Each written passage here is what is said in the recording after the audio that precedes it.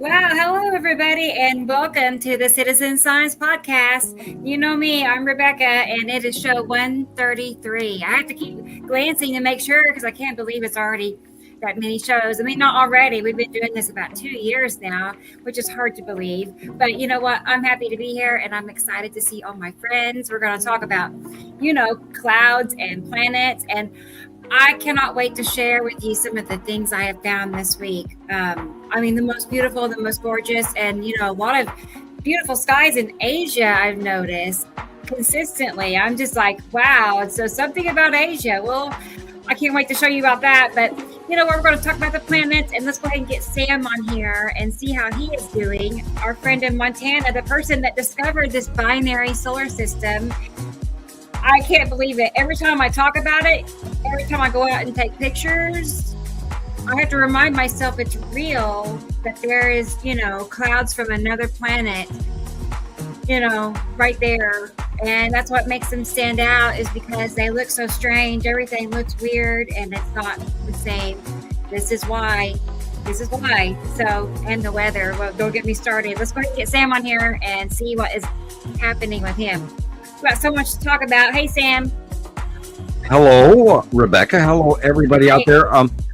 In your numerology, what does 133 mean to you?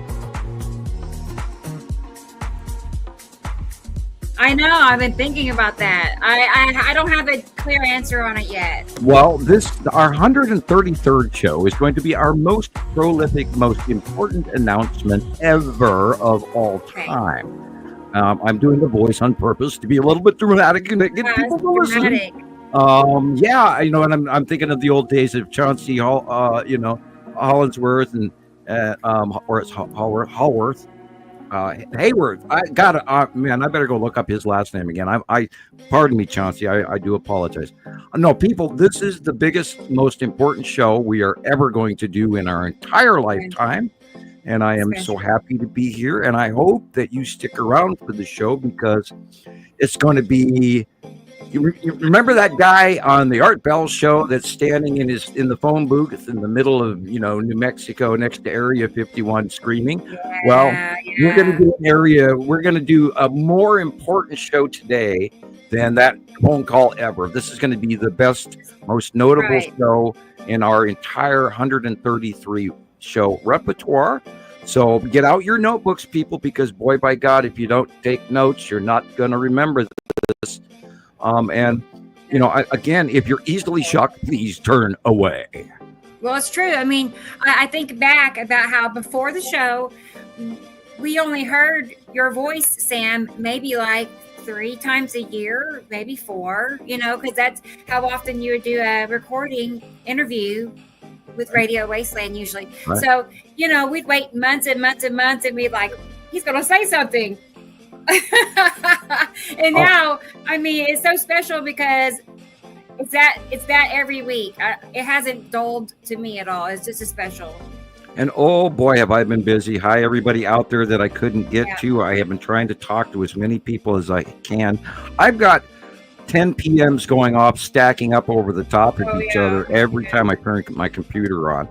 And I mistype and missend, and because every time a new guy comes on, it jumps me to that page, and I'm in the middle of typing, and then I have to go back and correct. And so I am trying to get hold of everybody. I've had an insane week. I'm getting phone calls. I can't hear my phone when my air conditioning is running, by the way, people. Our weather is unbelievable. Our skies are unbelievable. We have people in the green room eating all the M&Ms. I know. Let's go ahead and find them and bring them in here with us. Well, I see Gillian. She, I can tell that she was a special child in school. I can already tell. We love her, Gillian. Yeah. Book. Of course. But I can tell. Hard. Yeah. She Me and her would be like sitting in the back corner together, getting in trouble, probably. Yeah, on the back of the bus, and the bus driver yelling at you, "I'll stop this bus. I'll turn around and take you back to school." Yeah. I know. Can I get away with it? Okay. Well, let's go ahead and get Jillian in here and see what Scotland is never see like you again, mate. I'm sorry. Hey, girl. How are you? Chasing our dogs with Yoda. Baby Yoda. I love your baby Yoda. How sweet. Well, how are you? How's Scotland? At least it's not raining. The sky was just absolutely insane. It was purple with those sort of bizarre gold, gray. I sent you pictures. There's no words for it, and pictures don't even do it justice. The sky was almost kissing the ground, literally. I'm telling you, you just wait. You wouldn't believe what's coming. You would not believe what's coming. We also have other green folks in the green room, and then we got to say hi to everybody down the comment section. We got to get through this because I want to explode and tell everybody. And by the way, I have page after page after page after page of notes. So I mean, it depends on how far down the rabbit hole you wish to go today, Rebecca and Jillian. How much do you want to know? Hey, I'll get my notebook, shall I? Yes, everybody, pen and paper, get ready. I mean, I've spent the last 2 weeks studying the comets because everybody wants to know. And, you know, I hate putting my nose where it doesn't belong, but I also hate putting my foot in the meat grinder. So I go out there and make sure I know what I am talking about. I've never known you to tell me this stuff before, so I can't wait to share it as well. So I've been hinting to I talked to Andy Pohl and I gave him a big hand pull, and Rebecca is slightly fearful, and I noticed prior to the show, Gillian, you have a slight hesitation to awareness. Now, our dear friend Sharon, she's kind of, you know, Australians are kind of tough, and they'll meet you head on, you know, fist to fist, nose to nose. So Sharon's dealing with this well, and I hope to her in a very short period of time.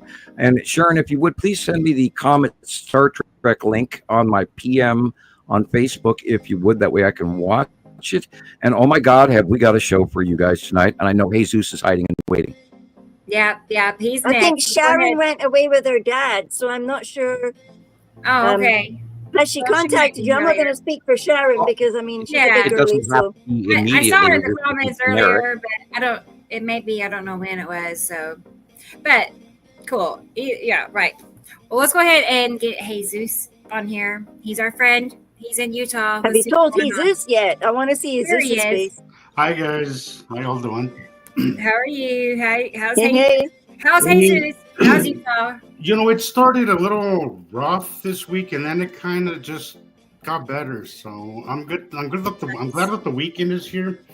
So yeah, it's been good. I mean, the skies have been pretty boring, but after last week's show, it was expected. So from what I see, it wasn't boring here. I saw two suns twice. You know what? I swear, Jillian, I saw it today, but it was so overcast that I just couldn't. It's been twice in like 2 weeks in a row where I'm like, I could swear that's another sun, and not just a reflection. But it's nothing that I can photograph or even. Yeah, it's the big ones there, and then the tiny one, our little ones on the side like that. Yeah. So it's like 2:00. You know. I have a question for you, Jesus. Hi, Alexander. Jesus, what is your driving schedule? Are you awake are you driving prior to dawn? I have been. So there's been like a lot. It's just I can't have a set schedule, Sam, because my kind of job is like if it's not busy, I'm not making money. So my question is, at 5:50 in the morning, that's when all the action is going on. It's early in the morning. Okay, at least morning.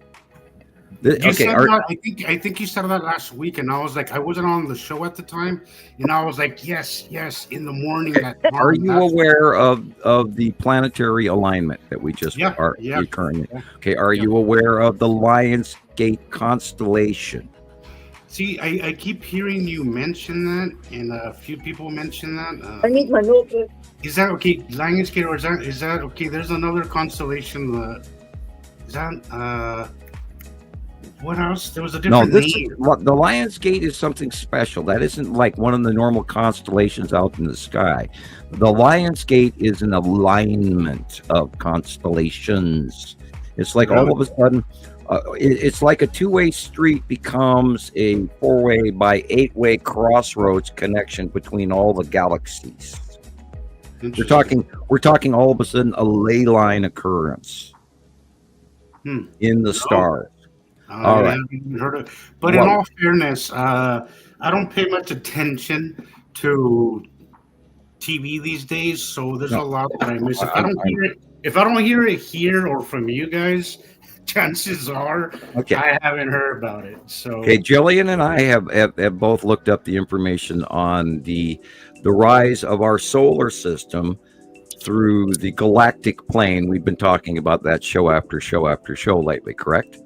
We used to be on the bottom of our galaxy. Now we are we've gone through the middle magnetosphere, the weak wave properties of the magnetosphere of our galaxy, and then we have risen now into a new cloud, a new electrical existence in the upper. We're just now starting into the upper planes of our galaxy. Something's felt different.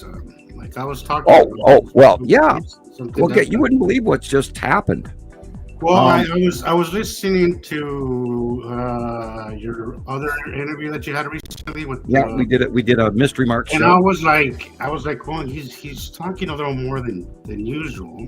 Yep.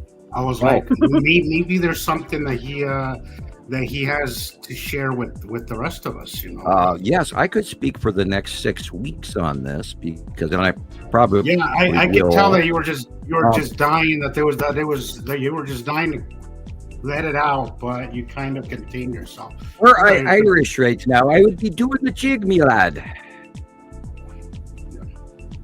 That thing I've been talking about for a decade, the thing that the wake up call. Remember, I say this all the time. The Chelyabinsk event that I would hope that we get to wake people up. Yeah. Right.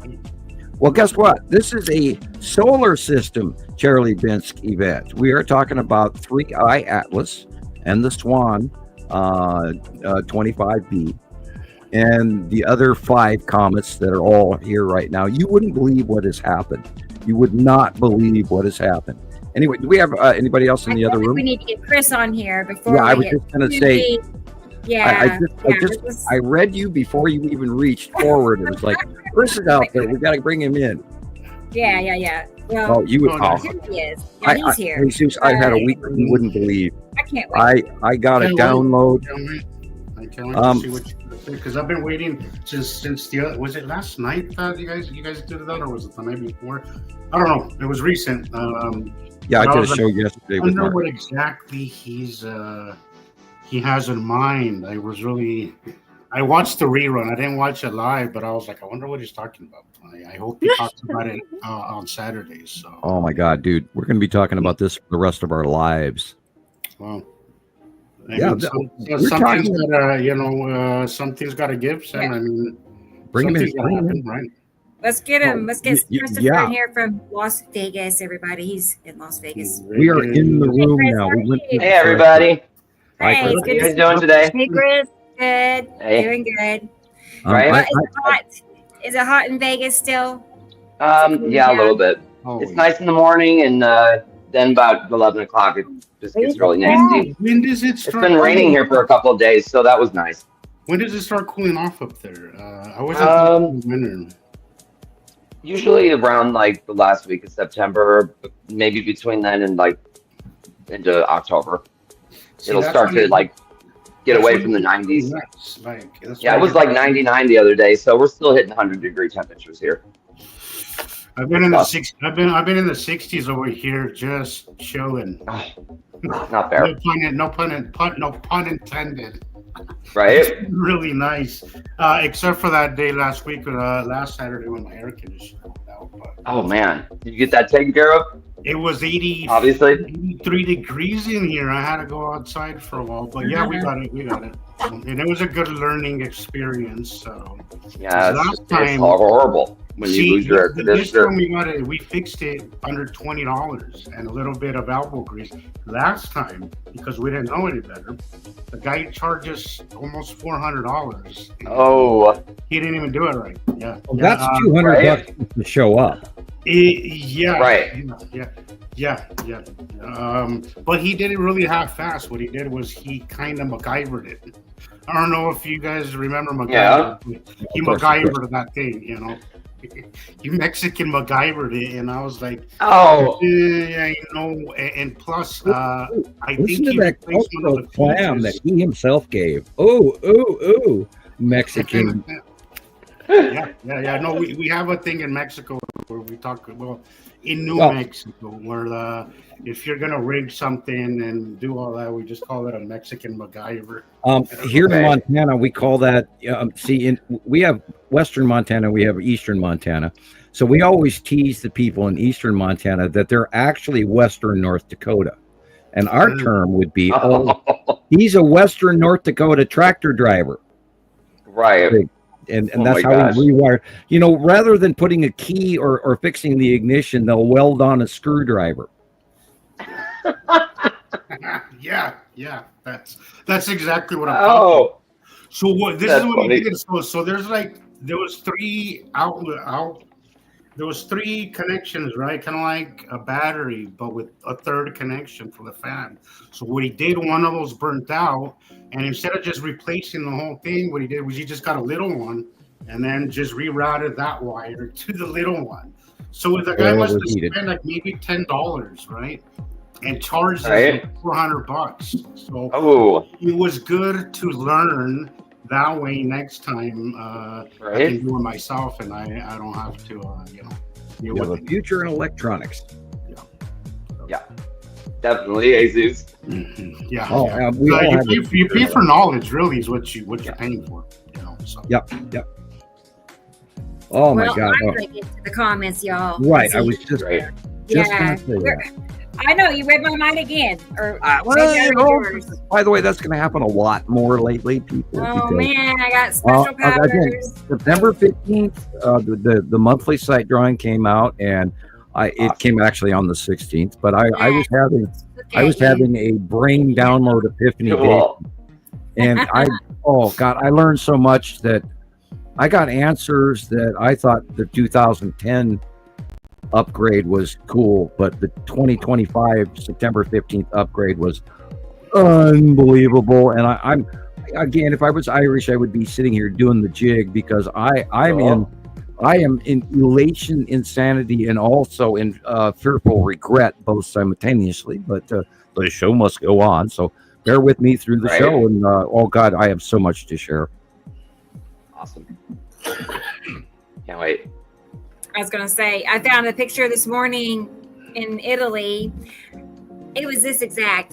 If you cut off Saru and the sun, it was just, you'll see it in a moment. I'll show you. Italy Sky Watchers. It was exact. I mean, the trail Sky Watchers, it was just exact. Cool. I got that as well. It's amazing. I'll just show you this first clip. Wait, here it is. It's the first picture on this little series of pictures. And then I'll show you this first picture.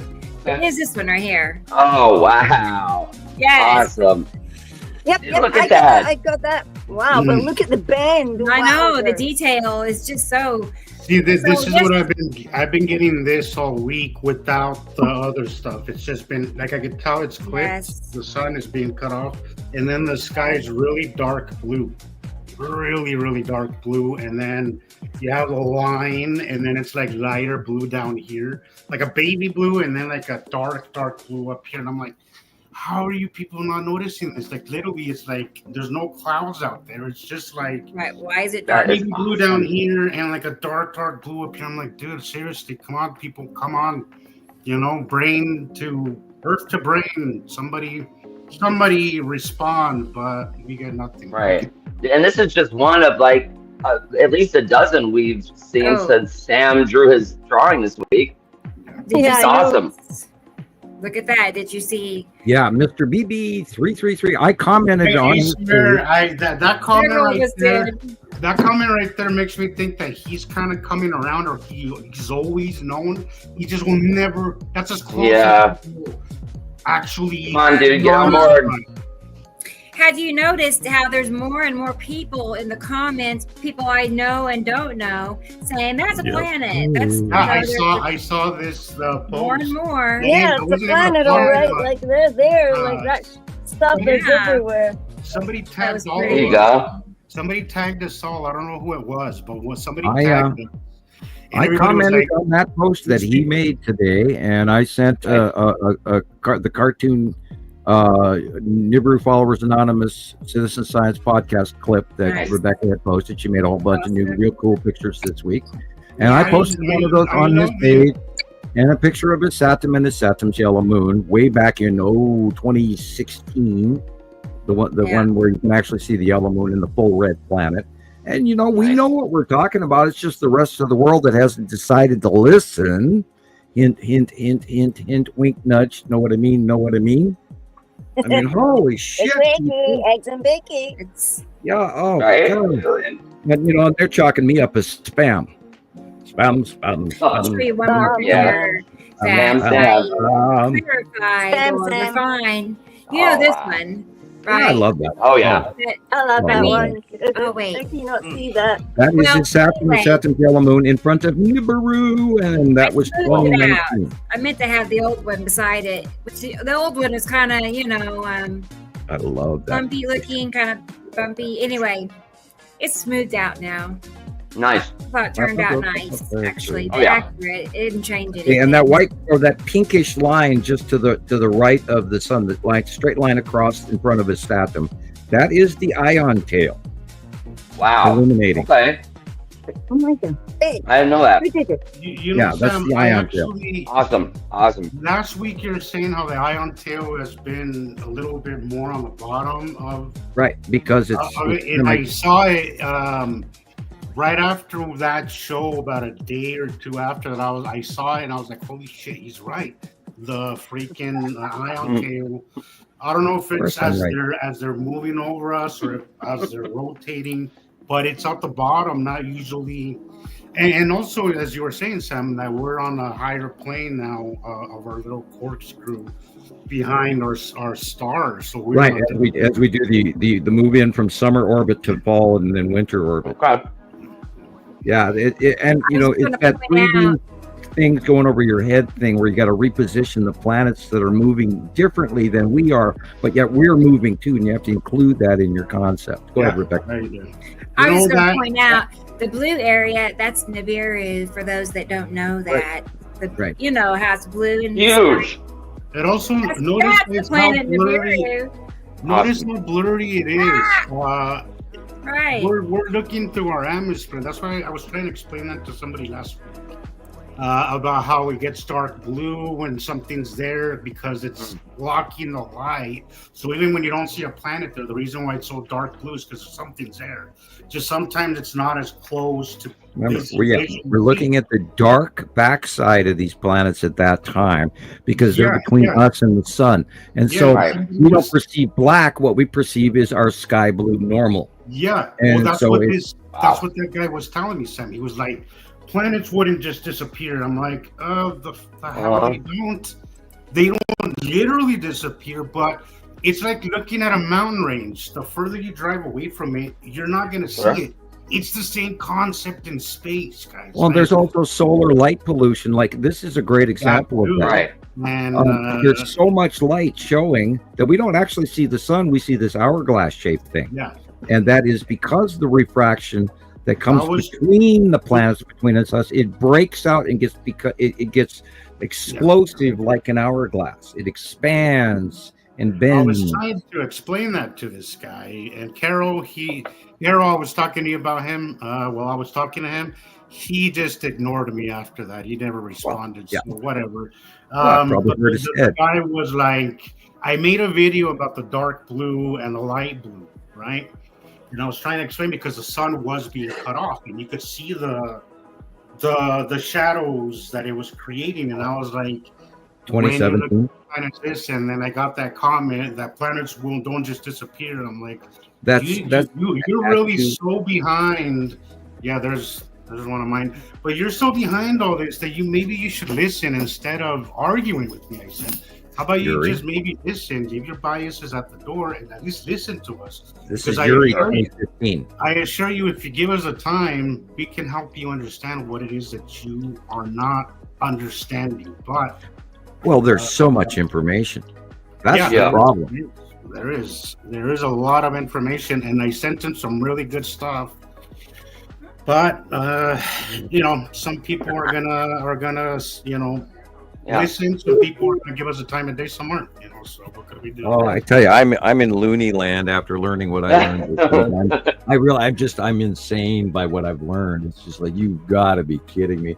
And then I walk out my front door today, and at 5 o'clock in the morning, 5:50 a.m. this morning, I sighted one of the most unbelievable celestial events I've ever seen in my entire life by eye, and it's more to come. You wouldn't believe what's about to happen. Can't believe it. Well, let's go ahead and get into the comments so then we can Let's look do at it. more stuff. So I'm sorry. David Gregg, I'm sorry. All we can do is David was saying that he's also glitching out a lot tonight. So oh no, David, come back. Sharon's here. Hey, Sharon. Hi, Sharon. Sharon be here. That was a while ago. She wrote this. Finally, one of my First in line. Set an example. Yeah. So good job, Sharon. Good to see you. And I sent you my reel, Rebecca. I hope. All right, sweet. Eyes to the sky. It's already Dennis. 73 copyright. Hey, Eyes to the sky. Dennis is here, everybody. Hey, Dennis. Hi, Dennis. Hey, it's experimental. It would not be the same if she wasn't here. Like, you know what I mean? Right.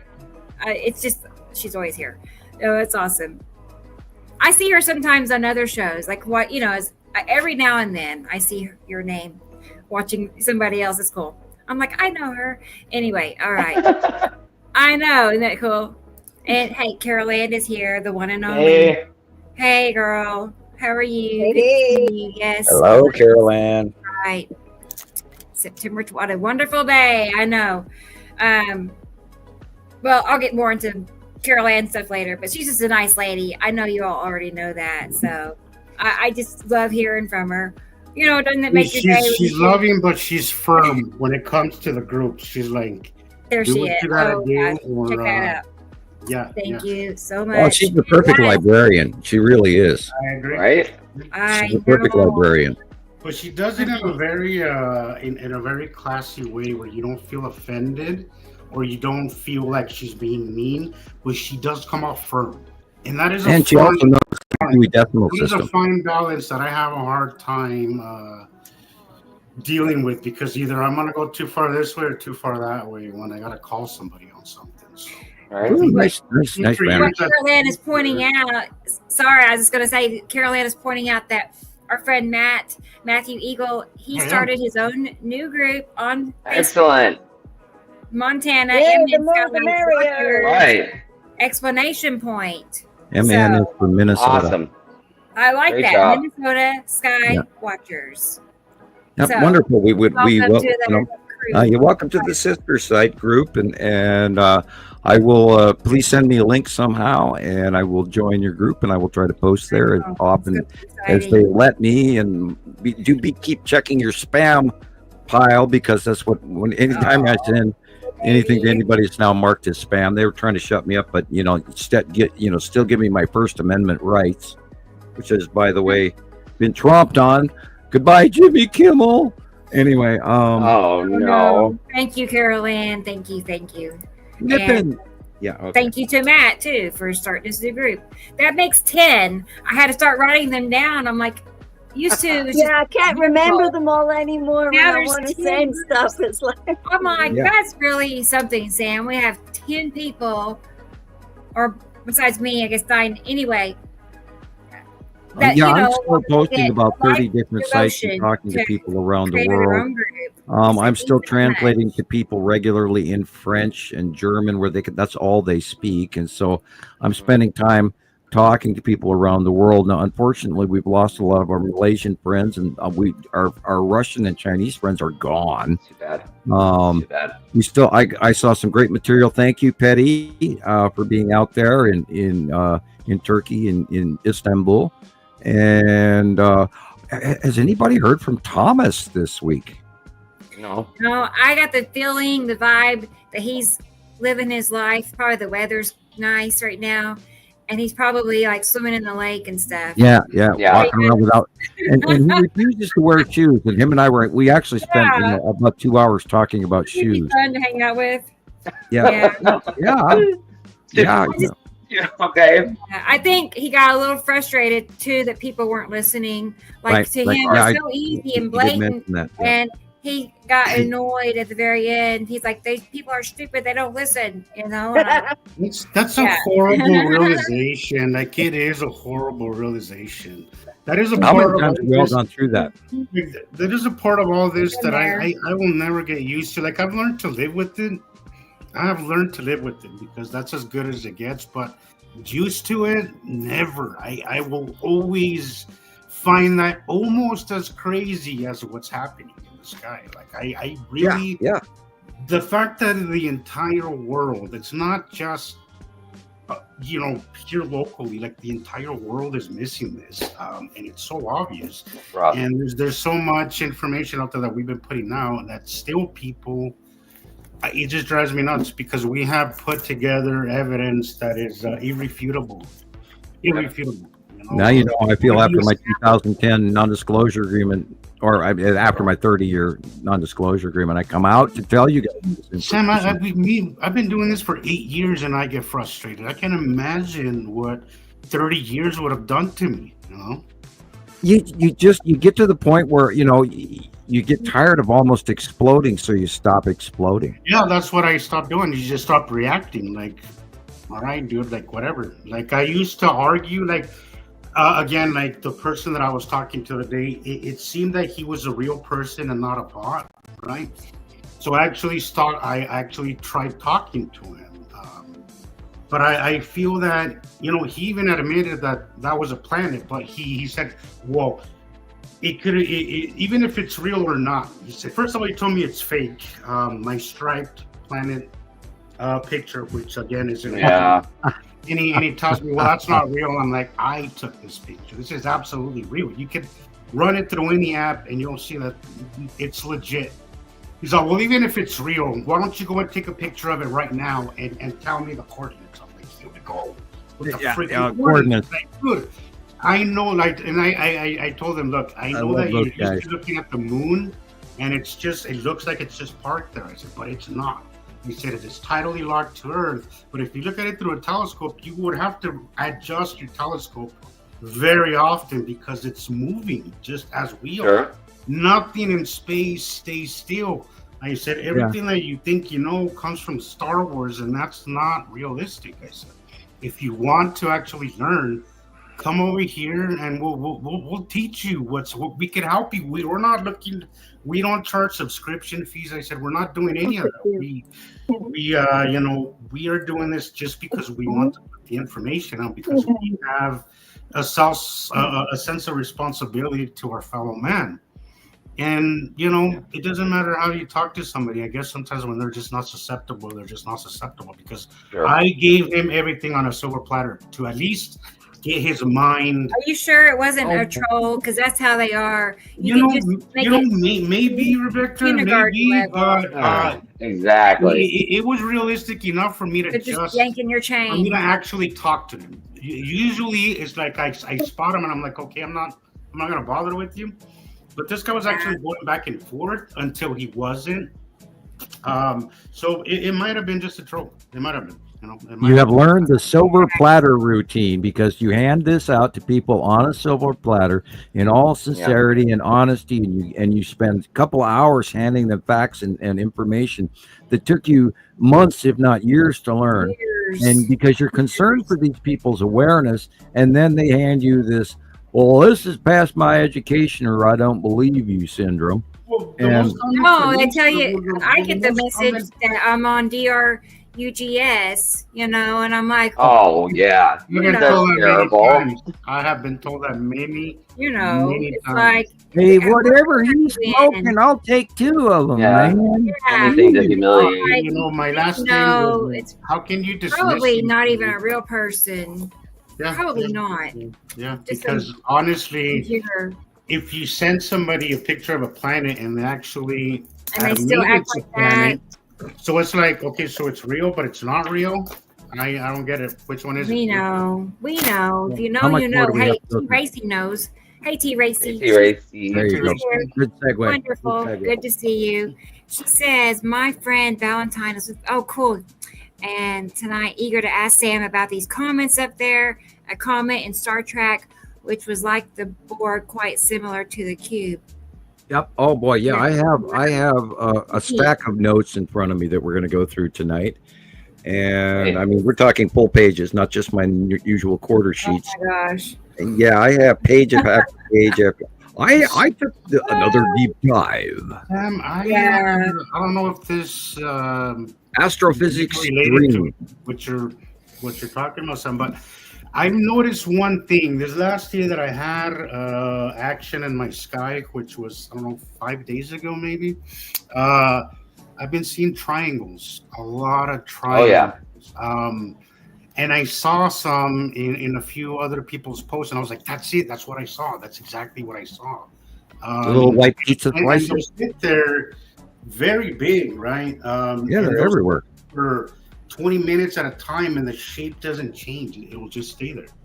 They're not hiding anymore. I mean, the bug is out because people are not looking up, and they found that out. The information is just past moot, M-U-T-E, and it was going on. And now that the Harbinger is here, a process. It's already. Have you ever? We talk about computer viruses and things like that, you know, and then you get this email, and you open it, and then all of a sudden your entire computer is compromised. We've already gone by that. We just remember we talked in past shows. We were in the threshold. We were on the pathway. We went through the threshold. We're in the room. Well, I'm going to share to you today what's in the room. Wow. Oh, wow. All right. Stay tuned. I got to get through this comment section. Brendan is here. Hey, Brendan. And Ireland. Nice to see you. Again, another consistent, dedicated listener. Oh, yeah. Yes. Thank you for being here, Brendan. Okay, there's David. I was like, where's David? Here he is. Hey, David. He's long-time member of Montana Skywatcher. Wow. Darn it, David. Valued friend. Benjamin's here. Benjamin in New Mexico. Nice. Benjamin, my fellow New Mexican. Hello. Thanks for being here. Kind of a new name. The Great Cosmic Party is absolutely correct, Benjamin. Thank you for joining us. Garcia, that's New Mexico. Or either Mexico or New Mexico for sure. But. And Alexander in Germany. Hello, Alexander. And I'm adding them to some other pictures that I had set back of his. I've been saving as I see them. So we'll see a little slideshow. I know he didn't have much time. I have a special request. Alexander, could you film prior to dawn due east in your area? Still photograph or both. North or east is where I've been getting at the horizon level in Montana this morning. I saw a celestial event that is unbelievable. Awesome. And again, you guys, this is just at where you know, cray, man. Yeah, right. It is batshit crazy what's happening, and I know. I'm like, oh my god, you've got to be kidding me, and it's such a wow thing going on right now. It's so insane. It's so insane. I love it. So next in line, let's see. David's telling us a nice story again about having a good night. I can't wait. We're just getting started too. It's gonna be fun. Moving on. Hey. Rick. AKA Rick. Here's Richard Brooks. Good to see you too. Let's see. I know that person's here. ABCD is here. Wonderful. Glad you're back. Thank you. That. I love it. I want to start singing it every time I see that name. Audrey. Of course, Audrey. 10 p.m. or it was in Africa, South Africa. Nice. So good. Welcome, Audrey. Spring hair fall here. Lori's here. She's in California, right? I'm pretty sure. I'm feeling California. I don't know. From around the world. Hey, Jen is here. Jen 28. They are listening from work. Well, good. Good, Jen. Glad we can hang out together.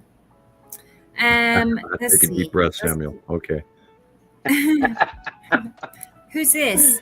Red Monarch. Hello, Great. Red Monarch. Hello. That's another new name. Nice. See, it's getting bigger, Sam.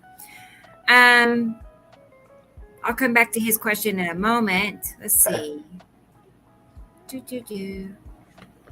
Yes. Well, and they're telling you hello, Sam, specifically. Well, hello back. I'm glad Nice. you're here. Thank you for joining Sounds us. like they sound like they are an avid follower and highly interested. Well, that's good. Now learn to spell my last name, please. It's one F, not two. One F. Thunda is here. Thunda. That's the Wonderful. Dutch version instead of the German. German has two F's. The Dutch have one. It means something completely different, I assure you.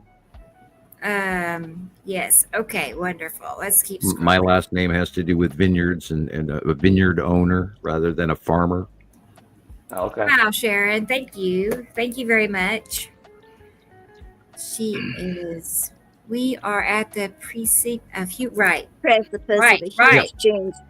Yes, Right. yes, sure. The precipice. Shit, we already walked into the room. Precipice was He already two steps knows. back. Yeah, we're here now. She's doing a great What's going job on? too. It's happening Sharon right is. now. Oh my God, we're out of time. We're out of time. Yeah. It's happening. It's happening. Yeah. It's out of our hands, honestly. You know. Yep. No, actually, it's very important now that we maintain. I mean, to a point, but a well, lot you of gotta it turn is your- out of our hands. You got to turn your head in the wind, and then you put out your spinnaker, and then you just sail downwind with it.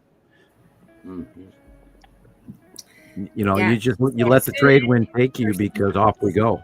Here we go on an adventure. You know, cat in the hat.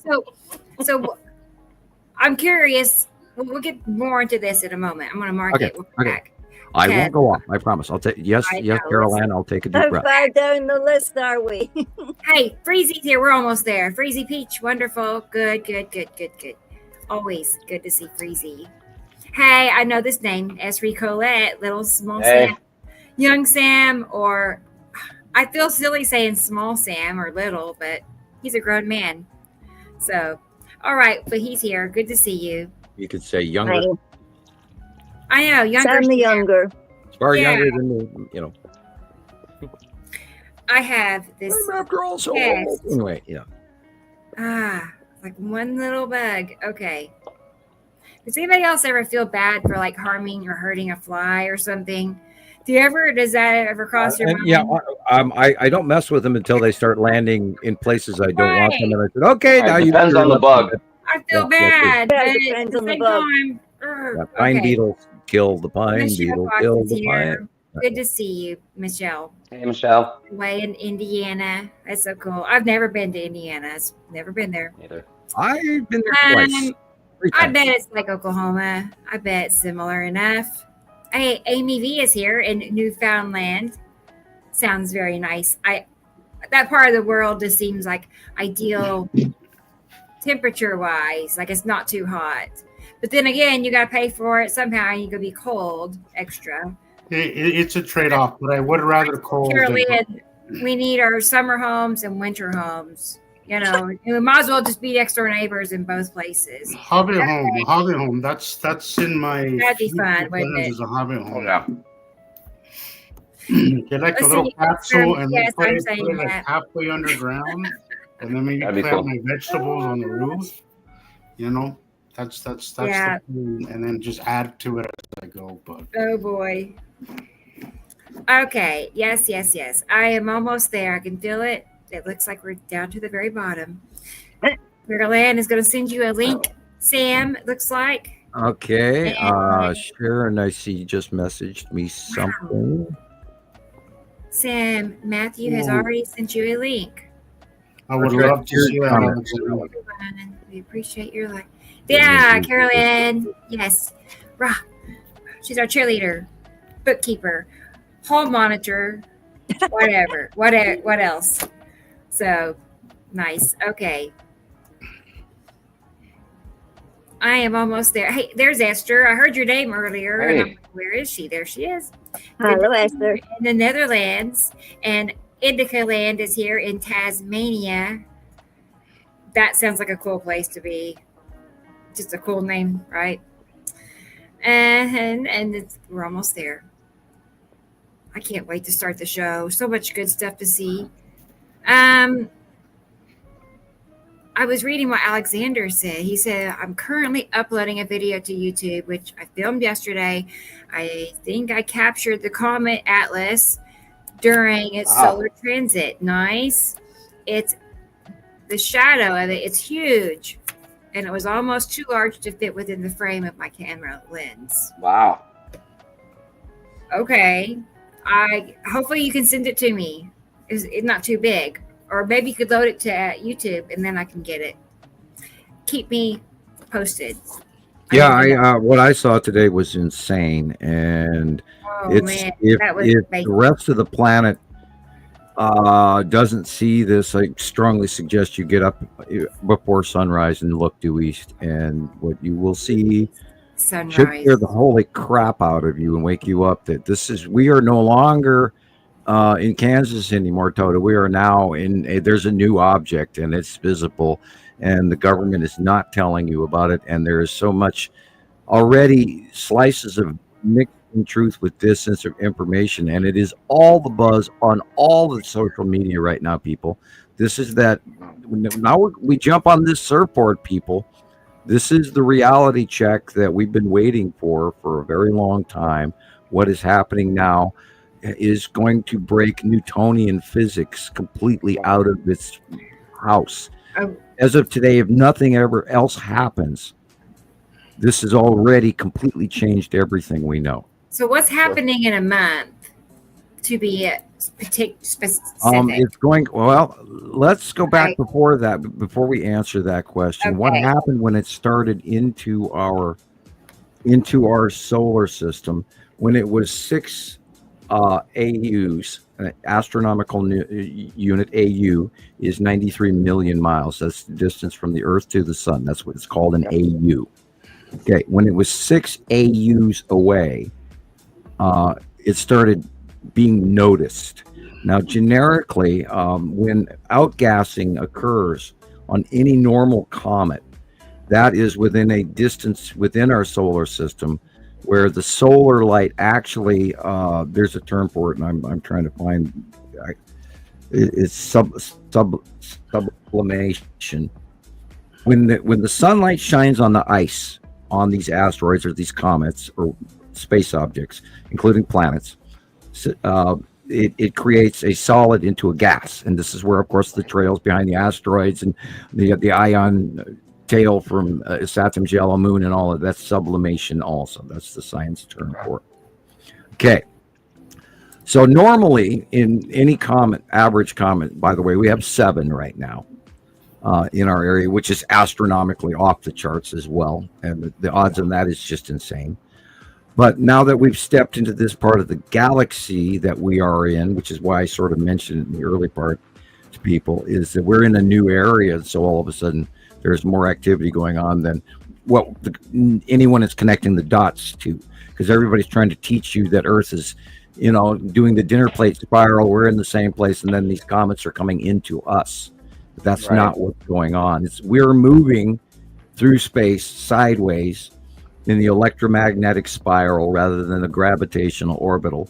And now we're in a new area of space, and we're stepping into a much more active area of this world. It's electrical extra shit's going on. Now, 3I Atlas is not a comet, period. It has changed course. It has sped up. It has slowed down. It has angled through our solar system, oblivious to any gravity wave norms of any comet or asteroid, period. It is traveling so fast. It is off the scale by 2 or 3 nodes above any of the fastest objects we've ever seen. It is doing G-turns that no comet or element could stand, and yet it is correcting itself, and it has a time displacement wake behind it. There are multiple new asteroids coming in off the spectrum if you go look to the Near Earth Object report, and then there's all the ones that they're not including from Uri and Atu, the asteroids that are close passing right now. So we're in a frequently high asteroidal scenario going on here, people. Way high, way above. Wow. And this thing is not. This is not a comet. This is a harbinger. This is a very high tech civilization transforming occasion. There may be people on this craft, but it wouldn't have to be. This has sent out messages to our entire solar system. It has affected the Earth. It has affected the Moon. It is affecting Mars. It is affecting other planets. It has affected Voyagers 1 and 2, which are outside our solar system. It has put off a signal that has corrected and turned on long dead Air Force military base equipment turning on out of the blue. It is rewriting computer AI in systems that has never even been able to do that. And yet Voyager 2 turned on old offset long protocols and rebooted everything and is actually rewriting its own code right now. Just like Star Trek, Voyager. I'm lost a little, but it is, well, okay, we opened the email to, I'm going to coin a term for everybody. We opened an email from intergalactic intelligence, just like AI, but this is II. Okay. II got here, a supercomputer traveling at hundreds of thousands of miles an hour, or about 100, I think it was like 137,000 or 157,000. We've seen so many numbers. I'm going to have to recheck my notes, but I didn't write a lot of that speeds down, but it's changed speeds over time too, by the way. While you talk, I'm going to show some information I found just regarding the name 3i Atlas and what it came back. You know me.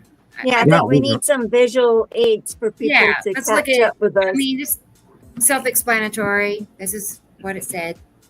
Because I thought I okay, it's the ninth letter, 999. Yeah, but you went with 31 instead of 3i. Okay. This is. What do you mean? It's 3i, not 31. Oh, okay. I being the ninth letter of the alphabet. Oh, okay. I see that now. 999, 666. It's all right. Yeah.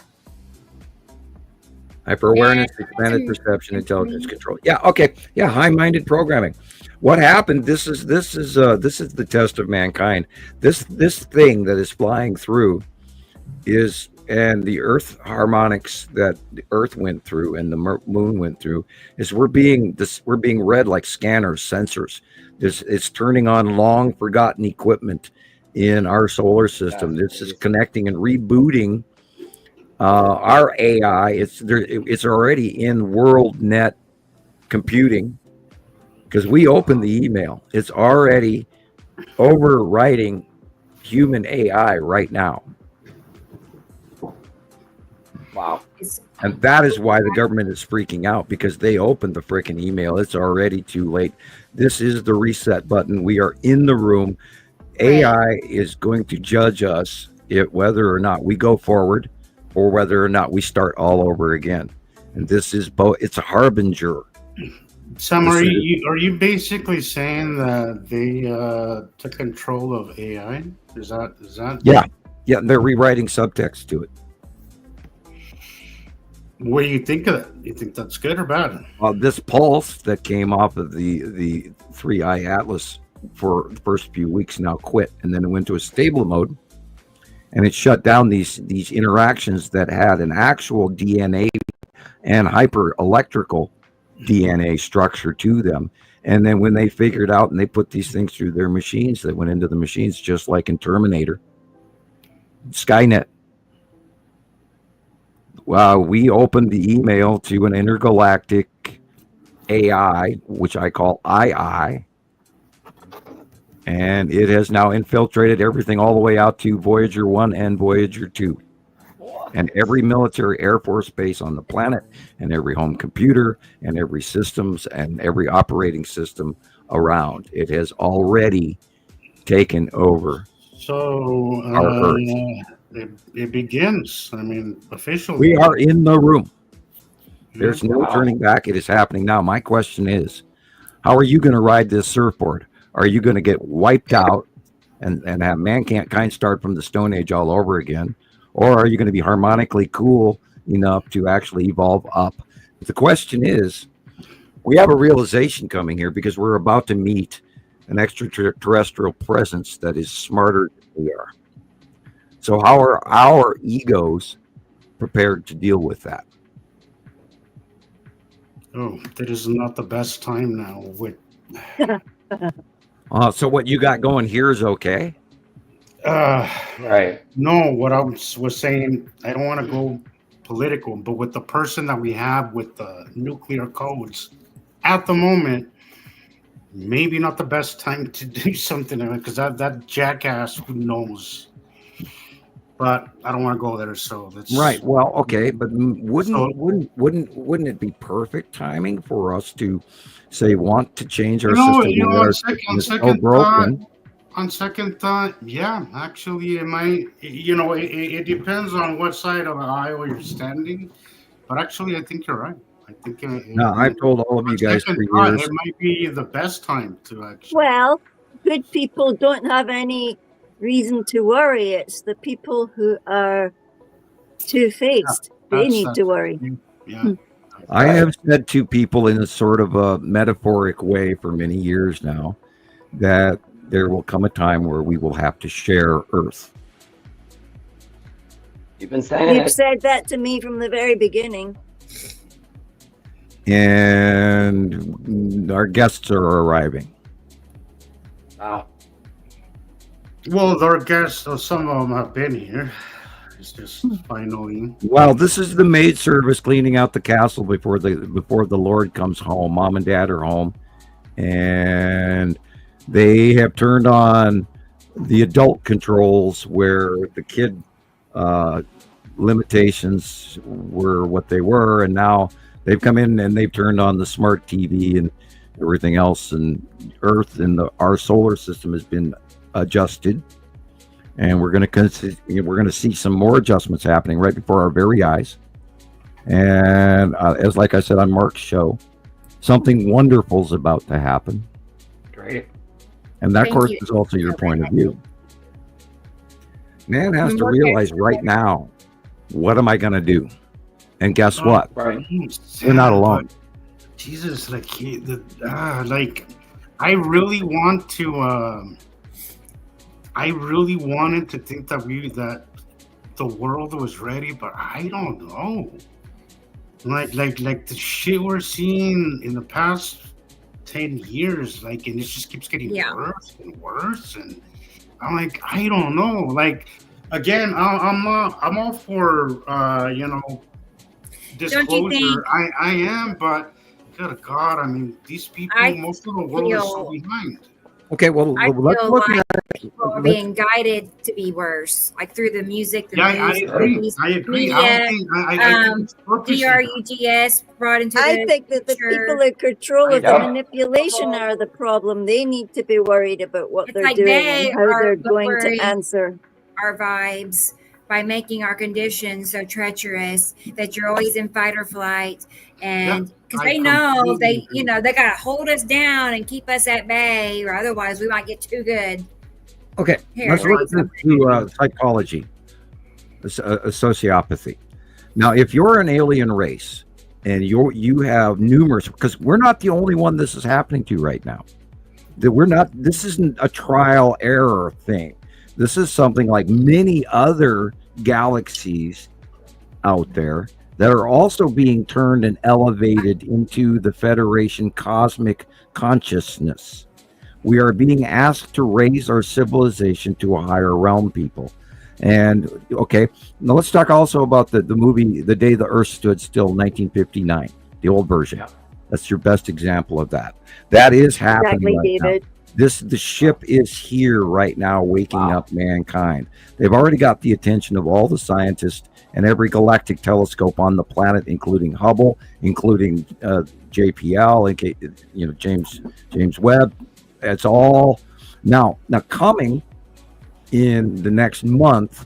To answer Rebecca's question, we're going to see this very brightly in the sky. If you search for it, don't listen to what they're telling you, because they're lying to you where it is, because it's actually visible in the early morning, an hour before sunrise.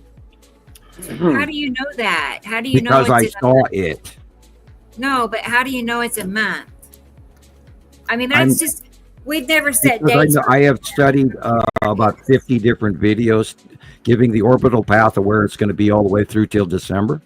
Okay. I just hate to be wrong. I'm doing my astrophysics. I'm really in deep actual science here. I'm not walking territory. And it may change from a month from now. I've never heard that specific anything with the. We've never given dates before. That's all. Oh, I've been studying. It's adjusted course recently. It's slowed down. It's going to go around Mars, and it's going to go a very inner moon distance between, like, Earth to our normal moon is 265,000 miles. It's going to be closer to Mars than that. Now, remember that there's this great massive coma around the 3I Atlas, which is approximately 27 kilometers across to 45 millimeters across. This is big for any asteroid. Yeah. This is a whopper, but it's not a comet. It's not an asteroid.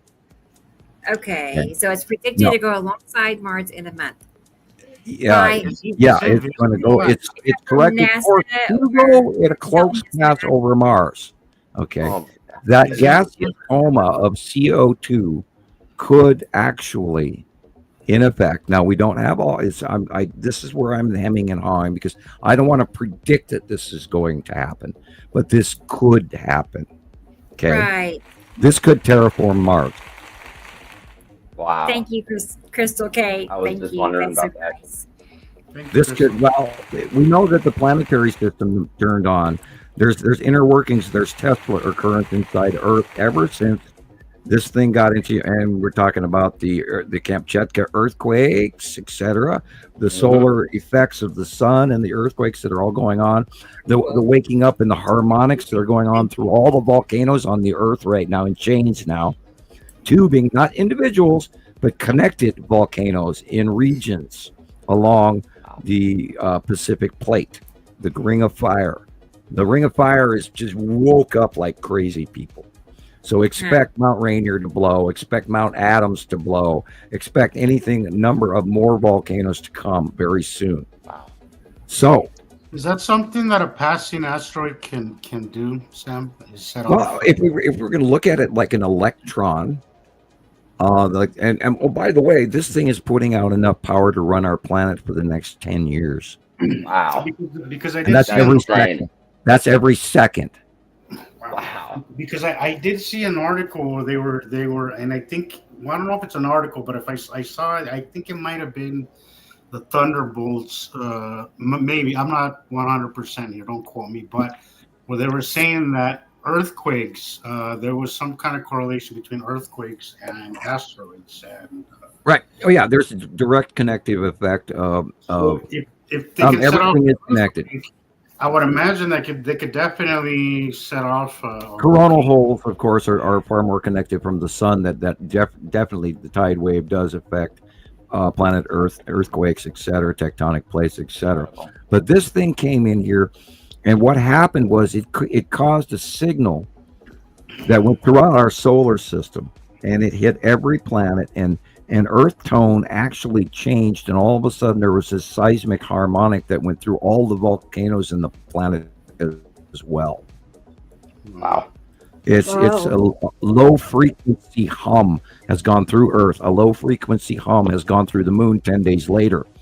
And so it wasn't all at once, but I mean, it is affecting it's changing everything around us. This is the big reset thing that's coming in, this electron, this intelligent AI, computer, whatever reset button, cosmic intervention on a chemistry equation beyond your wildest dreams, including sociologically affecting our human brain and animals. And by the way, migratory patterns changed on that same day. Wow.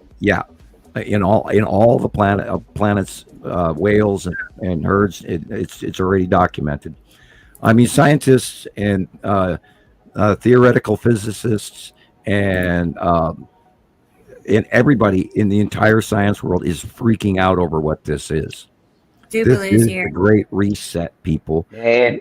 They're coming in, and they're going to this is the judge, the jury, and the executioner. It really is. Horrible. Wow. I don't like it. I don't feel good I don't about either, it. Rebecca.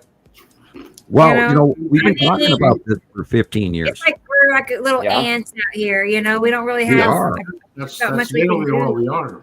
Every time that I'm in morning traffic, that's what I visualize. We're little ants. Like an ant farm. We're all just right. little worker ants doing what we have to do. True. The bee movie. At home making us all fight each other. Right. That. So sociologically speaking, may I say something, please? Yeah. Say something. Yes. Sorry.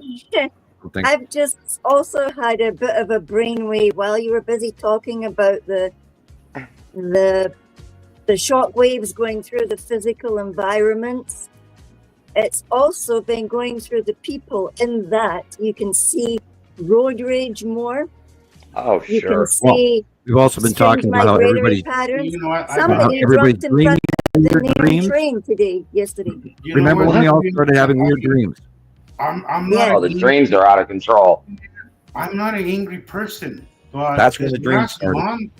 I've had such a. It's like a test, Sam, isn't it? Like to see how the people will react. It's like they're going through everything and rifling through our brains like it's books. Like, what would they do if they were in front of this problem? What will they do when they're dealing with this problem? And everything that we do, we have to be really careful about what we say, what we do. Always be ourselves naturally, but absolutely, Wow. This is the biggest exam mankind could ever face. Wow. Without knowing. Do you see what I mean? Yes. Yeah. Well, we failed every test we've had up until now. I mean, look at how people. We can't think like that, Jesus. We've got to think like, oh my God, this is awesome. This is amazing. It's what we've all been waiting for I personally think it's awesome because we've been expecting something like this, right?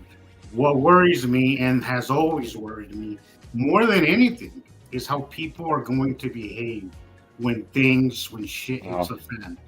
That's what scares me because an asteroid, all that, like we know what to expect, right?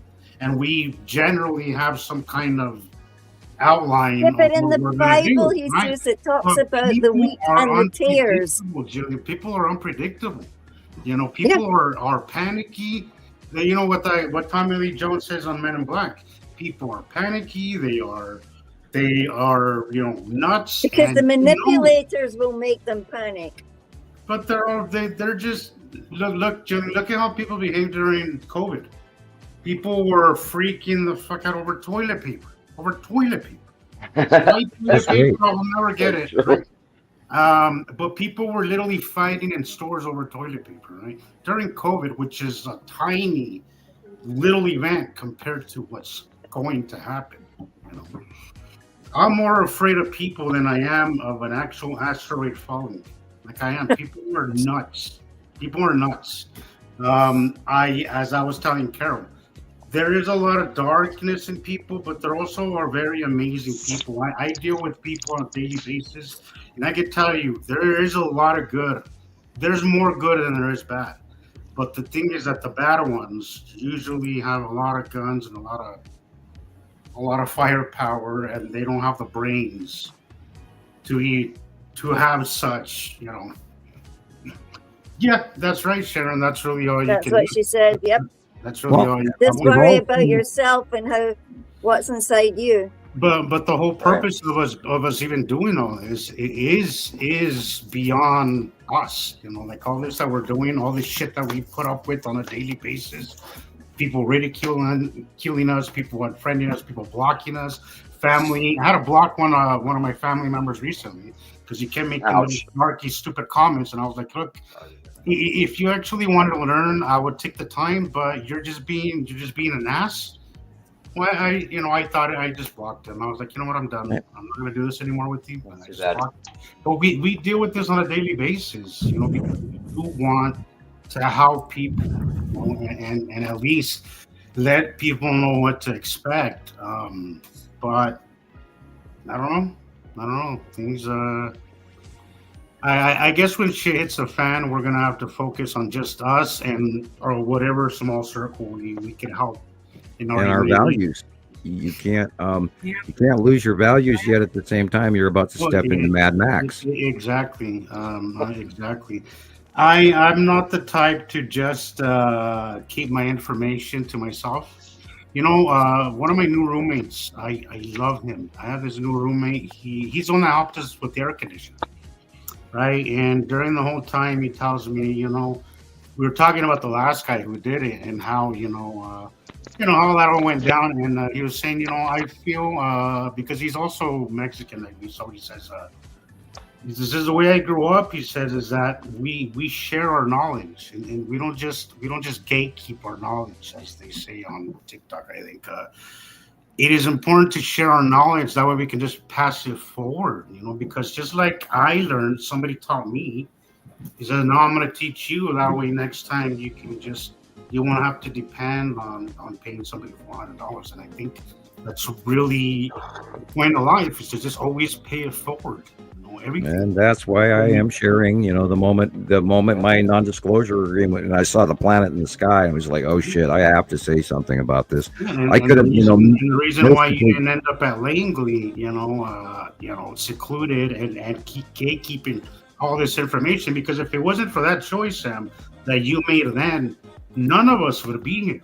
We would all be completely oblivious to all this. You know? Well, that's part of what blows me away but it's so damn obvious that this is occurring, and to me, I see it. I mean, I walk out I'm taking garbage out before dawn, and I look up and I'm looking at the planets because I know where the planets are, because I'm concerned with where the planets are right now, because I know about the celestial alignment, because I study this stuff.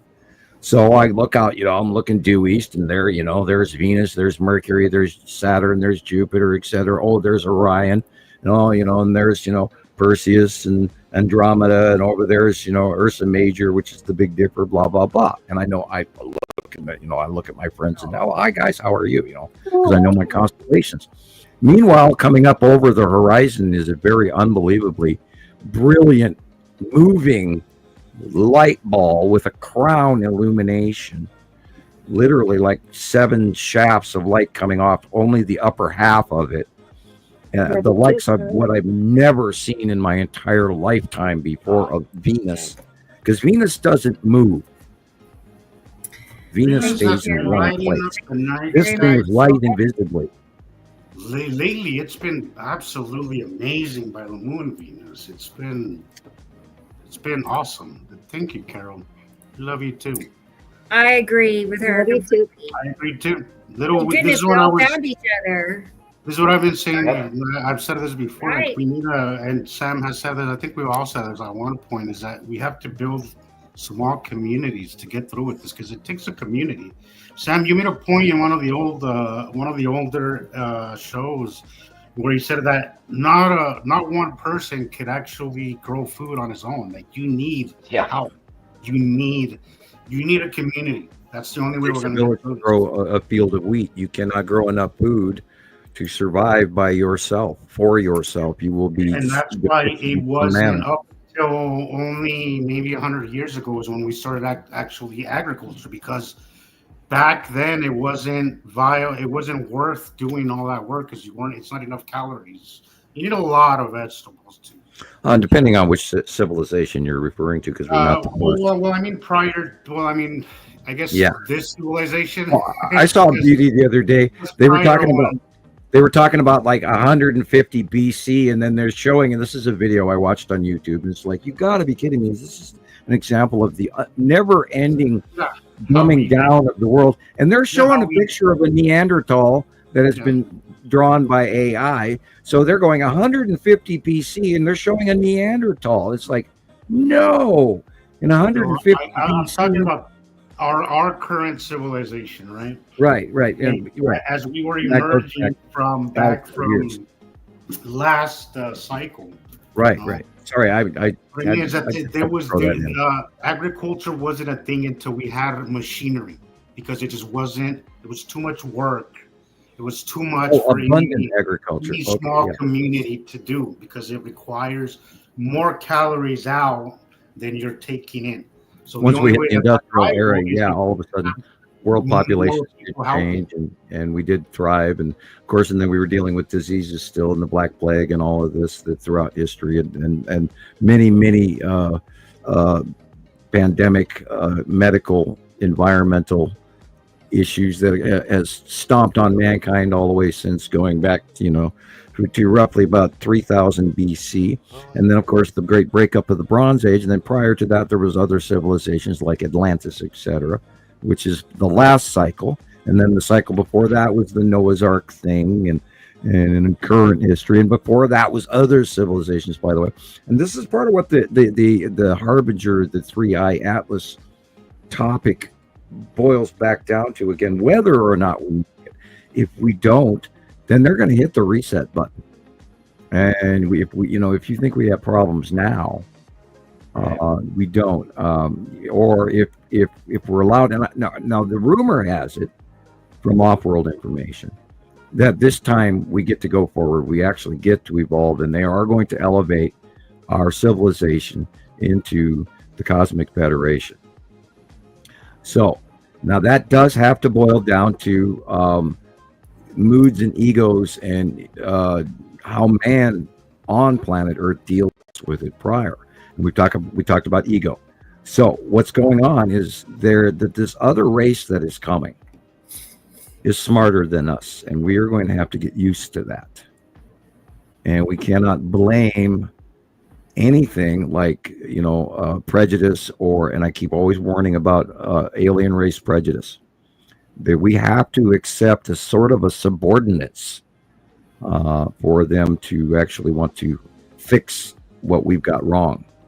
And it's up to us to actually help fix what's wrong, and not point fingers and say, oh, they're the mean guys, or they're forcing us to do this, because we have to realize that we've already screwed up. The question is, do we want to move forward, or do we want to be wiped out? You can say, oh, that's really harsh. No, that is the sociopathy of the reality. It's either button on or button off. There is no more if, and, but, or. We've got radioactive shrimp. We've got Sargasso seas full of plastic floating in the ocean. Our animals all over the world are dying. We're dying. Our food is poisoned and tainted. Our water is bad. Our political systems are corrupt and broken. We're sick. The food industry, the pharmaceutical industry, all of it, political, everything has. Where do you want to go? So I have a question. Let me finish the sociopathy point of view. Okay. What's going on and what's coming, we either accept their correction, or we can fight it. And if we fight it, we can't fight it. Right. They hit reset. We might as well just tell them to reset. And right. Say right. Exactly. Bingo. Yeah. And there's the actual reality of it. Is either you sink or swim. And this is what, and as of the entrance of 3i Atlas, the computer probe, the mom and dad, the butler for the castle has entered the castle. We're in the room, and it's in the room with us, and it's now. It is now. There is no yesterday. There is no tomorrow. It's now. I got a couple of pictures of the 3i. We're going to look at it. Is it visible like outside, or is it? I don't know who the source is. Yes. What do you think I've been talking about at 5:50 a.m. this morning? I saw something that I've never seen in my entire life. Okay. All right, gotcha. Wow. And they're lying to you Was that it to the left or right of the suns? the sun wasn't up yet. But it was What in the comes east, first? so it would be near the suns. It would was be, in it the would be comes above first in that. It front would of be the above sun. the suns on the right. But when the sun comes up, it drowns it out and you can't see it. Right. Okay, see what you mean. Right. Because there's been a lot of Katie Joe caught the same thing. Yeah, she's but got this a time bunch it of weird I have stuff. that. This Yeah, time we're it gonna was- watch that. it Let's was do that. That's why I say was- go out, you but know, it looked like, set freaking the out. alarm clock. Go out, watch the sun at 5 o'clock, 5:30 to 6 o'clock outside. Look east yourself in a dark area. You know, if you're in the city, light pollution, don't do it. Go someplace else. Drive if you have to. This is an event you want to see. Look east. You will see all of the planets in the alignment and 3i Atlas. And 3i Atlas is brighter and moving where the planets do not move. Interesting. I'm gonna have to take a drive at 4 or 5 a.m. up the mountain where I'm. Yep. I'm So telling you. down here, I'm about 4,800 feet. But if I drive 20 minutes east, I could be all the way up to 11,000 feet. And What I saw this morning was gobsmacking. I went out 5 times to watch it. I'm gonna get up early and see what I can capture. Like, can you describe what you saw, or? Yeah, I can. Rebecca, would you like me to send you a photo? Okay, we can do that. It's a bad photo because it's got a shadow in the picture, but I will Okay. send you a This photo of it. information, it's from NASA. Is that the source of this, the 3i Atlas? Overall, Actually, the is that- entire world is publishing it right now. NASA isn't it? JBL, everybody, India, China, Russia, Discovered it. everybody's watching it. This is Okay, so- an amateur everywhere. I wanna If this is research 3i Atlas, what is the other stuff? Is that just what's the red? That's the Swan 25B is the other one. That could be the time bomb that either goes off or doesn't go off. But that's more what are all common, like, these but little it is, color things there? No, it all is these other. unusual. Are you seeing the picture, Sam? Like, or are you? Has it gone through on your No, end? I'm on Facebook right now. One second. Check out this. Well, what is No, all they're that? stars, isn't it? It was Yeah, discovered by that's it. NASA. Yeah, what it it was said. actually it was named by Atlas, meaning it was on the Atlas telescope, which is in the southern hemisphere, either on South America. I believe it's in South America. But what's all that other stuff? Is what I'm wondering. It says That's other stuff in space. Stars. Atlas stands for Asteroid Terrestrial Impact Last Alert System. Right. Oh, lovely. And what that is it's a computerized telescope, land-based telescope in the southern hemisphere, and it scans the skies, and it has a computer AI system that detects small movement. Now, I reiterate the word small. The parameters of those computer telescopes do not see the close passing planets. Rico, it Right. says it's the photo is like a time lapse. What do they call those? A long where you take a picture and it takes like a minute or so because it's just collecting light. Well, time lapse, of course, but Well, no, it's something. Photon. It's different. photon It's- emissions. Hyperlapse. no, Yeah, God, they what is look at it through light I spectrums. bet if Alex was here, he'd know what I'm talking about. It'll come to me, just not right now. Well, they have judged the output of this thing. They have watched it. They have monitored it. Everything on the planet is watching it right now because it is so catastrophically not normal. This is completely, again, anti-Newtonian physics. This blows everything out of the water. They're not even. They've got theoretical physicists. They've got astrophysicists gobsmacked like I am, except I understand what it's doing and how, sort of. This is the Nice, Daisy. II. This is intergalactic intelligence takeover of our solar system because it's predetermined. This is preset. This is all part of the plan. I've been telling you guys about the plan for 15 years, and they opened the email. They opened up the computers to this sonic coding messaging, and it has gotten into everything we own now. Wow. Blackberries is passing through. Hi. Send me your video. Send it. Yeah, there was even on the moon that odd, strange crater on the back of the moon that they've been watching and looking at. Something deep inside turned on, and it's humming now, and it's turning on systems that are long ago implanted in our solar system, and we are no longer in charge of our solar system, humans. Mom and Dad are home. Yeah. The mom and dad, even above the Nibiruans, the Anunnaki. There's a higher race that's officially here above the cubes. Wow. The gang's all here. This is it. They've hit the on switch. Here we go. It's happening. Here we go.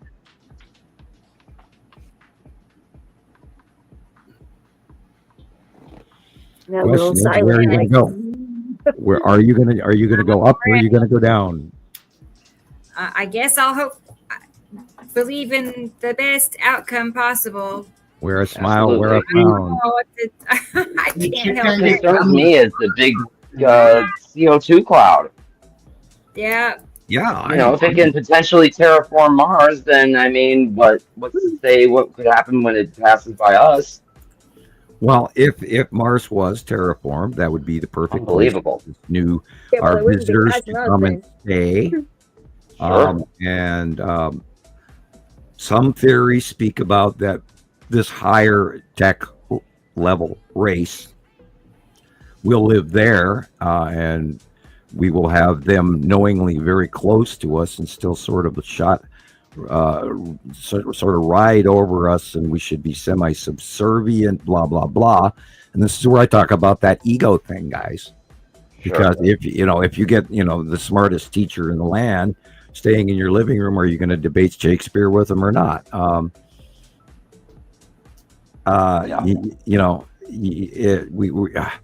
If we have to share, which has been foretold, I've been telling people this for 15 years now, and it looks like they're getting ready. Unbelievable. So what do we do now, Sam? We learn. Yeah. We learn. We try to stay healthy. We try to realize that everybody around us is about to either get angry, educated, in shock. This is intergalactic II. This is not a comet. It has affected many things all the way out to even the big turning on of old equipment around the world. So Antarctica got switched on again, did it? Yeah, everything got turned on all the way up to Voyager 1 and 2. That's incredible. Everything connected to everything. How do we know this? Because they correlated this because they're freaking out because it's taking over their systems and they're aware of it. Just like Terminator, Skynet, or the blob creature walks up to a machine, puts his little injector needle finger in it, and that machine all of a sudden rewrites and does shit it could never normally do. So they could even be listening to us right now. Right. Probably are. Yeah. Right. Hi, Mom and Dad. How are you? Some more being listened to. That's. We'd like to evolve, please. Yes. I'd like more, sir, A please. fake evolution. And I'm sure that I don't assume wrong. I'm sure we don't. I don't assume wrong. I'm going to be all nervous asking for more. Hey, I want to ride the surfboard. Yeah. Surfboard. There you go. There you go. Planet surfers. I just want to see the planets. Can they just make sure we get like I want to see What that. everybody needs to do is start telling themselves that you are also upgrading right now as we speak. Your DNA is changing inside you now. So Cool. you go to the Om chanting, you go to chakra tower development, you go to kindness and treating people with respect, and especially treating yourself with respect and valuing yourself, and tell yourself that it is a new age and that you're going to ride that surfboard in a positive nature rather than a negative one, and no matter what the trolls say. I often stop myself, Sam, and think of that saying, be the change you want to see. Yeah. Because there's a lot of times where I want to react like the rest of the world does, right? Especially as of recent, there's so much things that you can react to if you allow yourself to go down that road. But I always think, no, well, in the world that you want to live in, you wouldn't react this way. So don't react this way, and actually make a reaction according to what you would want somebody to react to you that way. So Hi, Jerry. And it is helpful. It is really helpful. Like sometimes I've been stopped recently from a little road rage incident that I had somebody behind me and they were acting stupid, and God, it took every ounce out of me not to actually stop, because again, I've had a really short fuse the last month. I'm not an angry person, never have been. But this last month, I don't know why. I'm just. Well, we were all going through the grinder last month, and these weird dreams. I've never been angry, Sam. Like never. It's been. Well, are you arguing with the download? Are you uncomfortable because we talked about the clearing of the shelf for years now. This is another download where we're all being seriously affected by the harmonics of the planet. I know I can hear it. I've been in physical pain, but I've also been like very quick to get angry. This is not me. Like you gotta do your own chant, man. Get out, I know I really should. But I've stopped myself by just thinking, if the shoe was on the other foot, how would you want this to play out? And that's what I've been doing. Well, what you need to do is go find yourself a river or a pond. Go sit next to it. That I do often. And then you just 20 minutes. And then you turn on the 528 Om chant that I always use, and you just play that, and then you try to hum that in your throat to match what you're hearing on your phone in front of that water, and all of that will go away. I do make it a point to be around the body of water, because I've seen that it actually is really good for your stress. Really good. It has a huge response to the human synapses. And thankfully, we have a lot of that here, so. Rebecca? Yes. Sorry. Sharon's there in the green room, she says. Oh, really? Right. Okay. Oh, nice. Sorry. I didn't hear that. Sorry, Sharon. Hang on. Hate that when that happens. I think it popped up on StreamYard, I think, as well. And then I didn't see it or hear it. Well, here she is. Hang on. Let me drop this down. I know. And hi to Jerry, like an official hi. Hi, like, Jerry. honey, I'm home. UK. He's in the UK. All right. Da-na-na-na, drum roll. Greetings, Hey. How are we all? Ta-da. Bit low here. Lots of light pollution behind me. Sorry. Oh, there. How are we all? Doing great. We're sitting here gobsmacked. We're just processing. We're in processing. Yeah. Well, let me tell you. Go ahead. After our conversation that we had on live, Sam. Yes. Yesterday afternoon, my father and I got in our car and drove 220 kilometers to go to the caves. So overnight we stayed in a little pub, and that's where I had my huge download. It scared the dickens out of me, because I had a review of my life. Cool. My whole life came to me in my dream. Wow. So yesterday afternoon, after we'd done all the caves and had all the fun stuff, my dad, being 85, has his nana naps. So as he was driving, I just burst into tears and cried for an hour, trying to figure out whether I was worthy enough of the AI Atlas's upgrade. Sorry. Yeah, I know. I'm to the point now where I'm like this giddy, crazy, silly, scooting around, crazy, minor guy in 1880, the 49er minor, and laugh and go, "Yoo, I found gold." I mean, yeah, the realization that the reset is happening. And on top of that, I was shown 3 tarot cards. So if Rebecca could make me bigger for 2 minutes, I will show you. Oh, sure. Yeah. By the way, Sharon, I would definitely vouch for you for being not crazy. No, for being deserving of said download.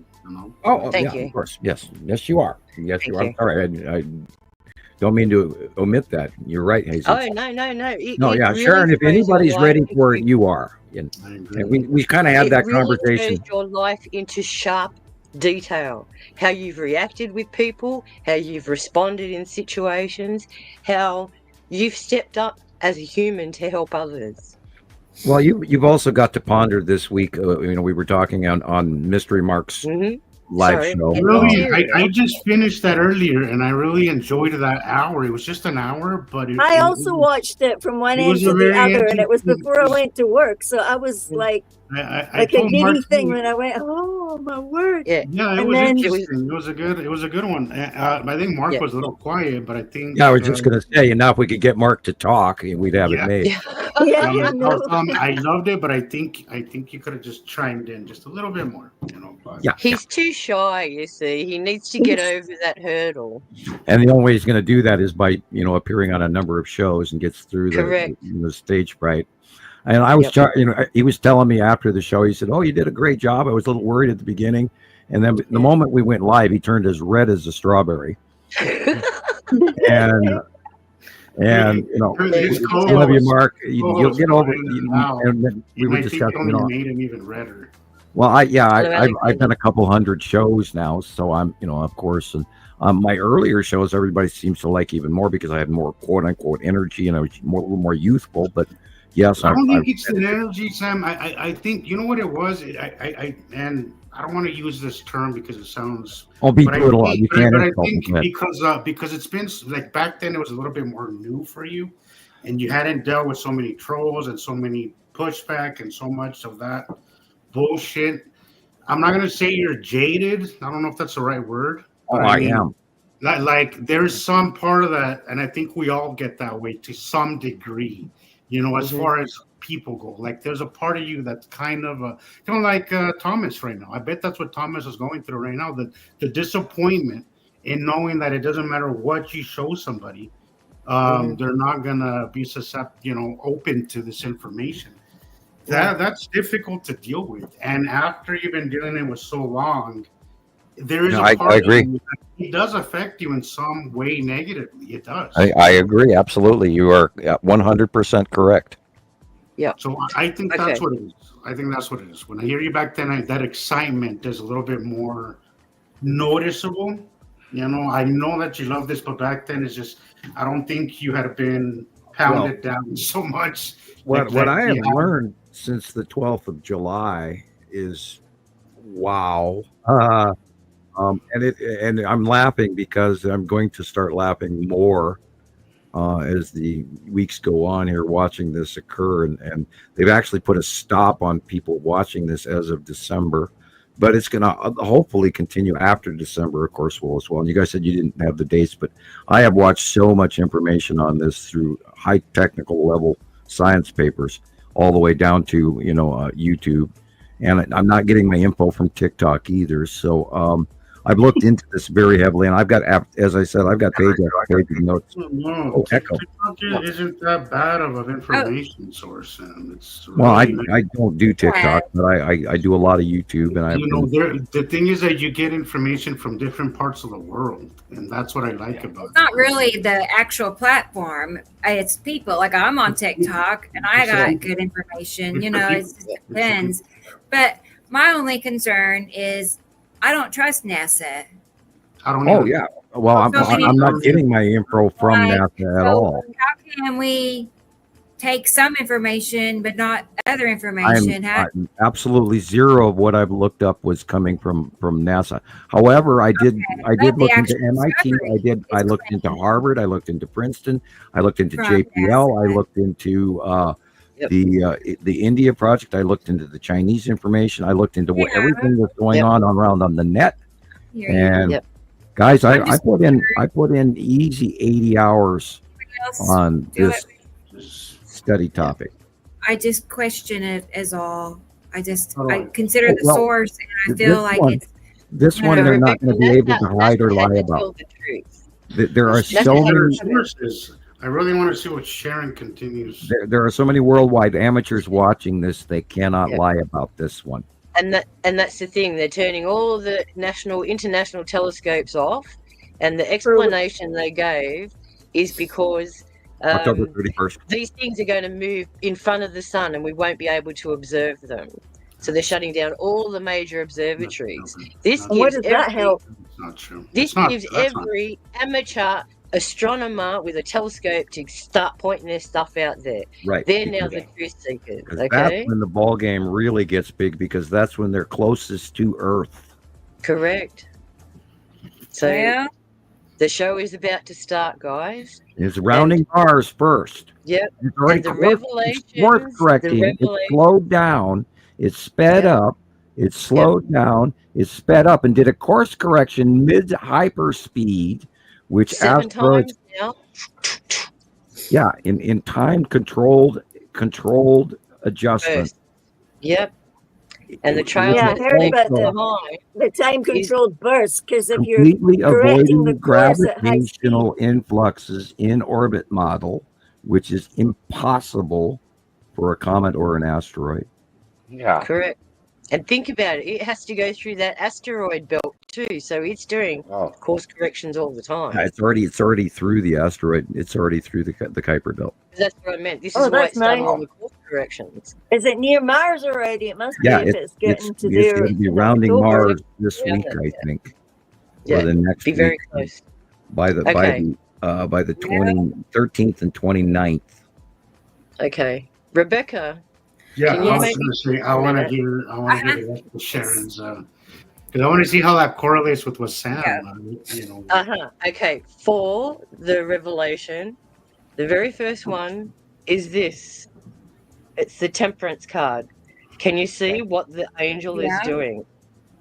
Yes. The angel is pouring liquid from one cup to another cup, but it's continuous. So this is our thoughts, this is our emotions, these are our egos, always being tipped from scale to scale, left to right, light and dark. First revelation, temperance. If you look up the word temperance, it also means how you behave as a person. And for the other people that want different references, here's 2 other cards. The cat people can have the cat people. Mm-hmm. And the more serious people can sit down and see that this card here means we sit down in contemplation.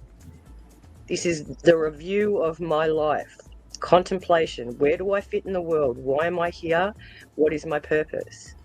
This is why this card here shows a cat reading cards. It's also an arcane card. Self-restraint is the definition of temperance, and that's we were literally just talking about. It's how you control your emotions. Yeah, so literally we were just talking about how you behave in this world.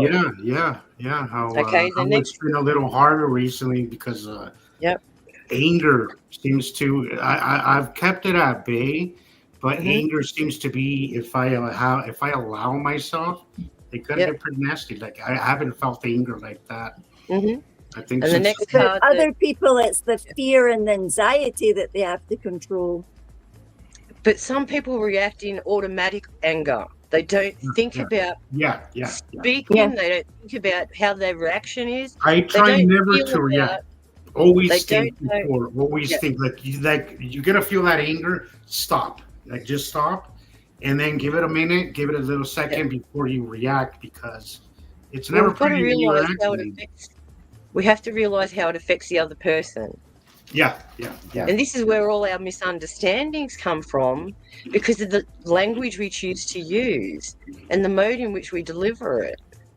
Anyway, the next card out was justice. This is the world. You could use some of that. So this is justice. So this is now the world in review. Not just me on a single level, but us as a collective. We are now in the judgment phase. We are, as I said, in the tipping point of where we go. We can either make this world a better place, or it can be turned into something so destructive, and upheaval will come to us if we do not start changing not just our minds, but everything else as a collective. And for the others, here is the alternatives, as you can see. This card is showing someone in rose with authority, again, weighing up the scales. And in Egyptian, that would be Sekhmet, weighing our soul. Yeah, it's called Mat. When we go through the Mat. Correct, when we go through the duat. Okay, and in this card, you can see the girl is looking into the pond, and you can see she has a dark side to her. Look at her black eyes. Okay, above, good, evil, and the judgment. The sword and the daggers have two edges, both cuts both ways. So it's how we lie and how we fall now. And the very last card I had, which scared the dickens out of me, is judgment. Dun dun dun. Bingo. Okay, and if you look at the card, what can we hear? The seventh seal has been broken. The seventh seal has been broken. The trumpet has been called. The ones that understand, the ones that haven't been corrupted by living our lives in a way that wasn't meant for us, we are all going to be judged. We will be selected, or we will be reduced to nothing. David, being Tarot on a Science Show. David, yes, there's a huge science to tarot card that I use regularly. Go ahead. Okay, and as you can see, here is our prosecutor sitting there waiting for us for the guillotine to fall, or rise us up like this card and elevate our souls to a new life system, a new purpose, a new understanding, and a new world of love. That's the end goal. End goal. Okay, Rebecca, thank you. Wow, that is... Thank you, Sharon. Thank you. Sharon. Yes. Yeah, tarot cards are highly accurate, people, if you have the reverence and the knowledge behind them. And they're a 5,000 form of magic that actually does work. It's not the cards, it's the reader. Right. It's the person who does that is the one that's pulling in the energy to be able to see and give an understanding to what they're seeing. And it takes years. I've been reading tarot cards since 1997. You gave me a reading not long ago, Sharon, which I felt was absolutely accurate. Very accurate. And I've never had one before, by the way. That was my first. And I think I had a few other people that were going to do it, and it kind of fell through. And I'm a firm believer that things kind of happen the way they're supposed to. So, but that's the thing. One thing might fail, but a better thing comes along. Yeah. That's what we don't realize, and that's where people fall into these holes. They see failure as complete. Every time something falls through for me, I always think, well, there must be a reason. Correct. There's a reason, better opportunity or there's something that I'm being saved from, or something that is going to be better, or just something that's just different. But Absolutely.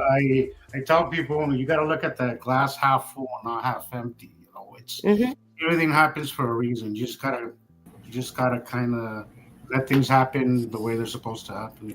Exactly, and that's where the magic happens. By the way, Rebecca, I love the final version of that whatever that picture that you just brought up there. The picture. Oh yeah, you like that? Yeah, it took away the second cup of coffee and actually gave me the. I know. Let me pull it back up. It was nice. Yeah, I made several. I loved how it came out. So it's a one of a kind. I mean, that's just it. They're all one of a kind. It couldn't remake that exactly if it tried, because it really, because I love all those pictures. It should be like a Montana Skywatcher book, or like a little photo album. Podcast let me pull it up. Podcast pictures. I started using that one recently on the videos because I really liked how it came out. I think it was cool. I love it. Oh, cool. Yeah, I'm gonna pull that up. And I made. Well, here's a few I made. There's Sam talking to some aliens. Actually, I had a really strong sense of them while doing the dishes in the sink yesterday. It's like, oh boy, I feel a much stronger presence now. I'm the alien that's talking to. I know. Yeah. There you go. There's our new cover pic for our group, Sam. I like the old Chaplin shirt. Yeah. There'll always be a part of me that thinks that's suspicious of that about you. Sometimes maybe there's a little bit of alien. Well, I mean, there's a little bit of alien in all of us, I guess. But yeah, I did not tell it to put a cape on me. It did it by itself. And there you go. Come on now. I do have the Sumer bump. So yeah, I have the genetic bloodline bump that my mother was so proud of. It's amazing. So what did your mother think about it, Sam? Okay, so you kind of have a different interpretation of it. How about your mother? Did she have the same interpretation? Well, she viewed it.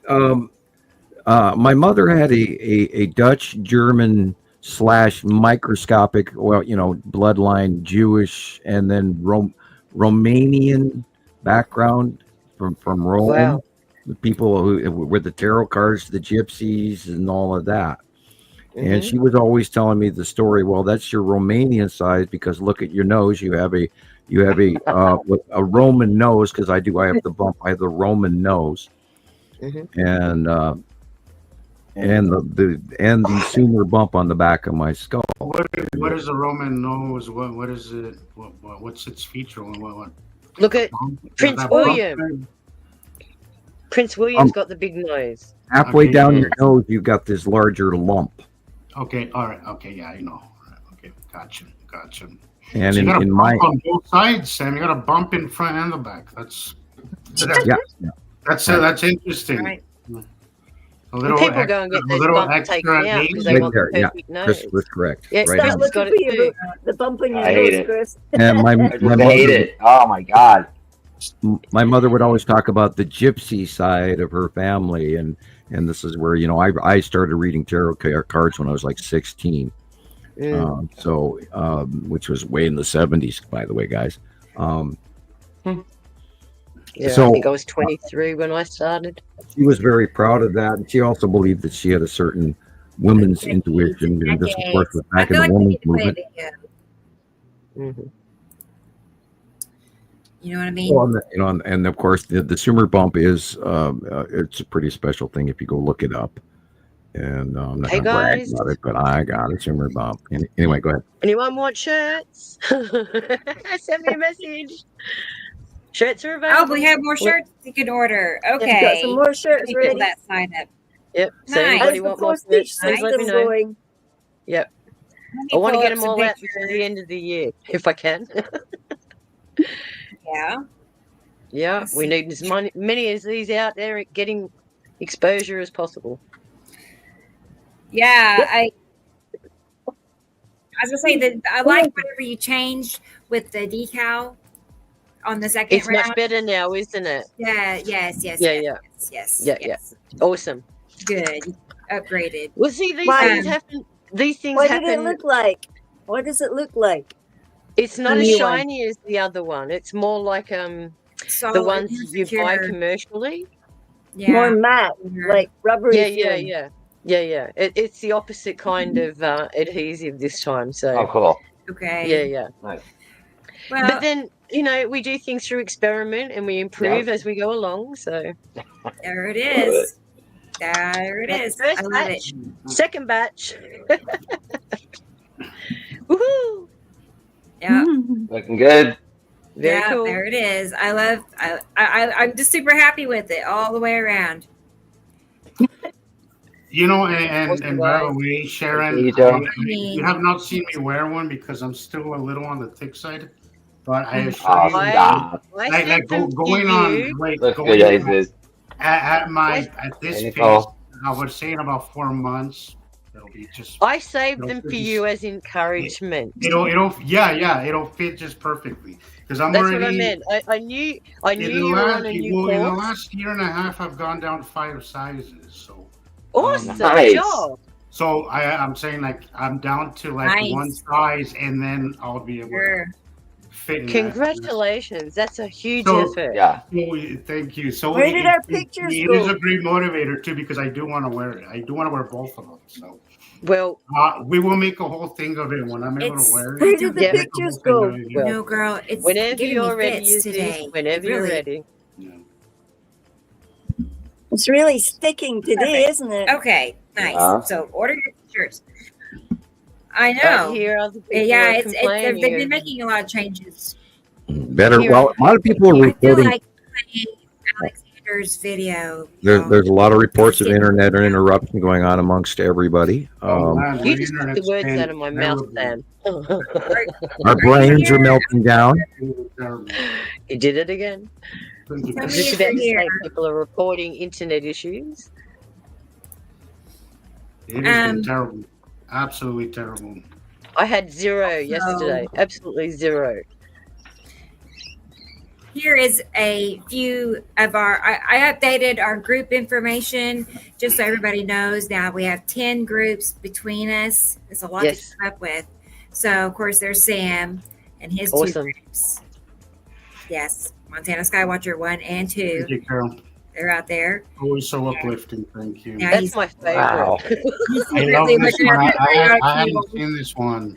Could you Yeah. please send me after or I- whenever? For sure. Yeah, I'll send you a whole bunch. Yeah, send us the pictures. They're so cute. And of course, Considering I he's like not how allowed- the headphones- I like how it has the Considering Sam's headphones not allowed to have a and- periodic table anywhere near him. that's the cool right. thing Yes, about it. yeah. Sneaky.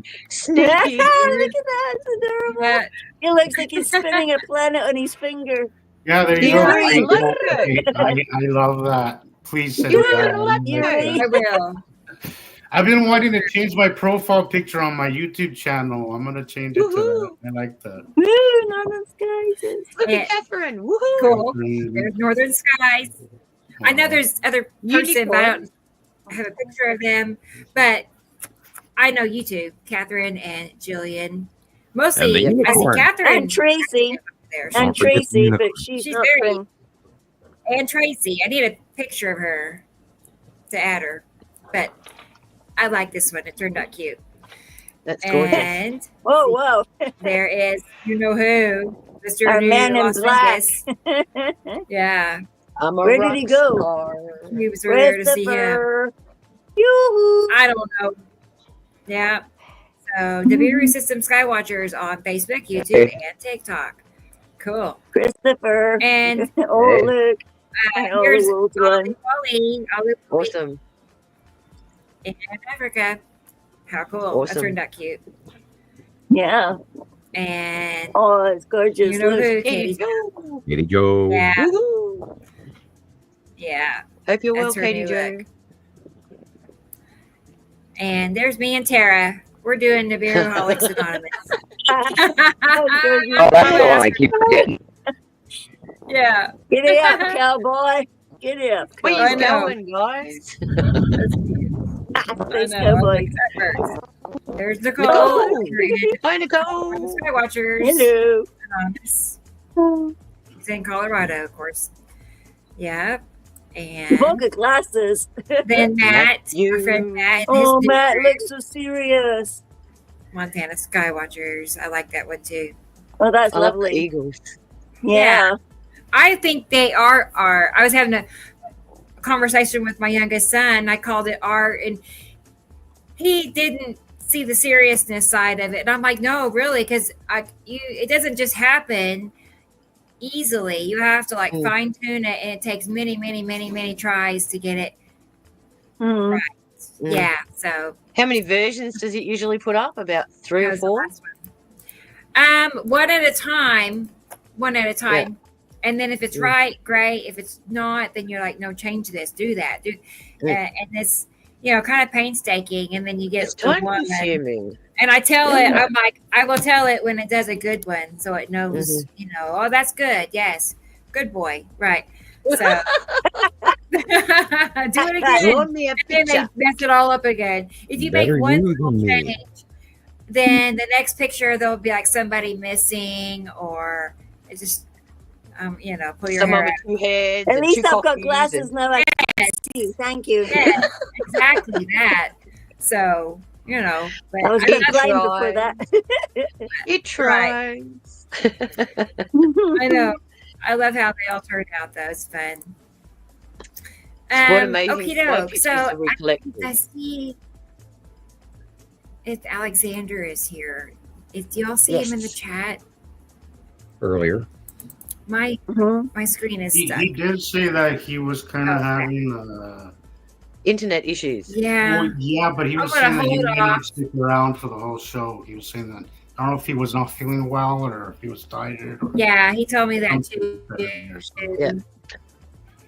Sorry, Right. Alexander. Hope you feel better soon. It is kind of late. It's getting late. Well, I'll wait. I'll message him, and I know. Yeah, we'll give him a he'll little be bit here. see if Look at he his picture. comes along.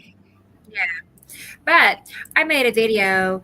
This is every show I make a last minute video. Like at midnight, I get this, wild hair, and I'm like, start working on a new project the last minute. But it turned out being my favorite for the whole everything. I think today is Afan Ahmed in Maldives. I put together awesome. you're gonna love it. You're gonna love it. You it's love gonna be when magic works. It just Yeah. works. girl. It It's was just in like the that. perfect spot. Yeah, it's on fire, It Mama. was like that. It all just got like fell into perfect place. Like when I'm picking out songs, it's on my Yeah. phone. There'll just be like a whole series, and they're all just numbers. There's no names. It's just That's numbers. the Alexander magic said of you're sport. here. That's how Anyway, you call it. it all fell in place. Alexander's in the hey, chat. he is here. Okay, let's do that Yep. first. Then. Cool. All right, Alexander. This is just a slideshow. I don't have any video clips on this one, but these are just some recent pictures he has been sharing. So let's take Cool. Let me see him. Hello, Alexander. Woohoo! Look at the castle. Love I it. know. It's gorgeous. Oh, isn't that nice? Germany's such a pretty place. Red asteroid is dead center under the sun. Whoa, look at that. He's So got he- one that looks just like Sam's drawing. He Yeah. Look sent at me that Morning. thing. Oh, look at it. Little And a big sister circle. and some smaller 3 asteroids lower left of big red asteroids. Very big. Yeah. what? And the He smaller said- stuff is there. But Sorry, I just want to say that these first 4 pictures, he said that they included 3-eye atlas. Is that correct, Christopher? Not Christopher, Alexander. Is that right? We'll go back and look at them in a moment, but I just want to make sure. I haven't noticed it yet. There's the 2 suns. I know. Yeah. These were See, I always told you similar I've to- seen that as well. See, I've been seeing I've got Um, 2 days that I've seen um, that. Sunday and 2 days ago. That's the owl one. What's that owl one? It looks like an owl, like it's got a mask. That's the site of Uri and the tan Uri? asteroid on the left. Yuri?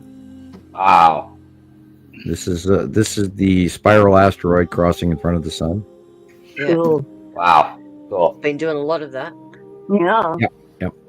seen that one as well. Mm-hmm. Usually it's low off the deck. Yeah, I'm going to have to go Wow, look at that. That's cool. I'm going to have to go out tomorrow morning and different. Wear a nice heavy coat and sit on the porch and watch that for a longer period of time. It was so Look cool. at that. It's like a hook. Red going down the middle.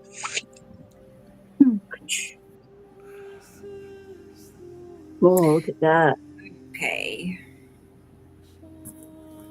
And that is good. That long box cube is on the left of the sun there on that shot. On the left? Excuse me, on the right. Did I say left? Yeah, on the right. Yeah. Excuse me. Same thing. Hello. That is the site of Uri, and the tan asteroid is coming in from the left there, just before the top of the house. That's the tan asteroid. I don't know if you guys see that it's getting dimmer in where I'm at, but I just went outside and there's like no clouds outside. There's just a big solid shadow in the sky. It's crazy. Wow. Woo. Wow. It just got really dark in here. Cool. Look at that. Sun's crossing in front of the sun, then it's cutting it off and changing it. There's small enough Earth shadow happening with it. You notice the light dim. Yeah, there's they got spiral auroras this week in the skies at night. Cube. Yeah, long box cube on the right. Oh yeah. All little pizzas underneath it. That is the bottom of Uri. Okay. And Atu's moon is probably the white illumination top center left. Wow. See that a lot. Yeah. Now, those are illuminated planets above Earth after dark. Beautiful. Whoa, look at that. Lead asteroid is Saturn's yellow moon and is Saturn. Boom. Wow. You've made that come out very well, Alexander. Yeah, that white thing. Those white blips. Importanto. Yeah. You know, star destroyers next to the long box cube. Yep. There we go. Wow. Yeah. That is illumination of it could be Matim on the side illuminating there. It could be the tan asteroid.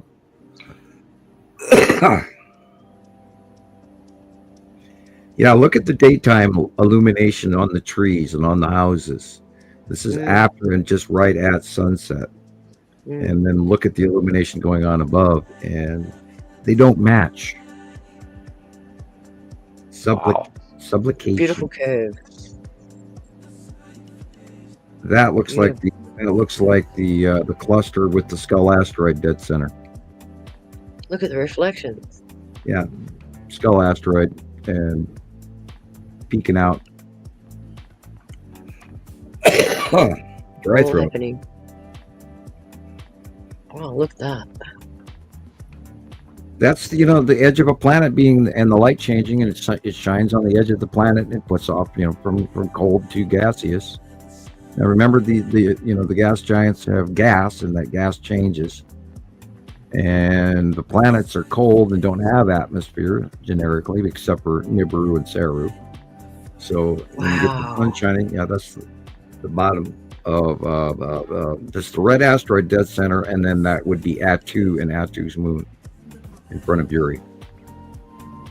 You got some great shots, Alexander. Yeah, that last one was insane. Always. That big round was like Atu's moon with Atu behind it. And whoa. This again, Atu's moon and Uri. Yeah.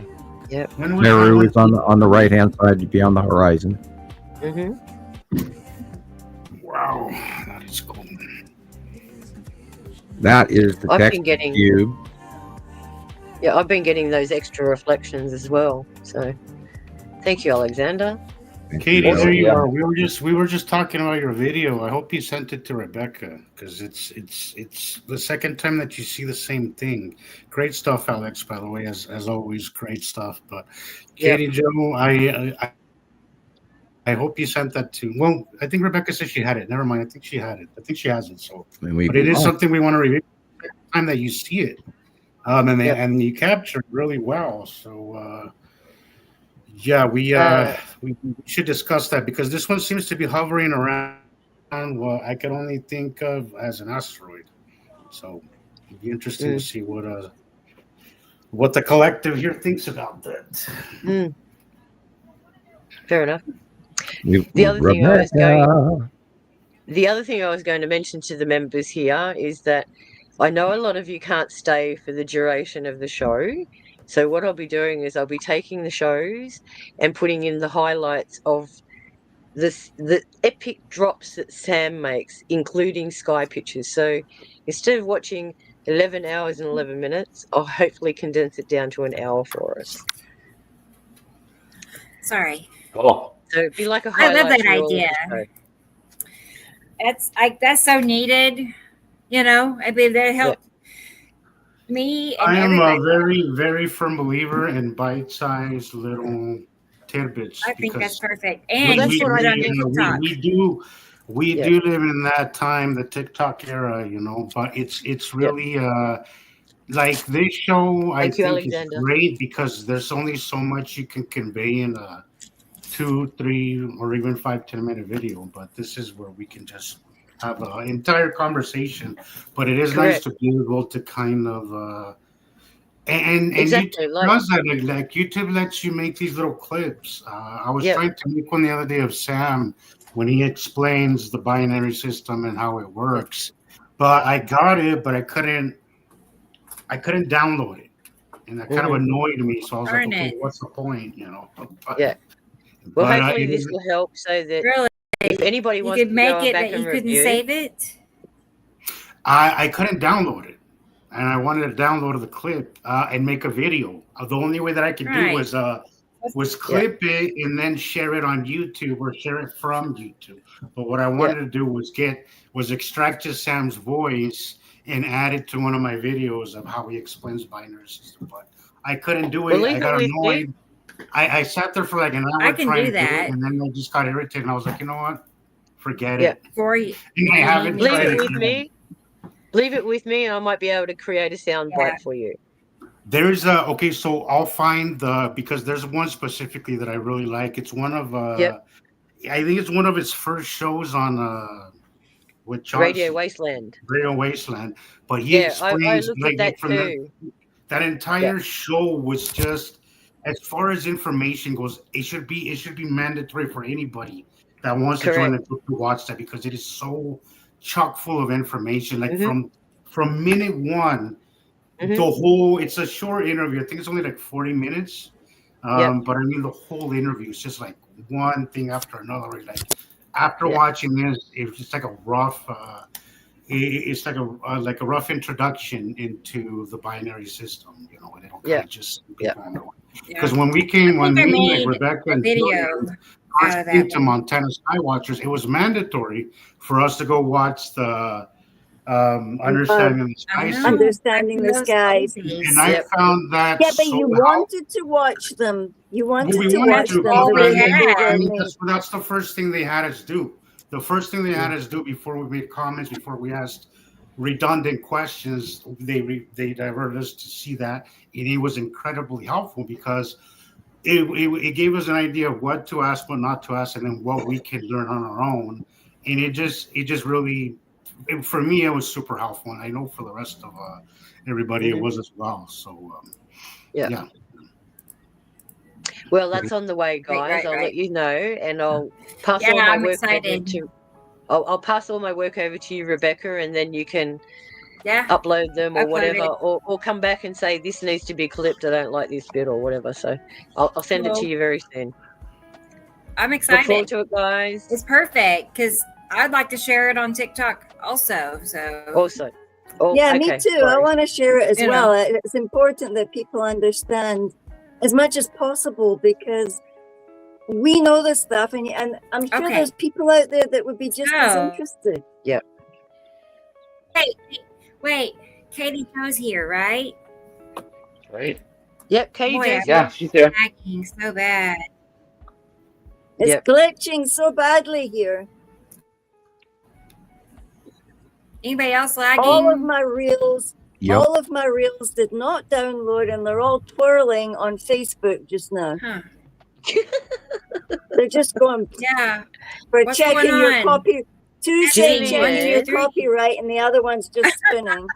Gillian, how's the world going to be when Atlas AI turns off everyone's phones? Gone. Yeah, not good. Mental confusion, anyone? See here, I've been thinking, Samuel, you know how you use the word That sounds epic like a when I bully. phoned you? Yes. You always go, yes. And it makes me laugh. I remember back when we first started talking to Samuel, and we were so scared to talk to Samuel. And now it's not like that anymore. And I want it to be like that for... there must be other people out there. Oh my word, this is so exciting. This is so profound. And after you use the word epic, you sounded like a wee boy going to get on a roller coaster ride. Like, oh my God. Yeah, it's like, oh yeah, I am that giddy over what is occurring. This is so, again, it is so, this breaks all the rules. So yeah, it is so huge, Sharon, exactly. This is mind-blowingly big because we have an event that has come into our sky at the edge of our solar system, and we see it 6 angstrom units away, which is also unheard of. And this is a self-luminescent intergalactic visitor that is flying 3 times faster than anything we've ever seen before.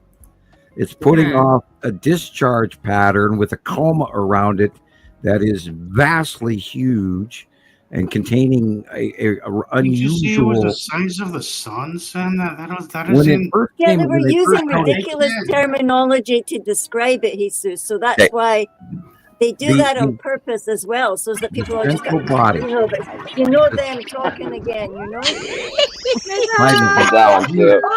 Hey, they better not steal my cats. Bring me back some pictures. Bring me back some pictures of a bird's eye view of the system. Bring us back to space next. The central body, the object in the middle, is approximately 27 to 45 kilometers. Wow. Round. It's not like a muamua or whatever you call it. It's not a fragment. It's a round ball. It's also made of a metal they can't identify. It's putting out a nickel carbon monoxide surrounding coma, which is not natural. It's also adjusting, and it is cyclically been recorded to be putting out tones into the solar system that have done untold things to everything around it that it's touched, including Earth, the moon. All of our electronic equipment is being affected by this. Everything connected to the internet and the government and you name it, everything they've got turned on and started acting with this. This is why they're all freaking out. This is why they cleared the schedule on the James Webb and the Hubble telescope at the same time to turn them things and look at this damn thing that came in, because it was discovered by Atlas, which is a separate from NASA.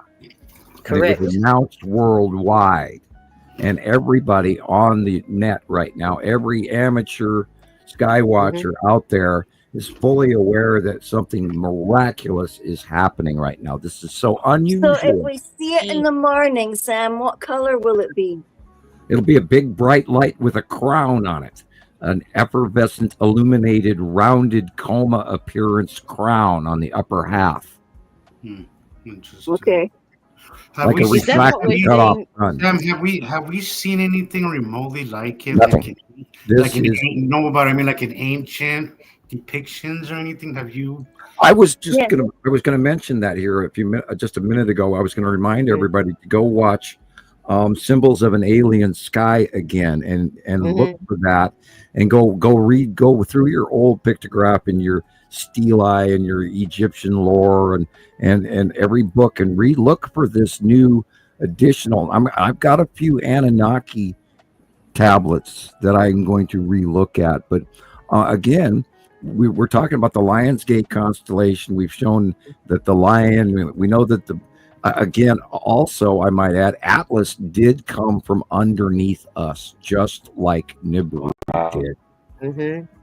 Where Swan 25b came in out of Libra, which is over so our one shoulder. came in from Sagittarius, and the other one came Sagittarius, in. Right. Yeah. And then the odds on those two both being here in the first. Swan is definitely got a very long comet tail, but it is also acting differently because there's stuff that doesn't match comets normally either, but it is more comet-like than Atlas, or 3i Atlas. Which is and they say that it's older than the universe. So what does that hit you at? Well, the last time that Swan 25b was here was 22,554 years ago. Wow. At the change of our last ice age. Not recorded in any human history because we don't have the records. It's all been lost from Earth changes. Well, that was the tail end of the melt off of the Great Ice Age, which only took 25 years, by the way, to overall time melt off, going from Ice Age to non-Ice Age in 25 years. And that was the end of the last Ice Age, was when this was here last. And Swan is intergalactic. It does go out and away from us, but it is a returning visitor. Whereas 3i Atlas is not. No, it's deliberate. Yeah, it's like injecting a super computer planetary solar system corrector machine. Mm-hmm. Mm-hmm. That's the hard bit to fathom. It's very hard to fathom that another part of the universe is sending a beacon to us and the whole universe. Well, the people that created, our universe, or are responsible for conditioning us and growing us over the millennium, generation after generation of human, non-human, dead human, living human, dead human, living human. I mean, there's been so many versions of us in the last 4 million years you wouldn't believe. And 4 million years is a long time, people. We're probably what? The 1,000th iteration of ourselves? Well, we know there's been 100 cycles since the supposable war over Earth. We only have to listen cycles, to the story. not generations. 100 cycles of the passing of the Nibiru group. Yep, that's what I meant. So how do we know in those 1,000 iterations how many times have we been recreated? Yeah, That's what I was telling Carol just the other night. Like, I often think, how many times have we done this? Because everything, I was telling Carol the other day how everything feels like a rerun. Like everything, like to me, everything just feels like we've done this before. Well, this is I was where just thinking, it feels like we've done this before. I hope we're doing it right this time. Well, no, I think we are, because we've done this before. And I think remember, there is a time placement, a time wake displacement behind this thing. Also, it's going so fast that there's a time wake behind it, and there's some messages that are getting before they're even sent, and we've talked about that stuff with the super collider and all of that.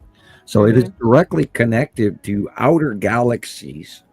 And it is directing its information as if a probe is sending back material to a void in space where there is nothing that we know of. Yep. I've done my homework. Those sci-fi movies. Yeah, this is why I'm talking about, how we have now risen to the upper part of the ecliptic plane of our galaxy. And this was where the Mayan calendar spoke of in 2010, was when we began the journey into the 13th Baktum, and in its time of no time, where we rise up from one side of the galaxy to the other side of the galaxy, and the magnetosphere and the electrical part of the entire universe that we've all gone through. And this is the time now that we're in the upper part. We are going to be manipulated and elevated in our genome, in our brains, and in our minds, or we are going to be erased. Yep, simple as that. Yes or no? Are you in or out? We know this, right? And we know this because of what exactly? Like, I'm just think of the Bible. think of everything that's been written in the Bible. They state revelation, but the way it's been written, originally it was in Greek. You got to look at all the translations. It was never Hebrew, and it was always written by the Jews, because the Jews wanted to control everything.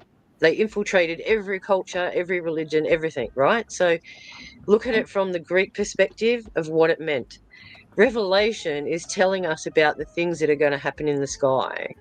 Right. Not what's happening here. You know, everyone keeps saying the 4 horsemen. The 4 horsemen are representations of the signs we're supposed to be seeing. The first horseman was the white horseman. White. What does white represent? Trust and faith. The white horseman also had a rider. He didn't have, he had no rider, but at the same time, he was also, what do you call it? A warrior. And he shot arrows. Now, if you look at the arrows, in Greek, arrow means toxin, poison. So the first horseman was the poisoning of the human race. And how do we do that in 2020? So then, and this is what I mean. We have to look at the interpretations of what they mean. And the other thing that was so important about the white horseman was when we had that solar eclipse, and it sent everybody out to watch, to go and see the corona. Well, there'll be part 1 tomorrow, by the way. And what happened then? You had news reporters crying on live streams. Why? Because they were receiving the downloads. So this is what it all comes into tie with. So this is what we mean by the 4 horsemen. And because that seal has been broken and we're looking at the signs in the sky, we can sit there and go, okay. And then if you look at the other horsemen, what colors are there? Red, white, black. What's brown. The last one? Brown. And if you have, Pale. and you, if you have a Seems look, like pillars, yeah. and when it says 7 kings, where are the 7 kings currently? They're all in the Middle East. So also everything that's going on in the Middle East is very important to us as well. So this is how all of this stuff ties in. First. right.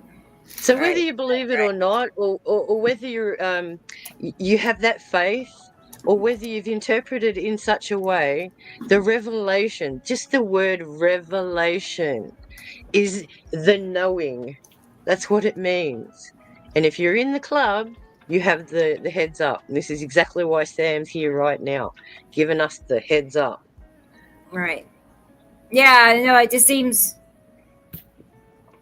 like fear, guys. You know, don't fear anything, okay? It's like they know what's going to happen before it happens, because it's either happened so many times they already know. We know it's going to go to crap, you know. And this is why we've got so much. Let's write a book about it, but you know, and just put all these hints and clues here and there, and make them go crazy, you know. But and still, no fear, guys. So are they time travelers? Yeah, seriously, you know, there is a future. There is a future. How else do they know it's going to happen unless either they wrote it and they're following it like a script, or they've seen it before, they travel time. But see here, that's another thing that they talk about, you know, all these stories and things that we've been getting force-fed on YouTube as well, is about the tablets of creation, or about the MEs that they carry. They have templates that they would use if they go to the planet, if they go to they're out on a mission. So they've got like their orders, and it'll be all in their, you know, you'll get like something, probably like an ark or something. And inside that thing is everything that you would need to go and terraform a planet. Wow. And like a template, like, oh, this would be the ideal slave created thing out of what's there on the planet and part of us. And they did that because in one of the stories I seen, it said that one of the sisters like stole or removed or took or used a template, you know, in secret to create an ideal human. But if they've done this many times before, it won't surely have been the same geneticist doing it each time. And we're just told about the guy that the names that were responsible this time, but we don't know what they were called on the other times, because mythologies, if you look at the mythologies, there's always a female and two brothers or two men fighting. It's like a classic triangle kind of thing. And it's also a story that's been told over and over. I got a feeling the Bible is one of those things that's been passed on to every cycle. And rewritten and translated. In every cycle, yeah. It's in your DNA, hon. Yeah, you see that. Sure. I think we're all getting sudden realizations and revelations, like with the advent of this thing being like a creation ship or something. If you think about it, we would send something like that to. Did you guys ever see the Island? Did you guys ever see that movie? It was like a movie in the 90s. Yeah, Leonardo DiCaprio. What is it? It was Ewan McGregor. It was Ewan McGregor. Oh, Ewan McGregor. He looks just like they got the same. Good movie.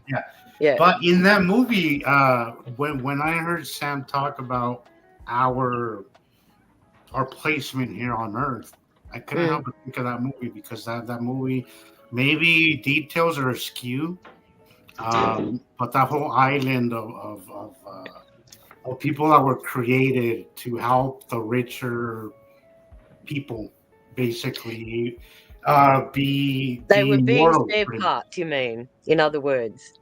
What's that? They were being created for spare parts. Yeah. Well, guess what, Zeus? The human race is doing that to each other without having to create these beings. Yeah, that's what I mean. Every time that I say that, I'm like, that movie was soft disclosure. It is.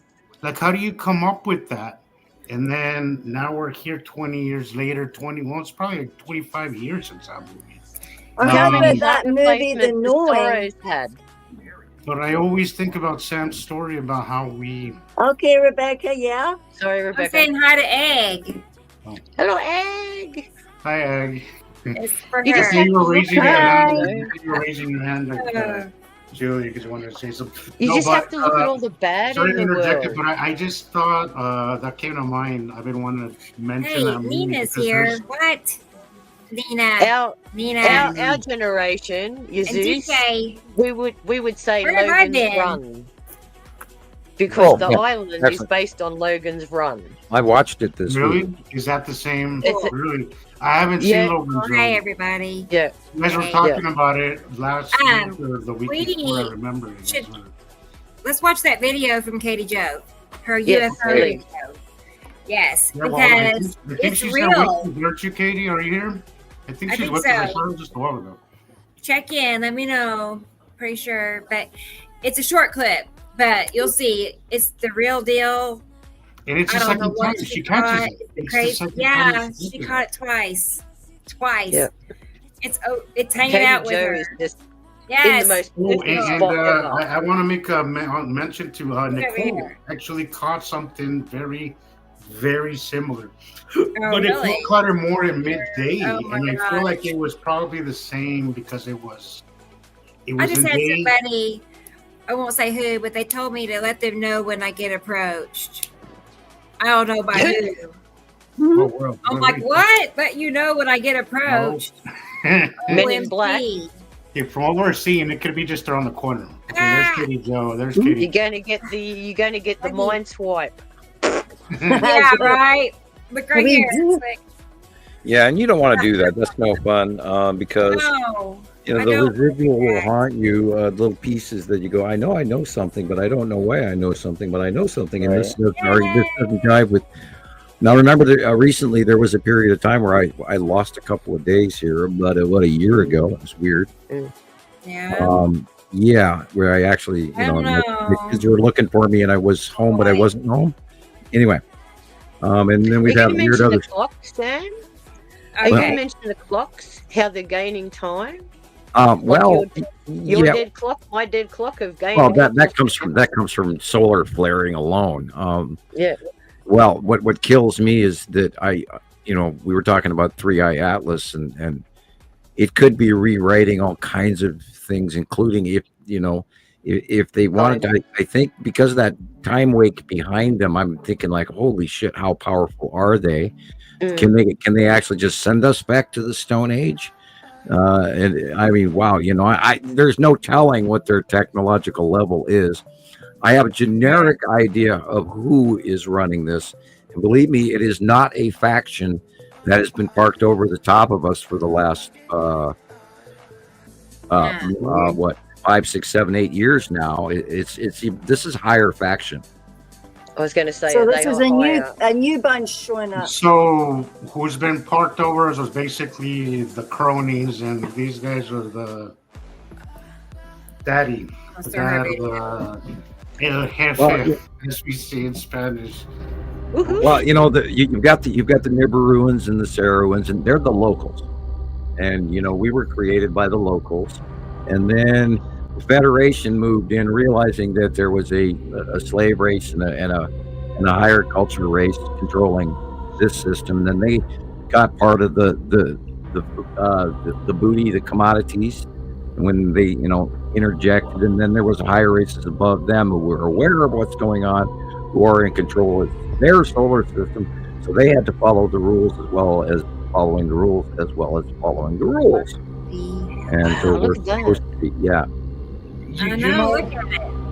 that string for a moment I was like, but it's just too thick, we wouldn't be seeing it if it was just a balloon. Like there's no way that's a balloon on the string. For a moment vapor trail behind it. It's vapor trail big. And also the way it's moving, it's just, there's no way that's a floating balloon. What the? And then look at where it's hovering. It's hovering right by that rock. Yeah, that could be 3i Atlas.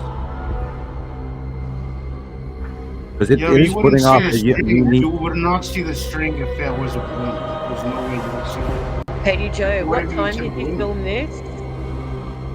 Cool. This is Katie Joe's, right? Yeah. What time, Katie Joe? So Katie, you were zoomed into that cloud when you spotted that. Interesting. Look due east, just above the horizon at 5:50 in the morning or 5:30 in the morning, if you're in low area. Yeah. 3:26 p.m. So that's I don't know if you heard of this, but we have an off switch, so they don't need a microchip us, dude. Correct. No. Yeah, if they're in proximity, they will fly over the top of you in their craft. They'll hit the off switch, and everybody within a certain vicinity will be automatically frozen, turned off. Period. Can you rewind that real quick, Rebecca? I think that's the other one, right? Or is that's right? There was two. See, it looks like there's something behind it too. Like I don't know. It looks like that same thing dangling down. Now remember, again, you wouldn't be seeing it, especially Venus at night. In the east, that you will see. In the eastern sky at night, you'll see Mercury, you'll see Venus, you'll see Saturn, you'll see Jupiter, you'll see Orion in the south by southeast, very big. The axis is tipped in the last week, which is really cool. And then Perseus and all of that is to the northeast, and etc. But you have to realize there's normal planets due east as well. But you're looking for something at the horizon level at about 5:30 in the morning, and it's the brightest damn thing in the entire sky. And it'll be wearing an illuminated crown. It's unbelievable. So how long before dawn did you see it? I didn't wait to see when dawn was, but it was at 5:50 a.m. this morning. I checked the clock. Was it still like dark summer where you see? Yeah, it was still dark here. Yeah, there was no. It'll be different for me though. I'm going to answer DJ. What if they do it anyway? Well, time will tell. I was just gonna say, look, it's basically like cattle with us. If we want to inject them with something, it's gonna happen, dude. Like it's just gonna happen. Like that's it. Like they've already done it. That's the thing. There ain't nothing you can do or I can do. These people are so far advanced. Jesus, we have to remember that they only announce these things after they've done them. Yeah, DJ, there has been a campaign of abductions for for 40 years, and they're actually licensed to take so many humans per year. With the federal government, I can't tell you what the other governments' agreements are, but I know that's a U.S. thing. And there's microchipping. They know about the future. They know who's important and who is not. Once they take a DNA sample, and if you're on a certain time list, they pay attention to you for your lifetime because they study you just like we study wolves or whales or penguins or other creature out there. Other critters in the zoo. We're like a little science project. Exactly.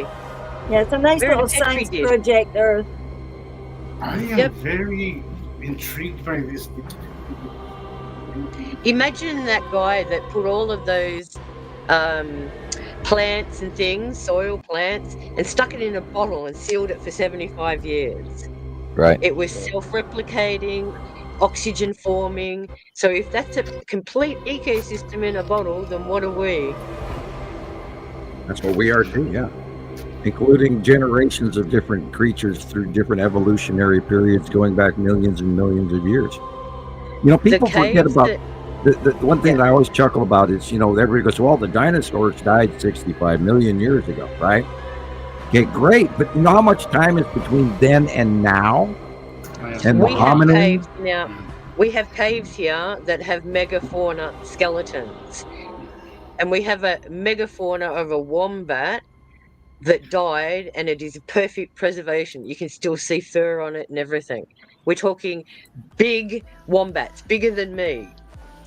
Than me. That, of course, back when the Earth had twice the oxygen. They're about the size of maybe a raccoon right now these days, right? They're about maybe a little bigger.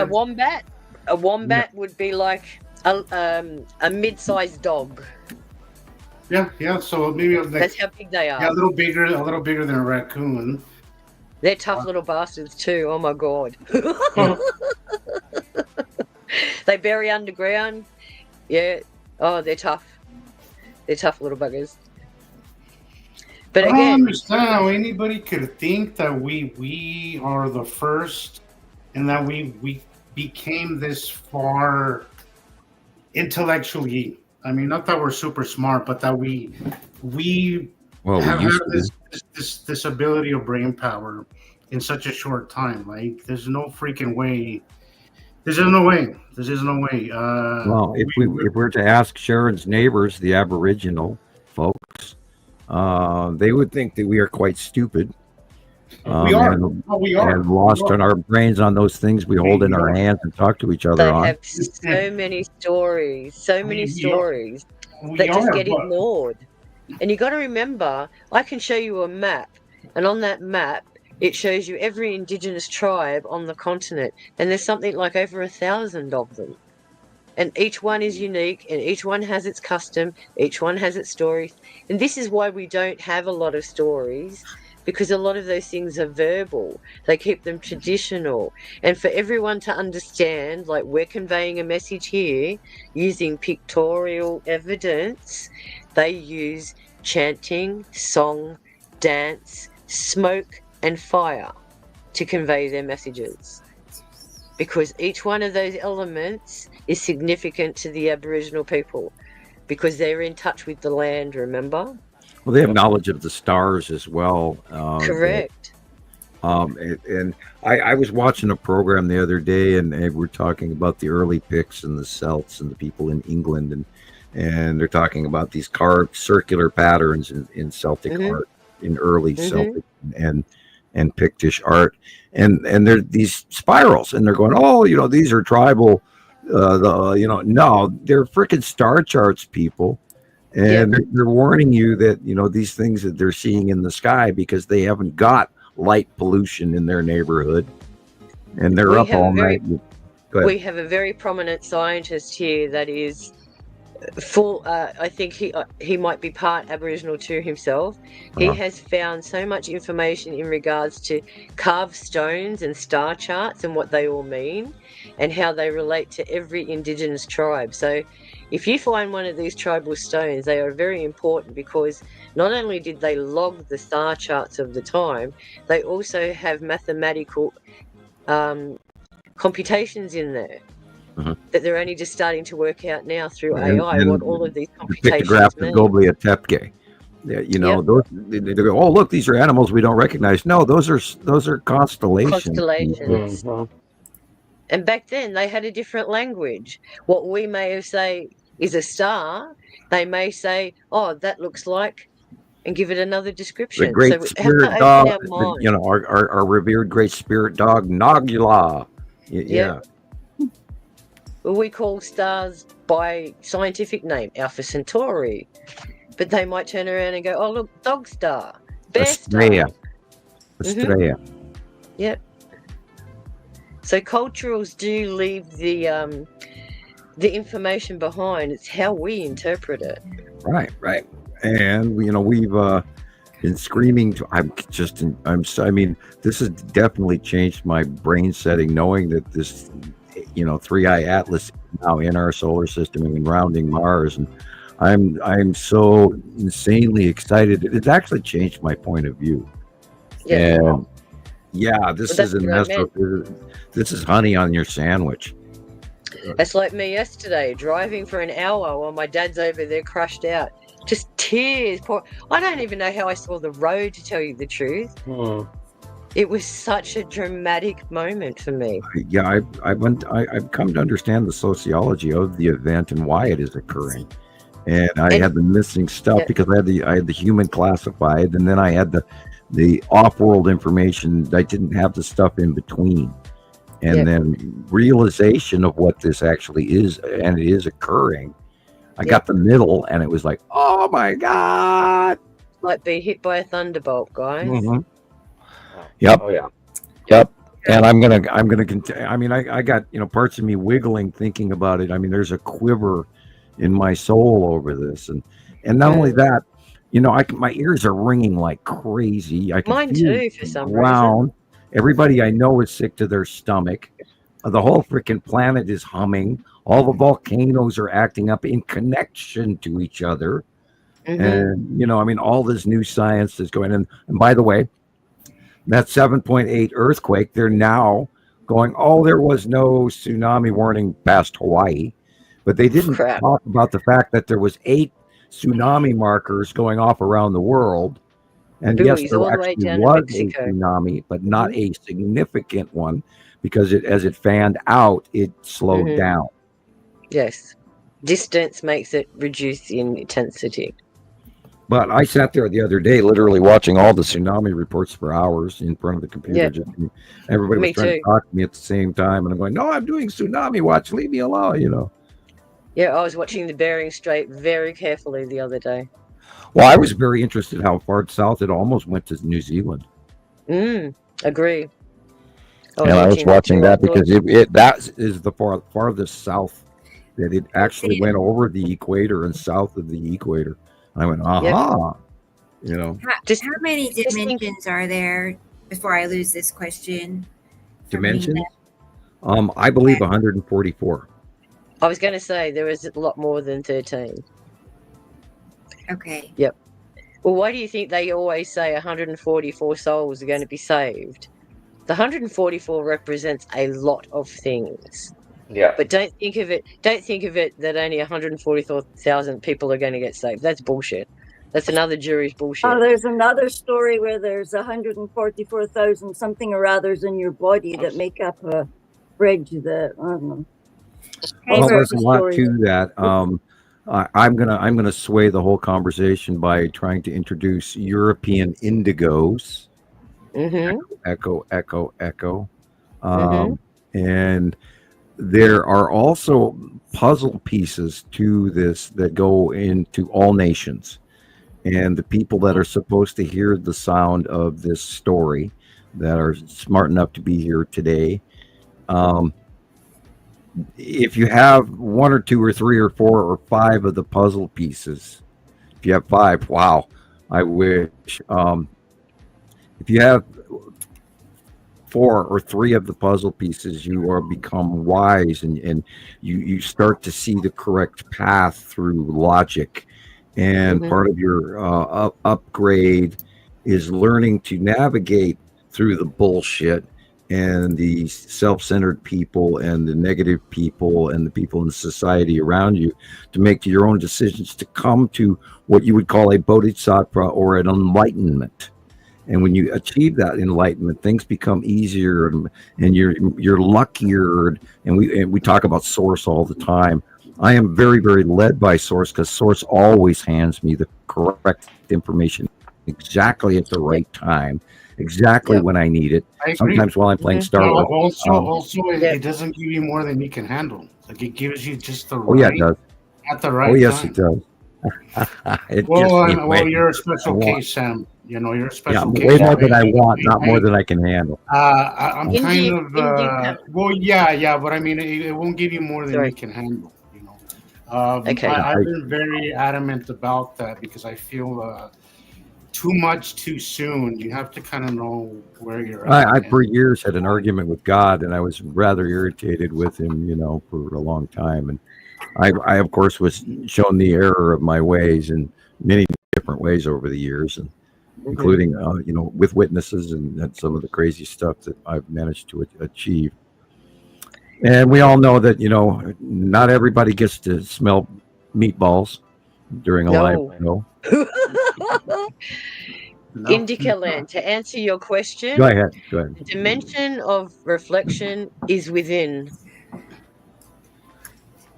Yeah, we there are all of us. There's lots of us around the world, and I would say 10 million or 1.4 million something. I'm being hopeful that there is a whole bunch of magically puzzle piece filled friends out there that are going to be part of the transition movement and the bloodline that have been. I really hope that we find people that are familiar with this at some point. Like, it would be really nice to come across a group, that was studying the same thing.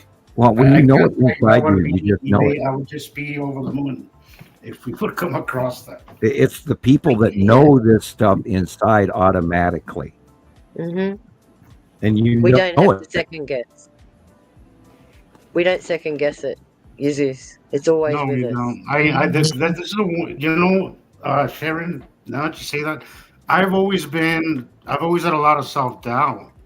Still do, working on it. But the further I go back in my life, the more prevalent those feelings were. But this is something from day one, just never did I. Once I heard Sam talk, and once I started seeing, I was like, yeah, I never once doubted it. Like, in the beginning, of course, but once I found Sam, everything just kind of fell into place. And then after that, it was never. Of course, I've said this before. We have our moments where we think, am I losing it? And then that is crazy. What is that? I remember those, yeah. Like, and then crashed into the ground or something. That was in White Sands in New Mexico, actually. I believe. Is that a craft? Yeah, this is the one thing, and I've also mentioned this before. It almost feels like a memory. It almost feels like everything I've learned. That almost feels like it was already there. It's in your DNA. Scientists can now download 1 terabyte of information on a strand of DNA, and they only need a sequence of six codons. So imagine what these people can do to our DNA. They can rewrite it. They can give us 12 strands. They can elevate our intuitive.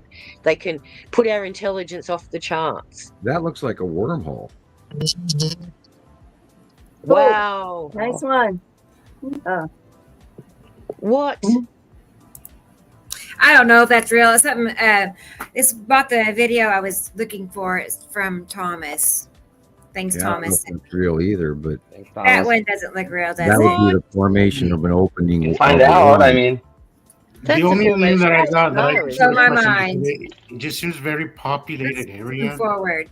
The only, but it actually looks pretty. Yeah, here we go. This guy's always gave me the creeps. Where? Look at his ears and everything mold together. But see, how do you know that's not lighting, camera angles, shadows? A mask. I will interject that there is. Freak out. This is way An prior to actor. AI. Shapeshifter. Guys, I don't want to be here. there is documentation of we have had an interjection in the human race from exterior races mixed in with ours for over 40 years now. Hello. Who was that guy that claimed to have come from Venus and sat down with the United Nations and the governments? Do you remember that story, Sam? I heard it years ago, I think. Yeah. There, speaking of Venus, I've never believed the telemetry stories of Russia or of the United States' opinion of Venus because it doesn't make sense. The Tic Tac. What?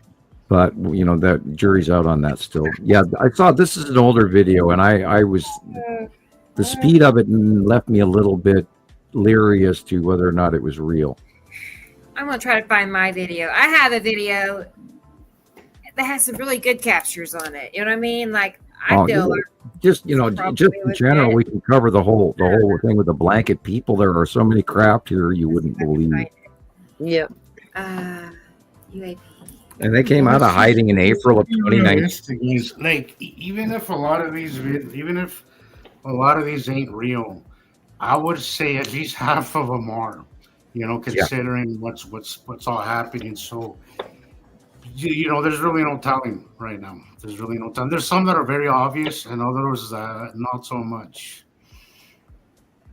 So I've been a little bit more open than I used to be on. Well, we have to hit fast forward on psychological conditioning to the reality that this is happening. And everybody out there has to prepare for the reality. And this is, I noticed that Christopher put on the YouTube video, he commented about the cube. And of course, nobody else did after last week. But the realization that extraterrestrials are parked here and they're flying here and they're on the way in, and even bigger is on the way in, had better dawn on everyone right now.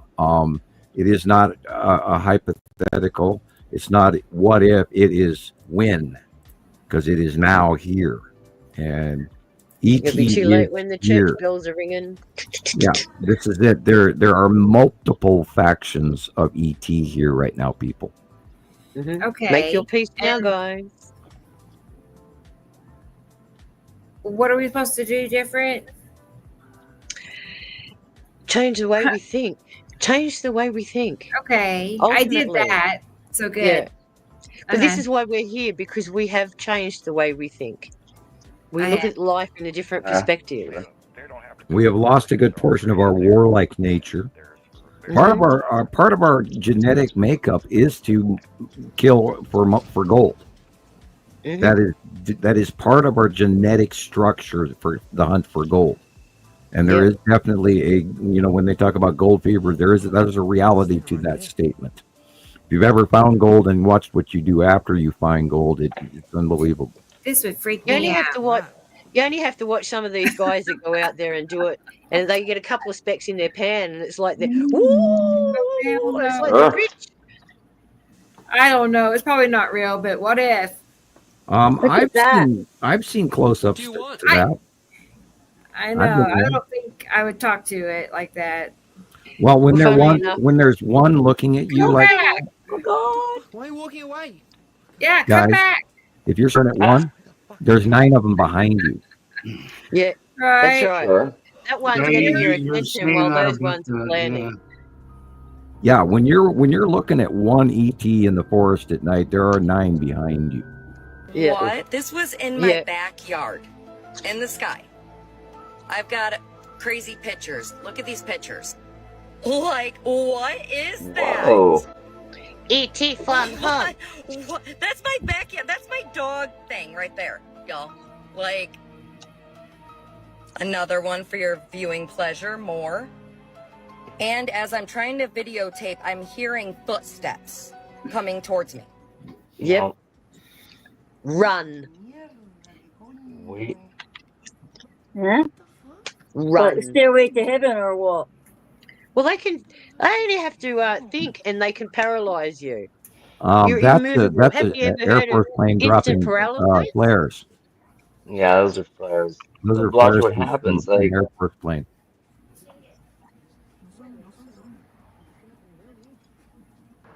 I ain't never seen no shit like that in the sky in my life. That could be just a very bright airplane. At least they're looking up. True. They're paying attention. If I'm tripping, tell me I'm tripping. You're tripping, man. If I'm tripping, tell me I'm tripping. They all at least know what the X-Files sounds like, too. Yeah, well, we are in the middle of the X-Files. Montana Skywatcher, Nibiru Followers Anonymous, and all of our sister sites, people. We are together now. Woo! Yeah, we're we're bringing information nobody else has. And Sam? Yes. You said to look for pictures with a crowned light, like a crowned sun, like a crowned something. Yeah. Well, Gillian, you know those pictures. You know those pictures I was sending you of the sun. How it looks like it's got the halo behind it. Yeah. Well, look here.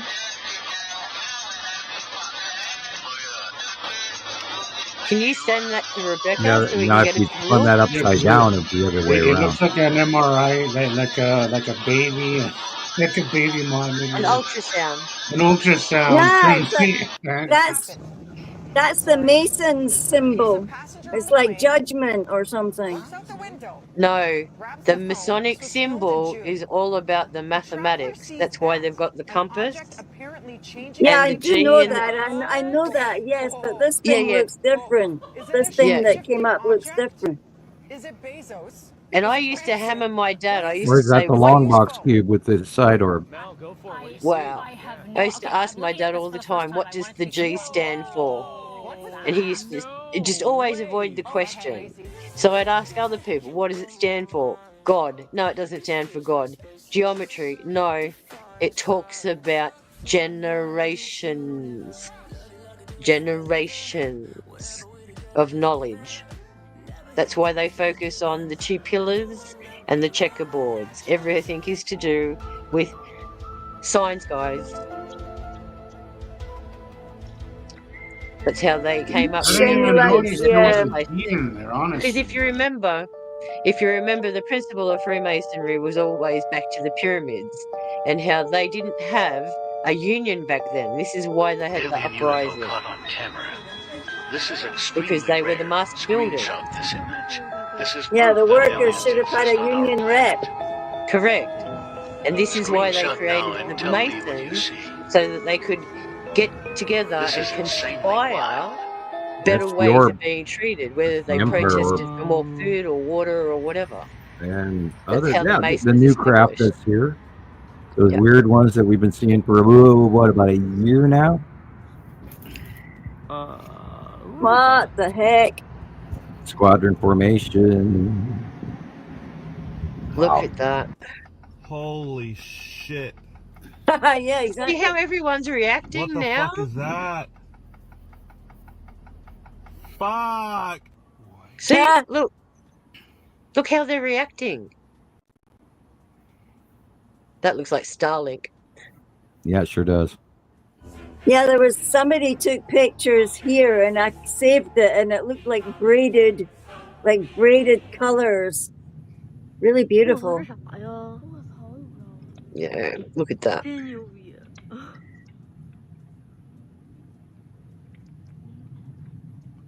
That's the skipping asteroid. Wow.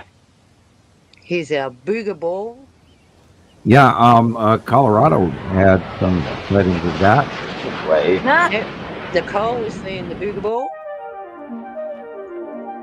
Hi, Nicole. I'm gonna blow this up. Yeah, lots of stuff coming in too, by the way. There's a shitload of asteroids coming in. Yep. Go to the near Earth object listings and do your math and learn how to do that math. Florida. Look a little pizza shaped to me. Our little buddies. What is that? Yeah. What is it, y'all? Sis Windu plays Dun, dun, shoot dun, dun, firecrackers out their dun, dun, butts. dun, dun. Yep, there's That's a not Millennium normal. Falcon.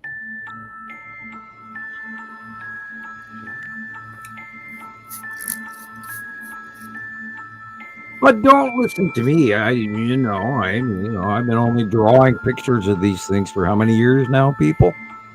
That looks like a floaty. And here's the thing, Sam. This is what I always tell people. Like, you don't have to take our word for it. Just try taking a few of the things that we like for the dark sides, a few of those things, and then put them to practice outside. And I promise you, you will see it.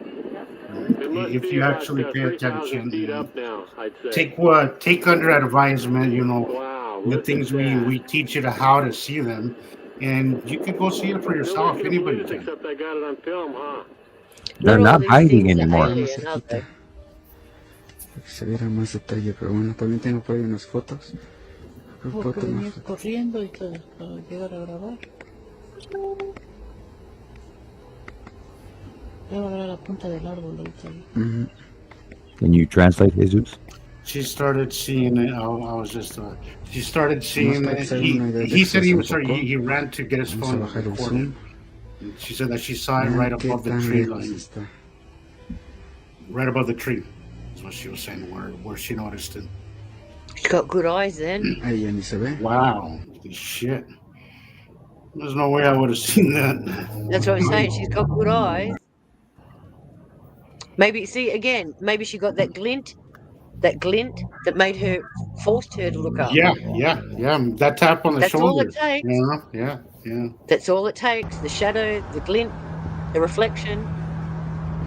See, my grandma always talked about the cigar-shaped UFO that she's seen in her 50s, when she was like 50 years old.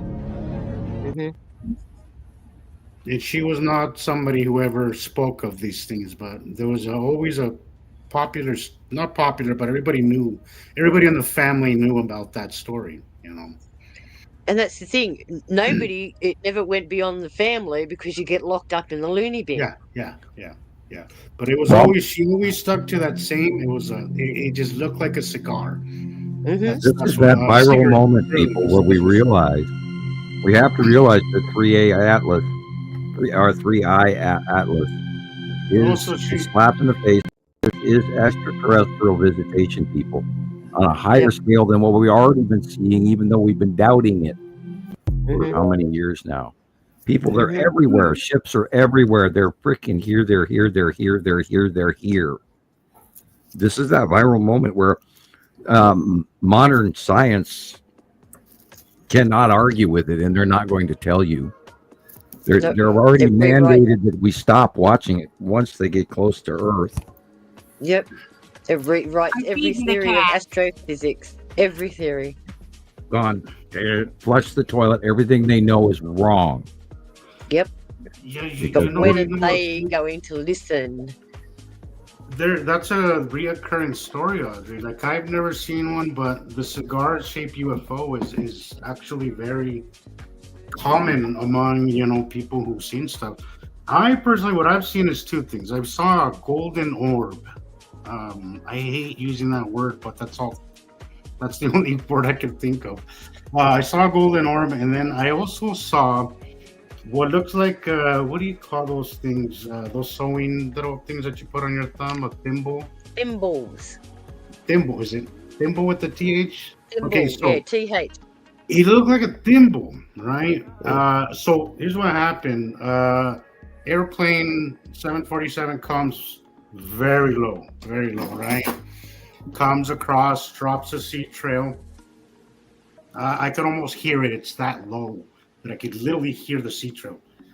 And in come from this other side of the thimble, and its nose is blinking. And then what it does is it twirls around that sea trail, and then it just flies away. I don't know. Have you seen the lost footage of that Malaysia flight? No. They've got samples of the infrared, and it actually has 3 going around it before it disappeared. 3. No kidding. Wow. Yeah. Audrey said that she saw a cigar-shaped craft at school when she was 7. And Audrey's in South Africa. Yeah, you've seen all sorts of weird things in South African skies because it was so pure and clear. And on Montana Skywatcher, we have seen thousands of star destroyers since April of 2019 alone. Yep. This was in my beginning times when I saw this stuff. But it was there's no way it was a normal anything that we had, because we can't twirl like that around a freaking line. A jumbo. No, we can't do that around a jumbo. But there was 3 and they were all in sync with each other, and then all of a sudden gone. It was there on screen and then gone. Yeah, it just took off and just flew, and I never saw it. It was like it was transported into another dimension. Yeah. And then about a month later, William, I don't know, Bill, if you're here, William Laffey, he caught a picture of that exact same thing, the exact same thing, with the nose lit up and everything. Same thing. Yep. Well, we have so how much do we know? evidence that matches over and over and over and over. Yep. And this is why I'm amazed that there's other people out there on YouTube that are they've got their plaque and they've got a couple of million viewers. Meanwhile, we're sitting here. Now we had a good view for our last show, but hello people, hello, you guys out there have to make this go viral, because the information we're sharing is top of the line. Astrophysics extraordinaire, and nobody else has the information compiled correlation that we do. I mean, Rebecca, myself, Sharon, Christopher, Jesus, Gillian, all of us, Carol Ann has got a huge pile of information. We have so much banked information. This is beyond reproach. It's not debatable, period. This is fact. We are at fact. I mean, we've done our 10-year doctorate on this. We're in 15, going on 16 years. We're trying to release the paper and it keeps getting rejected. Really? That was you, Chris, right? That you said about the Germans had a thimble. The Glocken, what is that? I've heard of that word. What does that mean? It's like what they called it, I think. I don't know what the hell it was, but something they built in the during World War II. Oh, I know what you're talking about. It looks like a bell. Yes. Yeah, it looks like a bell. Yes. It looks something like that. Like if you actually turned it, because I saw it on its side, but if you actually turned it. Well, if you want to know the standard lander looks like, would resemble a bell, actually. The standard lander looks different from underneath, and this is people talk about cigar shaped, and that has to do with the side and angle that you're viewing it at. It may look a cigar shaped, but your standard landing craft that comes out of the big stuff, and then they land down on Earth, and then they run around, little guys run around, do their thing, that they hop out of, is a disc, just like you see in The Day the Earth Stood Still 1959 version. And some of them have 2 decks, rows of windows, and some of them have 1 deck row of windows. And there's a door on the side, and you go in, and there's bright white rooms with carts and full of gear, and then there's a control tower in the 2nd story, and there's a whole bunch of little guys running around.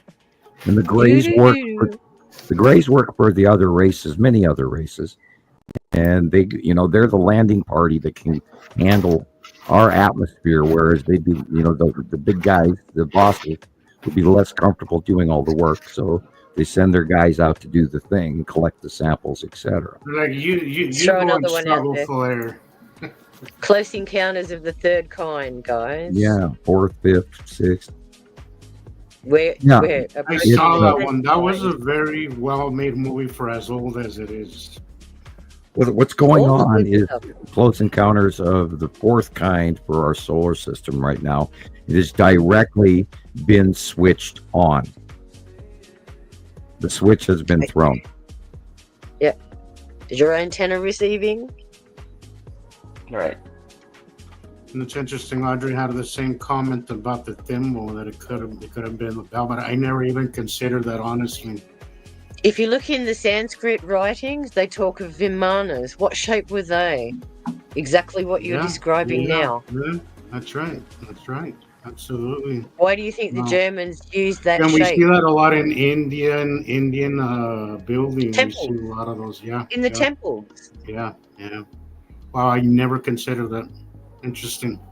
Now I'm intrigued. I'm gonna take a deep dive into this this As further, I said, because when you go down that rabbit hole, you fall deep. You sure do. And you have to climb yourself back out. Mm-hmm. Yeah. You come back out battered, bruised, and chipped and broken. Yeah. But at the end of the day, you repair. You put yourself back together as a different unit. Yeah. And you stop worrying about the little things everybody's so concerned about down here. Yep. You forget about why that person said that and it really hurt my feelings. Oh, no. You have to understand it from the point of view of why it was said that way. Yeah. You know how I can tell if you've seen the planets, if you're really seeing them or not?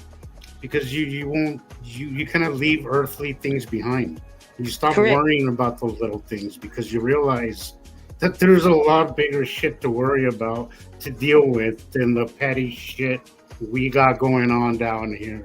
Why do you think the poor monks and all the nuns and everything give away everything that they value in materialism? Yeah. That is true enlightenment.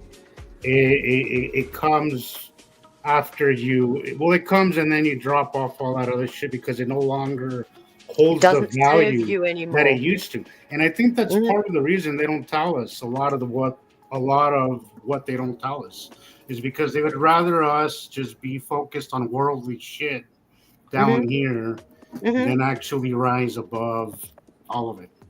That's the programming. What kind of clothes am I wearing? What am I going to go and buy that $75,000 handbag just so I look good?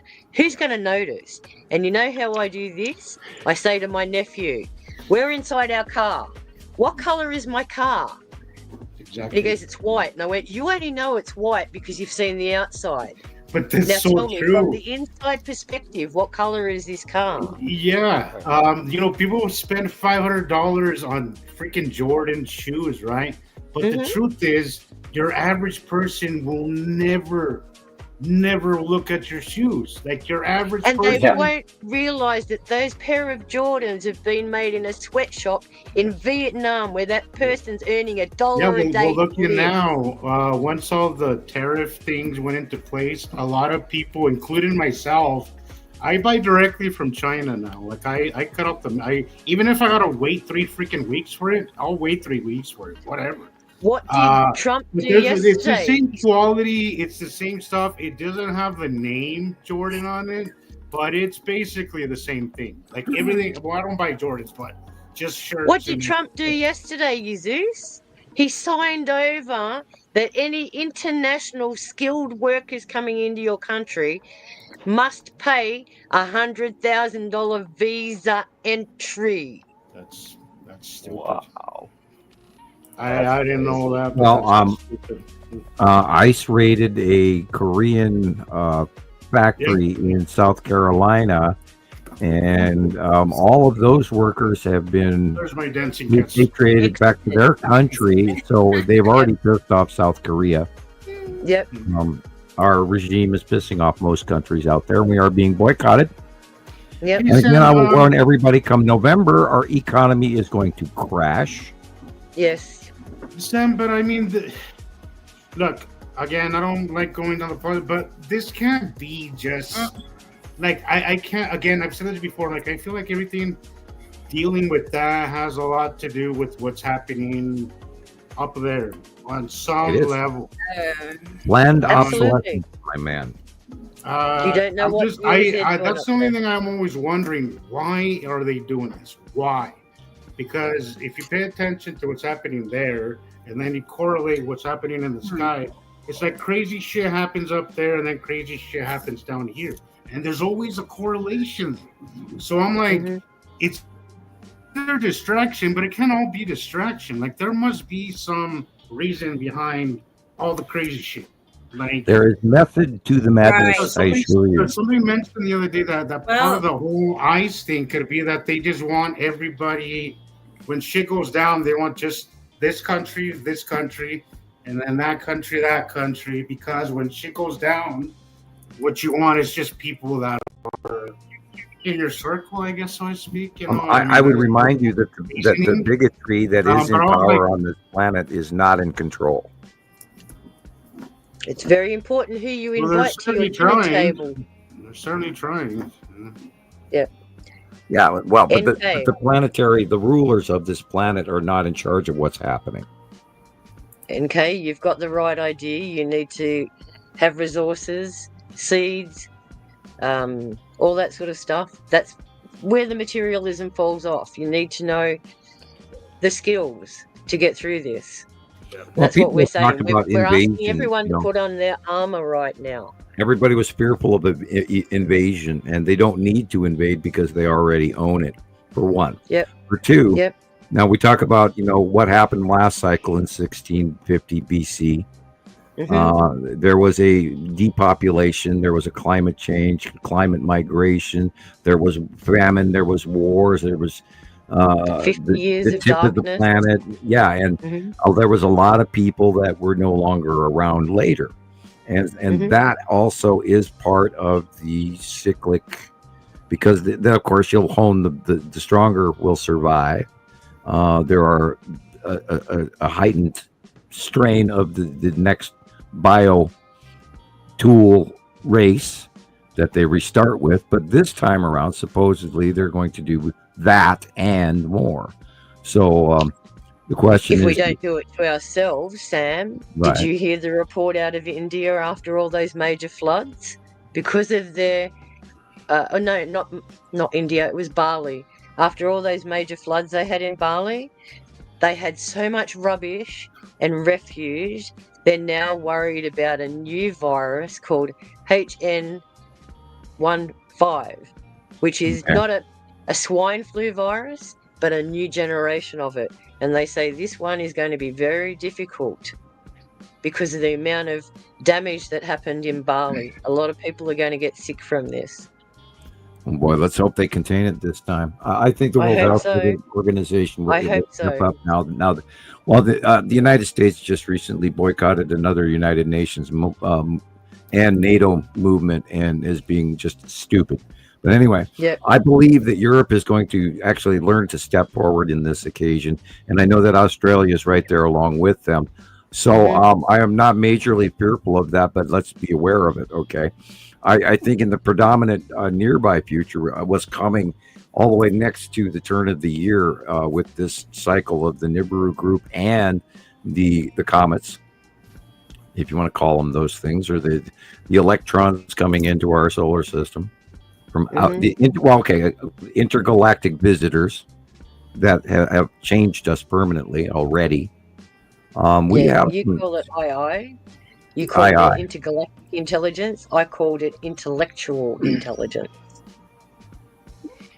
It's a higher intellect than us, guys. Well, what it's doing and crawling into systems that can't actually rewrite itself, and yet that's what's happening in lesser systems, even antiquated, outdated gear that we have. Systems from years back. Yeah, that's all being rewritten and recoded. And I think the governments are fully aware that their systems have been incorporated. Infiltrated. Infiltrated. That's a better word. They've been hacked. Yeah, and I think by II. Beeger. Space hack. Well, guess what? Everything has a firewall. Firewalls can be broken.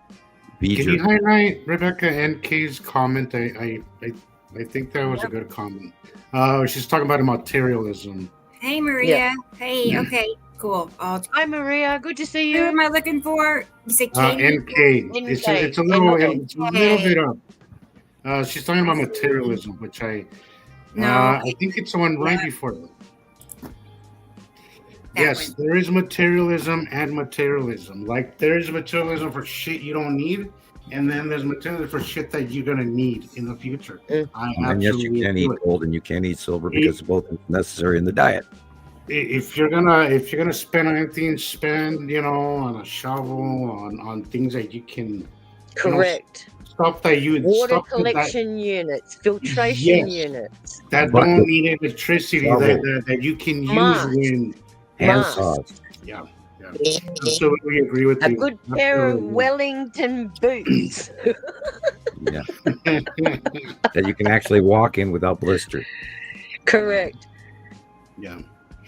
I've got my whole full wetsuit if I need it. You know, I think it was you that said, Sharon, that at the end, you know, when at the soup line, billionaires and poor people, nobody's gonna know the difference between billionaires and poor people. I don't know if I heard you say it or. Well, see, that's where the problem is. There's so much inequality. Somewhere. Who came but up with at the the end of the hierarchical day, system? when shit goes down, those billions of dollars, they're not going to mean shit. They're going to be in that same line. Let's go back. Who was the first ruler? Who was the first one that nominated themselves to be the leader of everybody? This is where we've got to go back in history. And how did we diverge from that? Why do we have royal Well, that was the Anunnaki because they sent down governors to control the effects and knowledge of mankind. Yep. They called them the Inunu. Yeah. The created species behind the gold. Yeah, those I've heard of. Anu. Yeah. So it was their uprising. It was their uprising that created our situations. They knew that they were being subjected to something. And they also had something that the Anunnaki did not have. Imagination. Sure. So with imagination, internal monologuing, visualization and stuff. Well, you can create anything through imagination. Why do you think we talk about dreams? Why do we visualize things? They didn't have the same capacity as that. They had to organize, you get people that design. Don't talk in their own heads and don't see in their own heads. And they're going to be absolutely lovely when they go big and imagine how the world's going to react when they start hearing voices in their heads. Mm-hmm. You know, I think some of them already do. Correct. And where are they ending up? In schizophrenia hospitals because they're misunderstood. And now look at all the kids. How many kids do you know that have been diagnosed with ADHD or autism? It's neither. It's a new awakening. This is where I get really pissed off with the scientific community, is for things they don't understand, they stick a label on it. And every label they stick on it is bad news. Then they it's hand not a disability. It's a different way of looking and experiencing the world. Look at their traits. Correct. A strong sense of justice. Like, I mean, that alone is a game changer. You know, a strong sense of justice. Why do you think all the kids that I speak to tell me they've given up? They've given up. Too bad. They sit there and they go, there's no future for us. Super sensitive, you can feel everything. Correct. And I talk to these kids all the time and they tell me, why should I care? It doesn't bother me. It doesn't interest me. It's not my problem. And I sit there and I go, it's a big problem. You need to take notice of this because you guys have to step up to meet this demand too. It can't all be us. This is why this message is getting out to the net right now. So we need to get it out there. Yeah, but there's a lot of people that seem to feel really hopeless, just like the person who jumped in front of a train here yesterday. Gillian, remember how we felt when we didn't know what exactly was happening, but we knew something, like something was wrong, right? But we didn't know the explanation. Like, I felt hopeless. Like, if it wasn't, when I came across Sam, I was on the verge of freaking losing my mind, right? Yep. And I think we all share that. Like we were all on a journey of trying to find, like, we sensed something was wrong, but we didn't know what it was until we learned the truth. then all that just kind of disappeared, and we just took an interest. It's kind of like Right? we were handed But I a think- key, and the key opened the little door Well, that's what inside I us, think. and we Well, found exactly, but I think that's the how magic. they feel. Like they sense something is amiss, they sense something is not right, but they have absolutely zero context because at least us, we know what the old skies used to look like. You know, to them, But Jesus, the other this is thing all- is they've lost trust in all of us. yeah, that They too. don't believe Yeah. shit anymore. Yeah. They Yeah, don't believe that what too. they've been taught at school. They don't believe what they've been seeing on the net. And who can blame them? And the only thing I don't trust anything with the 3-letter word or any abbreviation or any of that shit. And what Yeah. what the computer finds is what they look at. If the computer doesn't Correct. find it, they don't look at it. Yep. Yeah. They follow exactly that. Yeah. It's sad. It's very sad. And as much as we want to guide them and lead them and steer them in the right direction, they've made up their minds, Jesus. And that's Well, what the I computer don't is understand. it's programmed to find small moving object, not big ones. Yep. And that's why they haven't the big guys haven't been seeing the planets, because the computer is run by a government program allocating government time on these controlled view equipment, and all you have to get approval to look at anything, and then Yep. the computer sets where it is. And if Yep. if they don't want you looking, and of course, near between us and the sun, there's all those planets. That's also part of why they want it all shut down. Exactly. And this is why they're putting all of these age restrictions on kids, because they don't want the kids to know the truth either. You know, they don't want to hype up the kids knowing, hey, we've got a new horizon coming. Oh, Wow. There's something that is beneficial to everybody, and everyone needs to know. Not just the secret few, but the ones that are hiding and going underground. They're the ones that are fearful of that eye in the sky. And they don't want to announce that is available, and that's where all the money and everything else. And if people were to find out where the money has actually gone, they would be very angry. Didn't they say, I read somewhere on an underground channel the other day, they've got another 160 trillion missing from the Treasury in 160 America. trillion. Yeah, In America. Holy. From the Pentagon, yeah. Yeah. The Pentagon has not balanced its budget in 11 years. Nope. Well, but I'm Follow sure they the know where that money. money's going. I'm sure they are Yeah, but do you know how much a trillion is? a lot of money. you guys. From here to the moon. A lot of money. What's that, From here to the Rebecca? moon. Nothing. I can't say. I won't. No. You won't say it? You think somebody said so? $1 billion is like 20 years, and a trillion is like a million or something like. I don't know what the analogy is. I'm gonna have to look. But it was a very interesting. It really puts things into perspective.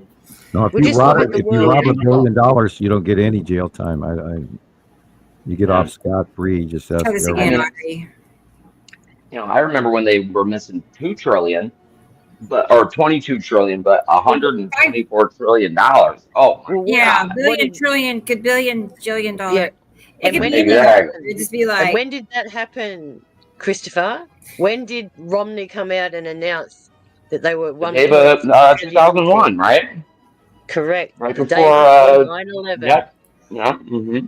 Okay, The so day one, before. okay, so 1 billion is in seconds, right? It's 31.7 years. Yep. 1 trillion Hey, Molly. in seconds is 31,688 years. That is Yep. an enormous difference.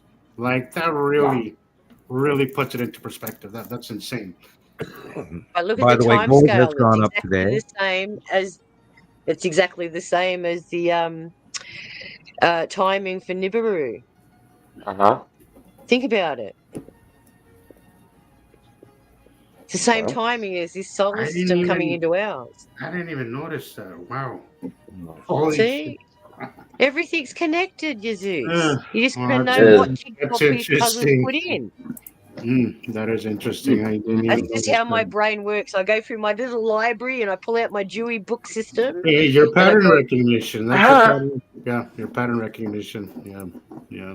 Wow. We are the I'm sorry, I zoned librarians. out. What did you say? Tell me again what you just said, Sharon. I was reading her comment. Oh, I just said I like putting connections together, and as I said Yeah. to Jesus, he said that the time frame of what was it, 1 trillion? 1 billion is okay. So 1 billion is okay. So 1 billion in seconds is 31.7 years. Yeah. Okay. A trillion is 31,688 years. So, like the cycle of Nibiru. Yeah, I said they're all connected. You put the jigsaw puzzle pieces together. Wow. Well, so you can think that the solar system, their solar system, and our twin binary are always cyclic. So they're never consistent. You can never put an accurate date on it, but it fits in that time frame of that 3,000 year cycle. Yeah. So it can be either closer or shorter. Right. That's where the pieces come together. Interesting. Crazy. Sam, thoughts? Oh no. Yeah, I'm listening. Oh, I'm yeah. sitting here I got work listening. to do. Okay. Y'all want to watch a video? Yes, please. Yeah. Let's do that. Yes, please. Let's do it. Hang on a second. And my brain's still bumbling over all those figures you just mentioned. Yay, okay. And then- A good one. Actually, 1 + 1 = 2. is Indigo Land here? Is he? with Yes, that? yes. He was just telling us how long we've been running. I know. I have one. 4-hour mark now. Yeah, let's do his because he's here probably. Yes. And then Weird. They moved the time clock to the right hand side of the page. Yeah, I was wondering where it was too, Sam. It was on the left, and now it's on the right. Hell, that'd be upgrades, man. I'm like, where's the damn time? Oh wow, we've been telling me to look on the left or on the right. Here, Indica. I think I wanted it there. Yeah. Yeah, maybe they couldn't see. Does anybody know what the animal called an eye looks like? Oh, I'm sure you do, Sharon. I've seen one, but They've got a very long index finger, and they hunt for termites with their index and they finger. make weird noise too. And they got huge eyes, and they live in tropical forests. They're a bit kind of like a cross between a monkey and a possum. They're really hard to describe. There's nothing anything like it. They're a mishmash of animals like our platypus. My kids liked them when they were little. An eye. Yeah. Don't they have an eye in Ice Age? I think there's one in Ice Age. Can't remember. No, that was Anyway. the sloth. Yeah, I know. Well, the leader of the group is the sloth. Oh, they're cool. Yeah. All right. You got one where first? is it? Yeah, I was waiting for Indica Land. He maybe stepped away. Oh, so Yeah, see, there you there's go. like Oh, there you go, Gillian. kind of thing. That's an eye. Uh-huh. Yeah, a teddy bear rat, Okay. we'll call it. Yeah, it looks like a teddy Teddy bear bear rat, rat. doesn't it? Yeah. Huge grasping All right. fingers. Yeah. Yeah. We'll play a different video. He'll be back or not. Yeah, it's got creepy fingers, man. Yeah. Alien fingers, real So long. is fingers. everybody getting ready for Halloween now that the Skull asteroid is making a daily visit? Oh, I seen the skull. It looked like he dropped down. And No, Rebecca. Not really. I don't do Halloween anymore either because nobody comes. Yeah, the eye don't get no kids comes into the fingers. house. Look. Yeah. Yeah, the, look. No. Yeah. He almost the, looks like I'm a such a drag vampire. now. the asteroid group around the skull right now is sometimes the only cloud you'll see in the sky, and it's That's why really, we're getting all the it's rainbow really effects weird as well. and lacy looking, and it's kind of oblong shape, but dead center in the middle is where the skull is. Yeah. And I've been watching it for like a week now, and that was several times. The only thing was popping out of the sky, and there it was, and I watched it, and I watched it, and I watched it. Whoop, Yep. there's the skull, and then it sort of fades into the back, and oops, there's the skull again.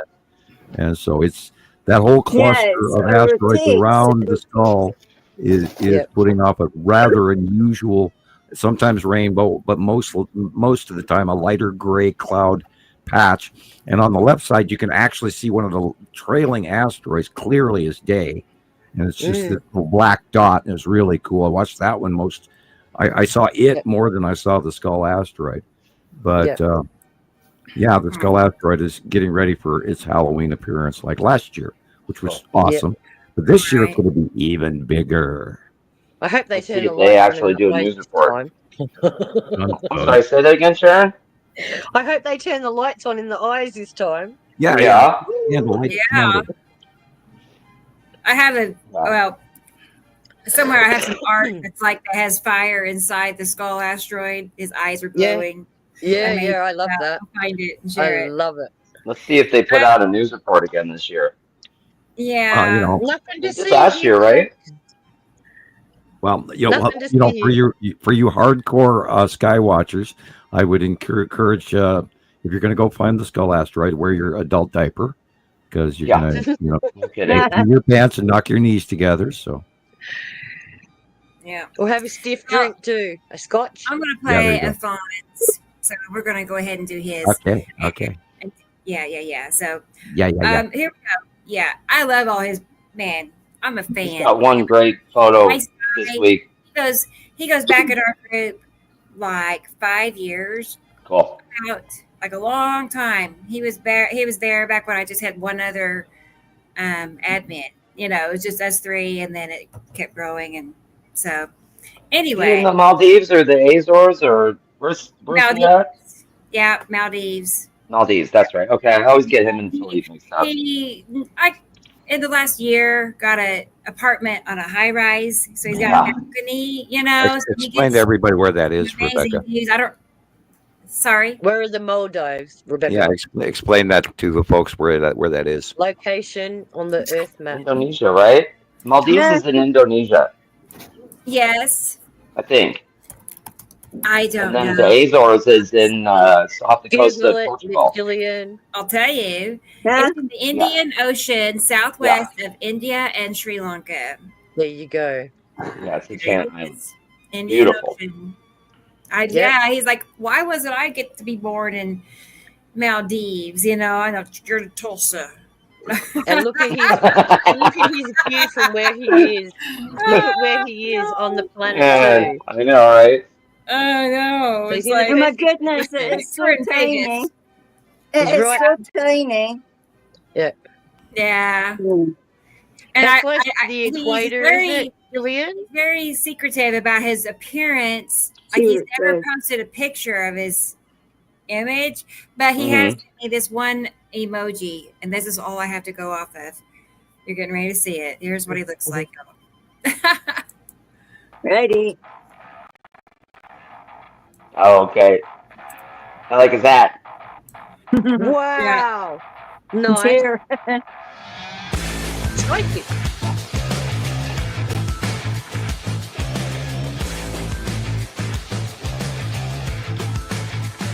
Look at that. Debris blankets. Look, like kissy mist. Oh my gosh. Look at all those kissy mists. Oh my god.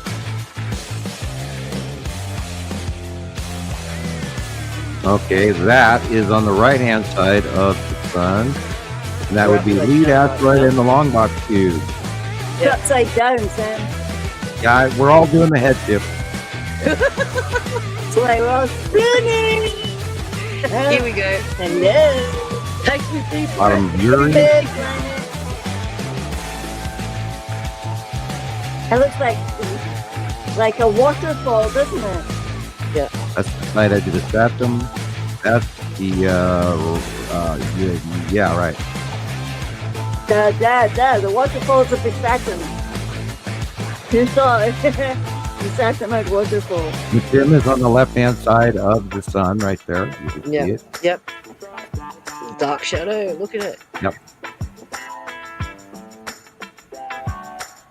Yeah, David, like a wise lemur. Big butts. That's the ion tail of Opus Atom right there. Whoa, look at that thing. Amazing. Wrapping around the Atom, Opus Atom, Jello Moon. That's the ion tail, that white area right there. Yep. Oh, interesting. Wow. And over the ocean too. How beautiful. This is the red asteroid underneath Atu's moon. Yeah. You're so lucky. Look at this view. I find that is a beautiful place to stay. Wow. Isn't it what? Nothing but ocean everywhere you look. Yeah, beautiful. And in the sky. Atu's moon.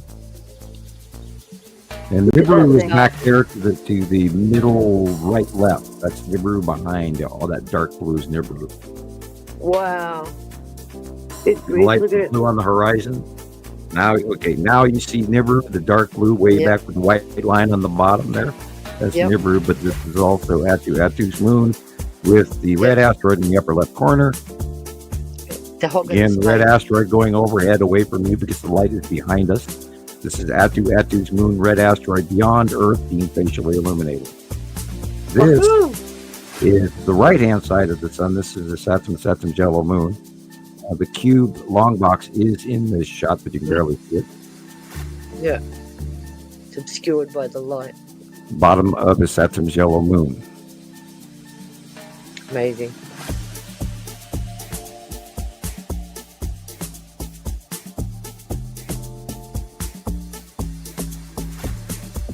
Yeah, that orange flame, like everything on the right, is the bottom of the Saturn's yellow moon. Wow, like craters to me. Like, Are those craters? Look at that thing. Holy crap. Yellow moon with ion tail wrapping around your Saturn, which is actually blue. Which is odd. Excuse me. Bless you.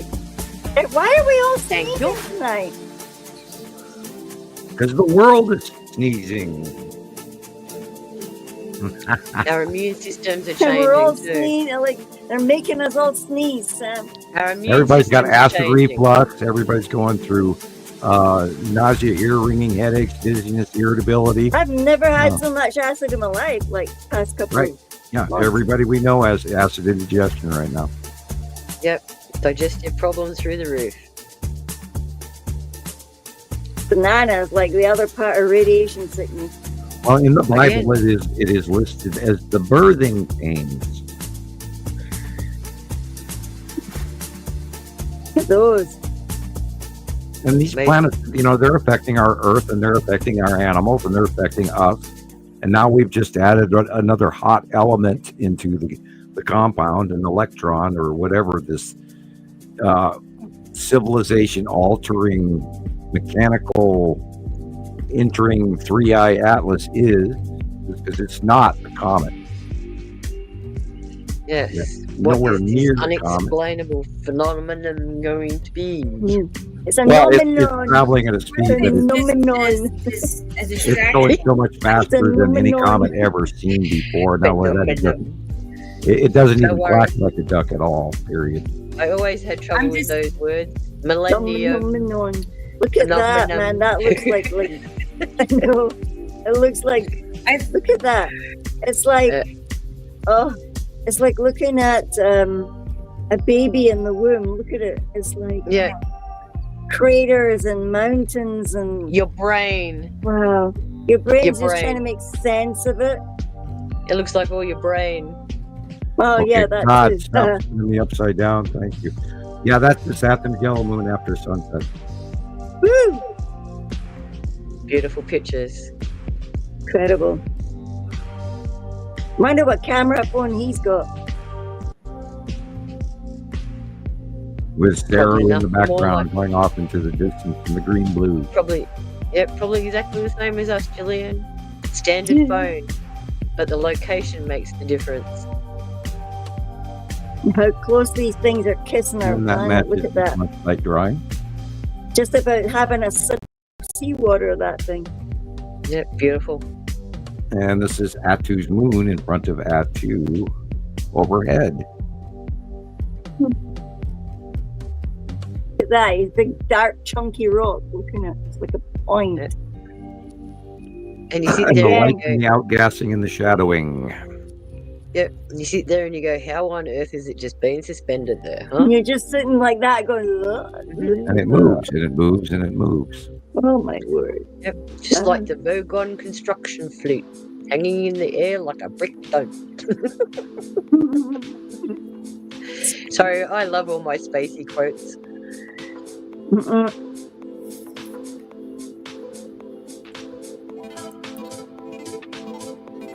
Yeah, David. Yow. Yeah, exactly. Yowza.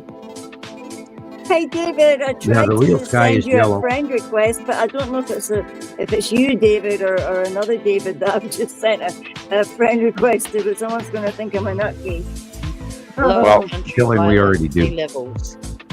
No, yeah, I'm a Yeah, you know, a I am. loopy-loo. You know, Loopy-loo. Yeah, sea level. Oh, look at that. That's the Saturn yellow moon right there. Yeah, In look front at of dark that. blue is that. Yeah, Woo! that's the yellow moon. Oh my God, I just climbed the stairs. Oh. Yeah, Look that's at it. It's Saturn's like, yellow moon. like That's it, steps right, on a Betty. pyramid, that thing. Yeah. Oh my gosh, what great pictures. I must be asleep. Good on you, Afrin. They are awesome pictures. Beautiful.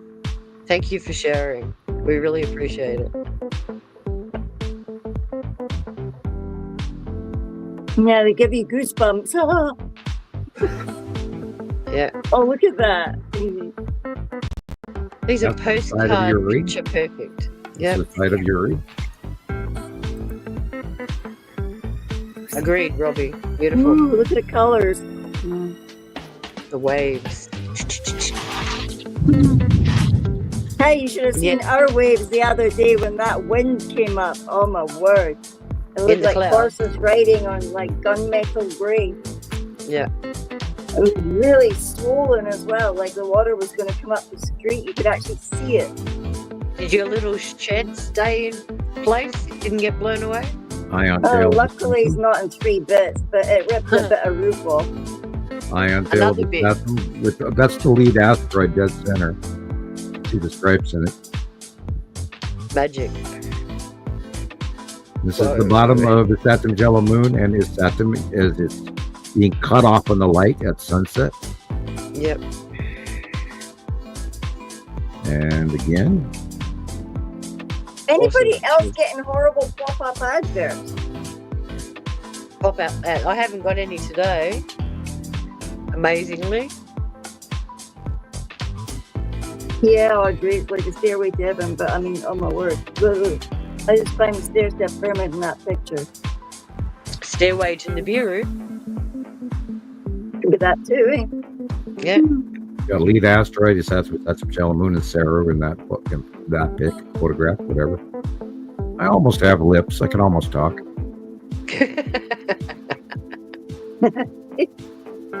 Oh, Sam. Reset, Sam. Yeah, my voice just went, That was like my knees. It must be the Ricola time. It was like my knees yesterday after walking up something like, I don't know, over 1,000 steps. The caves we went in yesterday were 80 kilometers deep and 8 kilometers long. I don't know if I could go in a cave. I'm sure I don't have a geeky blood. I could go in a cave. Look, some of these, some of the step ladders and everything have been there since 1926. Some of that stuff must be scary. Like you wouldn't climb on it. Well, the thing about our caves are they're all natural limestone, and some of the marble is some of the purest in the world. They've used the marble from out of there to build the old Parliament House in Canberra, and this is why in 1926 they decided to not mine the marble anymore, and this particular cave system is World Heritage listed, so it's protected now. Can't be touched. Yeah. Exactly, and we're the only country in the world that has protected our caving systems. And not only that, it's made of material that's not going to fail. It won't cave in. It's not going to fail. You got it. And it's a granite and marble, Yep. Constant 14 degrees. Doesn't matter whether it's hot outside or cold outside. Constant 14 degrees. There's no chance of flooding because of the topography of the land and how all the river system has changed. And the reason why the Aboriginals don't stay in the caves, it's dark. You can't see in front of your face. And they have their stories of a creature that lives in that cave. So that's why they don't live in caves. They only live in open areas or under rock crevices. So there's some history for you guys. Thank you, Sharon. You're very welcome. I'm still awake at 1 o'clock in the morning. Amazing. Are you scheduled tomorrow? No. Oh, beautiful. Means Not we can for talk 2 at length days. tomorrow. Yeah. Means we can talk at length again tomorrow, Gillian. Yep, definitely. Another 3-hour call. Yeah, well, yeah. See, these shows Yeah, aren't long enough. teaching We each still other have to how continue on. to talk nicely in our heads, like. Yeah.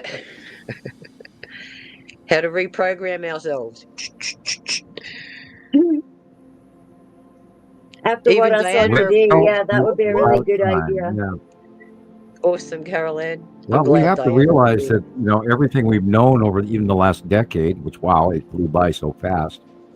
I mean, everything has changed, including the society that we live with and the people around us, and, you know, even our commerce and our trade and our shopping and our food supply and our everything supply because of the C virus A and other things and psychological and sociological changes. You know, our civilization has changed drastically.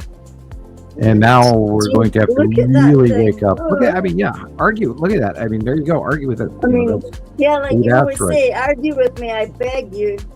Yeah, I dare you to argue with, you know, what my what I see and what I copy down, and all of my friends that go, oh my God, you know, he did it ahead of time again. And you know, it's just that every single time, now that you've taught us how to look ourselves, we each look differently at it, so we all see something different. He's got flying, what are those That's things? adorable. That's so cute. Isn't that I bet cute? he's taking Living the screenshots of that. life. Thank you. Yeah, Are they the send them things- copies. What do you Thank call you, them? Jet ski. No, the ones with the big spikes, you know, the one that put Steve Irwin in the grave. What are they? Jellyfish or no, it was stingray. stingray. Stingrays. Yeah, flying stingrays. Yeah. Gosh. Right. All we need now is for the whales to talk, hey, Sam? Well, they already are, and AI has broken it. Correct. Yeah, The dolphins. All right, Kenny dolphins Fowler, are the whale. whereabouts in Scotland are you? I spent 2 days looking into that, and I enjoyed it very much. You know, so I don't mention everything I study, but yeah, AI has broken whale That's why I song. raise them, Sam, because I can pick them up. You know, I can sit there and I can. Yeah, I sincerely believe that there's space whales as well as other forms of life in space. But they had whales in Ashoka, and they had space whales. Space whales in right. Star Trek, because and in Doctor Who. No, I mean they took whales from one Doctor planet Who. to the other, didn't they? Yeah. Doctor Who had a star whale that was the power source for Old London. Old London was on the back of the whale, and they were torturing this poor whale to keep the power source going. And all they had to do was release this whale, and they could have had free power source to travel throughout the universe however they wanted. But again, because of man's misguided thinking, we have to harm this creature to get what we want, not work with it. You remember, even in the new Avatar movies, they're messing with the animals. Yep. Well, you know, what it's going to boil down to is that we're going to have to get some sort of humility going here, where we realize that we're not the smartest, you know, our sharpest tack in the box, and we're going to have to start listening to nature around us and our newly joining us visitors, because, and it'll be like some, you know, sci-fi movie called The Visitors, and we have a society to get used to. I'm being cut out, aren't I? Yeah. Oh no, you're all right. Oh, okay. Yeah, we have a new society to up and learn, and it's happening right now. So you know, we have to go in and we have to examine our prejudices and our bigotries and our pettinesses and our greed, because you can't up and take it with you. And then all these people over the years have been going, oh, if I meet ET, I'm going to say, take me with you, because you are not ready. And this is part of the psychological work that you're going to have to do starting now. You have to flip that switch in your own mind and go, we're not alone. We are not alone, and they are now here. And the button and the switch has been switched when 3I Atlas came in from 6 astronomical units away and said, we are here. was the beginning of the end of yesterday, and now we are at the beginning of tomorrow. And this is a drastic change coming. Yep. And that calls for a coffee. I'll be back in a minute, guys. Oh, coffee. Okay, Sharon. Hey, I'll be back in a sec. Hussy is here. He Hi, made Hussy. it. Good. I'm trying to decide what to do next, but T. Racy just sent a picture, and here it is. That's what the UK looked like this evening. It looks nice and blue, very blue, extra blue. I sent you a heap of pictures. Okay, I'll get them. I got Maria's too just now. So let me get those put in, and yours. Let's see. Let me find yours. And while I'm doing that, let's play something else. Let's see. Everybody's been talking about the Atlas comet / ship. I don't that's like the whole show. I guess I'm like the odd man out. I feel like it's like a distraction. That's all. It's just like it's got all these red flags hanging all over it, and I can't help it. I'm just sitting here going, What's this? I don't want to like burst anybody's bubbles or whatever. If you're Oh, excited. you mean the Atlas thing? I mean, it just sounds. It sounds like all the religions in a way. And the return of Jesus, and and all of that. Yeah, I know. It's like well, this is another Jesus story, and be good, and this will happen. Be bad, and that'll happen. Yeah, like and well, we have to adjust our egos. We have to realize that we are not everything that we thought we were, for better or for worse. No, I never said I was actually. We're gonna have to. Some people do. We have to rebound on everything that we believe, and we've had a dose of that for 15 years. We've all been stepping into this belief pattern. Just learning these planets were here has been a huge stage. That I can see. That I can really like wrap my head around more and actually go along with that. The Atlas thing, I can't see it.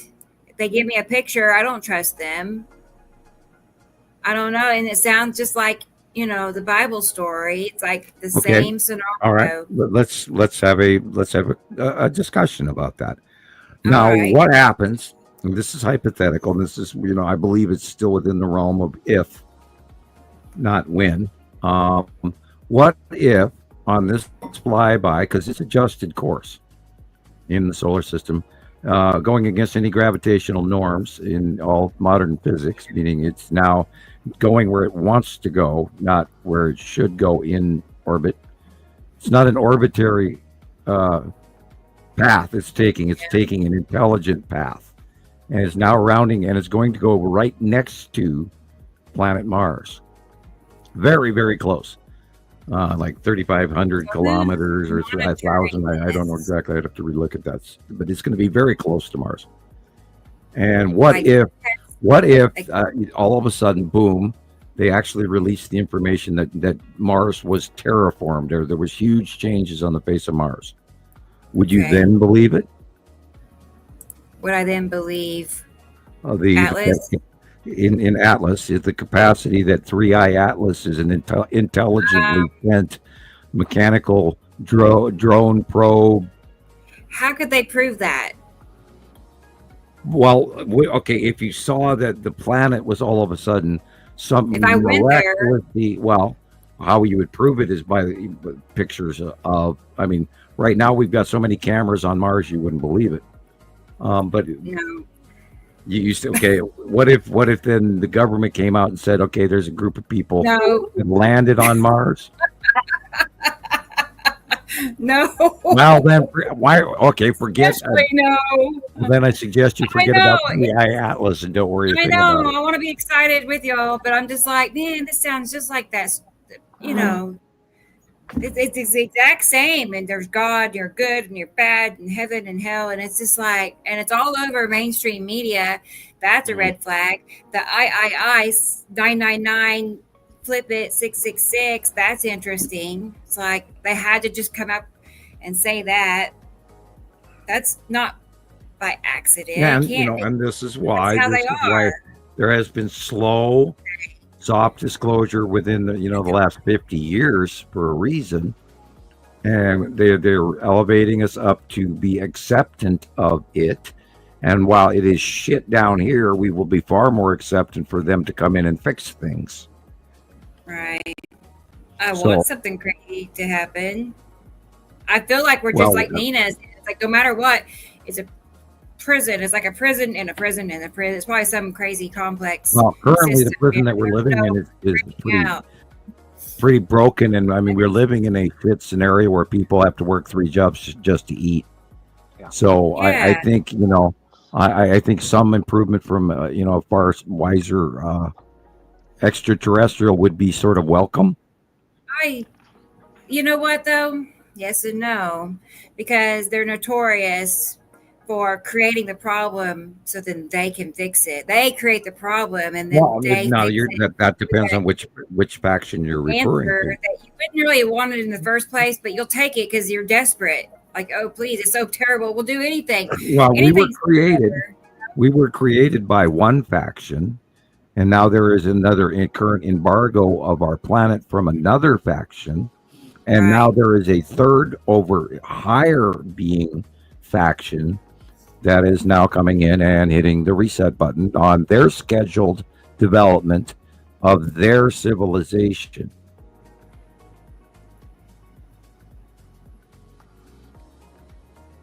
Unbelievable. And that's coming from you. Is that your information? Like from your? That's also that's also science. Okay. Because what 3i Atlas is doing is so far off the charts in computer science skills that it has created this pulse toning that has managed to turn a switch inside Earth and inside the moon and inside this and reach all the way out to both Voyager 1 and Voyager 2 space capsules across the outside of our solar system. Right. I was about to say hi to DSP. What it's doing is so far off the charts that it is actually civilization manipulation has occurred. The switch has already been pushed. We have been changed from the moment that thing came inside of our solar system. Wow. It's like adding or subtracting a proton and a neutron. In this case, it's one hell of a high outputting electron or a proton being added to our chemistry equation of our binary solar system. This effect is also affecting the people on Nibiru. This affects the entire equation.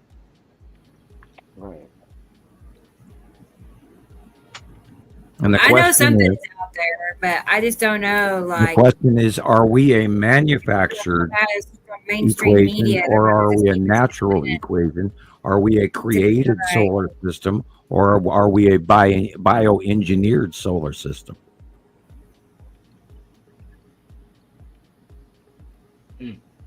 Hey, what? Say those two again. Are we a natural-made solar system, a natural-made binary solar system that, burps out of nebulas, here, sun, planet, blah, blah, blah, float here? Yeah. Or are we a biologically, meaning a higher race actually created our binary system to be able to plant life forms and use, commodities and in this area of empty space on a grander scale above the people in the cubes and the Federation ships, or above the Nibiruans and the Saruans, the Anunnaki. There are like 3 stages above higher being races than just even the demigods that made us. The decree from the overlords. That that's kind of, that I has know been we my don't have upgrade. that much to go off of. Well, September 15th, 2025, I woke up to all of this because that's my download coming in. I'm good. It all fits, people.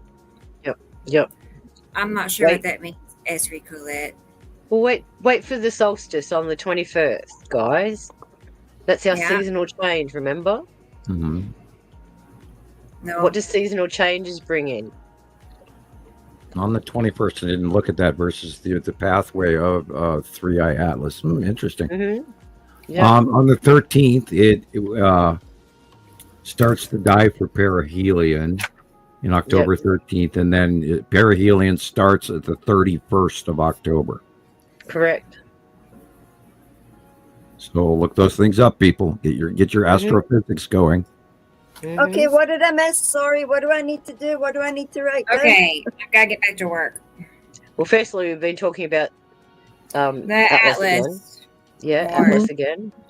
And how, they're coming into our system and rewriting and recoding the whole universe and how it's affecting every element of the universe, not just us. Question, just to clarify. Sam? I'm listening. Did you say that they also came up from under us, from the south, from under us? Antarctica saw it first. Yeah. But yet we weren't sure that they were part or belonged to the system, because that was one of the things you did say to me was like you didn't feel like it was part of the system. You felt like it was something else. Oh, we know You it. said it was a light energy object, which was really cool because this is your. Actually, when it first showed up, it was self-luminescent. Kind of, Sussy. Kind of. Limiting our ages so that we do not have time to fully learn everything we would know over a long period of time. Well, we only have to look back in history to see the rise and fall of civilizations. And what happened to all of them? You look, we've got stories of Lemuria, we've got stories of Atlantis. All of these stories have facts behind them. And they tell you that there were higher being races or higher intelligence than us here before us. And this is the misconception too. They keep saying that the Neanderthals were dumb and stupid. And they weren't. And that they were just... We do. Exactly. Their head sizes were bigger than us. And to them, in their period of geological history, it was either survive or die. Survive or die. And it wasn't just them on the planet. It wasn't just the Neanderthals here. There were other beings here too. How did we get the Denisovans? Right. Another offshoot. So we had to have some sort of breeding somewhere. Look back at pygmies. Yeah. Any cultural Madagascar, race. How much of it is ignorant and how much of it is intentional is what I always wonder. There's a lot that Neanderthals were supposedly chisels and hammers and whatever, but is that really what they believe, or is that what they want us to believe? Where do we get our science from? What country? Yep. What is our standard of science from what country? Yep. Where's it all come from? England. England. Who has the biggest freaking pile of gold? Good night. Who knows now? They probably picked up most of it. Yeah, that's true. Oh, by the way, gold went up again 1.21. Let me look it up. Went up 1.12%. 1.12%, which is now $3,719.40 for an ounce of gold. Yep. The highest ever, and it still keeps going up. 5,900. How much is an ounce? Like a little pebble? The square 27 grams. Yeah. 27 grams. About half the size of a pack of cigarettes. Yep. Oh, 4 grams. Jeez. 2 teaspoons of sugar. Wow. You know, they've been talking about here how there's they're calling it the Utah Gold Rush because there's been some areas where They're finding more gold now than they ever have before, which is supposed to be dictated because all the by volcanoes supply and demand. Yeah, the volcanoes. And I have this friend who she has everything. She's into fishing and all that. And she made her own little one of those little pan things where you could it's I don't know if it's the pan, but she says it's she made a makeshift filter where it filters the dirt from whatever like rocks or whatever slush. Yeah, slush. I don't know what word she used, but she said she just made basically like a makeshift filter. But she's a little all into this, and we're supposed to go panning for gold somewhere. Hey, I'll send you a Dan Hurd video. Who's one of my favorite prospectors, Dan Hurd and Dan Hurd Mining. I'll send you a copy of that right now, Jesus. I'll go to Facebook and then you can watch. Told me that if you're looking, she was actually telling me that it's where you're looking for like black dirt, basically. Right. No, I'll send you a video that'll teach you how to learn to do that. I'll be right back. Go ahead, guys. Well, she does. How to read the river. Okay, how to read the river and where to look for it along the river. Yeah, you should, Sam, because I've been procrastinating about it. But after I heard of the whole person who found a bunch of, like not a bunch, but enough to change his life, you know? Yep. And sometimes, and here in Australia, you can go and dig for gold, but you can't dig for an area bigger than 1 meter by 1 meter by 1 meter. That's the extent that you're allowed to dig. And we have people on the side of the road that do that looking for sapphires. Well, like at a time, like you could just dig that hole and then cover it back up and then move on. Exactly. You can go on, you can do that, but by law you can't have, it's like fishing requirements. You can't take you more can't go around digging holes and just leave them like a freaking pit bull dog, you know. Well, that's the sad thing. In a lot of these old mining towns, there's a lot of pits that are still uncovered. So you have to be very wary where you walk. A rotor, that's it, Audrey. That's what she was talking about. It's like that's kind of what she defined it. But she made her own makeshift. I don't know what she used. How? Oh, that's like we call a rocker box. It's full of different screens, and it takes out the different. Yes. That's what she was telling. That's what she was telling. We built a rocker. Yeah, so all we do is we just throw all the big rocks on a big screen and then filter them out, and then it goes through a series of sieves. So you'll start with a high grade and go to the lowest grade. And it's all the low grade stuff. That's the one that you go on pan, and that's where all the black sand is, and that's where the gold sits. That's right. Yeah. Interesting. I don't want to become addicted. I'm kind of like as wary as when I went to Las Vegas. I'm like, if I'm going to be here, once you get the itch, I'm telling you, once you get the itch, Jesus, it becomes obsessive like our sky. Yeah, that's we want to keep going and going and going. It is webbed in our DNA to actually to seek and hunt gold, and I have found nuggets before, and you'd be amazed what happens to you. I mean, you don't even your sense of track of time vanishes. You'll move a mountain of dirt and not even feel it. And the only time you'll notice that you have to quit is that it got dark about 25 minutes ago. And then you get up the next day and you're pain. Oh, and then your ass hurts and your body hurts. And and then you look at the mountain of dirt that you moved and you go, how did 5 guys move that pile of dirt there? And you go, no, it was just me. You know, that kind of thing. And was it really worth 8 grams per ton? 8 grams per ton is a little slim. You want ounces per ton. Correct. And this is what the mining companies are doing. And I look at some of their analysis, and they're only pulling out 22 ounces per ton. And I sit there and I think, that's actually very good. I know it's very good, but you look at the material of stuff that they're moving. They're moving, placing to get to it. Oh, and what they do to the actual terrain is a nightmare. Correct. Unless you're doing hard rock mining. Now, there are, of course, different. There's placer mining, there's nugget mining, and then there's picker mining, and then annual replacement mining. gold mining operations in Russia where they go down and down and down. Some of those go down 12 kilometers. Right, and they're running in a copper vein in a white. Well, yeah, we have a vein. copper mine here. The copper mine is the biggest actually in the world.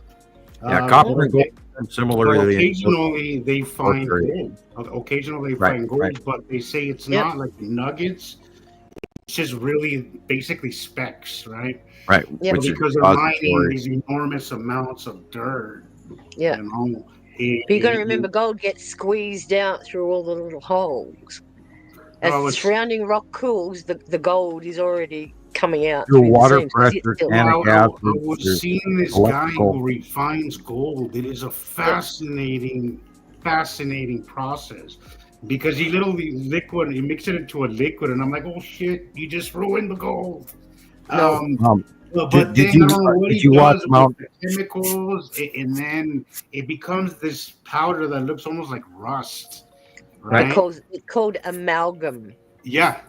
And then he melts it down and then refines it into this beautiful gold that is just He pours it into a process, in an electric oven, melts it down into a button. And no wonder gold is what it is, because it was a fascinating process. It's really interesting. Anyone spare me a kilo? Right. 1 kilo is $118,500. Yes, now please. I can get into those kilos. Yeah, I can get into that. Yes, please. I'll have some. Hey, Howie. A kilo of what, man? Acapulco gold? You know, NK, you're right. If I were to come across gold, I would actually trade it for money and then take that money and then go and buy a bunch of shit, like we were talking about, like a bunch of stuff that I can actually use in the future. You know, if I had that money, I'd be on a plane and I'd come and visit every single one of you. That'd be awesome. Nice. In person. And the first thing I do is give you all a big hug and go, I'm here. What can we do now? Well, if I ever won $1 billion lottery, I would buy a big chunk of land and tell you guys to come on up to Montana. That's what I would. The lowest one of the lowest population states. That's the big thing. You know, you talk about fearing people. If the shit hits the fan, we have very few people here, and even too many in my opinion. But that's my contingency, Sam. Did you see Stingray, Rebecca? North. That's my plan. I don't have much of another plan because I don't have the means. Lottery tickets, I don't have the means, but I will be your freaking. I will be at your I'll be your workhorse over there. We'll do it all because I've worked in ranches. I can hunt. I can do all that. So 100% NK. Go up to Montana and hide under a rock, man. With me, dig a hole and hide under a rock. Because I got a feeling Salt Lake, it's not going to be pretty here because we're literally in a bowl here. Right? Like I go back to the caves, and I look down, like we're literally in a dimple. It's like a dimple. Like that's I'm surrounded by mountains. It's like a freaking dimple. And that color is real. If anything big ever happens here, it's gonna be a disaster. Like it is not a good place. I tried to organize it for years where people would actually, pool their money and do stuff like that, and then it just never turned out. And then, then there was the Steve Olson story, where he actually conned about 6 different families to all meet in Denver, so like Colorado Springs or something, in this truck stop, and they all hooked up in their Winnebagos and pooled the money together. And he said, "Yeah, I'll take it to the bank tomorrow." And they woke up the next day, and him and his Winnebago was gone. Oh my God! Thank you very much. Free donation. I remember those people actually posted a video about him. Right, and they were contacting me a couple of weeks trying to. It was a whole. Where is he? Like a whole caravan of people. It was a good 2-3 trucks. No, it was like 6 families. All kinds of shit. It was like 6 different families, and they all pooled their money. It was like a few different cars and trucks that were just loaded to. Just ready to just. They did not even have the money to leave the truck stop they were stuck at. Yep, 0. All because of a fake belief and a trust in a person that fed them bullshit. Whereas that? we're not doing. I said all because they put their faith and trust in a person that fed them bullshit. Who's that? That was Steve Olson. Those people. Steve Olson. Sorry. I was trying to read the chat as well. I'm trying to. Allegedly. Yeah. Because I had the people that he walked out on call me, and they were contacting me back and forth for weeks, and I did try to raise money for them, and I think we got them some, but I never got after about excuse me, I'd say after about 2 months and talking to Steve's wife, who he had also walked away from on their farm in middle America, and their mortgage and their kids. That should have been red flag. Yeah, I think the police were looking for him, and we heard that he was somewhere in the Bahamas, where he posted, and once or twice. But after that, the saga sort of went away, and I haven't really heard anything about it since. Again, but to make a long story short, I tried for a long time to get people organized together, and I just finally, after about 5 or 6 years, I said I'm done, because I was mailing out, land, realty pamphlets out of my own pocket to people left and right, and they said, "Oh, I'm going to move to Montana. I'm going to move to Montana. I'm going to move to Montana," and they didn't. And a few tried and didn't make it very well, but I haven't heard from them much either. So anyway, old history, new history begins. Yeah, old history. I got to check something. I'll be right back. If you didn't know all of us back then, see, we're better people. Just saying. Again, the shift is changing. It's sorting the group from the herd. That's the important part. The ones that know, and we are the ones that are stepping forward and trying to tell everybody else what we hear, what we see, what we feel. They're the ones that are resisting. Thank you, Tara. Nice to see you. Hi, Tara. Hey. Hello, Tara. The sky is crazy. I know. It was pretty neat today here, too. I was sad. It happens more often than not on a show day that the sky looks amazing, and I want to go outside. And go you wait for days and days, and then on that particular day, while you're busy inside, stuff is going. Oh, you want to cry because it's the two things you like to do most. It's even worse when you're driving and you can't do anything about it. Same thing. Oh, that's horrific. That hurts. You sit there and go, oh. No.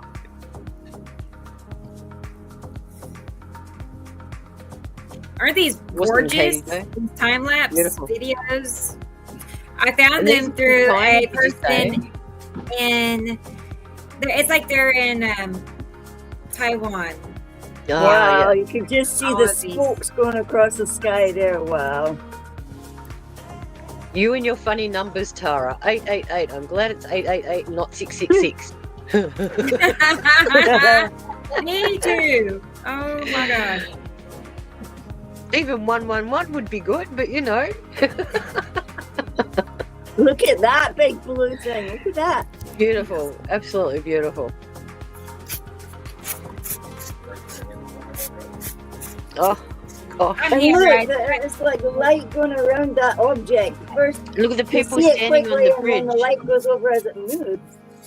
Look at the people on the bridge. They're enjoying it. I'll bet. They're even looking at it. Details. You just details. Look at the people walking on the beach. Pictures of each other. Notice the red spot in the water and the reflection. It was on the left-hand side. Red spot. Red spot. Huh? Can you see it? The shadow. Red spot. Yeah, look. See, that's what I was seeing earlier today. I wasn't like there was two. They looked like two different light sources, and I wasn't sure if it was reflection because it was cloudy, but it looked like the turquoise blue or turquoise green on one side, and then just a regular white on the other. And I was like, that's too, what's going on? Like, but it was just too cloudy. And I was like, it's not concrete evidence when it's through clouds. So I was like, God, this sucks, because I could swear something was happening. Like it was the second time. Well, remember the bottom of Saru. The bottom of Saru glows so brightly. You have to take that into account. But no, this was not that, Sam. No, because it was that turquoise blue that you see from the sun.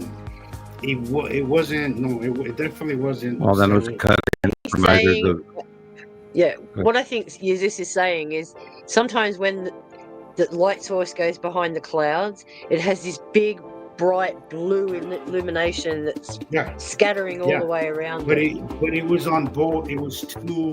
It was like two different sides. So I don't know if it was maybe light going around an object, or if it was actually two light sources or two suns. So it's the reason why the pictures or anything I didn't even bother, because it just wasn't. Again, it's the way we do things here. We don't go on supposition or something that's not completely. We like to dissect everything. Repeatable. If we can't repeat the process, we just don't bother. So I was like, this sucks, but I don't know. I just got the feelings it was more than just reflection. Gotcha. But I'm paying attention. We'll see what happens. If it comes out and I will catch it. I will catch it eventually. Are you along with the rest of us, Jesus? Yeah. What do you mean, two suns? It probably looks like two suns. It's like those pictures I put up the other day where I said, is it a lens flare or is it an egg?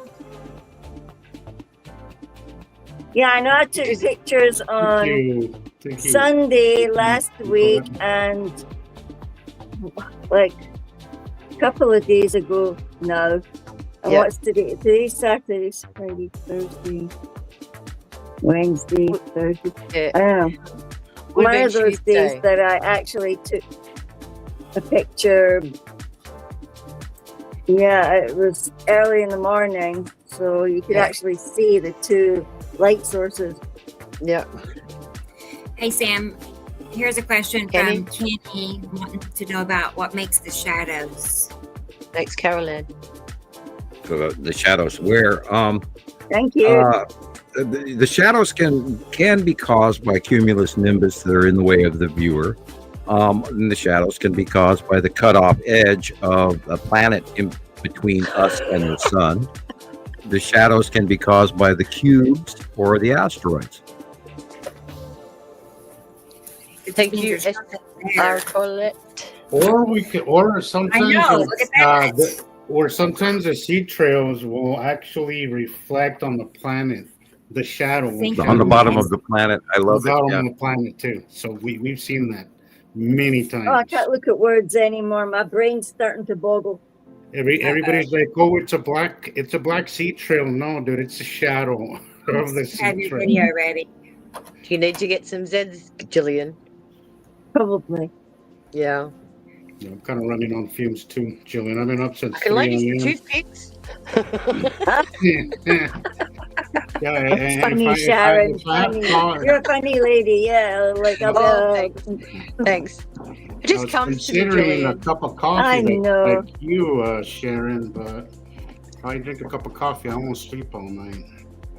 Oh, you reminded me that I had one in the microwave. I had to go out a minute What's it ago. doing in the microwave? Heating up. Went cold. Rochelle went to Comic-Con today, so I'll be very curious to see what she comes back with. Oh, really? Interesting. We would have gone to, but James has a 2:40 tooth dental appointment today, so next time.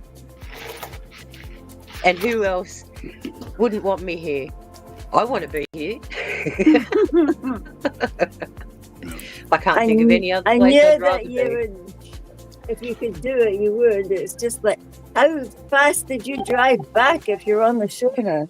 Well, 220 kilometers is 2.5 hours, Gillian. And our motorways are set at 110 kilometers an hour. So you didn't drive at 110 kilometers an hour, did you? No, I put it on cruise control and let it sit at 108. That's the way to do it. I just steer. That still sounds mind-bogglingly fast to me.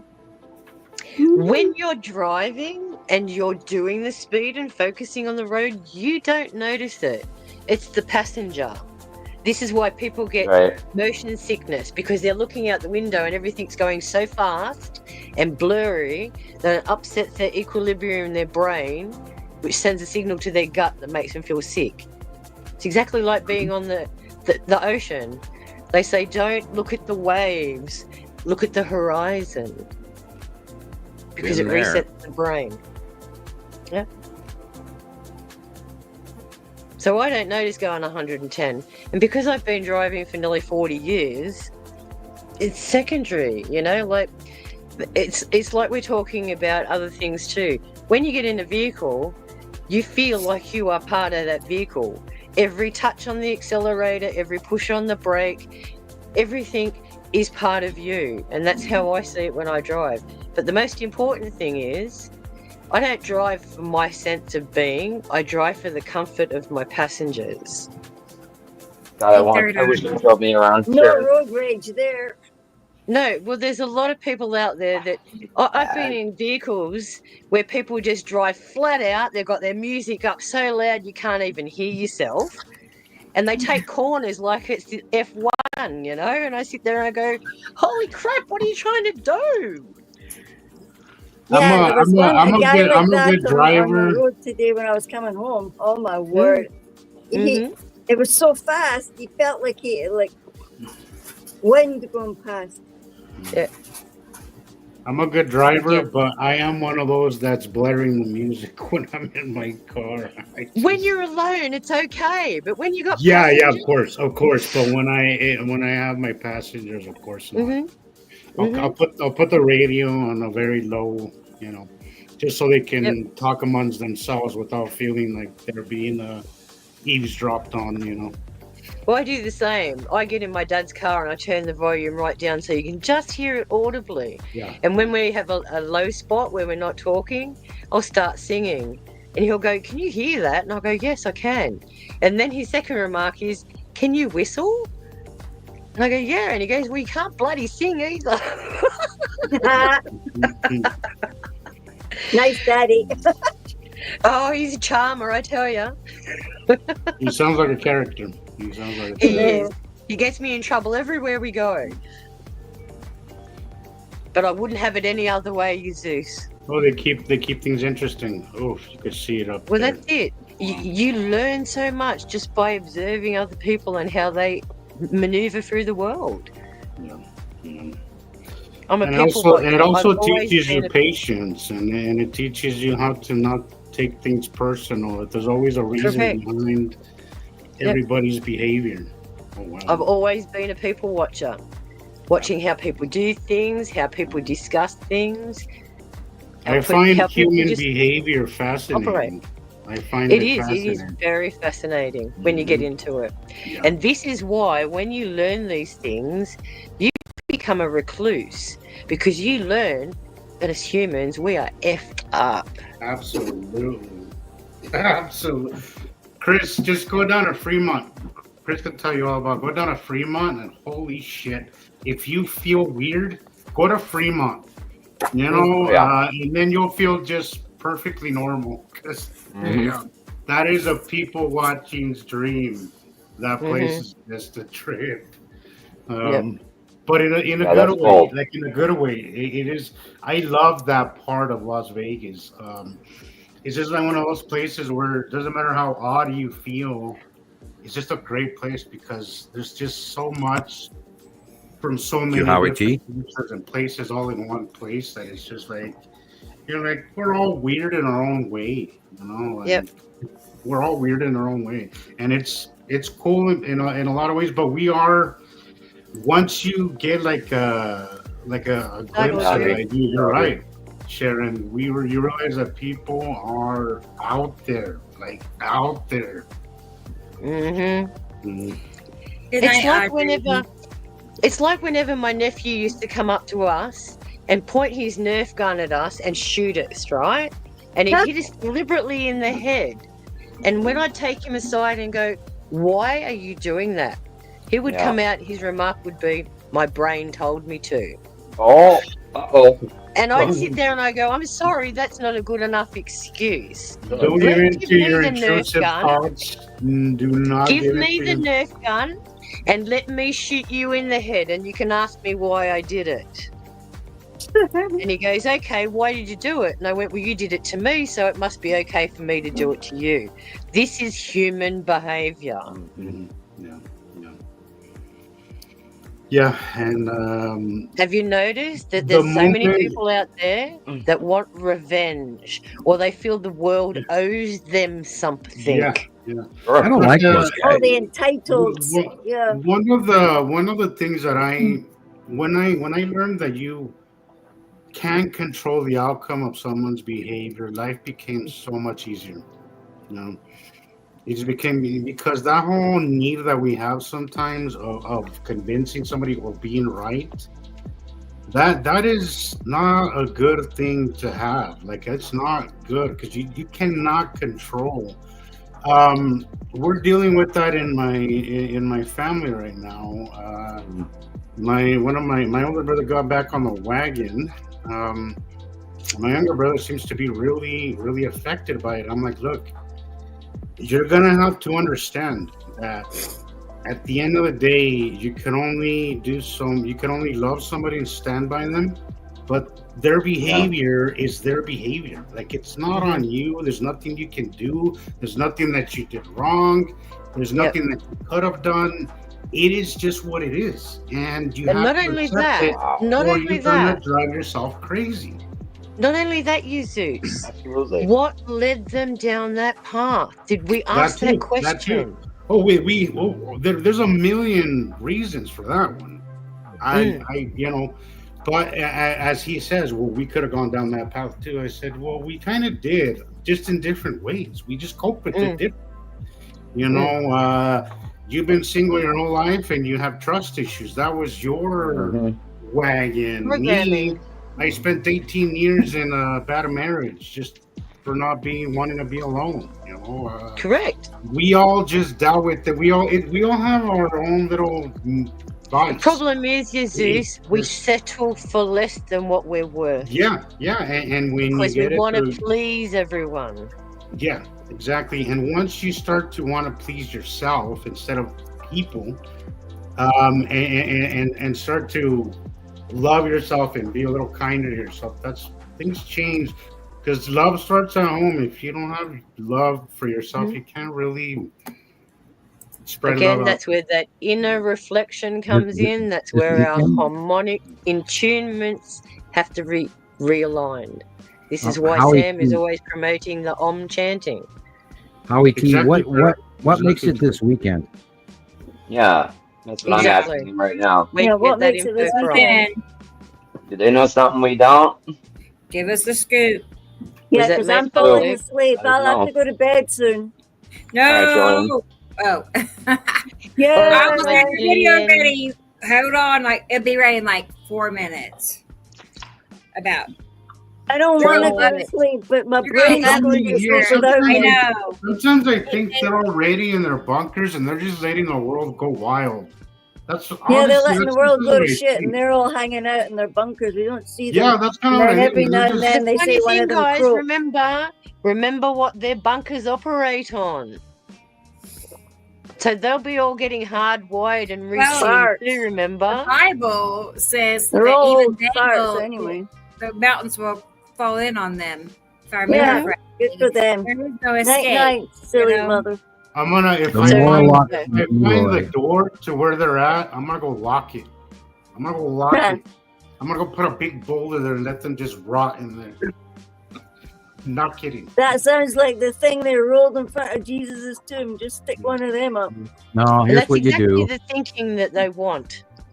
What do we do? You go- No, we can't do that because we don't want to be like them, do You we? go and you stand in front of their air intake station and you fart. Correct. I was Oh. about to say the same thing. We're just They'll be out. disgusting because They'll we're be out getting, real fast. yeah, we're getting getting daft now. I typed in the comments before, once the genie's out of the bottle, the genie's out of the bottle. But I was going to type in, once the fart's out of the jar, you can't put it back in unless you put it in yourself. So. Oh, little blowfish, yeah. Yeah, well, I always think of the movie Time Machine with the Morlocks and the Eloi, where the scientist goes forward in the future, and then there's the people that live underground, and then there's the blonde people that live up in paradise and are uneducated as to the realities that the people underground, the Morlocks, actually eat the Eloi. Yes. And that was a that took a horrible left turn when I watched that movie. I was like, what? Seriously? Like, it was kind of like The Sixth Sense. Like, you did not see the ending. Like, I didn't see that coming. Like, I was like, really? That's why it's called a plot twist. That's pretty bad. That's pretty, holy shit. What story is that? Time Machine. And it was such a simple answer why he couldn't change things. XG Well, sorry. Well, you can't really change things unless you're Samuel Hofman, and that's a joke, by the way. And I plan to change time as best as my capability will allow, and that's what we all have to seek a legacy now for this time period, and so that we can go forward rather than backwards and not become the Eloi or the Morlocks, and hopefully. Do you know what's going to be the most important thing that we have to preserve? Information. Correct. Information. Yeah. Well, So that leads me to believe. Keeping journals. Well, you go back into the mid '80s, the like 1987, 86, or whenever it was that I can't remember the exact year that I got the information from the alien, but they were from the future. And so he said to me, and this is it always returns me back to this spot in my mind. Well, we looked you up, and you're going to do this. So in the Galactic Phone book, they found you. Right, and this is why I've always told the panel here that I truly believe that the information and the shows that we do, and this is 133, I truly believe that we are leaving these shows one after another for YouTube and for the future, and I'm hopeful that this is the thing that we needed to do to get the information out there to start people down this path to change the future. Yep. And we've often talked about first contact, quote unquote, and disclosure, planetary disclosure. And I keep thinking that we pretty much are doing that. We're trying to get planetary disclosure out there, people, because I've been producing information in the binary solar system for 15 years now, and nobody else out there is doing this. And if this isn't introduction to a whole new point of view, then I don't know what is. Yep.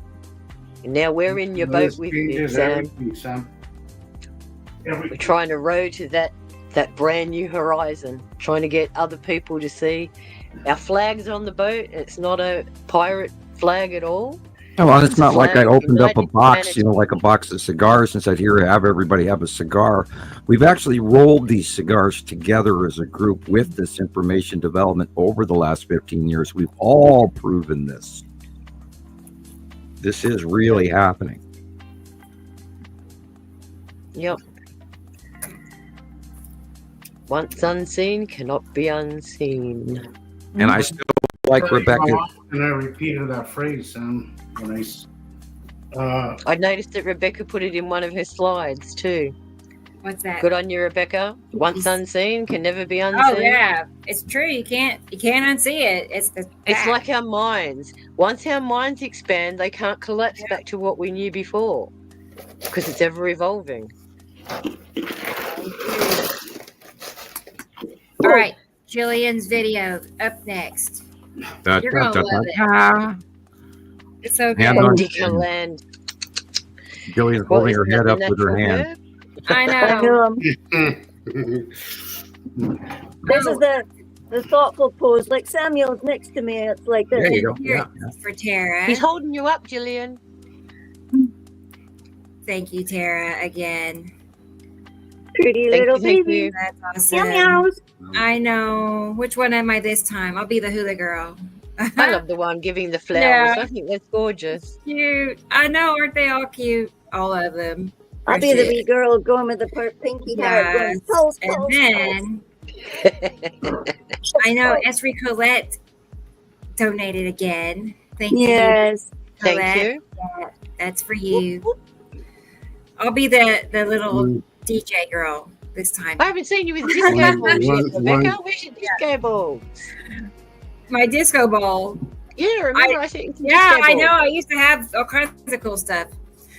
I broke my plasma ball. I had one, and that glass is so thin. It just shattered in Oh, man. pieces Yeah. in the carpet. And you're Well, right. Shad, not fun. A plasma There goes all ball. those gases. Oh, they work. it 'Cause was they're just like- very thin glass. Why is It doing is that again? very thin. It is probably less Very. than a millimeter thick, that glass. Right. Could not Easily. believe Oh. it happened. It's so very thin. Yep. It's like sugar glass. You only have to tap it and it will shut off. Oh. Yeah. Okay. Oh, I won't be Everyone- tapping my eyeball over there then. Anytime soon. Just take him out and put him in the bag. I'm talking about my plasma eyeball, you goofball. I was going to say you could always paint some eyes on and pretend you're awake. Paint them onto my eyelids. Well, then there's always the eye of Sauron that just flew into our solar system. Jillian, some Google eyes on your glasses. Googly eyes. Trying to keep you Oh, that's awake. funny you mentioned that because Lindsay, we talked earlier on today and we were talking about the Eye Atlas and all the rest of it. And she blinked. You know how you could change the the story, the theme in your chat? Well, she changed it to the Google-eyed cat. So one eyeball was looking out there and all our pictures were going up the other side. So there's one eyeball's like that. I was like, oh, come on, you're damaging my sanity with that little eyeball thing. But, yeah, she said to me, can you see the eye? And then we started degenerating into giggles about the eyeballs. And meanwhile, she was saying to me, oh my God, go outside and look. Oh God, the sky. One side's green and one side's purple. Oh, quick, you've got to go out. And go outside. And I can't take my phone, won't take pictures anymore. So I had to lug my tablet outside and stand there like I was holding up half a dustbin, trying to take pictures. And all these cars are driving past because I live on a corner. And they're all going, Good. you know, Let them look like, up. Yep. The more you stand out the front, the more people notice. Gillian, I've got 2 schools next to me. I have 150 vehicles go past my driveway every morning and every afternoon. And I'm out there at 8 a.m. and 3 p.m. And they're the school times. And I'm out there all the time. I have little kids coming up to me going, what are you looking at in the sky? And I'll go, hang on a minute, I'll show you. What you doing, miss? I'll show you. And I'll show them my camera. And I'll pan my camera around. And it actually brings up all the dark shadows and all the hidden bits. And they go, ooh, what's that? And instead of telling them, I go, what do you think it is? And 9 times out of 10, they go, that looks like a big marble. So if they can associate a marble, a round object in the sky, it won't be long before click, it's a planet. Yeah, I know, because all kids in Africa used to go, look, teacher, your rainbow clouds are back. Your rainbow clouds. Yep. And we go outside and look, and the one time we saw like a thin oval in the sky like that, and it had these golden balls going round and round inside this thin oval. Yep. Kids are very perceptive until we fill their head full of junk. Right. Prejudice. Yeah, I had one of those. I had a family with a little boy that was also noticed the same thing in the sky. Like You see that, Mom? Like that looks like a ball. Like it looks like a ball up there. And I wanted to interject so badly. Next time, do. Jesus, don't hold back. This is the time that we have to start explaining I was at work. That was one of the reasons why I held back, because I just didn't want to risk that. Oh, you can't even be doing anything when there's people in your town. People get weird about their kids. It took every ounce of my energy not to hold back and not say something. I got a huge smile on my face, though. Well, instead of trying to tell them, how about you take it from that perspective and start making it into questions? What do you see? Can you describe what you see? What does it look like? There's the question you know what? I could have just made it because they completely ignored him. Like they just like, oh, really? Oh, nice. And then they just continued with their conversation, right? How about? They did not really make a thing of it at all. But maybe I should have just at least talked to him or something, like, well, what do you think it looks like or something?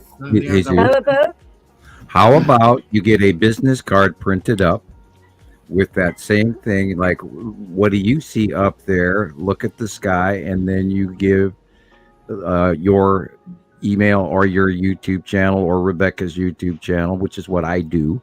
My cards say Nibiru is here, and then I of course would have changed it by now, but except we've had a snafu over business cards. But somebody also told me that I could make a QR code, and then just put behind my seat and just put the QR code there. That could also work too. But I can do it for you right now, Jesus. You should. You should. I was actually needed to ask you last week, Chris, because I was like, if anybody knows how to do that, it's probably Chris.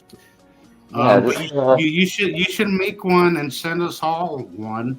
Like, it's like all of this is like the link turned into a QR code. So whatever link you want the QR code to go to, just send me the links to your YouTube channels and Facebook group, and then I can make it for you.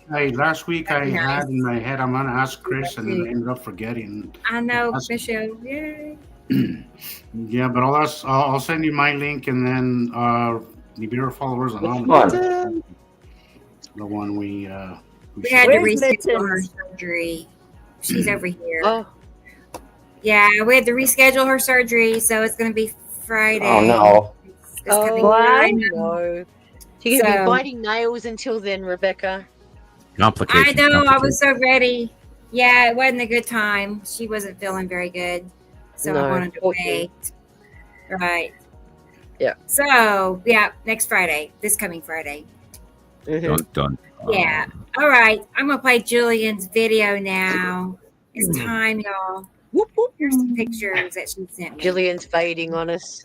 I know. Get on keyboard. I'm waiting. I'm also waiting on Jillian's video because I'm gonna go. I'm tired. Oh, how gorgeous! I'm a sweetie. Me and Gillian always exit pretty much at the same time. Look at that. Oh wow. Well, we are up to 5 minutes. 5 hours 20 almost. Oh, I can see that dark circle right there, right in the middle, right dead in the middle. Wow, look at that. Look at that. Wow, nice. That's no good, Caroline. I'm glad you made it. Strange. So you got that bright spot on the right-hand side again. I know, isn't it Chrome, cute, Tara? Chrome works better, Carol, with StreamYard. From what I've seen, what is that? The one that I can use. Look at that. Interesting. Yep. More interesting. There's a straight line there. Oh, look at that. Yep. Looks like a great big long box cube. Yep. Oh, look at that. Wow. That's the things on. Okay. I don't know if it's. Notice how the lens flares change color? It's gone from green to blue there. Yeah, I know. It's like it sees blue things and then it sees green things.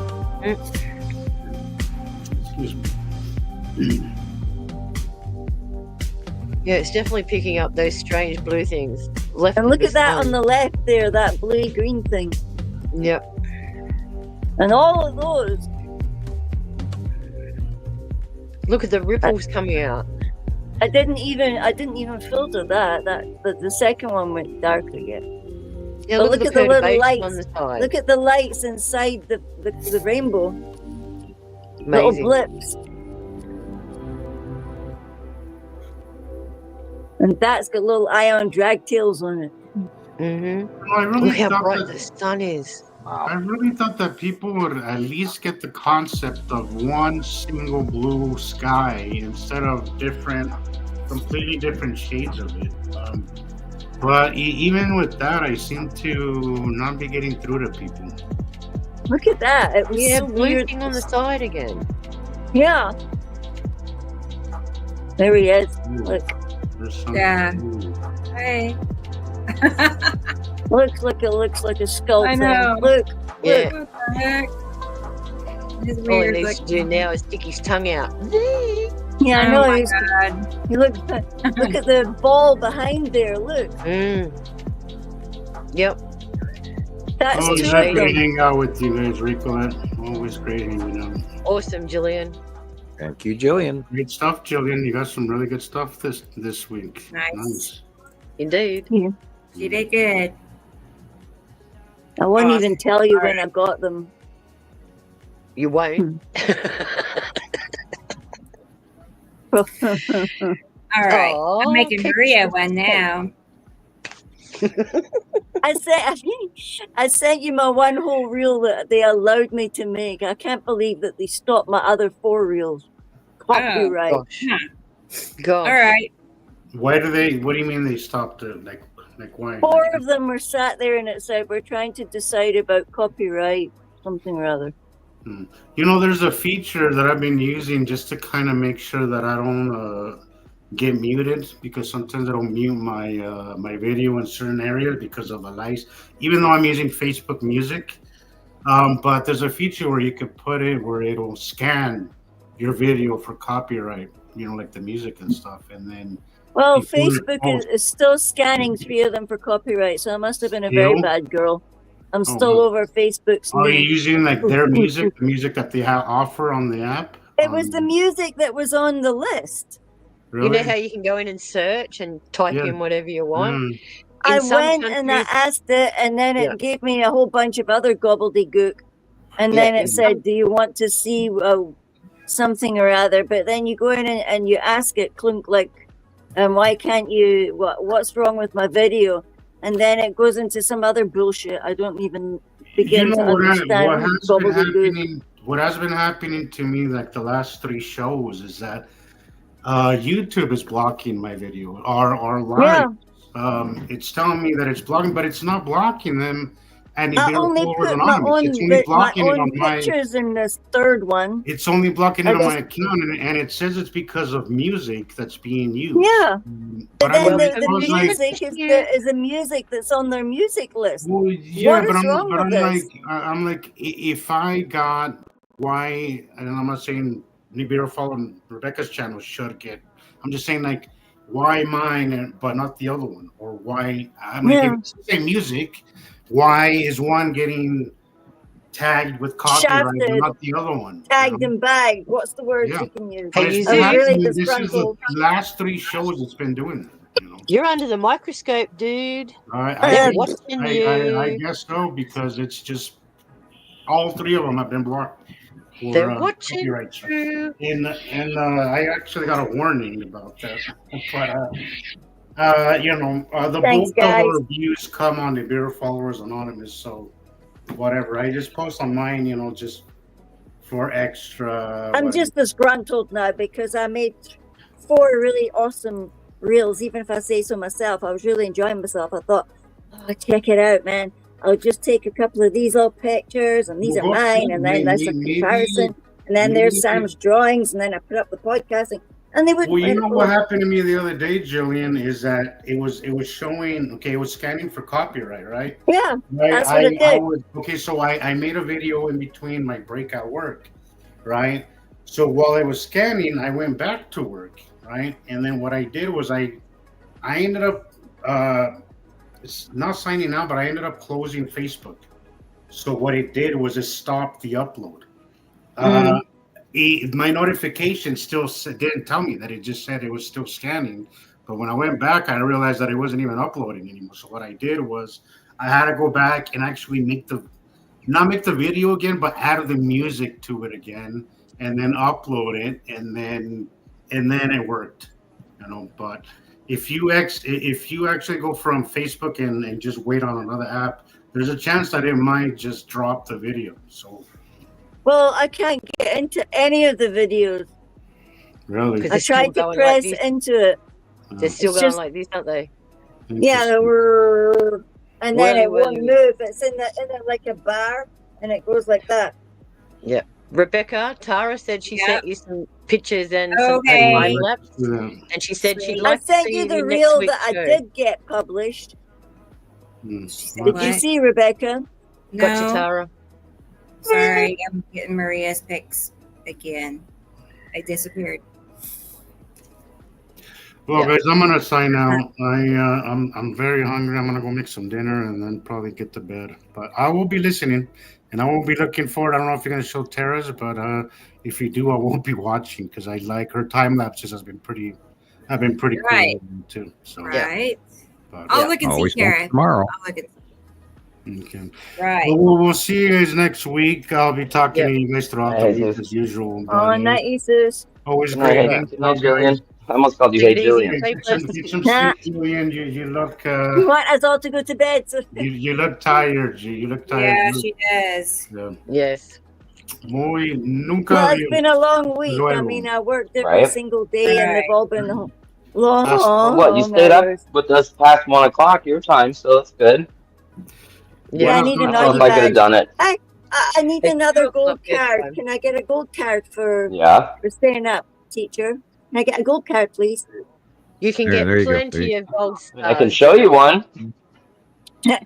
Okay. Give us your book and we'll put all the Love stars you. on. Have a good night. We'll see you guys next week as usual. I'll post videos as stuff happens as usual. But, Yeah, I'll see if I can post it. I took videos of that goofball sky. I should have taken it of the purple sky, man. I can't believe, can you get purple with gray clouds, like the great big gray clouds that were just about on the deck, man? These things were on the deck, and then once they started going different colors, were gold, like gold. Have you ever seen when it's like gold on top? In the morning as the sun is coming up, you get all these crazy colors. That's why I love watching at dawn. That's my favorite time to watch. No, but this was now when we were waiting to watch the show. And Lindsay said to me, "Oh, go outside quick. Oh, no, it's turning funny colors. Oh, run." I'm like, okay. Run is just not in the thing. You're like holding a phone and that and trying to trip over a dog and trying to get out the door and the dogs are going, when we used to do the show on Tuesdays on my day off, I would hang out for 8-9 hours, but it's either I get up early to do the show or I won't do it at all to work in the morning and then come and do the show. So, but now Sam's saying that it's best I have to split my time between work and here, but 5 hours I say is a good one. Good. So. What time did you say again, Sam? 5? Good night, guys. For the morning? Yeah. He said about 5:50. 5:50. Before dawn, or before sunrise. Due east. About how long before sunrise? About 20 minutes. Yeah. About 20 minutes before the sun comes up. He said between 5:30 and 5:50. That's about 20 minutes. It's about 20 I just want to get the time right because, like I have said, I'll probably kill myself tripping over a cat in the dark. Have a look on your phone and see where they've told you when the sun comes up. On my phone, they tell me it's 5:36 every morning. But I get up before that because I want to see I would it go only from be dark able to to light. see that kind of sky if I had to walk up a bit to the field. Because I think maybe them houses are in the way. Oh, don't you where hate the that? sun's coming out. Gillian, go get on your roof, love. This one's great. I'll be like your that. ladder out. Do you know that wee picture Sam's got of the guy looking over the wall? Yeah, They'll that probably one. report me to the council. Tough. The strange lady with a camera looking over my wall at 5 in the morning. Yeah, we knew you were causing trouble this whole time, Gillian. Hey, I got a good meme for that as well. Hey, just sure, but hey, that's perfect. Where is that thing? I just got the I just got this picture. It is so relevant to what you just said. Yeah, it's okay. Like, we had neighbors that were really nasty when we were growing up, and I remember my dad got a sticker of the guy with his face, his eyes, and his nose hanging over the fence. Stop, Snopes. Closer, Gillian. Blurry. No, it's blurry. It says, "Don't be part of the problem. Be the entire problem." Right, that's definitely you. Yeah, you can just see Moses shouting at the sky, with the electricity coming up. Gillian. Oh, it's so perfect. Here, Rebecca, you've got Yeah. What? I need to send you that picture. Okay. Sam's gone quiet on us. I'm just sitting here watching and listening to you guys. He's having a good time. Yeah, very comical today, aren't we? Thinking we've all lost our absolute last marble. Yep. I had a huge week in brain revelations or epiphany, and I'm still pondering the magnitude of it. So I'm kind of in shock. I really am now that I. Yeah, I know. I think ever since I spoke to you, I've been kind of in like a shock state, thinking like, there's a level of shock that comes with this, the realization that we've been all expecting the cycle to continue, but now knowing that this switch has been flipped, and another way to describe it is the countdown has begun. And ding, ding, ding, ding, ding. yeah, signs in the hourglass, man. Yeah, I mean, this is a countdown. Guys. It's there, huge. Rebecca. To midnight. There, Rebecca. I sent you the daft picture. Okay. There you go. All right. Yeah, but there was a picture that I found when Sam said a crowned star. Well, that's that picture, and then I found another stone that they've just found in Scotland, like these beautiful spiral things you were talking about. And then naturally, my meme that made the day all worthwhile. Pictish carvings in Scotland, yes. Yes. But they're discovering stuff all the time, Gillian. It just doesn't make public view. All over the world. We are realizing the fact that science is now all of a sudden awakening to the fact that there's more going on than what empirical science has held us to. So we are breaking free of the norms of science and still doing good, accurate science, which is what we do. And we have rules. And because we have rules, that is good science. But we didn't have to follow their rules.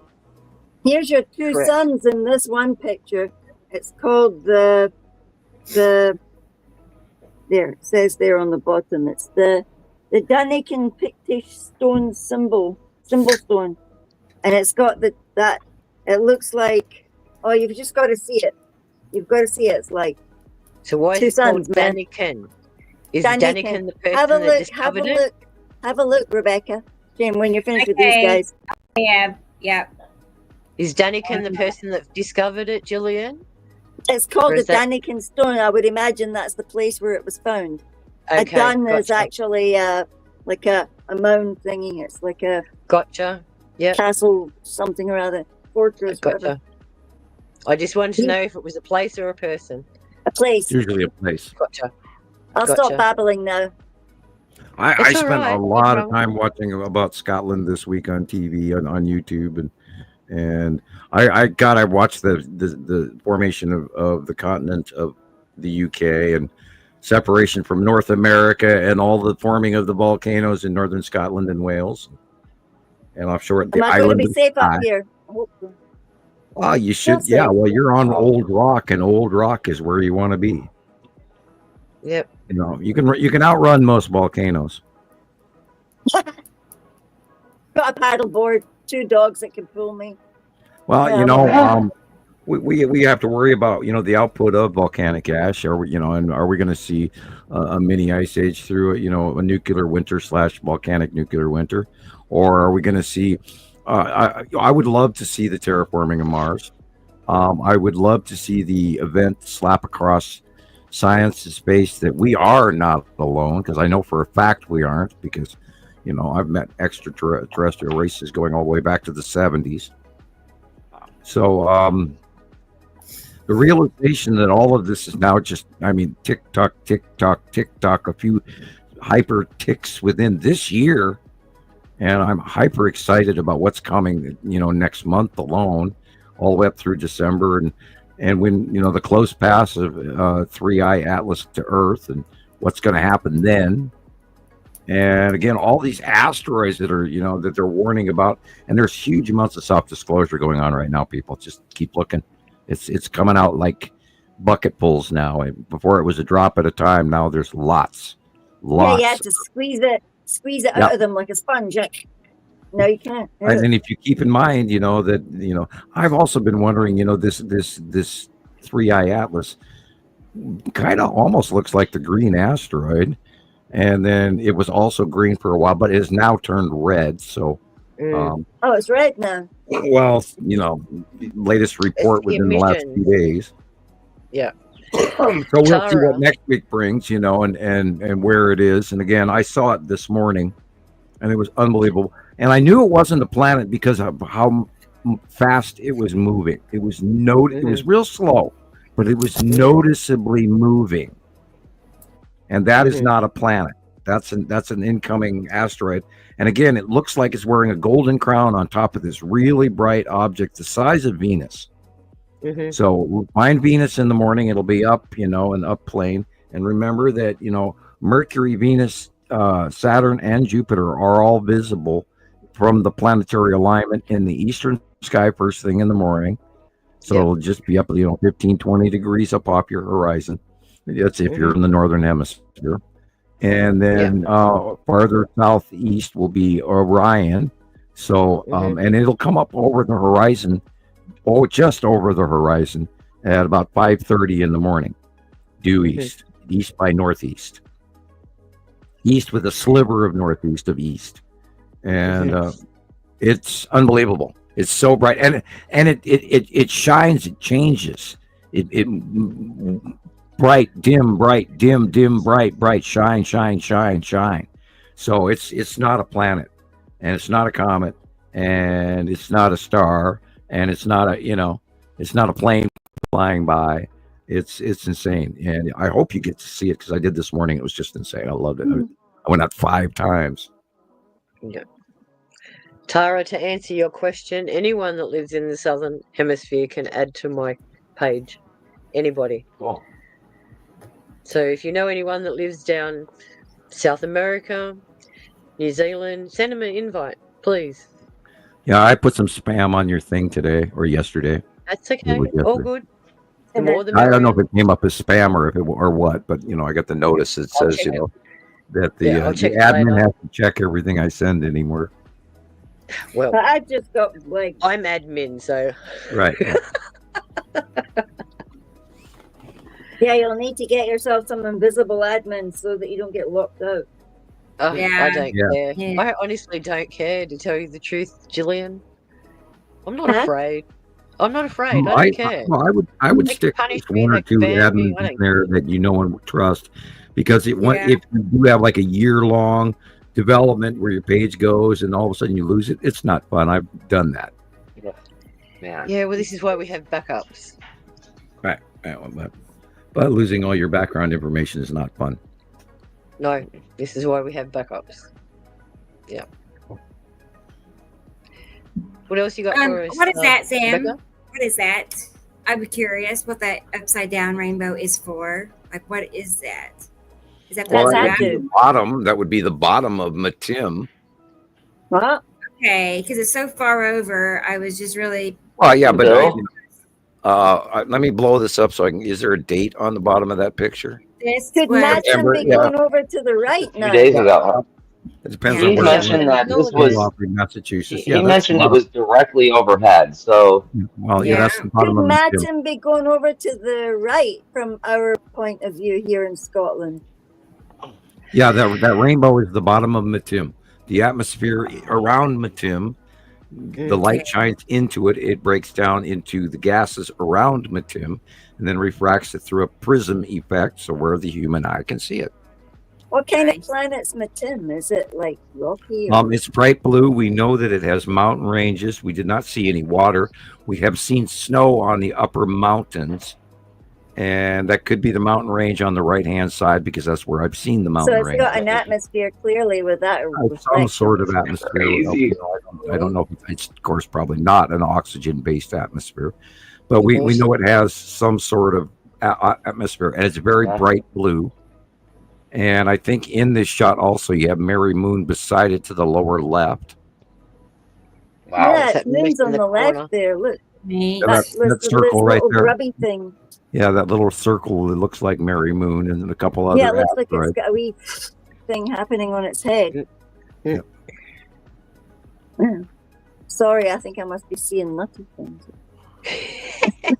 Well, remember, there's so much up there; it's insane. There's many craft, many asteroids.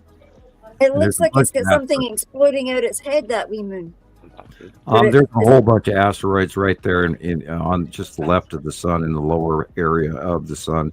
And if you look at this month's site drawing for September 2025, you'll see some. I don't draw all that in, otherwise, I mean, you might as well shoot it with buckshot. You'll be going mental, Sam. Trying to get there's so many asteroids under there. Uri crossing in front of our view right now.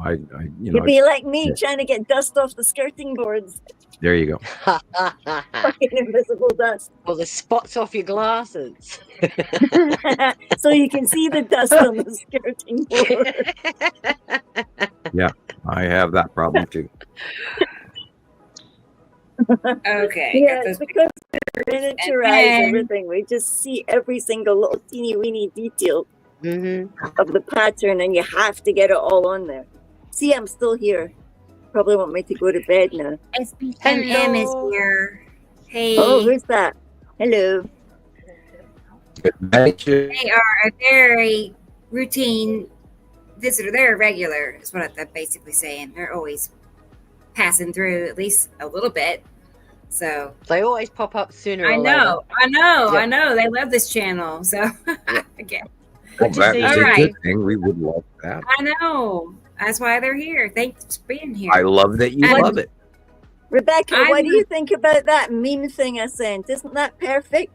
Is it that perfect? Yeah, I'll get that too. Hang on. I think it's funny. I just think it's hysterical. I seen it as I was coming away from work, and I thought I was like laughing, and it was peeing rain outside. I thought that thing just waited for me to walk out the door to go on my head. Like, thanks. That's it. Was that the day you took your bike to work? I took my bike to work today. Yep. Did you get soaked? Just coming home, like. So we're gonna play another new video I have ready. Oh, I got these pictures. Wait, let me pull those over. Yeah. I'm gonna sit here and look at you like this. I know. Drum roll. Okay, so I just wanted Sam to get that picture as well, so he can maybe browse it. It looks like a double sun in a spiral. It is getting its way here slowly. It just sucks with how retarded the internet is tonight. Oh well. Whoa, going on. Too bad. She hit the wrong button. Looks like. She hit the eject button. No, you know that ejector stool that you get in the 007 movies where they're sitting next to the pilot 1 minute and then in the car, and then they're not. Yep. Samuel, you've got us all as giddy as you are. Yeah, it's all my fault. I did that. Yeah, it's all my fault. Yeah. Well, it's that commune thing, you know. Our brains, our DNA is being rewritten, and so is our synaptic response throughout the solar system. Thank you. It's incredible. I must have hit my humor bone. I swear, I swear that it is definitely related to our dream cycle because I have Hey, never I just had want them these to weird. plug me into their library. Please, God, just plug me into your library. I think You they're might doing not that like right what you now. find. Yeah, remember it's a two-way street. There. Oh, the circles. They're all pictures of suns. They're astrological stuff. They have to be. Yeah, look at that Dunnikin stone on the right there. That thing's amazing. I mean, this was a Masonic thing, but see here, that thing is crowned and it's got like a wee sun thing there and a sun down there and everything's a star. And it's cradled in the it just looks like it's cradled for judgment, you know, like the for 5-pointed star there. Not only has it 5 points, every one of those little individual markings around it is a day in the calendar. So that should add up to 144 around the outside of that. That's where that 144 comes in, around the outside. So if you counted all of those up, there'd be 144 of them. And again, you've got the compass. The compass. So why do they focus on the compass, Gillian? Because that's not really a compass. Look at the bottom of it. It's more like a sextant, a viewing device that they used to use. So that's not a compass at all. That's more of a sextant. No, so you can to line me, up it's the almost trees. like they're weighing something. It's like they're weighing something as well. To me, it looks like it's like, look, it's on like a chain. So that means that it's on a defined path. But look at the top of it. It's also got a crown. So a divine being is weighing the weight of the sun. Again, the scale. Look at it like the scale. Yeah, I just thought it was interesting because Sam said, find it to see if you could find other pictures. But So each one of those, they're swords. They're swords on either side. If you look really closely, they are swords. Yeah. So what do swords do? Chop, chop. Yeah, that's like warriors. They're looking for like a place to go and terraform. See that thing in the middle there? Looks like they're going to create it. You know. Correct. It could be. The angle of the two swords could also be taken into account as a graduated view outward at 35-degree angle as we look out onto the coming planets. Yeah. And the They're coming star. 33.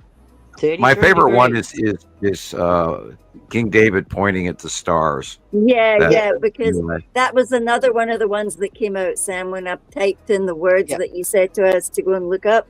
It came out first, that King David pointing at the object things. cluster group. You can see the planets. You can see the two suns. You can see the cube. So every one of those markings have a meaning. Every single one. From Even every this Dunnikin stone, I mean, look at it. It's got 2 circles and things around each circle inside it. And then you got the cardinal points on each end. If you look at the dots, north, south, east, west, there's so much detail in that. I would have loved to have seen the whole thing, you know. If only it wasn't cropped. I've got the whole thing as well. I just like. There you go. Okay, That's the answer to. I am reminded at this point in the 2000 movie, where Charlie, the crazy man that's in Yellowstone. And I'm trying to think the movie name on that. Was that 2012? Yeah. Anyway. Testing memory here. Yeah. 2012, the movie, and the guy Charlie in the rusty Winnebago on top of the mountain in Yellowstone, and his jars of pickle, and he's broadcasting, and it's so beautiful as Yellowstone blows. Yeah. Mm-hmm. Come to me. Anyway, that's me giving everything up for the night. Everything I wanted to say, but we can talk again, I'm sure. You're using the force, Gillian. The source to keep my eyeballs up. Have a nice day. Yeah, you've only got one night, open, I think, right now at this stage. Yeah. See you tomorrow, Gillian. Good night, everybody. I'll listen while you're chit-chatting. Yeah. And you can Don't drift do off. anything exciting without me now. Drift off into night Go ahead and land. do something exciting. Rainbows Sam, and tell us more unicorns. stories. Yeah. We have so much Oh more my to God! look at. Yeah. Well, we can talk about the ego issue and the sociological, sociopathic terms that we need to transcend into because of what a 3i Atlas is doing. And dreams. They can be talking to And us. dreams, yeah. Oh God. When that got here, and it started in July. Love you too, Tara. Good in night. March. Actually, it was cited in March, but they don't have that proof Good night, because Sam. somebody else got credit for it. The official July 12th date. Ever since then, of course, everybody that I know is having very visually weird, not normal dreams that are doing all kinds of crazy things environmentally to our daytime wakening. Yep. I mean, you're walking around going, God, I had the worst dream last night, and then all day long, and it messes with you. Mm-hmm. Yeah, I had a bizarre one as well. It was about the planet being in a lockdown and in some jar or bag or something, like it was being held hostage inside this thing, and we were like little mice inside it trying to break free. But it's almost like an analogy for how small our consciousness is in comparison to them and out there. The truth. And right, the truth. Yeah, you wanted to open the truth, and we little mice want to get to the truth. Pandora's box, love. Yeah, I just felt like that one was really profound. I thought, these dreams are spectacular. I dreamt about my father last week, and I've never had a dream about my father before, and he's been passed away since literally the 90s. Yeah, and unusual dreams about old jobs. I used to work here, but I'm back. So, where did you take this? Hey, I got my best school ever in a dream just a couple of days ago. It was like I absolutely had a school, and everything just manifested. Right, I thought about I pointed in that corner, poof, and there's the stuff. Yeah, I was dreaming about still working at the Red Lion. Way back when we used to work at the Red Lion in the 90s. Oh, wow. And I'm back by that. And why am I dreaming about this? No clue. And yet here I'm trying to, I'm trying to ring up people's debit cards to their dinner, and it's not working. And I mean, and then you wake up going, what? Why was I dreaming about that? And so it's strange, really weird shit happening right now, people. And our brains are we're being downloaded, we're being corrected, we're being rewritten in weird ways. We're re-examining personal legacies, problems, quirks, trying to clear. Yeah, like how would you redo it if you got a chance? Like what would you do? Completely better? Not related stuff, but subconscious stuff that's there that it grabs hold of, and it puts you through a scenario that is completely not normal. And it's like painting a picture. If you're skilled enough to paint the picture, it will come out the way you want. But then there's some of us that are never satisfied, and we'll white over that picture and we'll do it 10 times until we're happy. Oh yeah. Well, remember, I think it started I told you guys about this dream where all of a sudden I'm in Italy, and I'm walking down the street. I'm 5 steps away from my rent-a-car, and somebody steals my rent-a-car.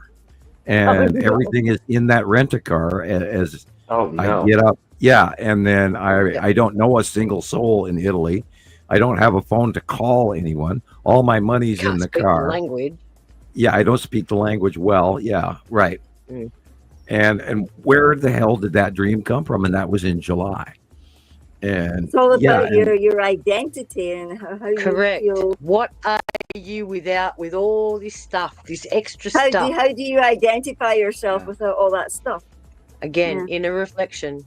How do you see yourself? What are you going to get pilgrim in a foreign land? Nobody. You're alone, and there's no way to communicate, and you're in the middle of society, and yet all of your reliable accoutrement is gone. Yep. and everyone else around you can see you, but not It's one like of them is that stepping up to trailer help for the you. movie Nibiru, and it says like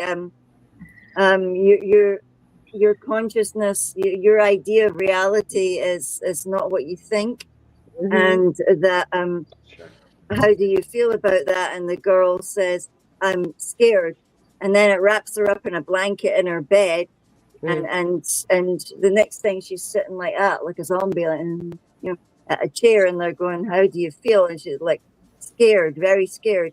And they said, how do you know the nature of your reality, or something like that? Exactly. And I had a dream that can relate to that.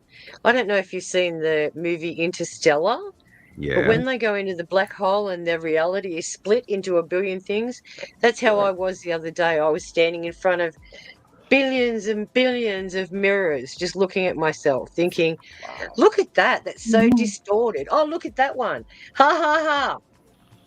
But that's how in you the see final Star yourself, Wars the movie. multiplicity of our personalities. Yeah, staring at yourself. Mirror magic is rather unusual, and you can actually, if you, and I don't recommend use of it, but if you look at yourself in the mirror, you can actually see the connection to all the races that you're actually related to. But you have to be in a dark room in front of a blank mirror. Yeah, and that's then where you it all have comes out. pray to God that you don't invite something into your life that you don't want. That is a possibility. It's not That's a why toy. they have like mirror, mirror on the wall. You have to take things very, very seriously when you deal with the paranormal, and I cannot. I can't stress that enough. Period. You have to be careful when you're dealing with the paranormal. Correct. You don't want to invite any negativity. And the other thing is, I thought of it like the Harry Potter movie, showing me things that I didn't really want to see. Yeah. I should have a Harry Potter sit and watch for the next 2 days, man. Watch all of them. Yeah. Yep. Especially how they pull the memories out of their brains too. That's very important. Yeah. Well, the government can do that. They've got technology from extraterrestrials where Men in Black Pen does work, and they can screw with your memory. They can't take all of it, but they can screw Just look with at the Manchurian Candidate, where he was getting fed different kind of memories. They were putting him in situations where he was going and programmingly killing people, and then coming back and living a normal life. Because mean the orange savior that we're having is already in our government right now? Yep. Okay. So Manchurian Candidate, our hippocampus stores all our memories. They can use EMF and all that kind of stuff to rewire that. That's why they can change your reality. I had people years ago accuse me of, because they were questioning, what Sam Hofman knows, and are we sure that he's not been programmed by the extraterrestrials to lead us into a trap? And I chuckle over that to this day. That there have been, of course, I've been called far worse, but I chuckle over that still to this day, because I actually do ask myself that question, and the answer would be, out of all the information, out of all the factional commentary that I've been exposed to, the only one that I actually trust is me. And I don't believe the Pleiadian, and I don't believe the U.S. government, and I don't believe some of the other people around me, and some of the stuff that I have witnessed when meeting other races. I still don't believe everybody, but I believe pieces of it. Mm-hmm. And that's the hardest pit. You have to, again, sift the rocks out. Go with your gut, man. Go with your gut. Sift the garbage out. Yep. And that's part of what enlightenment becomes, because you not only that, if it's simple and it fits, it's the truth. If it's complicated and you don't understand it, it's a lie. It's that simple. And if it's truth, and if it's truth, you can see it from multiple different angles. They all concur. They all agree with each other. Kind of like the binary solar system, the fact that we know that the light changed and the sun started coming up in 2011, and then the planets got here from Antarctica, and we've got hundreds of thousands of photographs of them, people, and we've watched them get bigger and bigger and bigger and bigger and bigger, and now they're over the top of us, and you're just now finding out about it. Interesting. Yeah. And soon we'll be going bye-bye. Oh, be sad. So I have to get up at 6:30. Another 15 years. Go to bed, Gillian. Yes, we've already said our good nights. Go to bed, Gillian. Go to bed. How many good nights do you need? Go to bed. Rebecca, all right, people. Love you all. Enjoy Love the you rest too. of the show. Gotta Good go. night, Gillian. Good night. Good night. I'll see if I can find a way out myself, but Let me know It's if you me. need help. Look, more look citizen at the people. scientists. Yep. Woohoo! Oh, come on. Hey, found it. Night. Night. Bye-bye. It's my pyramids. Bottom of a This whale. one made it on. Sorry, go ahead, Sam. Oh, I was just saying the bottom of a whale tail. Yeah, definitely. That one made it on every Facebook Oh group my we God, have. that's too gorgeous to leave. Oh, And look at the perfect circle. It's a punch cloud from something above it that's punching through the, beautiful. easy red Oh, night, asteroid. night, when pretty babies are coming on and I'm going. Oh, Red asteroid and Lorraine. Catch Look up at later, that. Gillian. yes, Mom, I'm out of here. Night, night, Now, bye. this is that cluster. If you look in the dead center, just slightly right of center, is the skull asteroid. That's Whoa. what I was talking about. How That's beautiful. crazy. Two This rainbows. is punch cloud from Tim and Mary Moon. Beautiful. This is a red sky. A red sky in the A red- sun. No way. Yeah, man, way. No Bottom way. of Yuri. Bottom of Yuri. Bottom of Yuri. Not urine, but Yuri. Yeah, we're at 5 hours, 44 minutes and lost our minds, I promise you. 6 hours, Sam. 6 It's hours. every week. Okay, yeah. That is the red asteroid as well, coming in, hooking around and orbiting under Attu and Attu's moon. That is the bottom of Neptune, believe it or not. Beautiful. Wow. The snorkel development is just about to drop its snorkel core. Yeah. Oh. And that again is the bottom of Nepacity. Hasn't she been putting on a show? Oh yeah. And getting smaller. Look Oh at that. look. It's the dove of peace. Beautiful. Most likely the asteroid's going in front of the sun. Still a beautiful And effect. Tim cutting in from the left, possibility. Whose pictures are these? Are these Maria's? And now in this These shot, are the normal from, sky is white. different people. The blue is the Oh, side yeah. of Yuri. There's those rainbow clouds. Yeah, it's random. This is, of course, asteroid debris going overhead and looking the sun through it.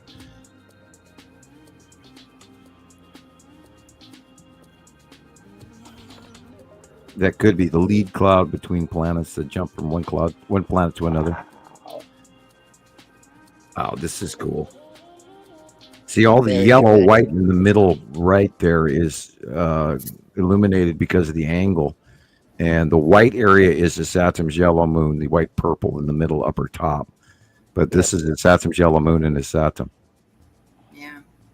Just like your drawing. Gosh. Isn't she a And drama queen? above the house, is that the lead object right there? Yeah, somewhere in this is the lead object, yes.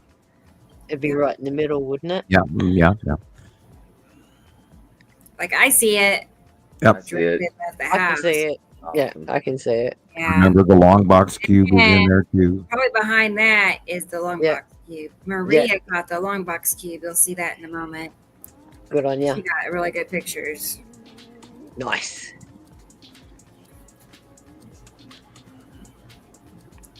Below the horizon.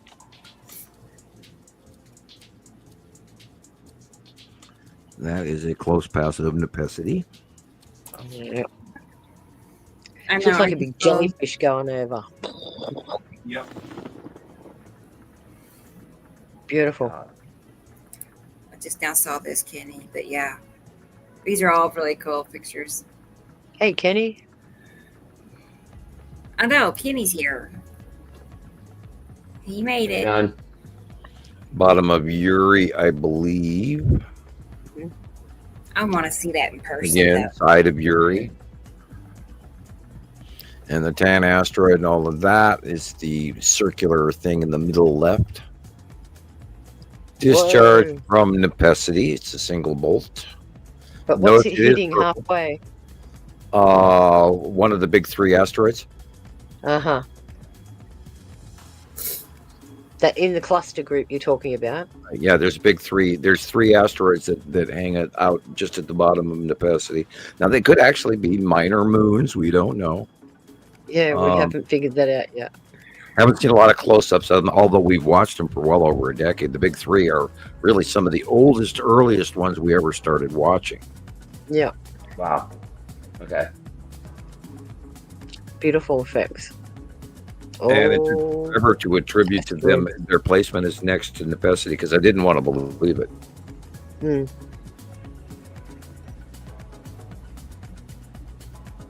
But I know they're out there, but I can't really say they're right there next to Nepesity all the time. And then over the years, they just always have been. So I finally gave in and said, okay, the big 3 asteroid group is just to the left side of Nepesity. Yeah, that's actually probably. Wow, look at that. Sideways. No. I clipped out there because everybody went black and scrolly there for a second. Yeah. They cut you. Yeah, Nepesity. This is underneath Nepesity because the glowing internal green core. The snorkel, the core has gone over the top of you. Wow. And of course, notice it's purple. I wouldn't want to be anywhere near that house. And this is the side edge of Uri. Everything blue on the left-hand side. Yeah, we're seeing the orange rays like nearly every night now. Shining around the planet. This is probably the open core of Saru, or a fisheye lens of a spiral asteroid. T. Racy has asked, how can people see that and not question the sky? Oh, this is the bottom of Nibiru. Oh, look at that. Magnificent. I think it's people don't want to know T. Racy. Right. A huge portion of it, yeah. They break a sweat, they panic, they freak out going, there's no way. I don't want this to be true. That means this, and this. Well, ask people this, T. Racy, and this is how I gauge things. Can you sit through a full-length horror movie? If you can't sit through a full-length horror movie, then you won't be able to stand what's in front of our faces when it comes. Wow. So true. Yeah, I hear my daughter is, watching Aliens at age 6. Yep. My daughter says I psychologically damaged her watching Aliens. Yeah, what comes to me goes, Dad, that xenomorph in this movie isn't as good as the last one. And I'm going, xenomorph? What? Come again? Yeah. And you get a 6 and 7 year old kid talking about xenomorphs and knowing it like gospel. It's like, holy cow. Yeah, I was that kid begging to watch it and then, screaming and crying afterwards. Yeah, exactly. Because you freak the hell out. You go, oh my God. No, my kids, they have a threshold for horror that I don't. So it's like, yeah, they like all the scary games and all of this, on PlayStation 5. And I wouldn't play that. I mean, look at the gore. Put that axe down, you're going to poke somebody's eye out with it, that kind of thing. But see, this is where all the young people are falling into the trap because they're so hell-bent on shooting all these baddies. They're numb. Whatever. That's it. When it comes to reality, how are they going to react? Well, we've been training Mad Max for about 2 generations now. And if you crawl into a spaceship cockpit and grab the controller, it is the same thing as a PlayStation Nintendo controller. The greatest navigator. Yeah, because it's we've all been trained how to fly the spaceships. That now remember, humans are a commodity as well. Correct. Well, I wonder if this is Casper. Cool. It's beautiful. Yeah. Going downward, vertically down, but Casper, that looks like Casper. Rainbowy as hell. And this, of course, is a necessity discharge, very wide, very big. The core is actually discharging. That's a massive one. And all these energies bleeding where, proximity of Atu. Atu and Atu's moon is right by Nepenthe, so the sky can turn green and then purple right away, or vice versa, purple then green. Yep. Look at the micro clouding. Tiny little clouding. Oh, by the way, Christopher, great job on your 4 videos you put out this week. I cannot watch them; it's very embarrassing to listen to myself talk. I have to fight to listen to me talk. Don't do a mark on us. Damn. I get it. Yeah. I go, oh God, there I go again. Well, there he goes. You're going to have to get used to it if I'm doing these little mini clips for us. Yeah, right. yeah. I can always put an AI voiceover for you. And these are the dolphins at SeaWorld doing their tricks. Yeah, aren't they clever? They're very wow. Yeah, wow. That's impressive. Just looks like a huge dust storm. Yeah, it does. Wow. Now this is definitely Ethem's yellow moon. Notice the yellow inside. Mm. And it is after dark because the Walmart lights don't go on until after dark. Mm-hmm. I looked at Walmart and I got instantly hungry. Why? No, I don't want to associate Walmart with food. He's got the food. Yeah, I had a slice of pizza while you guys were talking. That's partially why I was so quiet. Okay. But Go ahead, another. Limiting the intake of food. Every time I eat, I feel so full anymore. It's crazy. I have been the same, Sam. No appetite whatsoever. Yeah. Over the weekend, we went away and we turned up at the pub yesterday. That's the base cloud right on dinner time, basically. So from yesterday, no, not yesterday, the day before. The day before evening, about 7 o'clock was the last time I ate. I didn't eat anything at all yesterday. And I came home and it was about 11:30 and I went, holy crap. I forgot to eat. Yeah, it looks like bottom of Saru again. We have to take that into account. I mean, we are being biologically changed right now. This electrical thing that came into our solar system it puts out unbelievable amounts of power every second that would run our planet for years.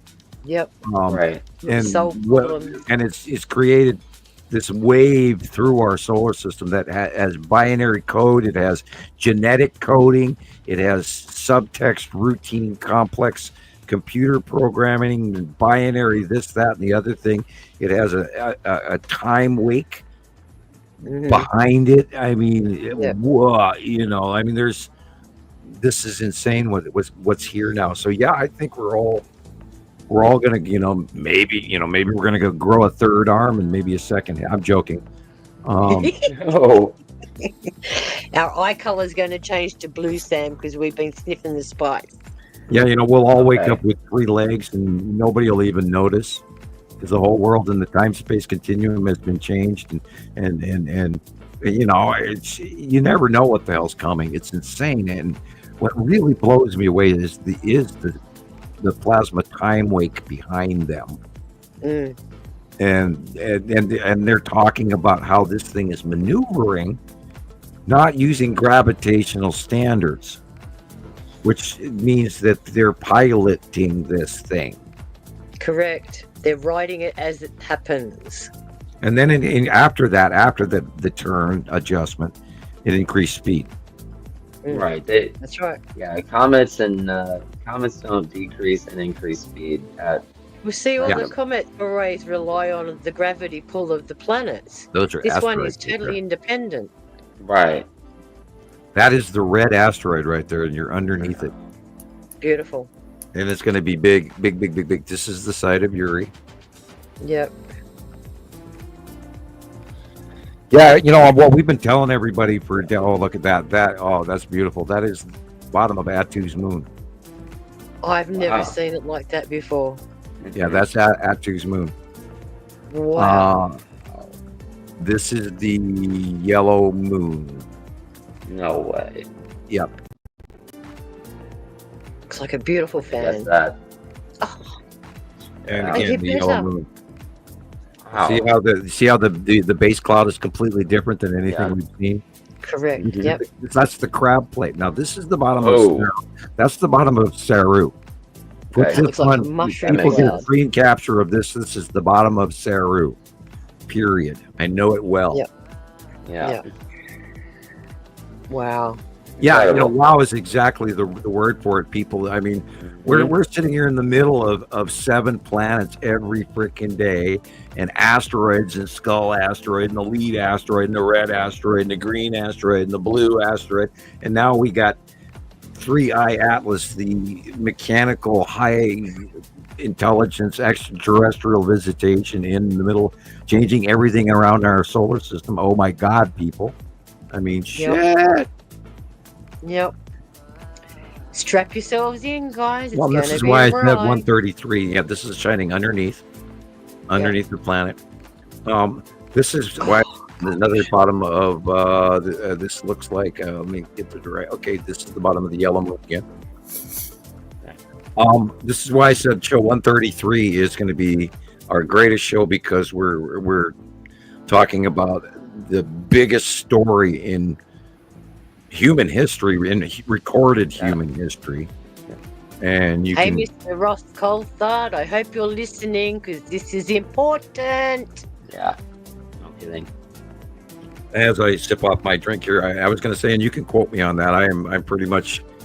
I've spent a few weeks studying this, and this is highly important to people. Yep.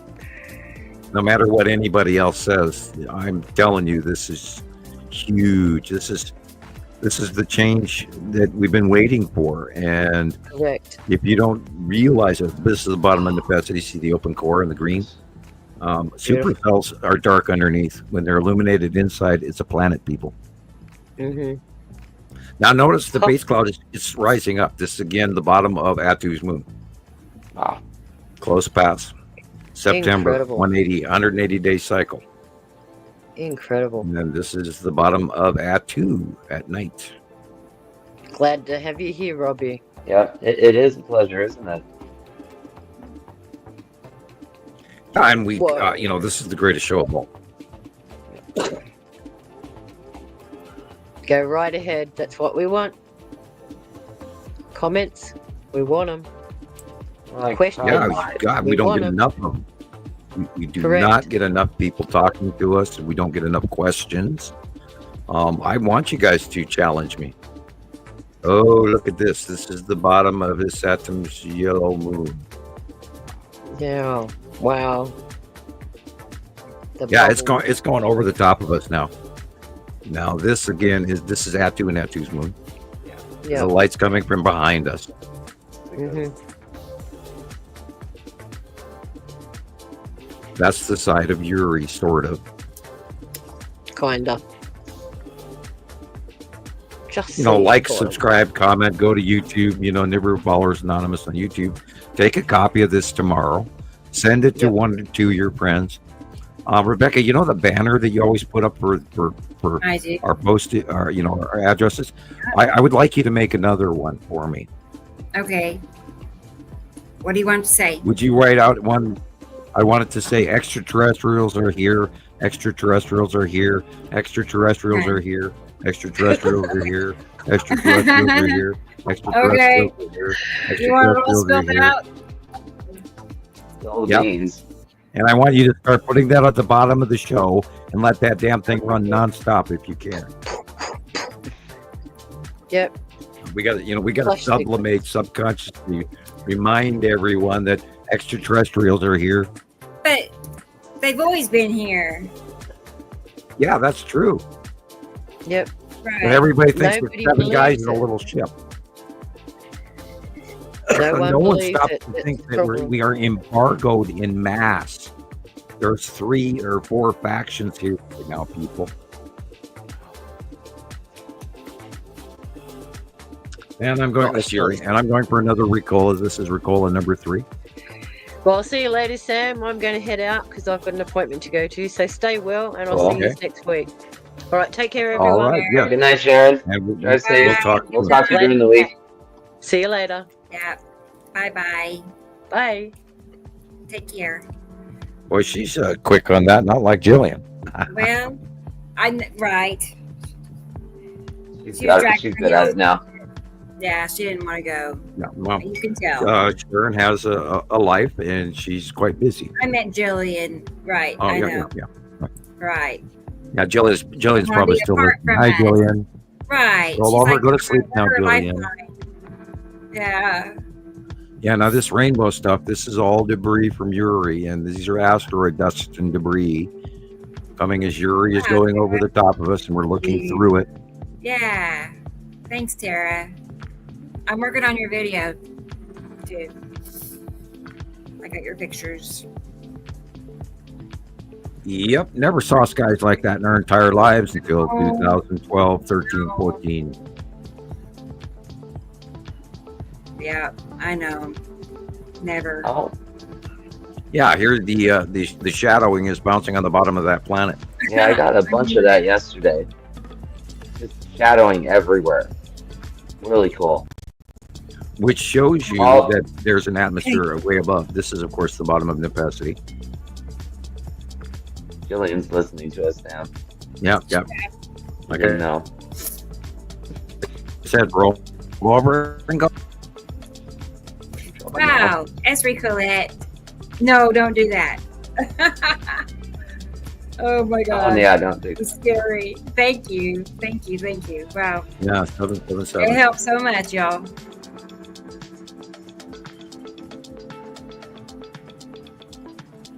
Probably the bottom of Nepacity again.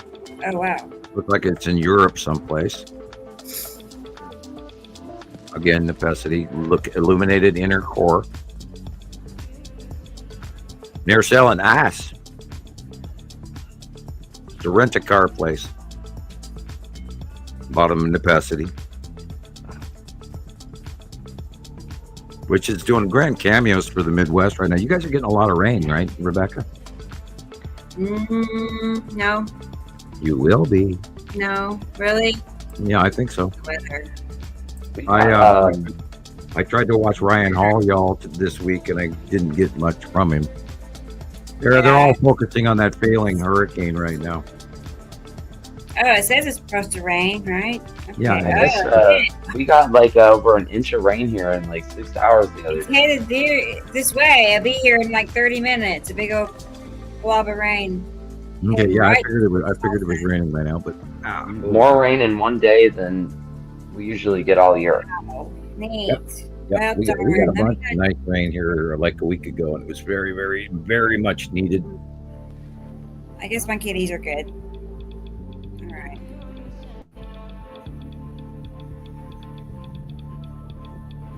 right. There wasn't a lot of information out on the world scene for major storming or fires or floods or I think they're doing a better job of covering it up. I'm sure that's going on everywhere still. The West Coast is having some fun times with fires. You don't see anything about that. Canada is still on fire. You don't see anything about that. There is a lot of information. Yeah, this is again the bottom of Nepacity with the snorkel being smaller. It's raising up. Oh, hello. That's pizza with extra cheese. Yeah, definitely. A little pepperoni hanging off the side. Yeah.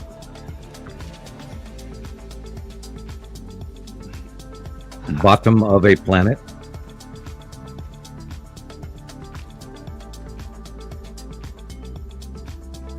Oh, look at that. And look how it's behind the normal clouds, people. That's in space. That is insane. The prism effect. Wow. Boy, look at that. That is a cumulus nimbus cloud that is actually reaching up to smashing onto something, and then the light is trying to shine through it. Cool. That's the red asteroid again, under Atu. Cool. And again, the red asteroid. And the development of the snail foot, because Atu and Atu's moon are directly above that. and then that snail foot will reach into the red asteroid, and then below it will create another down, what we call an ion drop tail, and then when that hits the ground, then it flattens way out and it drags like a snail foot. That's where the snail foot of Atu's moon comes from. Yeah, this is probably debris underneath Uri or underneath its atom that's being illuminated, because there's a lot of particulate in the air. And this is, of course, again, wow, that's interesting. Yeah. Wow. Flame-like clouds. This is That's incredible. That's a good one. Boy, look at that. That's beautiful. Uri? Very possibly, yes. The asteroids of Uri being illuminated from underneath at the bottom. The mothership. No. I knew you were going to say that at some point. Yeah. Oh, I just love it. The mothership is coming to save us all. You wish. Actually, the timeline for that, for off-world information, for those of you who are bated breath waiting for that all the time. Oh, really? Looks like a ship. Here it is. The mothership does not arrive until after the Holocaust, and there's far less of us to have to deal with. There will be help, but it is not going to be. It's not going to save our asses. We're gonna have to go through some nasty first, people. It's coming too. Of course, we had kind of a nasty year this year already. Yeah.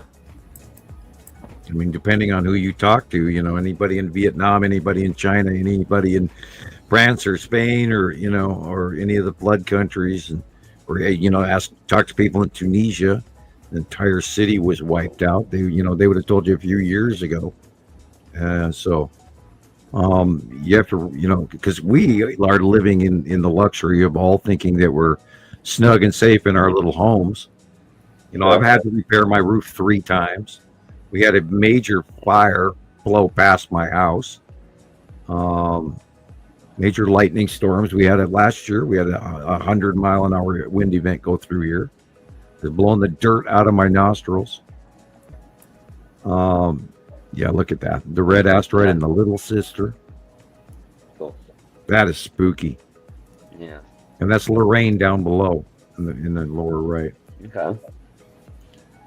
This is the bottom of, wow, where's the light coming from? It's a planet, I can tell you that. Yeah. Man, look at the colors. And that, a lot has to do with the proximity of its atom right now and the refractive red that it's shining at sunset. Wow. Now, this could be the product of just that telephone pole alone, but okay. Wow.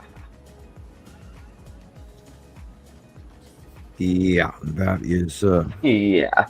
That is a planet. That is the red asteroid in front of the sun in the middle of a forest fire. Yeah. Okay. Ow, my ear. Ooh, it's like somebody shoved a Q-tip in there. This is the bottom of a planet. It could easily be the bottom of Saru. Cool and flame light. This is, of course, the red asteroid in the bottom of Atu's moon. See, the snail foot is actually starting to drop. Yeah.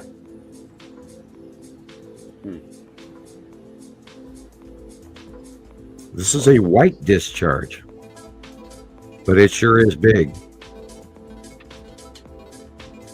That's normal. Hard to call. This could be easily a tornado or a shadow, but I think it's more tornado-like than a shadow. Okay, the light is coming. This could be the bottom of Nibiru.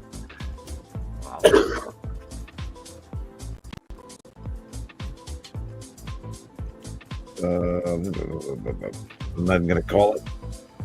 So that's a planet. White is normal, orange is planet.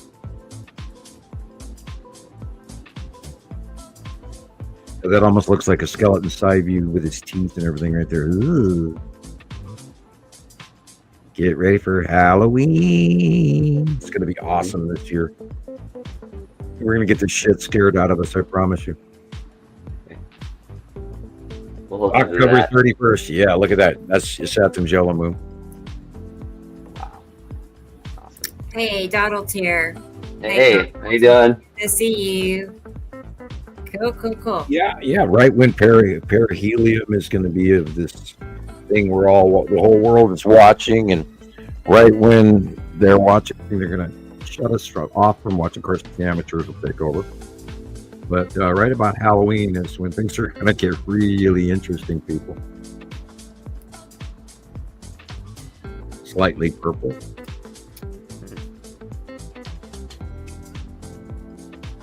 Yeah, no neighborhood is safe, you guys. And be sure to check your lightning rod. If you're a homeowner, I do not have one anymore because my lightning rod came down with my antenna. And that was, 3 roof jobs ago. I had one of those old-fashioned TV antennas on my house and a lightning rod on that, and it got ripped off the hard way. And I never put a new one. I have a metal roof, which is scary, but I have trees next to my house that are taller than my roof, so that's one safe factor. And of course, the light is behind us, which is why we're seeing this is, if you're Earth-based, that's the backlit crescent flare, and why it looks like a central out view on the side of a planet when we see it from the side. Because of course, the asteroid's underneath Uri, and then Saturn Jello Moon is on the right. This again is the red asteroid underneath Attu and Attu's moon. You can always see little sister right there in front of the red asteroid. And that is the bottom of Nepenthe core. Tipped axis, purple from Attu. Remember before ever seeing purple skies, like before Attu ever got here, we never saw anything like this color, ever. The skies were pretty, look, a dragon. Yeah, sure enough. It's a dragon. Don't come down here and bite your ass. There he is. He's right there. Look, it's an angel. Or a phoenix. Or a buzzard from Warner Brothers. I love desert pictures. Oh my God. Microclouding, people. Not normal. This almost does something to my brain. Yeah. Like my stomach went to my nose when that picture came up. Weren't those cool? I got rainbowed to death. It got me. Shuckins, ma'am. That was fun. Okay, so I need to find a new thank you video. Yes. Because Tara sent something. Again. Can we eat it? I'm joking. I know. Let's see. Let's do this one. I've done nothing but cats today. I've done nothing but cats. So we need a dance party. Thank you, Tara. And Esther Colette sent something. Again, he's on a roll today. He's having a good time. Awesome. Yes. Oops, not that one. I wonder if that one's a go-go girl. I'm just like, right? Of course, there's a guy that has moves. I guess it's a guy. Maybe it's a girl. I don't know. It's more feminine. On the side, it's like, dude. I hope we don't get flagged by the Federation for impolite content. Better done than us, though, right? Yeah, we don't we don't want to offend the extraterrestrials in any way, shape, or form. So never. This is a compliment. Look at them. I bet you they have the little emojis of humans dancing on TikTok and stuff. I bet. They're using us for entertainment. And too. Don't forget the famous Godel one. How many humans does it take for a barbecue? How many? I didn't need to finish the joke. Oh. Oh God. Yeah, you got it back on that one. Yeah. Oh man.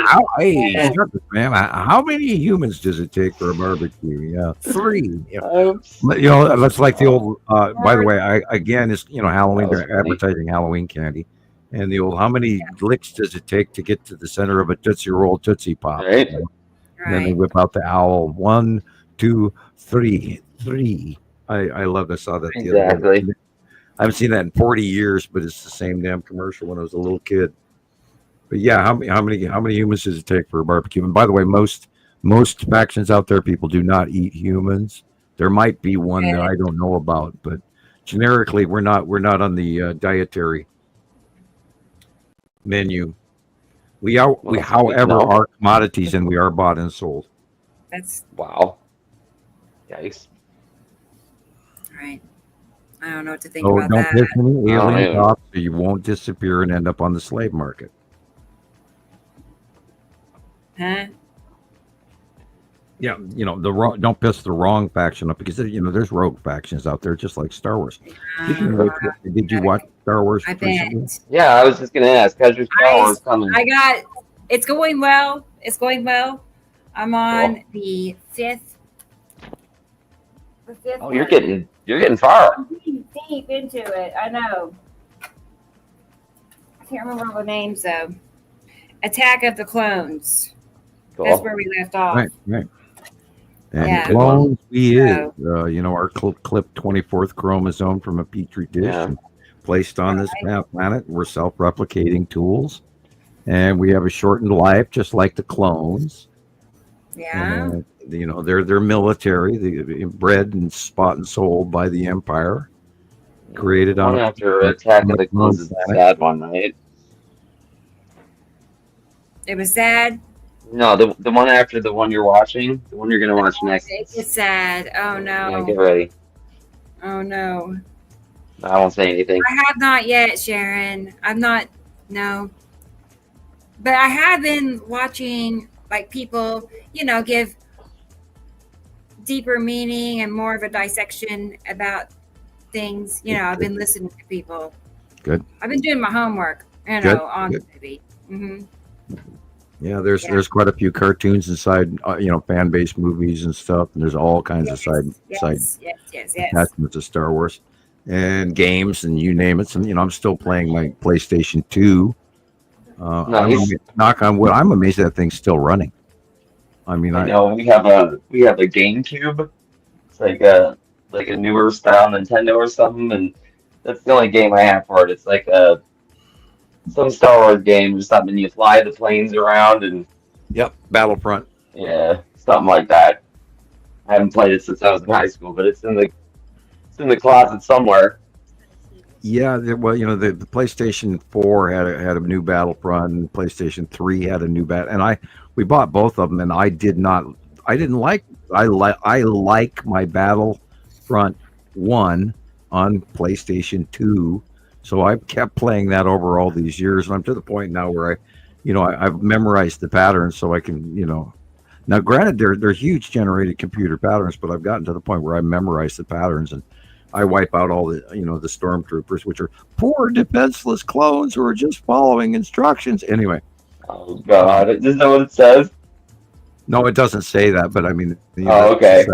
Sidebar information, because I feel bad for the clones, because they do what they're told. They're bred to follow orders from anyone in the superior scenario, and that's why they're subject to suggestion, and like most humans that we don't know, but they're lower IQ and do what they're told. Let's put it that way, and we could talk for weeks on that topic alone. Right. Anyway, I'll let you guys. Oh my! Well, have you gotten to the cheat codes yet? No cheat codes? No, no, I don't do cheat codes. Because there's the one I play. If you enter the right code in there, it gives you Darth Vader's airplane that doesn't normally come with the video game. Oh yeah. I've kind of fun. I've got the selection where you can fight Darth Vader or whatever, but he always comes back and you shoot him in nothing. But I've blown him off of a few towers in my time where he goes flying off into the abyss and gets reset on another part of the game. But no, I don't have any cheat codes. I've got it turned up to medium, and that's plenty. If I turned it up to high, I'd get killed in seconds. Anyway, I'm going to run to the little scientist room. I'll be right back. Okay, Sam. Cool. I was going to start a video. This is Maria's pictures that she sent us. Okay. Or maybe I should wait till Sam gets back. Yeah. I'll wait a moment because I'm sure she wants him to see it. Yeah, I had to stand up for a minute. Then we're gonna watch the pictures that Tara sent. Cool. I know she got good stuff too. I think it's from today. I don't know. She told me. I forgot. But let's see. I got a cat who wants another treat. Uh-oh. She lives for treats. Really. Okay. I know, I guess, but... You must go through a fortune. Right. What's your favorite flavor? No. They like the Temptations the best, not Party Mix. They don't like Party Mix that much. Yeah. She's sitting here just like digging her claws into my leg, and I'm letting her do it. It makes her happy, and I'm sitting there going, ow. I'm like, yeah, you're so cute. Okay, time lapse. Okay, yeah, I did see a video in here, Tara. So honestly, I haven't taken a close look at any of it. But it's gonna be great. Okay, I'm gonna go ahead and start Maria's. I'm ready. I'm sitting here waiting. Yeah. Here we go, guys. Isn't that pretty? Pink mountains. That looks so close. It's like just a wall of planet.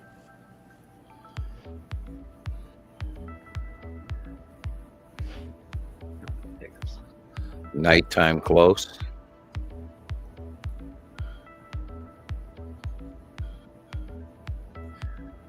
Now remember, she's way up in the northern hemisphere. Right. There in Alaska. That white line could be the edge of Uri. I'm tempted to say this is like the Tan asteroid. Wow. Okay. Yeah. I know I saw it the day after Sam put his drawing out this week, and it's just as huge as you drew it. I have seen it too lately. Yipper, I did increase the size of it this month. Yeah, it is big. Yeah, and the 180-day cycle, and we're gonna go through September, which is it's almost over. Holy cow! Today's the 20th of September already. We have one more show for September, and then it's October. Yeah. Once it's October, it's might as well January after that. And the girls are working on their Halloween costumes, and Nova's got me in the poorhouse. And what's she gonna do this year? Oh, she's adding leggings to her costume. I'm trying to think of the name of the Egyptian god that she's trying to be. Same one that we did last year. The jackal guy. I can't think of his name. But anyway. Can't remember either. Yeah, we made her a really, really phenomenal outfit last year. We put 3 months into making the headdress alone. Yes. Turned out really well for what we made it out of. And we ended up using a hard hat, and so she could have the head harness. That way it stays on her head. Smart. And then we created a jackal nose and teeth and big tall ears, and so she went off that. And then we did the armor and then the dress. This year she's added a whole bunch of gold lame on the outside of the armor and the dress. So we're incorporating new, and now she's adding leggings. And we had to go out and find a pair of ski gaiters for her to add over her boots, her big knee-high boots, to add fur to, because she wants to have these hoofed fur leg things. Right. that cost so far. We're already like $60 in the hole on that one. Well, and we haven't got the hoofs done yet. We just got the spur, and we got that all glued together. Now I have to stitch it and sew it and all of that. And will the hand needle go through? And I'm going to hand sew it, and how many times I'm going to poke my fingers? All of that, all that fun stuff. Right. Dad helps. Yeah, Halloween costume yet again. Thank you, Dad. Yeah, and they take it for granted. It's only $70, Dad. I'm gonna wear it once. I'm gonna wear it one time, and then it'll end up in a big tub. No. Hopefully not. One finger. You got 3 more.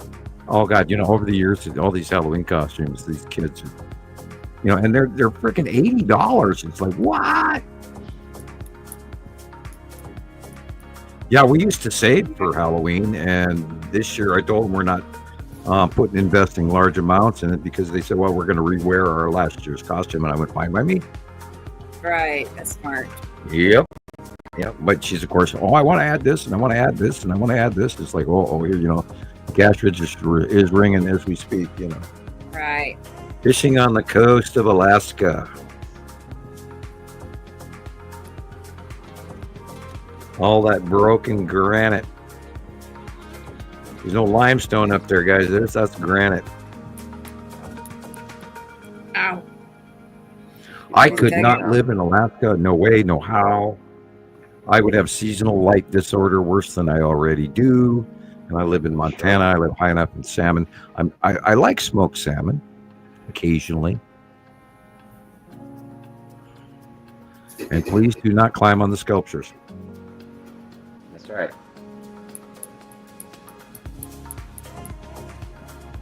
Yeah, thanks. I'll pass. Not only that, seasonal climate disorder really affects a lot of Alaskans, and they do have some issues with it, from crime to you name it, depression, etc. By the way, if you are feeling depressed, you're feeling a lot of body pain, nausea, dizziness, ringing of the ears, headaches, disconnected. Yes. When you put the cereal in the refrigerator and the milk in the cupboard. Right. Notice that it is planetary. It is not you. If you're uncomfortable and you're hurting like hell, and you feel like you're 800 years old, it's planetary. It's not you. Yeah, right. Or maybe too much sun as well. Yeah. Well, definitely planetary. Yeah. And I can't wait till everybody figures out we have 2 stars. That will be very intense. Go crazy. Oh, geez, look, Star Wars was right, Bill.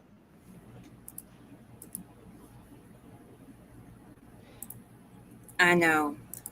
I don't know. I don't think it's going to go over too well. Mm-hmm. I have a feeling people be mad. They've been lied to so much. Yes. Yeah. And like a total betrayal, and give their money away, work for very little, to be lied to. It's not going to be good. Yeah. That combined with the actual effects, all the storms and floods, and that's not good. It's just like what blows me away, is the Greeks knew we have 2 suns. Right. Yeah. And the Egyptians knew about the planetary comings and the gods that were coming. And the Sumerians tell the tale of where the gods were here, and then they left. And the fact that we haven't put that together yet is stunning. I'm amazed that Graham Hancock hasn't gotten it. I'm amazed that David Talbot hasn't gotten it yet. I'm amazed that there are so many other scientists out there that have not gotten this yet. It's not that big of a leap. Maybe they're funded. Maybe they're not their own people. They can't publicly speak on it. Well, it was like Mr. BBB 333's comment. It sort of looks like a planet. And maybe they are. That was cryptic. I know. I could not believe maybe he they said are that. afraid to publicly, go across that step and say, yeah, the Nibiru and all of this is real. I think professionally they, oh, I'll lose sales. I won't be able to sell no more T-shirts. Doggone it. Whatever. Here it is. Okay. Oh, it can't right now. That means somebody's at the door. Okay. Somebody's here. From the green room, ladies and gentlemen, mystery guest number 102 on show 133, and please welcome. It's Carolyn Bob. Cool. There she is.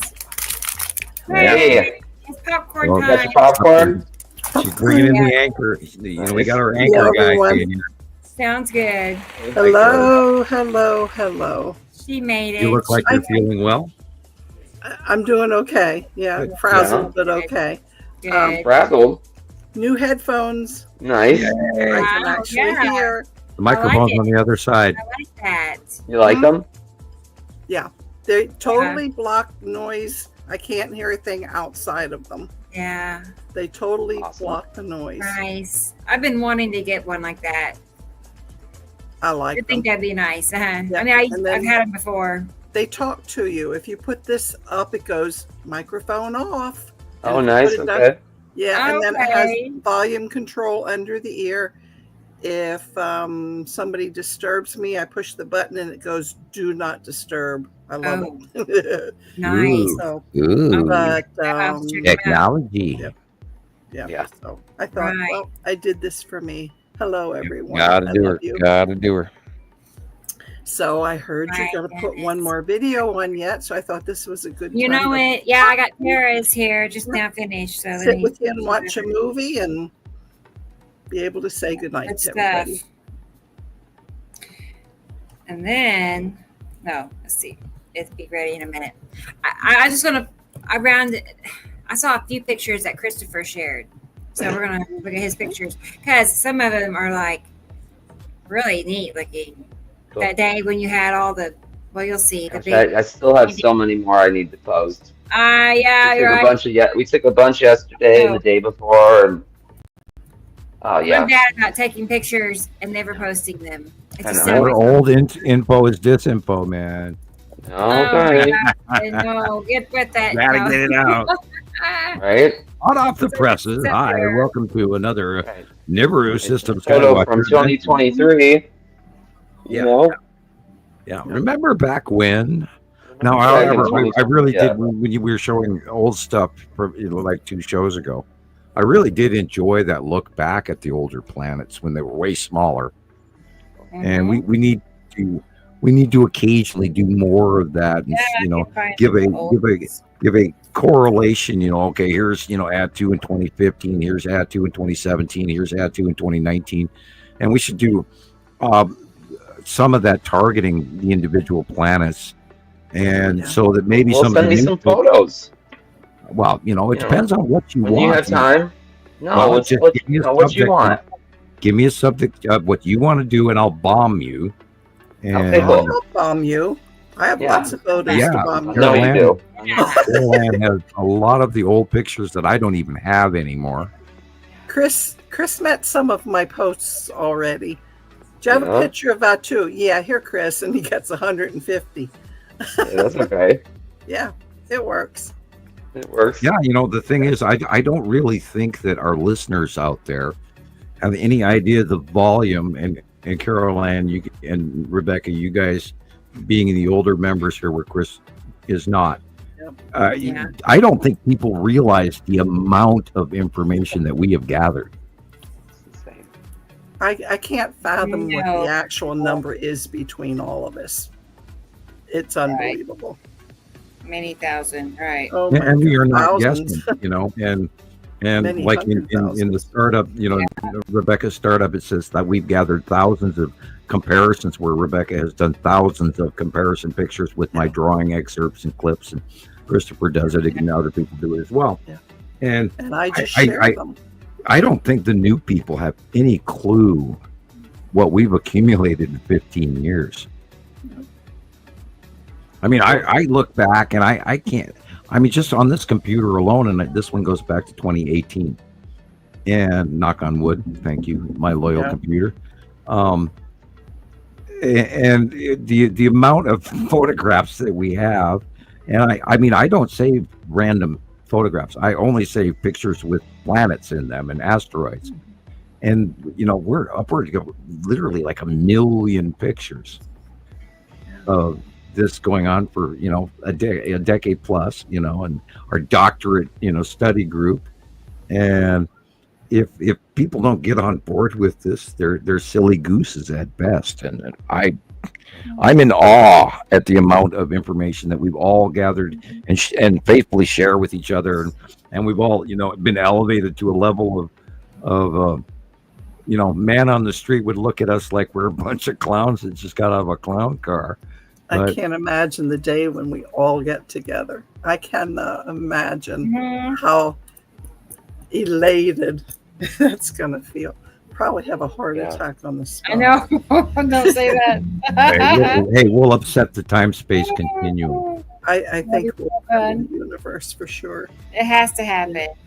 I think so. It's closer. Rebecca, I feel it. It's closer. Yeah. Neat. The 3i Atlas. This is, again, everyone. This is the calling. This is the button. The switch has been cast. The upper scientists. Now, what they do with it is what's important in the coming time. If they actually finally go, oh shit, we have to tell the world. If they do the right thing. If they do the right thing, exactly. And if not, then we're going to make sure they do. If they don't. That's what we're doing now. Right. We're not giving them much of a choice. We're not backing down. We are sharing the gathered truth that, citizen science around the world has been writing this this shuttle car through space-time continuum. Goosebumps. It's true. Yeah. we are the truth in a dark world, in a media black zone. And we're going to continue to do it as long as they let me, until I vanish or die or whatever. Yeah. Or eat too many donuts. I don't know which. Big old blob of lightning is on us right now. Cool. A lot of lightning. That was why I was asking, because I know you're going to get ready. I feel it in me bones. To take a screenshot. I feel it everywhere. Oh God, yeah, I've been having my hips. Oh my God, we had that low pressure go over last week, and I actually was nauseous from how bad my hips hurt. Mine too. Oh man, dude, that's the worst. Yeah. Where you're in such levels of inner bone pain. You cannot find a comfortable spot. That's how I was. And it comes and it goes. It comes and it goes. And when it grabs you, it's like a toothache from hell in your ass. You don't sleep very well through that either. No, you don't. It gets you up. That's when I got up this morning at 3:40 from that same problem. I had to get out of bed. I could not lay down anymore. My hip hurt. Just one. And I had to get up. Yep. Yeah, I wasn't even sleeping yet. I've been burning the candle at both ends. Yeah, I thought my internal clock is, that 3i Atlas is reset mine and the internal clock of our solar system, and I am so freaked out about how there's Earth machinery or Earth subtones that have started deep inside our planet that scientists openly found. And then 3i Atlas went quiet. And that's after its course correction change. And then it went quiet, and then it stopped putting out that message, which is why I've been screaming to everybody. The timer button has been flicked. It is ticking down to, we have an event coming. And I'm praying, I'm hoping and praying that they're going to terraform Mars and show the entire planet a fast terraformation where we publicly talk about, oh my God, look, this is an extraterrestrial event and they're coming in, they've terraformed Mars.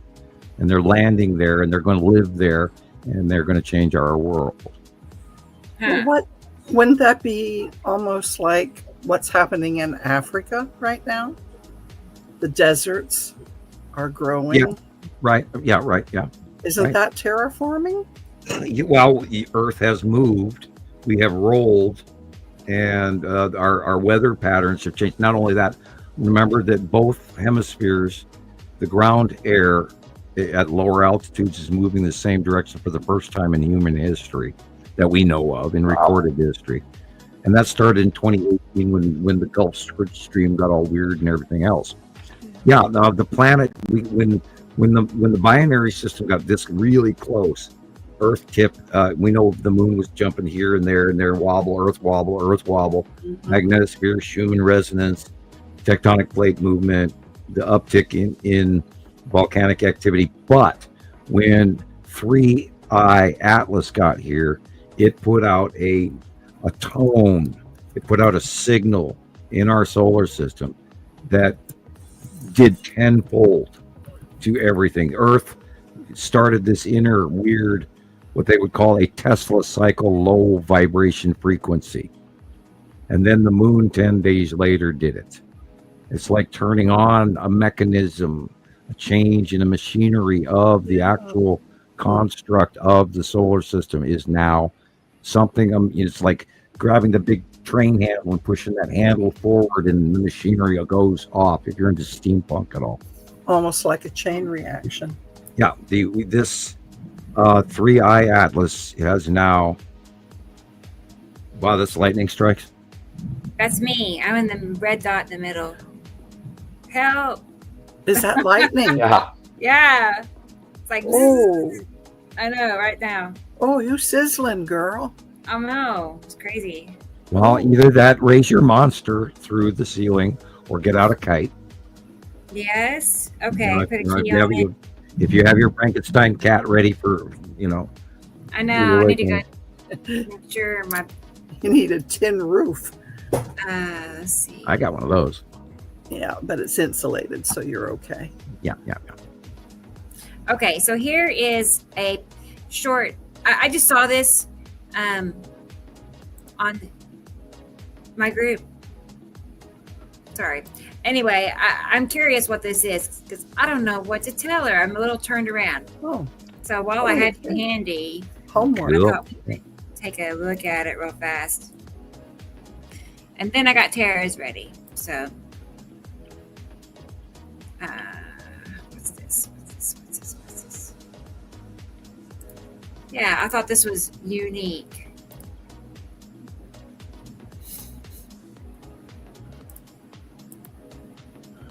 Like, what's going on with there?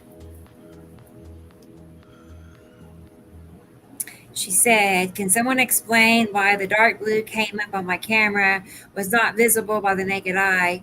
2 different cameras and the same thing. I initially was trying to take a pic and the weird triangle cloud and I noticed the dark blue. Did she say whether she was taking it behind glass? And then no, they didn't. I can see. It's a pretty hard 45-degree angle there. Yeah.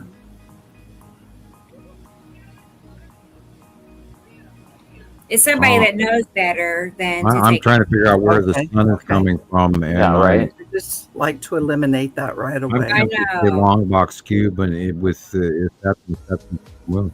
It's hard to tell. I know. I'm turned around. Because from the light that I can tell, it's on the right-hand side of it. Because look at the light where it's coming from the left. Shifts.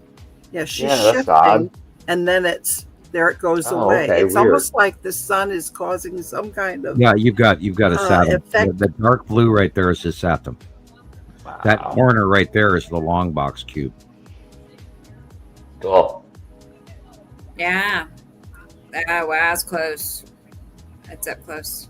Well, remember, it didn't move. It's just underneath underneath the satum jello moon, and that is getting closer every day. Yeah, that's damn big. Okay. So no particular explanation on why the dark blue is happening like the dark that? blue is the Saturn. Because the light is coming from the upper left.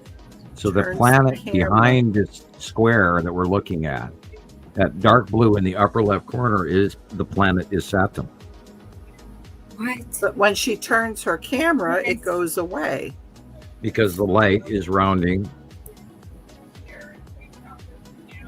That's just a figment of the reality, but the camera is noticing it, and then it moves it away, and then there's more light being admitted into the angle.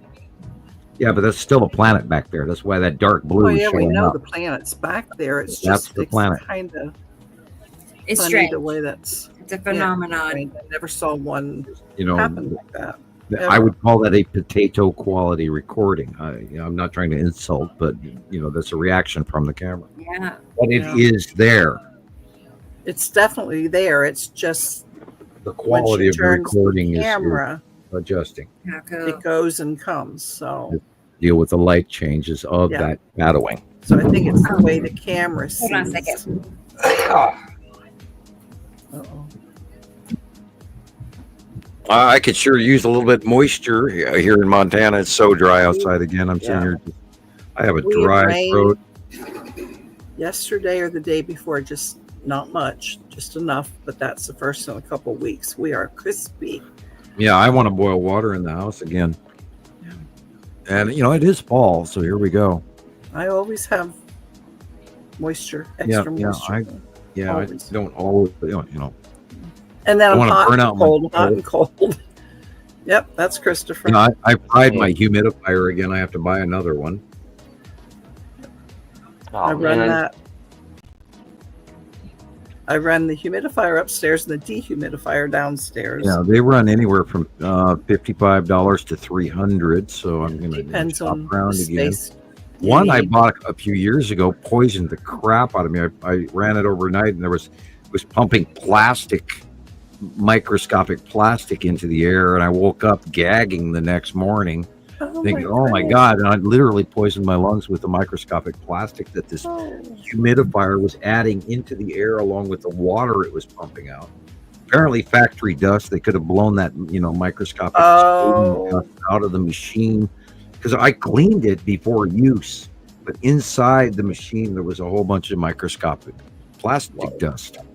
So I turned it on and think, oh, brand new, cool. I'll go to bed and turn this on overnight, and I'll be able to breathe nicely, and it'll be great. And my sinuses won't, be dry and crackling and all of that.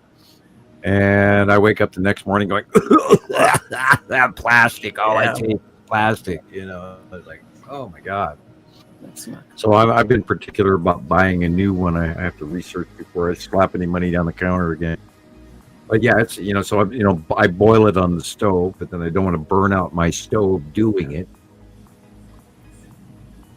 Otherwise, I'd have that, And I can't find one of those old-fashioned big brown ones that they used to sit by your window, and they were they were big. They were 2.5 feet across, and they were in a foot and a half out, and you'd fill with 25 gallons of water, and then you'd run that damn thing for a week. Yeah. And then you'd fill it again, and your house would always stay nice, and it would run, and it was quiet. They only have the smaller ones like that. Yeah, and they're like windowsill models. Occasionally go to the secondhand stores just looking for one of those old 1970s humidifiers. Yeah. They were awesome, and I had one years ago. The big ones that look like fireplaces. Yeah, the little brown ones. Yeah, right. And they worked really, really well. And now you can't find anything that works that well. I mean, you have to have 3 of them in your house, just to keep your house moist.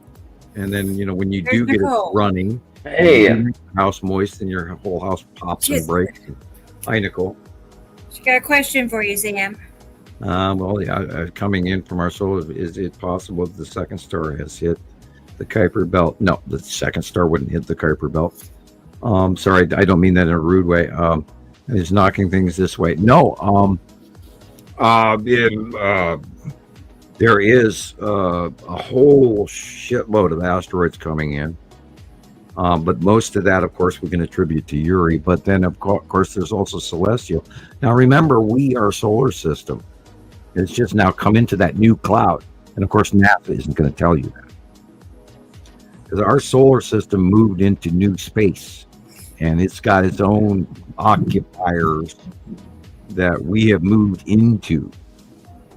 And this is part of what's going on with these new, the new asteroids and the new this and that's, and including Swan and Swan F2, and there's you got to look. There's so many of them. You wouldn't believe that. 7 comments at once.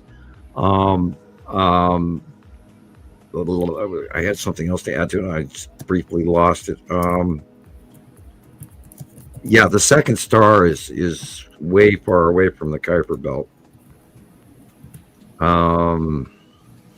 Uri and Atu have their own Kuiper Belt, and there's a whole bunch of asteroids between Uri and Saru, which might account for some of these asteroids that are coming in.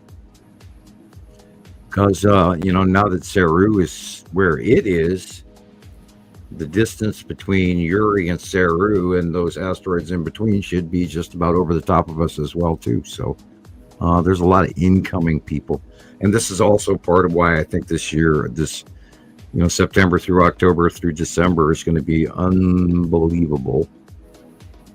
And I hope we don't get hit, but the chances of us getting hit earthbound, Chelyabinsk is quite high. I'd like to see a small one, not that it would kill anybody, but I mean the chances are there. But I'd like to see a large enough event where people actually start looking up, like Chelyabinsk. There was a great enthusiasm right after Chelyabinsk, and I think when was that? 2011, I think. I could be wrong. My brain is saying 2011. Could have been 2019 for all I know either. I'll have to look that one up again. It's been a while. We've forgotten about that wonderful event. A 2,000-mile window breaker. Yeah.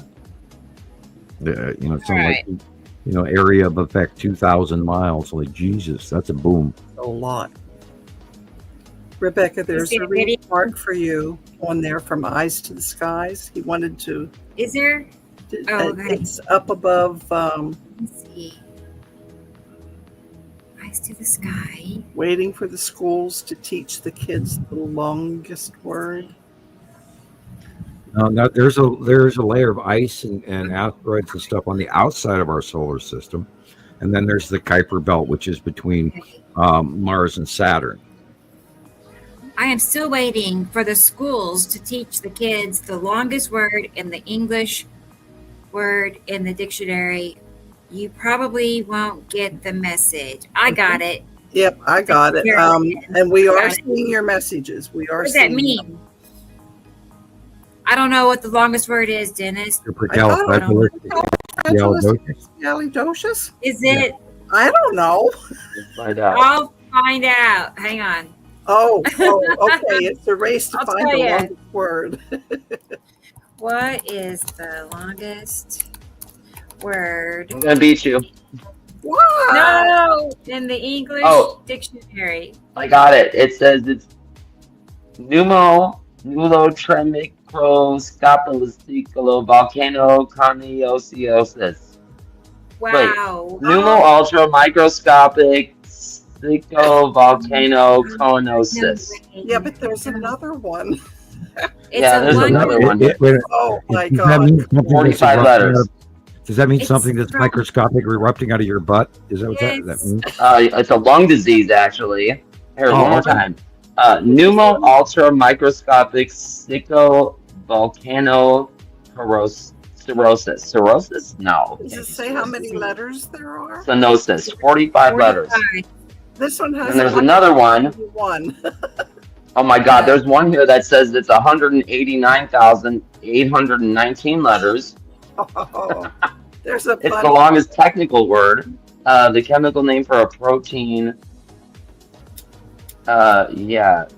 There it is. Oh. And it's not supercalifragilistic. Yeah, there's a lot of words here. I thought it was being so smart.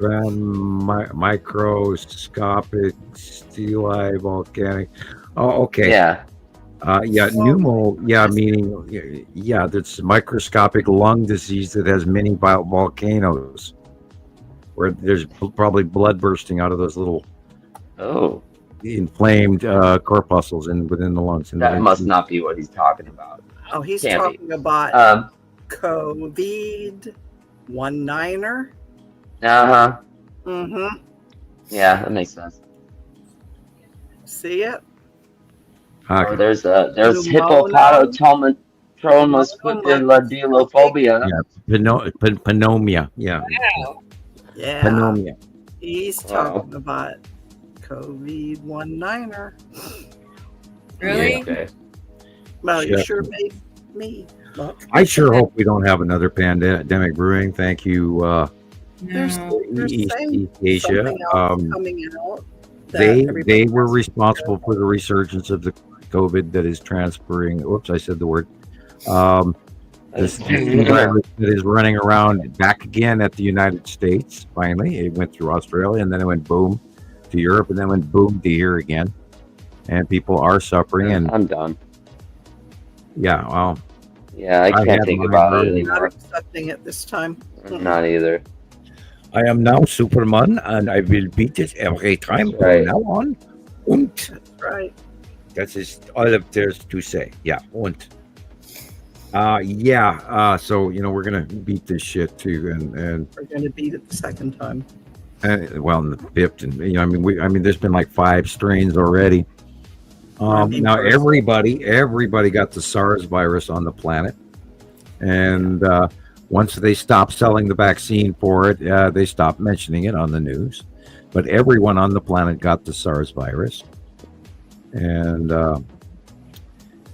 it was just considered the normal flu after about the 3rd run around the planet. Yeah, and we all suffer from that as well.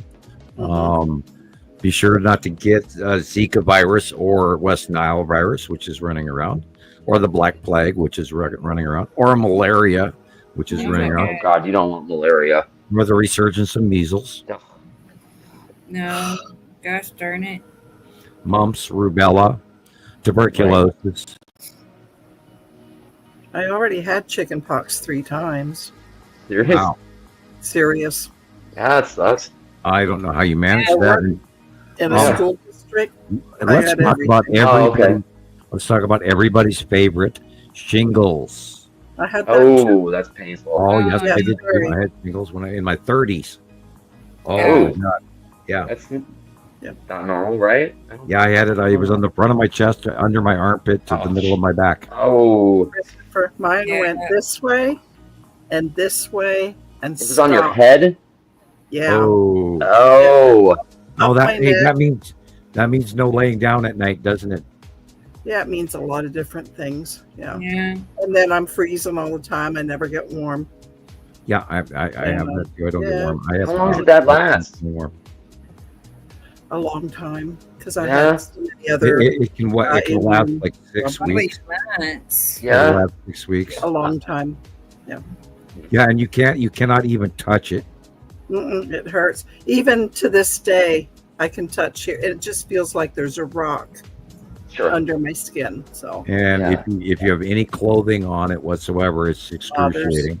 Mhm. And I went to the store and I bought a sheet, a big double wide or queen size sheet, and I cut a hole in it, and I wore a white sheet for weeks, and I couldn't go to work. I could not work. I was off work for like almost 2 months.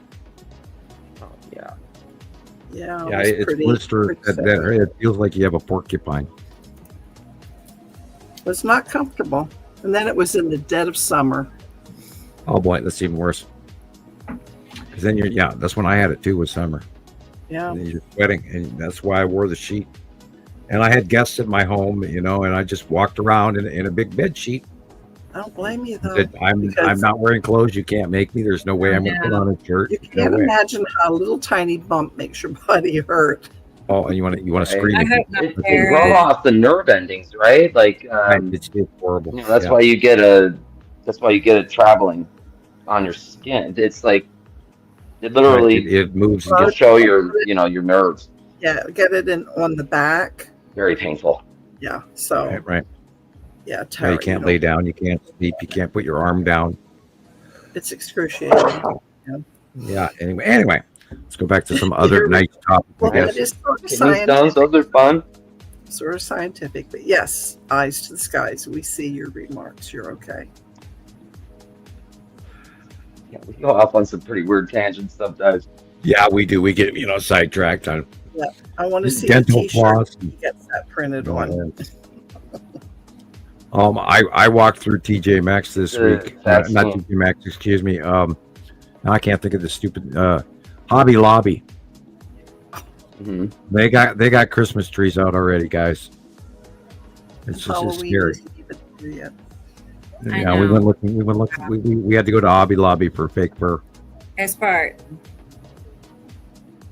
All right. Let's watch Tara's video. Yay. Let's watch it. I'm ready. You hear? She's here. Yeah, of course she's here. All right. This is Tara's pictures from this week. They're all current. Cool. I love that picture. I do too. It's cute. Texas Tara. We called her that from day one. I know. It fits. It does. It's Saturn, Yellow Moon, and the long box cube in the upper right corner.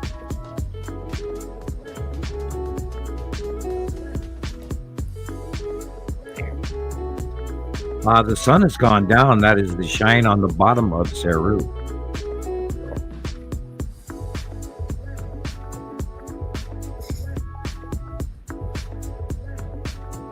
Space Invaders from the game. Saru is Saturn's Yellow Moon, Ion Tail.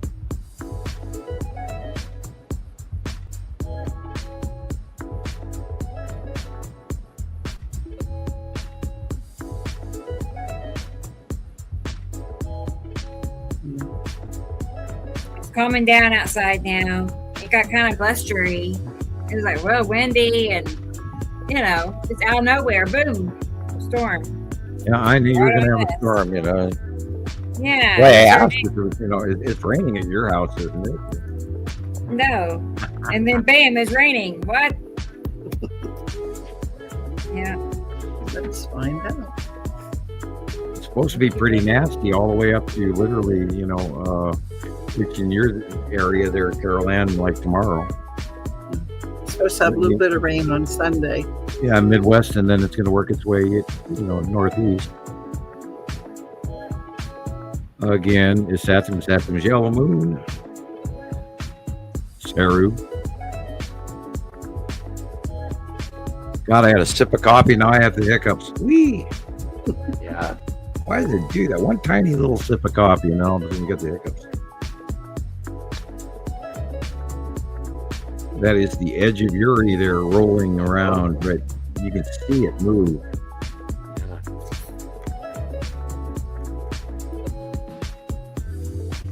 Again, everybody keep your eye out. On the left-hand side, we're going to be seeing the Skull asteroid, which, by the way, is dead center right in front of this top. It's kind of hard to see right now, but it is there. Stuff sort of jumps out at you. This, again, is the lead asteroid coming in front of the Saturn's Yellow Moon. And Saru in the background.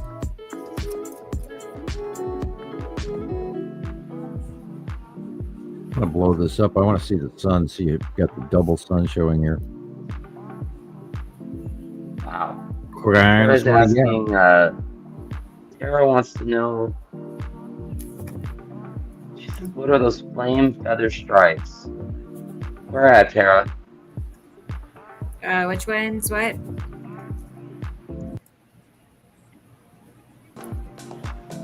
I'm not sure. You have to ask it again, Tara. Yeah. Okay. Yeah, like what side of the sun? I think it's in Way here. back. After these pictures. Way back. The time lapse. Okay. Ask it again. What are those flame feathers? Wow. That's Uri, right? I don't know where they were. I'll go back. We'll go back in a minute. Said way back. Well, I'll read. We'll go back afterwards and look. We'll find him.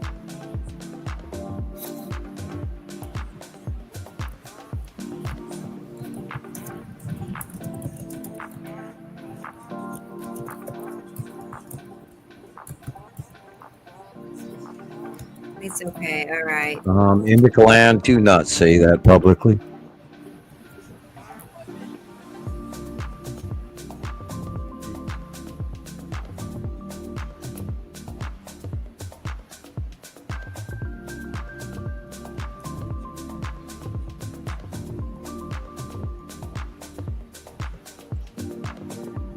She didn't answer yet.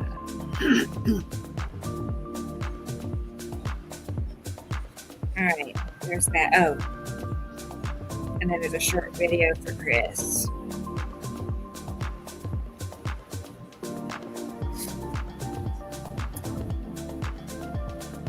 She said northeast, just past sunset tonight. I can see that. Probably I sat him tell him.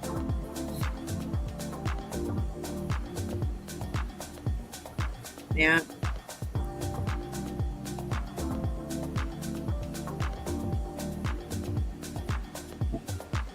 It's so pretty. I knew it looked nice out this evening. I knew it was. And then look at the weather. It got crazy. Mm-hmm. The sky probably looked really great earlier. Yeah, your storm's just about through, Rebecca. Yeah, it's good. It's quiet now. Yeah, it's up above you. It's to your north. Yeah. We're still watching two areas, but that was just kind of out of nowhere. It's a fast mover. And it just came right towards us, like right at us. Well, the wind pattern was going south, and then right under Sepulpa, it just went whoop, and went right up to you. Yeah. Wow. Usually they go around Tulsa, just all together, This one, and then from the south came in this way, and the other one came this way, and you were right there in the middle. Yeah. Look how far back the sun looks. Way back there underneath a bunch of stuff.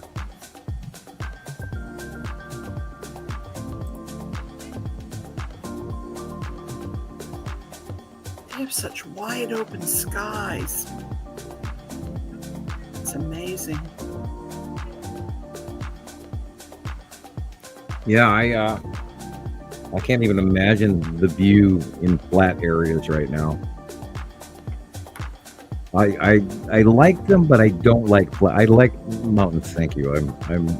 I've lived in Minnesota and I've been in flat country. And look at that little rainbow stuff on the middle left there. It's asteroid material on the side of Uri.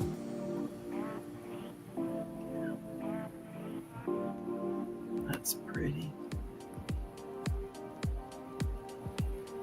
And the skull should be in this shot. There it is. And it should be in this shot too. In the middle of its asteroid group.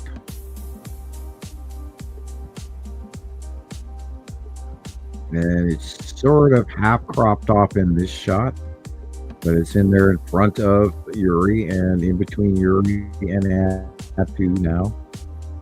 And it's coming closer towards us, and we're going to see a lot more of it right about, remember last year they announced it was there right before Halloween, and we'd been watching it for 2 months ahead of time. Last year we kind of chuckled at it. Well, thank you, NASA, for lying to us once again. However, it is the only object out of the entire binary system they mention. That's because it's so damn right scary. I'm sure there's, I'm sure that they get, hundreds of phone calls or letters about, oh, I saw a skull in the sky, and so they probably had to sort of address it half-assedly. Yeah, make it look like in this shot, an idea. Yeah, the scary spooky skull is speaking out from his little batch of asteroids and clouds, and he's looking at us, and he's getting ready to make an approach for Halloween. Little cameo role visit. Once more to scare the human race. Yeah.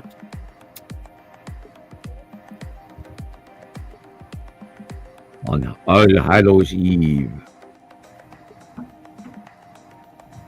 I'm looking forward to it. Oh yeah, I know. We get to see it out, out my north window. I don't even have to go outside now. That's awesome. Sit in my chair, watch my YouTube, stare out the window, go, "Oh, hi, Skull Asteroid. How are you today?" Sat there the other day, and I watched that. It was the only cloud pattern in the sky at all. There wasn't anything anywhere else. And of course, it was that patch of asteroids coming invisible, and then out pops the skull out of the middle of it. And it's like, oh, okay. And again, the one on the far left of that patch, the smaller asteroid, was so unbelievably black dot visible. It was just like, wow. You can absolutely see that it's a perfect circle asteroid, without a doubt. I'm seeing more of them here. Oh, and we're gonna. I mean, we're in the tail end of the fall change, the orbit change, and Yuri going over the top, and the electrical discharging, and the weather, and the freak shit is going to start all up again. We've been relatively calm for the last 2-3 weeks. So anytime now, start kicking our butts again. Yeah, I complain a lot. It's like I have no sky. I go out and it's like, oh. Then that perfect shot comes in. Yeah, I haven't seen a lot visibly from here at all. We had the weather last week, but this year it's been this week it's been nothing but clear, empty skies, and literally the only thing I've seen is the Skull asteroid and the asteroid group. That's it. It was surprisingly blank this week. We had one day, and Isn't that cool? They were all Earth Thanks, clouds. Tara. You too. Nothing further. Thanks, Tara. All right. Now we're going to look at something. Oh, before this is just a few pictures, Sam. What is this? Wait, where'd it go? It's Christopher. Yes. Perfect timing. What is this? It has to be this one. I'm just curious about these clouds. What is up with this? It's different. Oh, Look wow. at these little waves. Yeah, but wait till you see the next one and it pulls back and it's like, oh, it has to be Ice Island's moon. Oh, wait, no. No, it doesn't have to be. What is that? Okay. It's going under Atu's moon. That's weird. Let's pull back. Hang on, let's go back over here. I don't think I ever saw anything like that before. I'm going to say that is Yuri asteroids. The bottom of Yuri. Isn't that neat? They could be, yeah, they could be asteroid trail. My God. Debris, micro debris, dust at the bottom. You know that the bottom of Yuri has that flat little creepy thing that wiggles out and goes over the top of us. Yeah. That's that. Yeah. That's the debris, the dust, the gravel, the mini stuff on the bottom of Yuri. So you see those above the waves, you see the lines. Right. Yeah, going this way. What's causing the lines? Stripes of Yuri. Uh-huh. Yeah, you can really see the lines good. I'm going to darken it. And that's a that good is idea. So it's different. I never saw one with the extra. I thought so too. It's just missing the rainbow effect, but the rainbow was there, and then this is like a minute after the light change. Isn't that neat? Mm-hmm. Wow. Okay. Well, good. I had to ask. That's debris waves at the bottom of Yuri. Was that in our group, Rebecca? No. Okay. Let's see where he said they were. Australia. Okay. Yeah. Different group. Nice.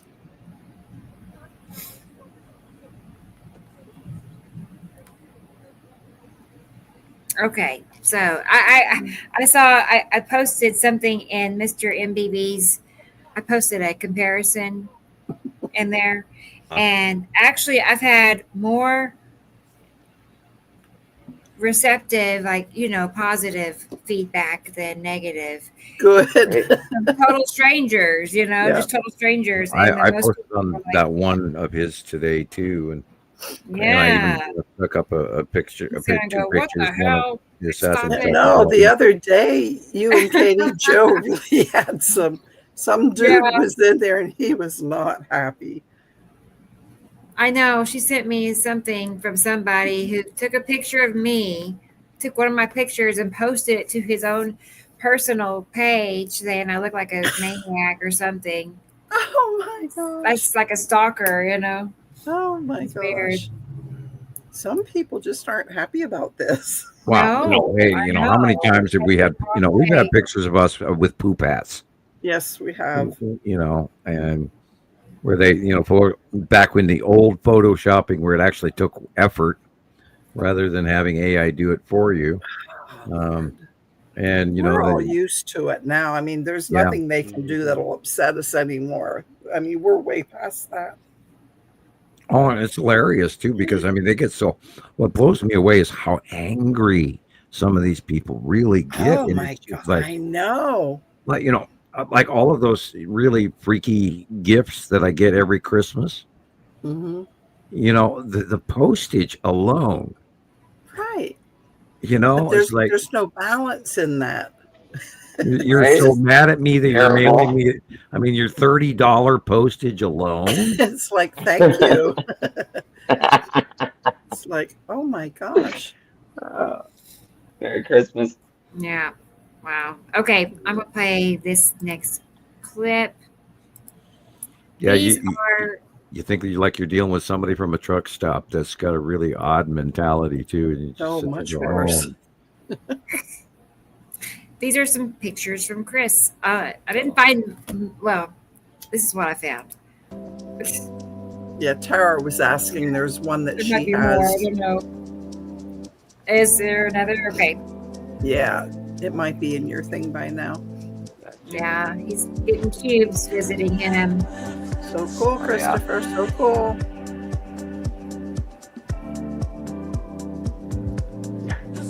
Yeah. Need a haircut bad. Oh, yeah, but I kind of liked it.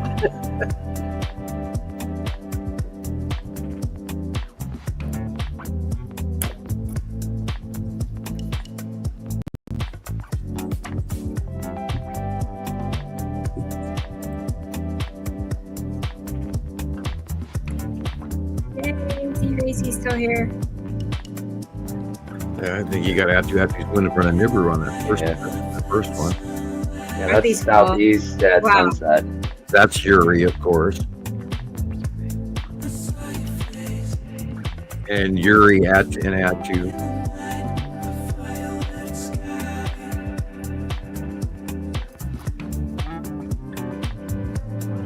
Yuri Atu's moon. That's the easy one, what's on the left. Easy. The asteroid, and this, of course, this looks like the side of necessity. Yeah. Definite difference in blues. Wow. Excuse me, is that the yellow moon? Is that the man?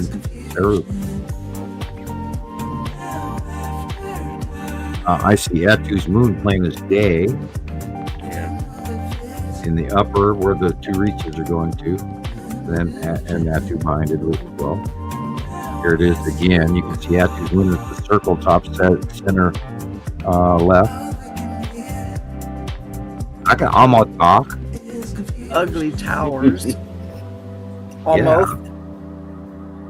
Let that brain cell be fried by that wire, or the 5D frying us.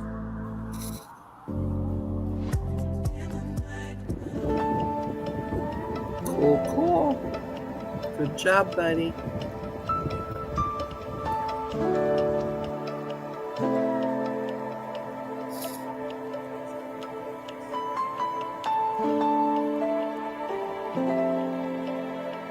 These are the August drawings, not the September drawings. Yes, thank you for them. Or the September ones too.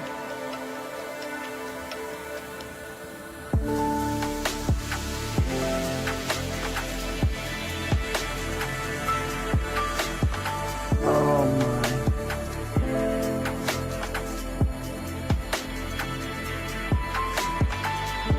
Yeah, none of that is normal sky. That's normal sky right there, but the rest of that was not. This is sunset. This is that sunset. That's north, northwest. Yeah, that's the bottom of the Saturn yellow moon. Yeah, west. I figured that was yellow moon. It is rounding over the top of us again, where it wasn't even a week or 2 weeks ago. But now that we're switching into fall orbit, it's all changing. You can see the yellow. Very much so. And you can't get the whole thing in a picture, one shot anymore. Yeah, it's huge. It's very, very big. Going over the top of us.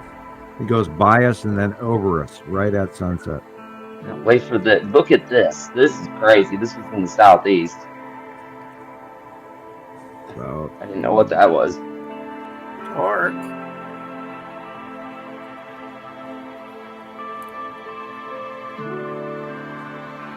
yeah, the illumination beyond the first layer of clouds is really strong. And you can even see it as it goes this way. And you watch the transition as night and darkness settles down. Right. And the illumination above you while everything's gotten black. Yeah, Jackie actually took all these photos. I was gonna ask. She's getting pretty darn good with this. Right? Oh, look how nice.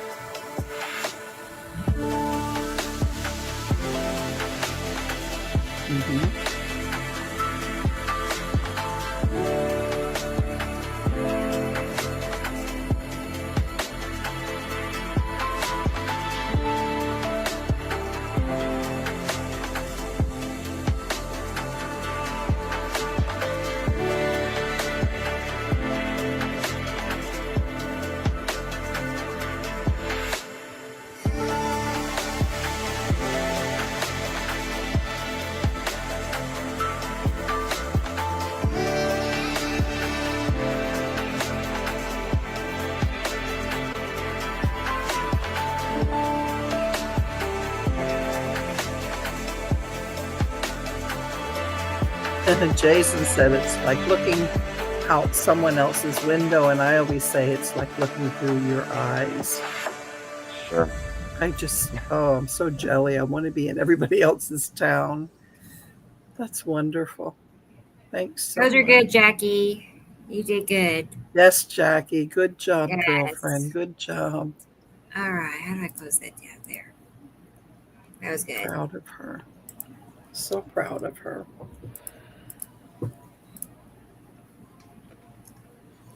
She goes, those are my pictures. Right. Yeah, good. You rock, girl. That's right.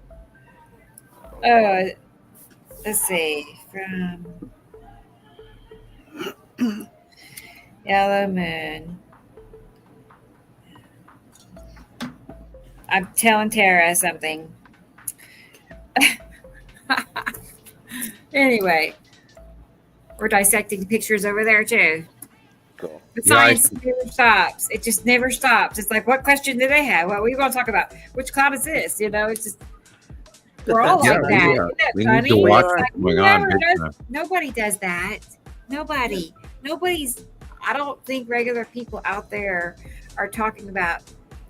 Not like we do. No. We should have like a nobody. questionnaire for all of us. Like, what hobby do you have other than Yes. Sky? What? Who has time for that? What time do you go to bed at night? How How many of what? your Sky friends do you talk to Sleep? during the Right. day? That. How often do you change your underwear? No, Oh, where are you? Where are you? And have you seen the planets yet? Yeah. Yeah. I know. We have it bad. Nobody does this. Nobody. There's nobody out there. No. It's a We're disease for us. You're it. Yeah. Jackie, you should be proud. We're proud of you. And the problem is that our least knowledgeable people are so many years ahead of novices. It's kind of sad. And we want everybody to get a hold of this and see this, because this is the greatest show that ever was. And it's so exciting and so wonderful and so awe-inspiring. And oh my God, look at that. And oh my God, look at that. And yet everybody's missing the greatest show that ever was. And you really can't get that last decade. You lost that decade of all of what we have gained. Dennis is here. So. That's right. Yeah. It's hard when someone comes into a group and goes, what am I looking at? It's like, where do I start? Right. But now we have all of Rebecca's teaching videos. We all have Christopher's teaching videos. Our groups are all interconnected. If they don't have one, it'll be in another. Right. And we have Samuel's understanding the skies, which are still critically important. Yeah. Radio Wasteland, all those. And it's just I really think most of them say, I don't have that kind of time in the day. Oh boy, that's true. That's true. I also suggest again, Rebecca's YouTube channel. Start at show 1. Absolutely. I still look at them. Yeah, I watched show 1. I've watched it like 5 times now. And I mean, I've been doing it for all these years. I still don't know everything. So I still don't know everything, but that's funny. Oh God! But you know what I mean. I would love to plug you guys in. Do you remember the Walt Disney Fantasia stuff where the horn darkness evil climbs over the mountains into the city and the town? Yep. Dun dun dun.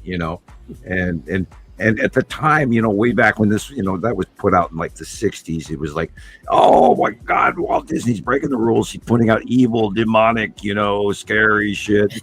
And from all day one. Yeah. Well, yeah, he put out a bunch of stuff that, was pornographic. But anyway. Right. That's how he got started. But anyway, if I could plug your head into my head through a USB port or whatever, and direct link to you guys from what I saw this week, and the absolute honesty of the equation of what is going on with 3i Atlas,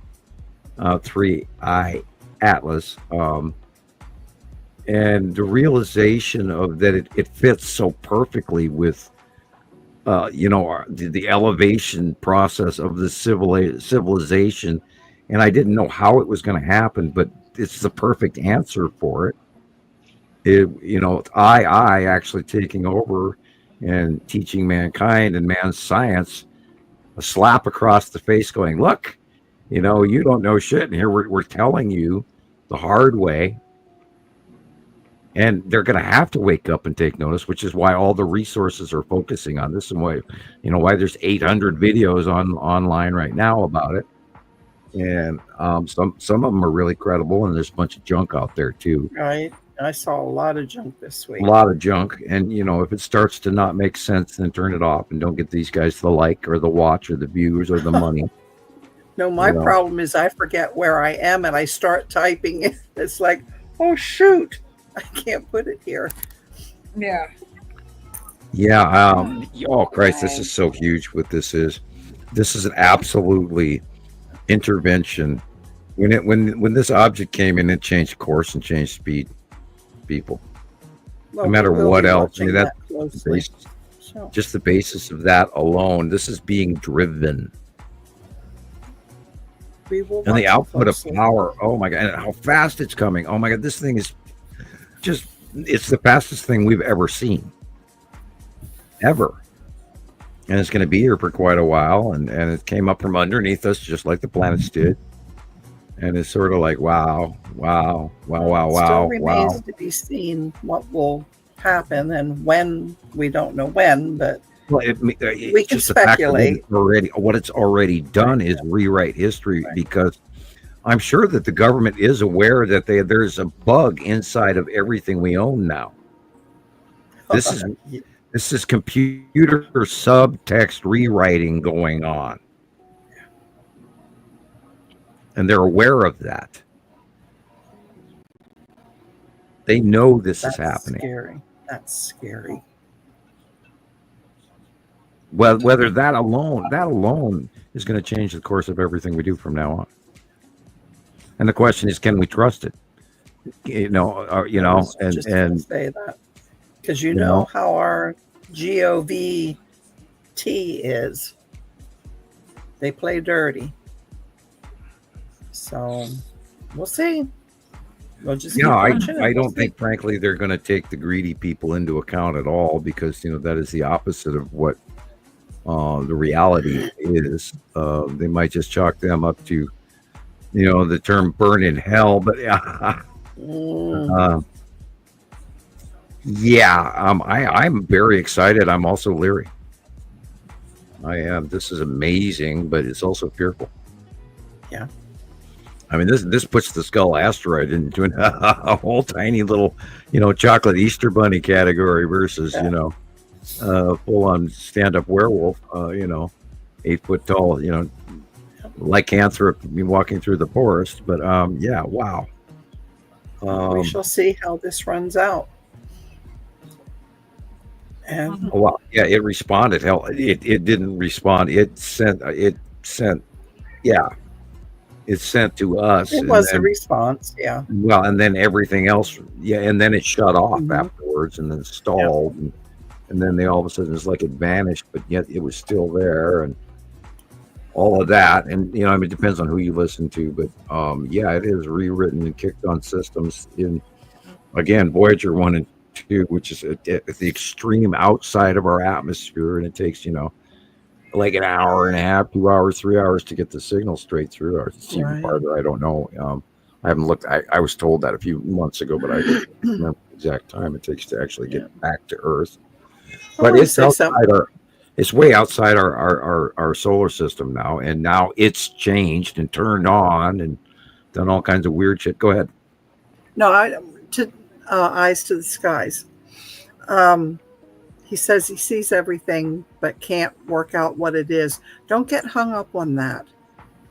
If you're looking up and you're picking out the dark areas, illuminations, shapes, sizes,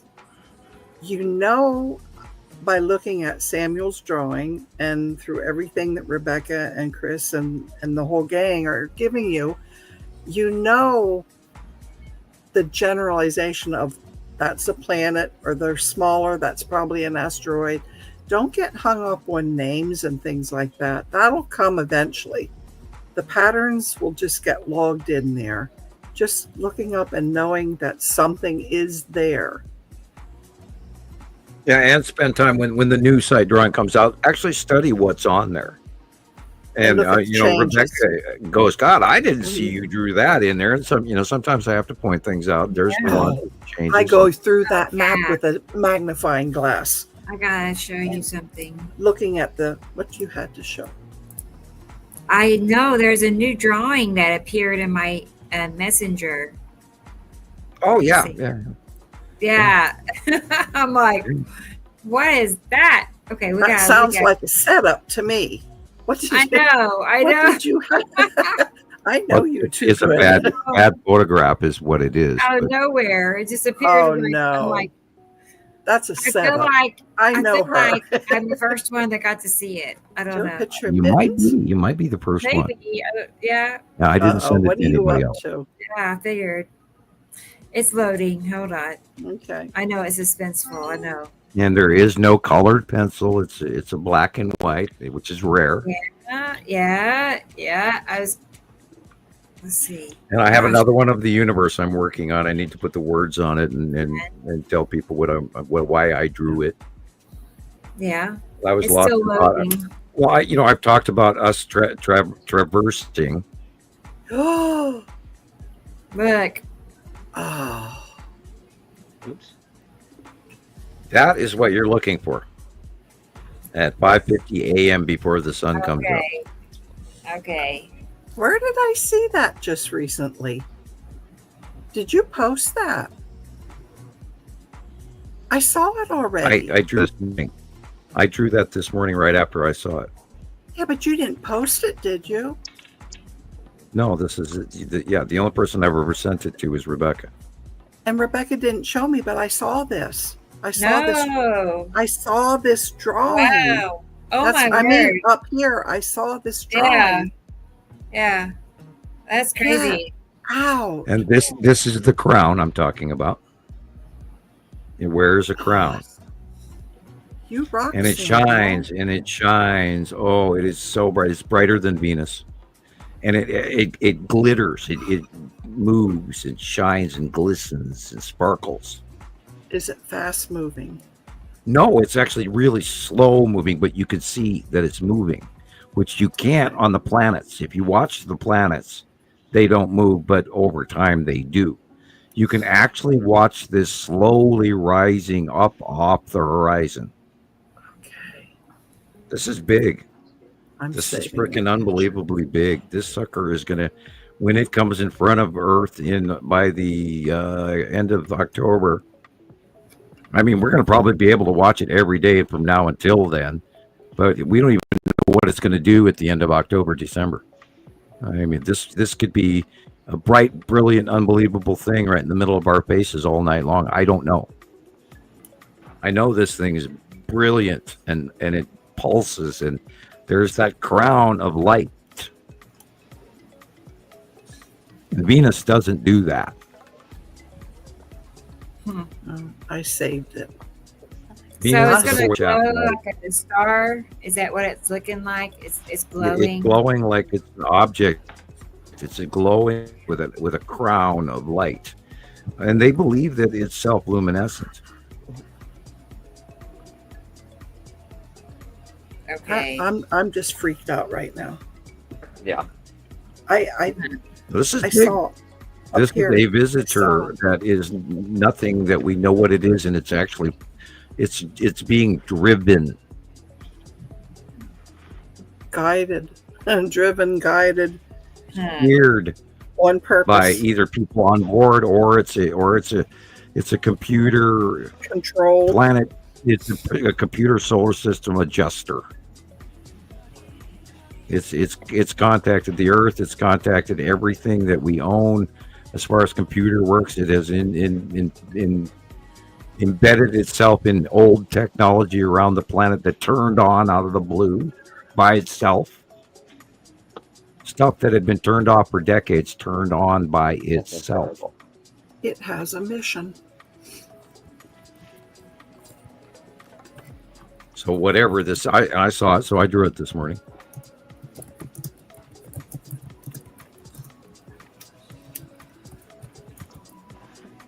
Wow, and a few pine trees here and there, and freaking me out right now. Yeah. Yeah, this is an event, and we're going to be able to see it if and they're telling people, yeah, you can see it at sunset, and it's like, no, sunrise, whatever the hell that thing, and it's just coming up off the horizon and it's going up, and it's like, wow. And the planets Venus, Saturn, Jupiter, Mercury, they're not moving, and they're not near as bright as this, and they don't have halos, they don't have a crown. Very intense, very insane. I went out 5 times this morning to watch it. I just kept having to go back out. I got to see it again. This is the coolest thing I've ever seen. Oh my God, look at that. Oh, I do want to see flying in. And people, it changed course to go by Mars, to then go by Earth, to then go by, I think, Jupiter or something like that. I'll keep rewatching, keep studying. Yeah, it's steering itself around, and it's going to be a close Earth path, not as close as it is to Mars. Mars is very close, and its trajectory was set before it even got to Mars, and then it changed, and then flew in even closer. And then it sped up after the turn. So yeah, this is huge. And I if more amateur astronomers get out there, before dawn and see that, we might keep it as topic and public notice. I don't think they're going to get away with hiding this. It's too unusual. It's too bright. It's too brilliant, and it's going to get big quick. We have 2 months. And there's a 26-month window to ever get a rocket up to anything. Sure. We don't have the 26 months to get a rocket up. And this is why, the Hubble and the James Webb were all reallocated time, and they scratched and bumped everybody off the waiting list. And they turned every damn observatory on this planet on this thing, people, because it's freaking bright. Well, this will be interesting, all the videos that come out that put dates and times on them. So be aware that, anybody that is capturing this, and, it's this bright ball and it's just above the horizon and it's coming towards us. You now realize on more TikTok videos around the world, if you know what you're looking at, we could see a horde of these, because I saw it this morning. And I was thinking it was way tiny and I needed binoculars to see it, which is what they're telling you in the information. But you didn't need no binoculars for this thing. This is huge. I looked up, I took the garbage, dropped it into the garbage can, looked up and went, oh, shit. We have a contest going on. We do. Yeah, we do. Now, who's going to capture it first? Yes. Well, T. Racy says it's 4 a.m. We're somewhere around 4. Right. Almost 5 a.m. already where T. Racy is. Well, right. Just look east. Yeah, so just off the horizon. It'll rise in front of you in the next hour. Sure, the first night I have to go to bed on time because I have to work on the roof tomorrow. So I don't see it. Oh, wow. Yeah. Yeah. You gotta do it while the weather's decent, not too hot. Well, we have rain on Sunday, so I have to get it done tomorrow. Christopher, your paddle went back yesterday doing something. Talk it up to planets, passing planets. Yeah, that's like. Yeah. Have you ever had your back hurt to the point where it knocks the wind out of you? Mm-hmm. Yeah, I had that driving home the other day. I almost had to pull over. I couldn't breathe. My lower rib cage seized. Both bottom ribs would not expand, and I couldn't take a breath. Yep. Yeah. Your butt hurts. If you move too far, your back hurts. Just to shift again. And then what if you can't move? Because if you do, it hurts even worse. Yeah. We're doomed. Yeah, I had that literally. We were driving out of Missoula, and all of a sudden my rib cage just froze in both bottom ribs, and I'm going ow, ow, ow, ow, ow, and I'm driving down the highway going, I gotta pull over. I have to pull over. Childbirth, I'm telling you. And there was no way for me where I was. I couldn't pull over anywhere. And you can't reach your own back because I can't. Yeah. And Chris knows. I mean, it's just and a straight back chair is back here. And I have to sit like this because that hurts. Oh, and I see Chris going like this all the time, going, "Oh, honey, I know how you feel." That's why he does the chair a lot. I think it's you're disc slipping or whatever. That's not always fun. I haven't had this happen in a long time, so pretty sure that's what happened. We have a new roll-on icy hot with lidocaine in it now.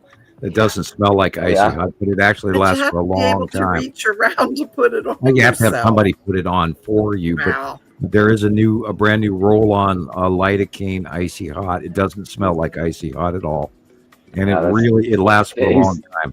It's like 45 minutes of relief. It's worth it. Anything is worth it. Yeah, that's what I bought some, because I thought it was the other stuff, because I actually like the super hot, icy hot burn. Icy hot. You don't like the smell. Apparently, if you take apparently if you take an avocado pit and chop it up and soak it in rubbing alcohol and spray it, it's supposed to be the cure-all for pain. I tried it. It doesn't work. Don't even bother. Oh man, I thought I found the Holy Grail or something. I have my avocado right there, all of them. Okay. whole basket full of the damn things. I wonder if it takes time to work. Does it take time? I don't know. No, I the tried guy, the video I watched, he said that an Indian medicine man taught him this stuff, and he carries the bottle with him all over the place, and he's like, "This is gonna work." And I saw it probably 2 years ago. I still haven't tried it yet, but you get to the point where you're like, "I'll do anything. I'll drink gasoline if it told somebody if somebody told me it helped their pain, right?" Yeah, you get a horse poop and pickle juice. I almost thought you were going to say that. A horse poop and pickle juice poultice, and you put it on the tip of your nose. Right. Or buried in the moonlight in the, I don't on the think so. fourth day. Stand up to your neck in the big dung, in the big hollow, Same Well, I for have lots of Planet. ingredients around here for all that, but I don't know. yeah. Yeah. You know what I did get relief from though, Christopher? Magnesium. Yeah. Yeah, that melatonin. stuff's great. There's It's like helping you sleep. 7 different kinds. This one is specifically magnesium glycinate. Yeah, that's supposed to help. melatonin. Yeah. It's helping. I'm actually Yeah, it'll put you out. Yeah, That's great. I do something. I don't sleep. I've had like Well, terrible spells of sleep trouble in my life, Right. But worst. now I sleep so good. I don't have to take anything. Used to, I had I'm so all jealous. kinds of melatonins. I know, I couldn't sleep. It was terrible. And now I just doze right off, and I wake up in the morning, and I don't. Wonderful. Oh I my know. God. I'm so thankful Oh my too. gosh. 'Cause nothing's I'm grateful to hear that. Wow. Yeah, something. Yep. I have right. magnesium for the bottom of my feet too. Yeah. cool. Yeah, right. I'm lucky Yeah. if I sleep 2 hours, and then I'll Oh. then I'll have to go. Then I'm up for a couple hours, and then I go back to sleep for 2 to 4 hours.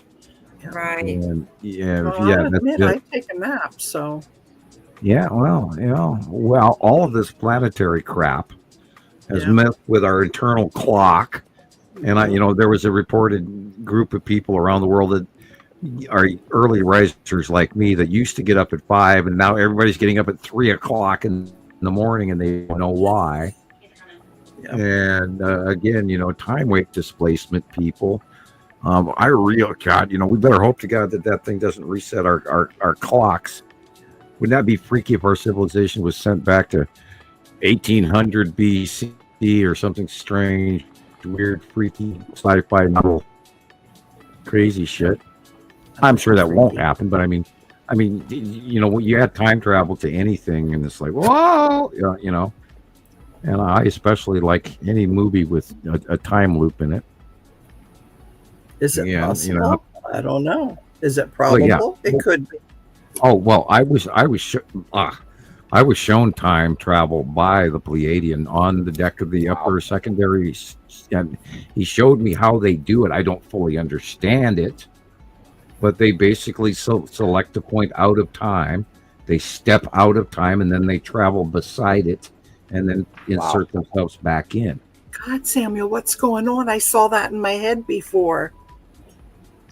It's like picking records. Remember the old-fashioned jukebox where you push, Z7, and it reaches over, it slides down the record group, grabs one out, slides it over to the machine, puts it on, and get pop, and then get your music.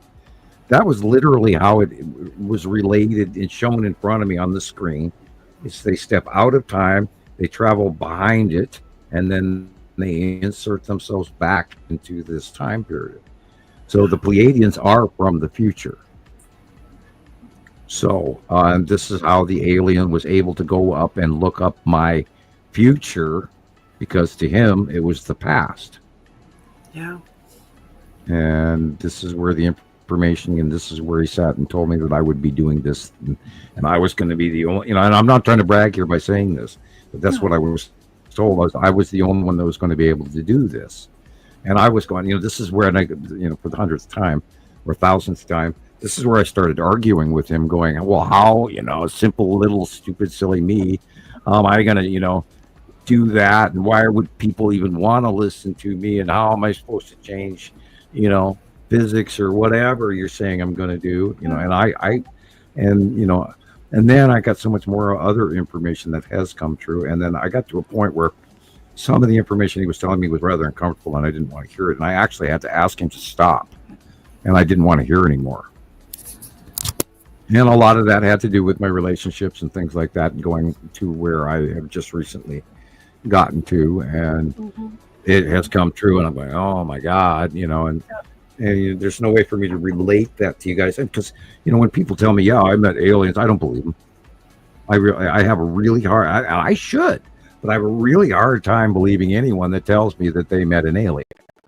Even though I myself have personally met 3 separate races. And I understand that. Numerous events with them. And it's still, it's silly. And I should be better hearted at that, but I'm not. That's something that we share, because I feel the same way. And I know things, and I know my accuracy, and I wasn't, pardon the expression, I feel guilty if I do this, but I'm not Zeta Talk, and you are allowed to laugh at that point. And yet, Zeta Talk is making all this money. Oh my God. Rebecca, if we had even a portion of what she pulls in. Yeah, it looks like it. Their little corporation. I don't know. And they probably have government funding for disinfo. I don't know. Maybe they are supported from behind. Oh, they're really good at that. They don't let you get that big. You don't get to be a huge mega channel if you're not part of them. And the ones that are big mega channels, it's a red flag. Right. Yeah. I can't be like that. They hold you back. The real ones. We can't be like that. I don't think if we were offered a sponsorship and we had to change our material, I don't think we could. I don't think anyone would sit for it. I being honest and open as we are, if we tried to change any of that, I think the whole thing would fall apart right in front of our faces. Because we're all obsessed and we all have to keep going every day. We can't do this in a weekly or a monthly and on the side and do staff meetings and all the crazy sponsorship commercials and all. I don't think we'd be doing any good at all. Changes so fast you can't stop. No, you can't. And I'm shaking my head over the last few weeks, going, "What have I seen that I get to even do a Saturday show?" I still manage things to talk about, but I'm trying really hard to give everybody the information that is really hard for me to open up about and be honest about, because there's so much that I don't even dare tell you, but wow. We just have to be careful, though, Sam. A lot of people are dating things, and we can't do that because then we look like them. Oh, well, I don't give dates. I mean, within the groups, I'm seeing a lot of people saying, "Oh, well, this is going to happen." Boom. And we can't do that. Right. Yeah, we still have to follow the criteria. Yes. And we don't give dates, and we just follow the information as it comes in. Right. And I do make occasional, like midsummer. I was telling everybody, come September, look out, because we're some crazy. Well, that's a projection, right? It's not. And it was accurate because here we go. Right. And again, everybody, make sure you get your snow tires. That's a projection. That's common sense, So, I mean, we've been doing the weather long enough to know what the patterns usually look like. But with these planets and the changes, we also take that into consideration. So it's more of an accurate projection. There's a very fine line in there. And we haven't been wrong so far. No. I don't want to see a lot of, I guess I'm being stubborn as I'm getting older. I don't like to see so much change. God. I think when something works, don't fix it. So I get a little stubborn at times. Oh, yeah, I've been concerned over, how we do things. And there are other people that have their concerns and their comments going, well, you guys should be changing and doing this, and you guys should do things that way. And I don't think we could. I think we're going to, no matter what, we're going to be, a bunch of nice friends that are going to share their disconnected correlation of amusement and discussion and happy science rather than rigid, follow the rules, dang it, get out the ruler and smack you in the knuckles for not following the rules. So thank you, Sister Ann. I think we're going to just keep doing this and keep hoping that everybody listens and we actually get well, that's because we have good solid information, and it's just like, it's not broke, don't fix it. Go with the flow, build on it, and that's where change is good, when you build on something solid. I mean, that's just common sense. Yeah, well, maybe we'll get common sense and stop doing 8-hour shows. Never gonna happen. Look at the clock. We're a minute and 50 seconds, a minute and 45 seconds. 2 minutes till midnight here. So yeah, is it really? Yeah. Show. Oh wow! Yeah, it's almost 11. Yeah. That's and crazy. yet, it's so easy to sit here and actually talk for 8 hours straight about what's going on, because it takes that long. It really does take that long to talk about what's going on. And we're family too. And I mean, I'm sorry to the people who only want to hear science. Well, we're family too. So, I mean, with Sharon saying she's going to take it and cut out segments like this and just keep the science stuff all in one place. That's a nice thing. That's a nice change. I'm glad that she would like to do that. That someone will do that she would for take us. that on for herself, and we all sort of kind of invent our own roles. That's what Christopher got here. Well, we have Chris and Tara and Katie, Joe, and them. Like, if I didn't say your name, I'm sorry, but they're in the field. They're doing the videos and they come back in and do the little clips, and then you have Rebecca doing the comparisons and the information, and she's like my number one lady, because when I get into a tangle and I go, well, let's ask Rebecca. And Rebecca comes in and tells them the same damn thing. Like, well, at least that's two of us with the same story. We all help each other, and we all have a little role. That's right. Then we have Sam. Yeah, the guy sitting up here in his Montana cave. Me, the coyotes, wolves, bears. The guy who sits like this doing the whole show. Yeah. I very still in my Yoda-like Buddha pose. Yeah. Yep. Look at this. I just seen these pictures just now. They're probably in Asia. Asia has got the best pictures right now. Look at that. Yes. Yeah. No sussy people are not seeing what's coming. Those are asteroids under Natu's moon. That's amazing. Wow. That's where they're at. Now, just because they're red does not mean it's the red asteroid. Right. Well, it is actually most likely the red asteroid, but it's got characteristics. Yeah, it does. And there's a bunch of them there. Not only that, people, the smaller stuff we never documented is all much bigger now and going directly over our heads between us and the nearby planet. And there's not a lot of room in between. And this is why we're talking about the discharging and the freak storms, which should start up anytime soon at the onset of the Arctic blasts that we're about to get bombing down from the weird storm patterns on the North Pole currently. It's literally like the South Pole is becoming more active and the North Pole less active. And years ago it was the opposite. And again, the South Pole has really changed in the last 5 years alone. Thank God I don't live down there. Australia's weather has direly changed, and they've actually been enveloped in the jet stream that used to go just around Antarctica per se, over the top of the actual landmass of Antarctica.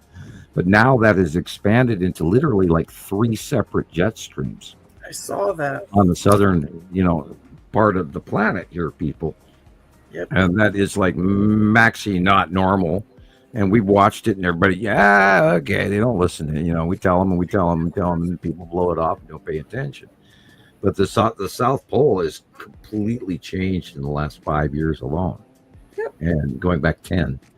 And then, the oscillating mid-Atlantic subsea temperature oscillation that has changed in the Gulf of Mexico, as well as all the way off the coast of England and Scotland and Ireland, and that will affect the Iceland winter, and it'll affect England's winter.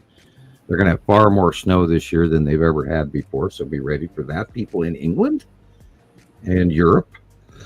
That's all going to be changed, and they're going to be those folks, and we can pray for the poor Russian folks who don't have gasoline for their cars, and there's going to be a lot of citizens that won't be able to heat their homes this year.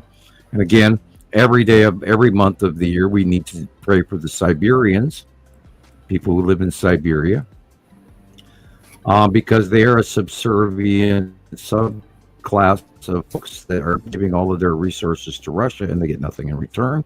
So God bless you all, and stay strong. And then, of course, all the Baltic states and regions and those folks who are living in communist or dictatorship countries. I'm so sorry for you, but I know kind of how you feel, although we're just beginning our God save the Queen and all that. Yes, raw the pip and all that. And stay calm. And, right. Yeah. I don't know if this will show up or not, but this is the current jet streams showing like the tips of South America, South Africa, and let me see if I can see. I'll make it big. Okay. Oh, cool. Wow. That's the current jet streams. Take notice, there's nothing on that side. Oh, right. Weird. What's going on? Weird. I need to go and look. I know. Hang on. Again, no school.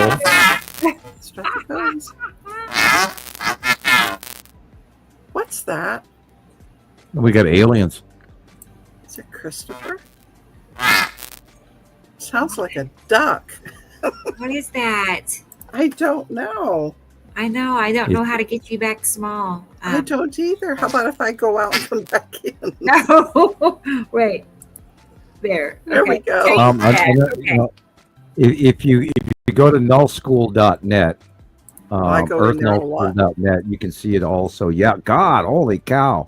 That's the third jet stream is going all the way up half of Isn't that South amazing? America. Oh Yes. my God, it's covering half of South America. No wonder That's the what I Amazon is in said. drought. Huh. Holy shit, I haven't looked at it this week. It's way bigger. I look at it all the time. It's enveloping 3/4 of Australia. Yep. It's South wow. Africa and like over in Argentina, that whole area. It's amazing. A couple of years ago, it was way south of New Zealand. Now it's developing all the way most of Australia. Wow. Let me look at the North Pole real quick. Very thin. Okay. Oh, very there's hardly minor anything up jet there. stream activity. Looks like a blob of Patrick from SpongeBob and Okay. Patrick. But This is the North Pole. Hardly anything Out of at there. all. Yeah. Yeah, Hardly a people, thing. our planet is in danger. We are in danger. Oh my God, what a ride. This is going to be so cool. It's going to be interesting. I think winter it's scary. It's is very gonna be scary really what's happening. interesting. This does not adhere to any science that I've ever watched. I've spent 15 years watching every day to make sure I was accurate for you guys. I do my homework. Want to Where make a do you fool think of I myself. learned this stuff? Okay. Well, I thought that you knew a lot before we met, but Oh, I do. know a lot because that's always my thing. Okay. I love this stuff. Yeah. It's just I'm getting older and I don't remember a lot of it. You know? Yeah. We spent a lot of years gathering all this information for you folks out there. Please do something with it. Share it with friends. Talk to it, your coworkers, and say, "Well, you got to see these crazy people," and then give them our name. Like, subscribe. Samuel and I are the oldest ones here, and we're not going to live forever. And yeah, we have to depend on these guys. These guys. We have already over the years lost a lot of friends who have passed away. Didn't we? A lot. Yeah, our space duck is back. I know. Who is that? I was thinking Chris was doing something.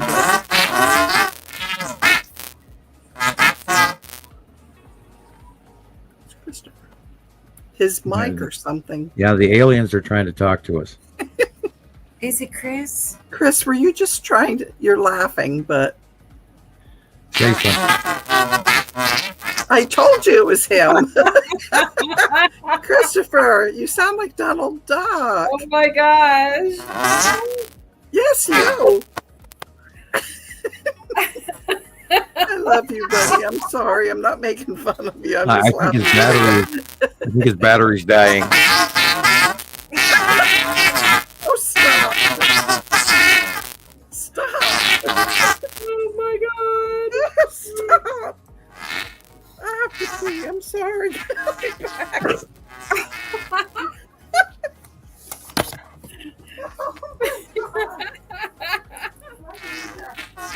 Wow. Wow. That's funny. You effed.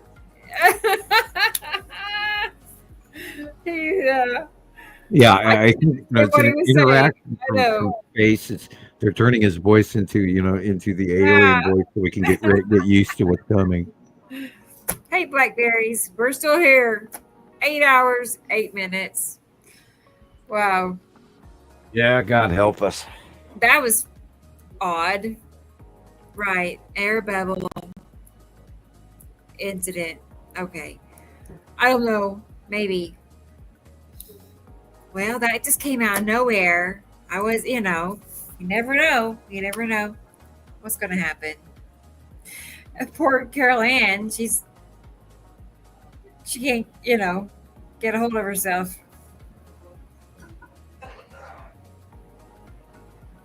Well, it's been a great show, hadn't it? 133.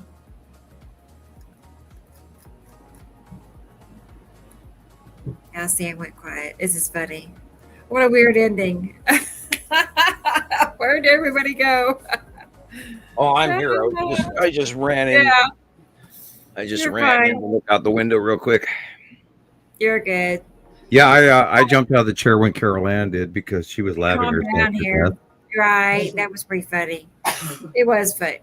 I'm glad it was him. I thought it was somebody like tapping into our connection or something strange. I thought, yeah.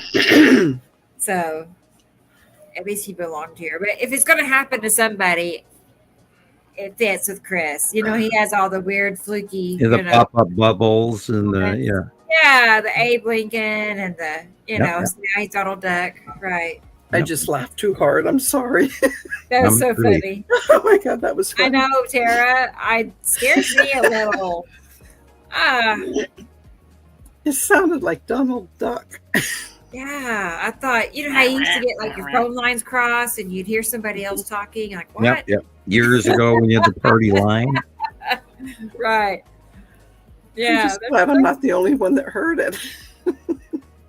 Yeah.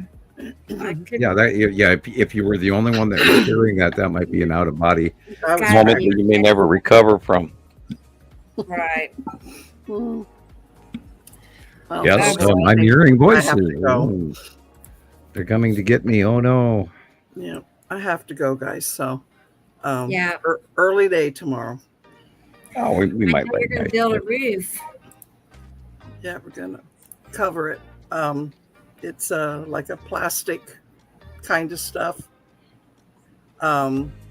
It's just to hold it because we're emptying it out. We're going to sell it, and we just want to keep it in the best shape we can.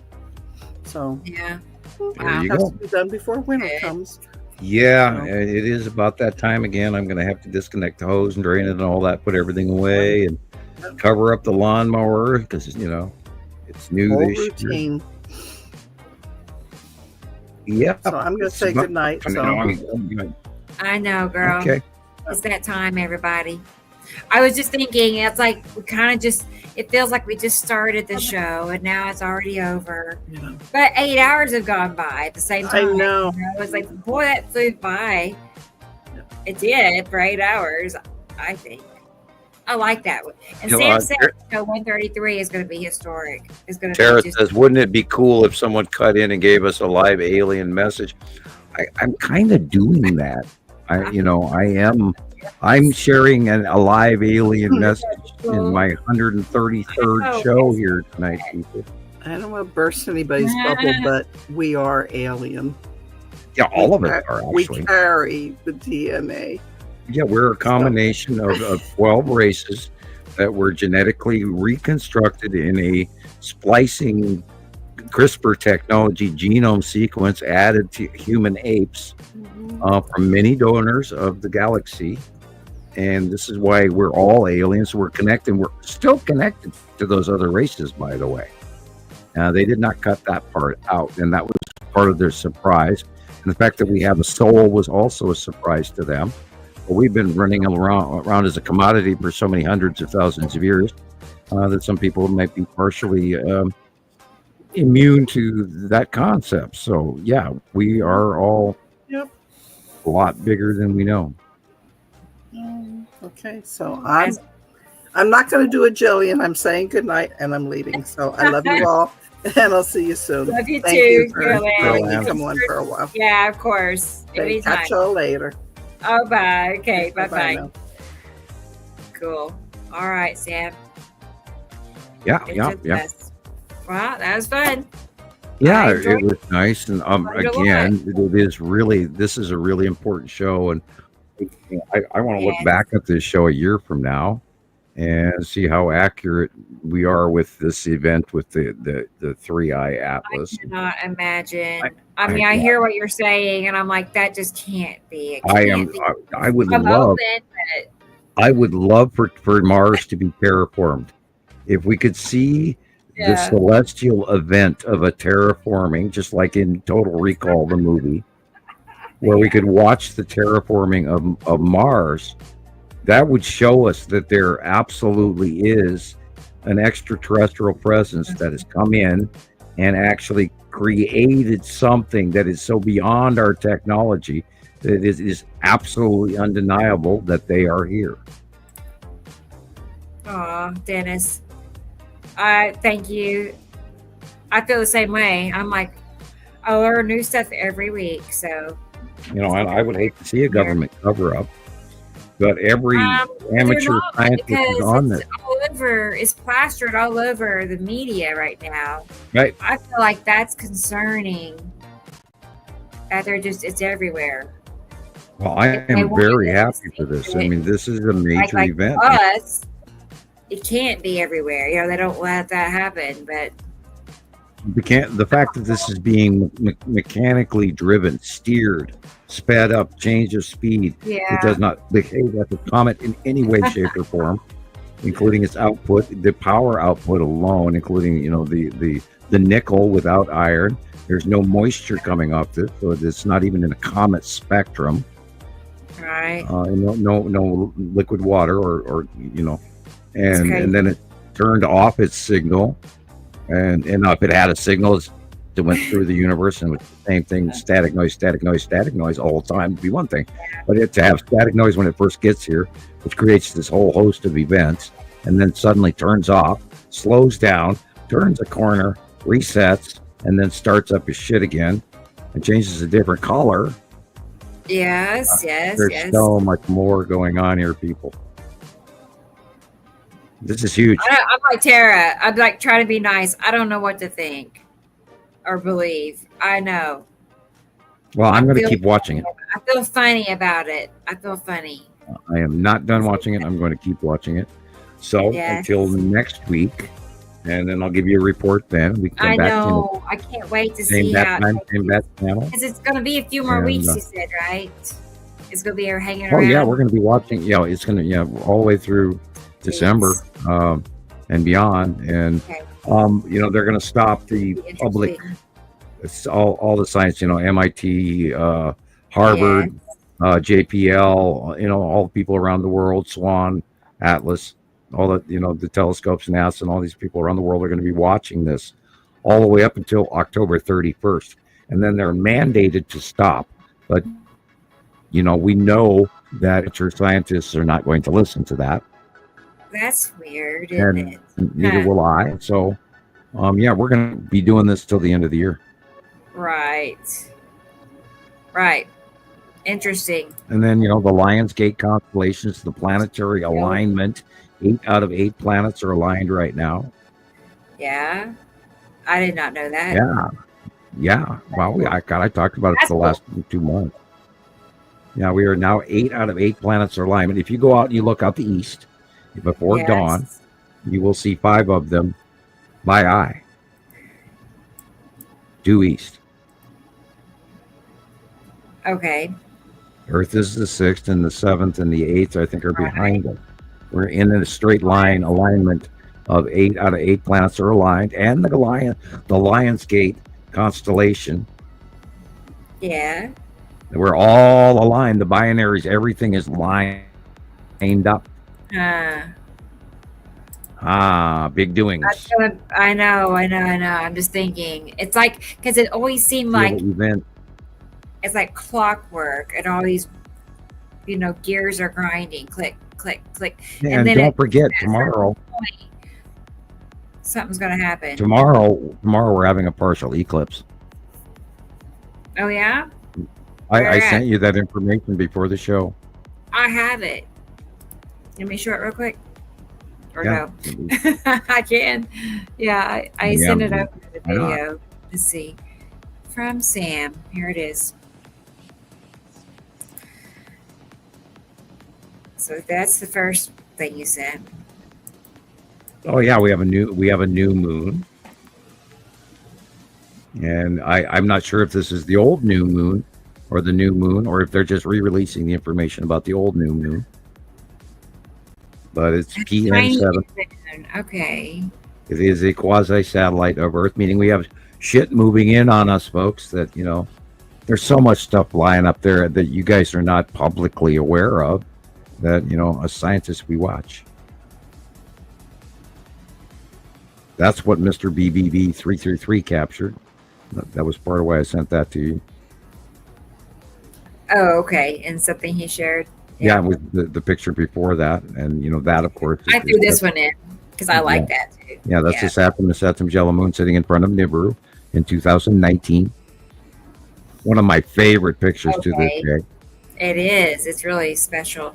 And that is the Saturn's yellow moon now, and that's the picture. And if you look in the lower left, Mr. BBB 333, that is the Saturn's yellow moon now. I sat there a long time and thought about it. Is it Saru? No, no. I went with Isatum's moon. Yay. Good. So there's the partial eclipse happening tomorrow. Partial solar eclipse. So the question is this Matim coming in front of the sun? Oh. Or is it the moon? Or is it what planet? So everybody tomorrow, heads up, partial solar eclipse. Yeah. Not lunar. This is a big one. What planet is going to go in front of the sun tomorrow? Have your cameras ready. Have your notebooks ready. I haven't heard anything about it. Where is it going to be visible? Well, in front of the sun. What countries? They haven't told us. They have not, this time they have not told us, because they're calling it a partial. And this, of course, is the NEO list for this month. Near Earth object, of course. This is planetary path for both binaries.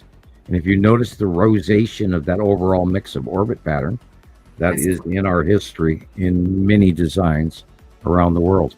Yeah.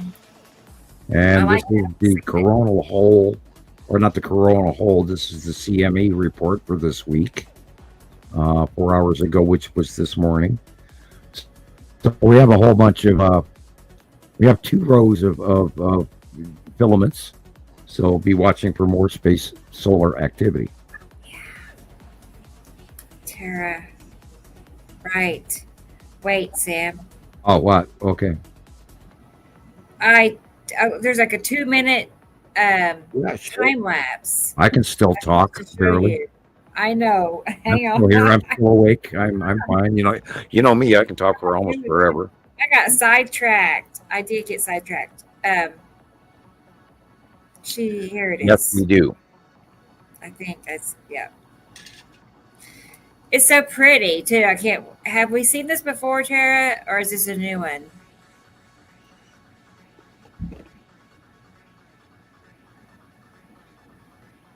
Bear with me a second. Let me save it.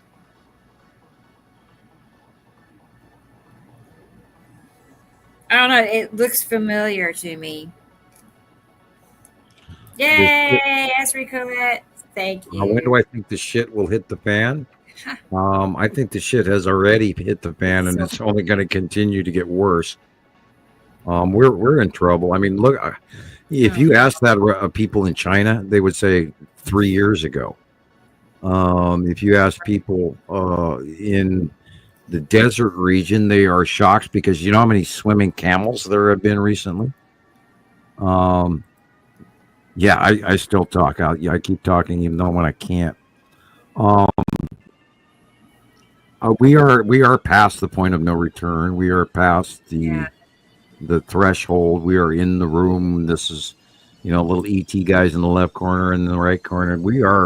We're completely wrapped inside of the middle of a bunch of aliens, and we've been embargoed for many years. And for some reason, I'm having trouble getting you guys to listen to that. So, I mean, where do you want to draw the line at shit hit the fan? We're embargoed by extraterrestrials. I mean, how bad do you want? It's going to get worse. But I mean, a large portion of us next year are going to lose our homes. No. Yeah. I hope not. Yeah. I know. I don't want that for anybody. Well, it happened this year too, and we just have obviously forgotten really quickly, like the folks in Texas or the folks in South Carolina or Georgia or Tennessee or Kentucky. That was a few months before that. And remember early this year, spring? Remember the storms this spring and May? People have already forgotten those huge storms where people lost their homes and people died. Children died all over the planet, people. We lost 64. So many bad ones this year. We lost 64 million people were unalived last year. 64 million. Wait. That seems like a very high number, like insanely high. Correct. 64 million due to what? There is not a country in the world that is growing in population. All populations on the planet Earth are in decline. Are you saying 64 million people passed last year? Yeah, 64 million people in last year. Yes, around the world. Right. I haven't thought about it. Like a seventh or an eighth of our population.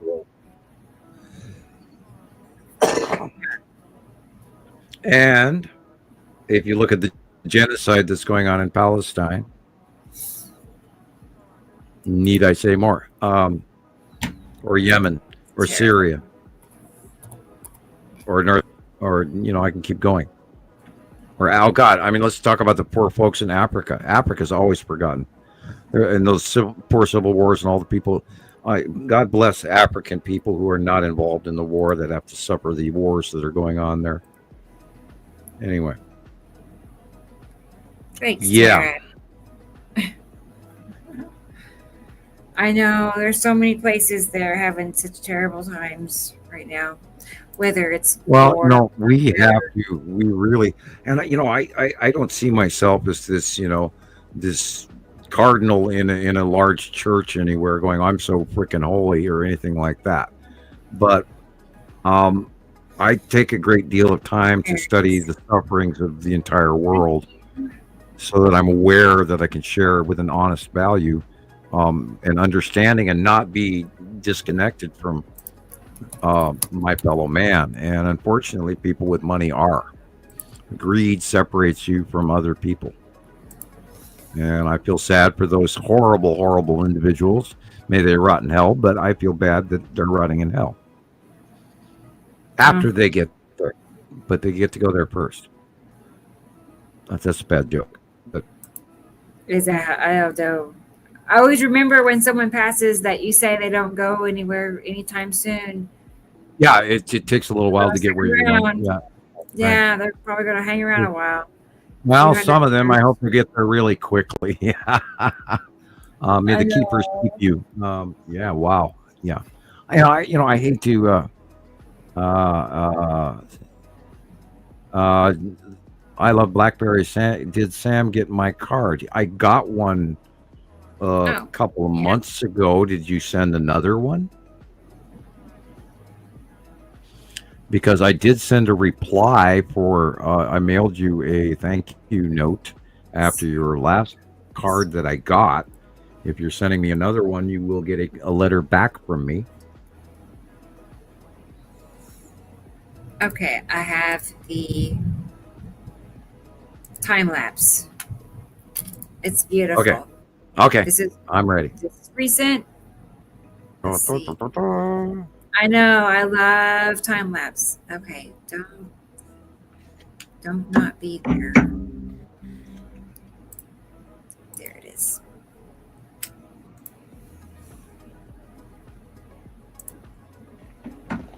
Oh yes. Okay.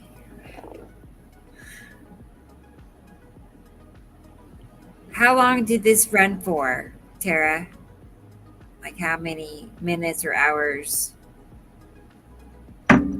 Earlier in the week. Man, you Yeah, got the best you can view. see the rotating Uri dead center, and all the blue area is Uri, and the orange and the light orange and yellow are the normal sky.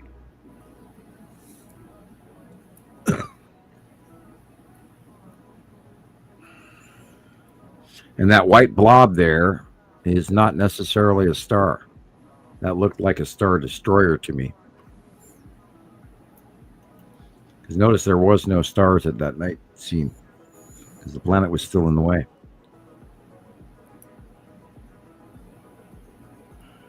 I know, Dennis. I'm the same way. I don't know. You can really see things moving around in a way that you know, of course, can't see it on a still picture, but you can see. The longest time we were running off of still shots, and so I'm still, kind of attached to those. But I do like. Yeah, look at this. See the white dot coming out in the middle left, upper middle left. That is not a star. That's a star destroyer. And then it's gone. Upper middle left. Wait. What? Yeah. Watch when it gets dark. Upper middle left. There'll be a white pizza slice showing up.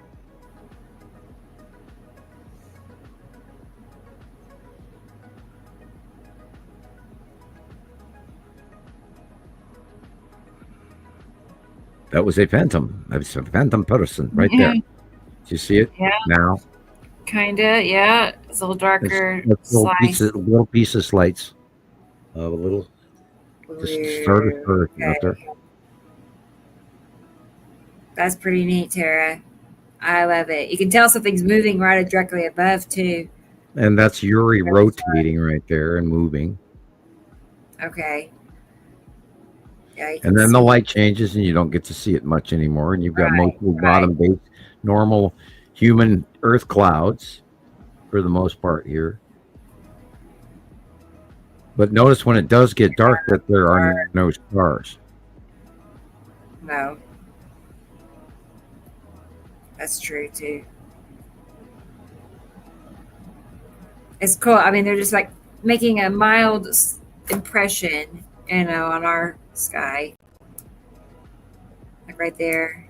See that moving by?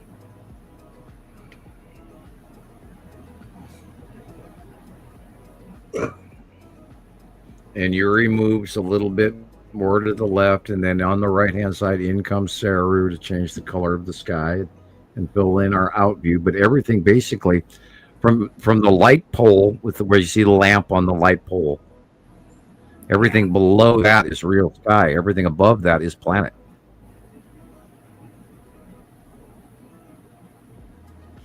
You can see the edge of the sun being clipped up off the top, and then down it goes. And then all the upper area is being illuminated, and there are no stars here. There's just that one star destroyer illuminating. Yeah. And of course, remember, everybody, I have a 43-inch screen.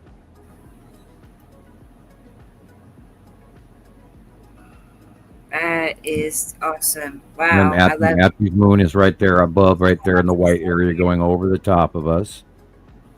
And the Texas cube and all of that is right there.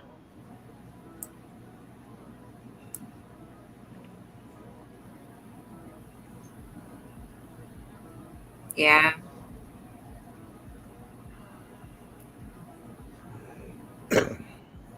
Look how those clouds look. I mean, they just look so strange on that side of the screen.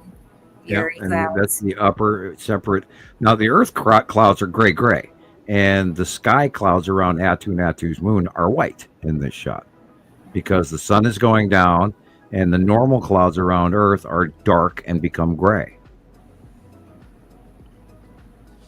But the clouds that are up higher than Earth, that is not being affected by the sunset, are still white. And now the shadowing of the planet, because the angle changes, and then the back of Yuri becomes dark. Right. I love it. Awesome. She's got the perfect spot to do that too. So I'm always fighting my brain on what we're seeing right now because it is so confusing because they are so big. Right. It's a tough sandwich to chew. It really is. Wow, man, we gotta stay longer, right? I'm kidding. I'm kidding. They're coming back. Colette. No, we're kidding. He was noting that our viewers have gone up 6 since we showed Tara's video, basically. Oh, okay. Well, good. If you go to YouTube, Nibiru Followers Anonymous on YouTube, after the end of the show, you will see that our views are about 350 people usually watch us during the show. Although we're not given the count for that, but that's what it tells you afterwards immediately. And then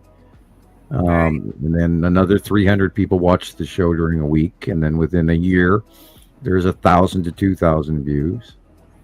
And not near enough. And this is why you guys need to share a copy of this with your friends. And say, I don't care if it's 8 hours and 35 minutes. Watch the damn thing. Yeah, right. It deserves more. But maybe, I don't know. I don't want to say it's too long. I don't want to ever say that. Yeah, we do way too long shows. And we scare a lot of viewers away because of the length of our videos. And they can't get into the possibility. We've tried, we can't. Yeah, we can't do short shows. We've tried. We did that show with Mark the other day. Yeah. Karen was on, and I was on, and Mark's friend was on. And he made it 1 hour. And boy, he jumped in there. Wait, we've been on here for an hour already. We got to go. No more. Out. Yeah. Thank you, Esri Colette. That's nice. And it did. We were able to disconnect. Can you see us cutting off at an hour? Can you see that? I'd be like, okay, guys, it's over. Say your goodbyes. Yeah, that would be us just talking to the people in the comments section. We barely even say hello at that point. I know. Yeah. Let alone, the big great tale of 3-eye Atlas, and that took hours to get to. I know. Look at that. That kitty cat is having fun. Yeah. I want to. Yeah. I know. I want a unicorn. Yeah. Think about AI making us into space cats to do our newscast. There you go. We could do that. If we came up with a show called uh, Space Science Cats or Science Space Cats or something like that, and we actually took our voices and read, and pre-planned something or even excerpts out of our old shows, and then had AI match the voice in each one of us. Christopher, the Las Vegas cat, me, the Led Zeppelin cat in a lab coat or whatever, and watch what ratings we could see what kind of ratings that would get. Yeah. It's doable. All of that you just said, you can make AI voices in your voice. I haven't tried it yet, but I've seen it offered. It's like we could have a show, a StreamYard video, just us as the group, and then we record that or keep a copy of it, and then hand that, where we all individually, as a group, introduce ourselves. Hi, I'm Samuel Hofman. I live in Montana.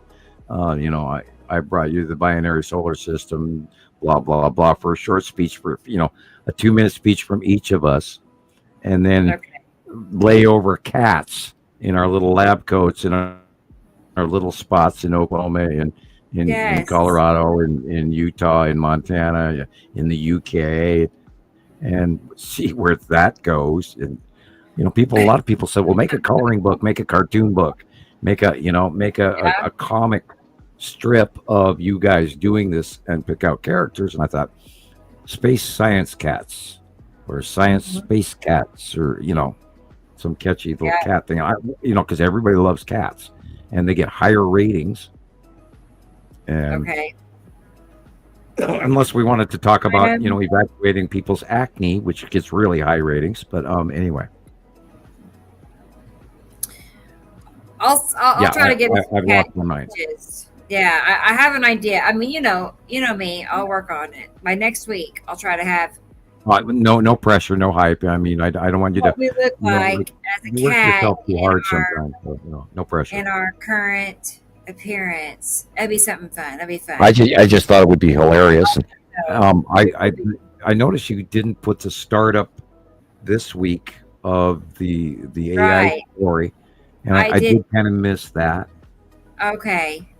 And I think didn't want to burn anybody out. I didn't want to burn if you don't show it in the beginning, we could show it in the middle of the show, because that I think that's the greatest story we've told, is you're collecting the reality that we are citizen science podcasters from around the world, and we are a collective that is here to prove this without affiliation, without corporate sponsorship, and we're not a media company that can be shut off by the president like Jimmy Kimmel was. So, and we have the, First Amendment, freedom of speech, and all of that. So, I'm just winging it here, trying to think of what we can do. Minding our own business. Yeah, doing our thing. Doing our thing, and talking about planets. That's the part they wouldn't like. I know all the pictures. Yeah. Yeah. I'm amazed that they let me get beyond 3 years, frankly. I am too. Really, I am. Because I see what they go through, but I'm pretty sure that we're still just so small. That it's not you're right. True. And, in the bigger picture. For sure it was done. And that was, I don't know how many computers ago. And we've had all of our equipment been screwed with and pried, and we've been put in Facebook jail so many times now. Oh, I know. I see what they go through to try to hide it. It's crazy. I mean, they are operating in every language all around the world. Everybody's got the same idea on what's going on with the sky. It's the government. Doesn't matter what language you're reading it in. They've got it. It's a crappy narrative that we're fighting against, but we are the one little candle in a dark room. So here we go. Yeah, I agree. Well, you want to wrap it up here? Yeah, as good a spot as any. 8 hours 41 minutes. Yeah, that works. That works. That's good. Yeah, it works. I'll go play Star Wars or something. Well, it's been fun. I know. It's that time. I haven't heard you say it in a while. Yeah. Star Wars. Okay. And I hope everybody sleeps well and no weird dreams like I'm gonna have. I'll be talking to Gillian all night long again. Right. Well, that is nice. I know. I don't know. Like, is it good or bad? I don't. Well, I get. There's been times I get off the show, and then I'll be so tired. I mean, we run 10-hour shows, and then I'll go lay down and I'll go to sleep, and then my brain just automatically thinks we're still talking. I know. We can't. And I don't and clicking on the pillow, and let me send you a link, and I'm clicking my pillow, like I'm clicking my mouse, and I do that. That's when you sleep, eat, and breathe. That's when you're sleeping, eating, breathing. Nibiru, beep beep beep. Nibiru, beep beep beep. Awesome. Yeah, we got Nibiru on the brain. Yeah, Tracy, T. Racy. What did I say, Tracy? I know better. T. Racy. We will see you next week. All right, I am grabbing my mouse and I'm reaching over for the X, and I am ready. Indica. Yeah, and next week, Tara, for sure. Make us another time lapse. No pressure, but that's so cool. Can't wait. Good night, Esther Colette. It's been fun. Yeah, thank you everybody for sending us your stuff tonight and sharing and being here. Yeah, and participating in the coolest thing ever. Bye, Audrey. Have a good day. All right, good night, Audrey. All right, I'm gonna go to bed. So. All right. All right. Thanks, Sam. Good We'll night. see you next week. I'm gonna hit the button too. Okay. Okay. Bye. Bye. Bye, everybody. I'm gonna see you next week. It'll be on the 27th, 3:00 in the afternoon. By then, who knows what's going to happen. So y'all take care, and I look forward to seeing y'all soon. Bye.